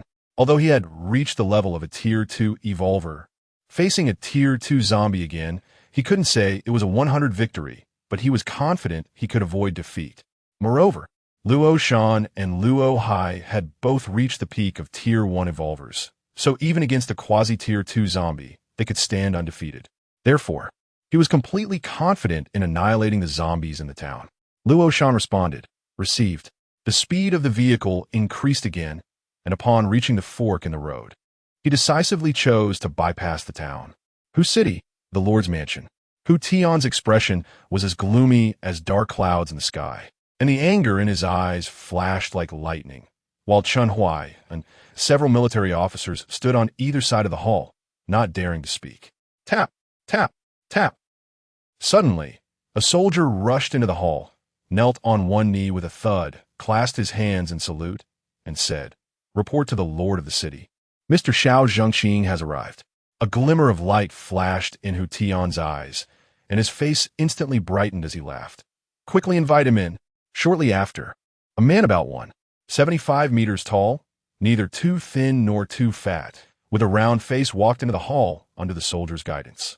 Hu Tian immediately stepped down from the Lord's throne to greet him, grabbing Xiao Zhengqing's hand and smilingly saying, Brother Xiao, it's been a long time. The round-faced man, Xiao Zhengqing, also wore a broad smile and replied, Yes, Brother Hu, it's been over a month since we last met. Ha, indeed, please take a seat. Hu Tian laughed as he led Xiao Zhengqing to the position closest to the Lord's throne on the left side and invited him to sit there. Chun Huai and the other military officers stood, while Xiao Zhengqing not only had a seat, but was also given the most respected position after the Lord's seat, indicating how much Hu Tian valued him. Xiao Zhengqing noticed two beautiful women approaching him and sneered inwardly. Beauty trap. The two women placed tea and fruit on the table to the right of Xiao Zhengqing, simultaneously winking at him in a charming manner. When they saw that Xiao Zhengqing ignored them, one of them poured tea and said sweetly, "This fruit is scarce. Even the lord of the city is reluctant to eat it. Today, to entertain Mr. Xiao, the lord specially took it out, which shows how much the lord values Mr. Xiao. Given the current situation, being able to fill one's stomach is already quite good. This fruit is indeed a rare item." Upon hearing this, Xiao Zhengqing did not look at the fruit, but instead turned to the woman who spoke. Her eyes were like a pool of autumn water, her lips like small cherries, and her slender waist seemed like it could be grasped with one hand. Her long, fair legs could ignite desire in the hearts of many men. Xiao Zhengqing said, "Brother Hu's warm hospitality is well received, but let's discuss business first." Hu Tian replied, Good, let's talk business. I have already described the matter clearly in the letter. I believe Brother Xiao is quite clear about my needs. Xiao Zhengqing nodded and said, "That's right. I understand the situation. I didn't expect that base to have tanks. It really was well hidden. Brother Hu, your defeat is indeed not unjust. As for your request for our Wasteland Kingdom to send troops to eliminate the base, the risk is too great. We cannot agree. However, we can promise to protect your safety and do our best to ensure the safety of Hu City." Hu Tian felt disappointed upon hearing that they could not send troops. But when he heard that they could protect Hu City's safety, he breathed a slight sigh of relief. As the saying goes, as long as the green hills remain, one need not worry about firewood. He smiled and said, "In that case, thank you to the Wasteland Kingdom, and thank you, Brother Xiao." Xiao Zhengqing waved his hand and said, "Brother Hu, you should listen to our conditions before thanking me." Hu Tian asked seriously, "What are the conditions?" Xiao Zhengqing replied, "Our conditions are quite simple. That is, from now on, Hu City will be part of the Wasteland Kingdom. The soldiers of Hu City will be the soldiers of the Wasteland Kingdom, and the residents of Hu City will also be residents of our Wasteland Kingdom." Upon hearing this, the hall erupted in an uproar. The military officers discussed among themselves, some unwilling to fight to the death, while others chose to survive at any cost. Hu Tian's face grew serious. Although he had presented the conditions in 3 steps, the actual demand was only one, that Hu City would henceforth submit to the Wasteland Kingdom and obey its orders in all matters. Was this the only requirement? Hu Tian asked unwillingly. After all, Hu City was created by him, and he could do whatever he wanted there. Everything had to obey him. But once it was merged into the Wasteland Kingdom, he would have to follow the arrangements of the Wasteland Kingdom. Not to mention that he could no longer do as he pleased. He would almost certainly be removed from the position of Lord of Hu City, because no force would allow the ruler of its city to be someone who was not loyal to them. Xiao Zhengqing picked up his teacup, blew away the rising steam, took a small sip, and seemingly unintentionally said, "When I came, I drove through the streets of Hu City, and the scene seemed somewhat different from when I last came. It seems that the number of soldiers has decreased." Hu Tian's face changed dramatically upon hearing this, but Xiao Zhengqing was not ready to stop there and continued. "Oh, by the way, speaking of which, Lord Hu, the 3 cannons you borrowed from us have not yet been returned. We only rented them to you, not sold them. The supplies you have are not enough to buy even one of those cannons, let alone 3. The rental period has long since expired, hasn't it? What does Lord Hu plan to return them? If you do not return them soon, our Wasteland Kingdom is not very friendly to those who break their promises." Xiao Zhengqing's address had changed from Brother Hu to Lord Hu Tian. Although it was only 3 words different, the meaning had changed significantly. It was no longer a friendly negotiation, but carried a hint of threat. Chapter 92. The Capture of Hu City, Part 2. Hu Tian naturally understood the implication in Xiao Zhengqing's words. His letter of appeal to the Wasteland Kingdom was very clear. Now that Xiao Zhengqing had brought up the matter of the 3 cannons, it was clearly a case of asking a question he already knew the answer to. Why hadn't he returned the cannons on time? Did he not know? It was obvious that he didn't know, but he still said so, emphasizing the words "not very friendly," which struck Hu Tian like a heavy punch to the heart. The meaning was nothing more than, if you, Hu Tian, do not submit to the Wasteland Kingdom, just wait and see what happens. Hu Tian's hands gripped the armrests of the chair tightly, and because he was exerting too much force, his palms turned red and the veins on his arms bulged. Hearing the numerous discussions among the military officers, most of whom felt that they should compromise and submit to the Wasteland Kingdom. After all, nothing was more important than survival.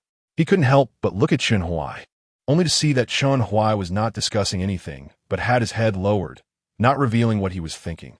Sigh after a long silence. A helpless sigh spread throughout the hall, and the many officers stopped their discussions, turning their gazes towards Hu Tian, waiting for his impending decision. Xiao Zhengqing still looked at Hu Tian with a smile, also waiting for him to speak his final decision. Hu Tian scanned all the people in the hall, finally landing his gaze on Xiao Zhengqing's face. He stood up, slightly bowed, and said, "Brother Xiao, from now on, Hu City is willing to submit to the Wasteland Kingdom." As his words fell, the other officers also learned to face Xiao Zhengqing and slightly bowed, expressing their agreement.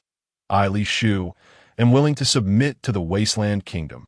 I, Zhangde, am willing to submit to the Wasteland Kingdom. I, Chen Huai, am willing to submit to the Wasteland Kingdom. Ha ha ha ha.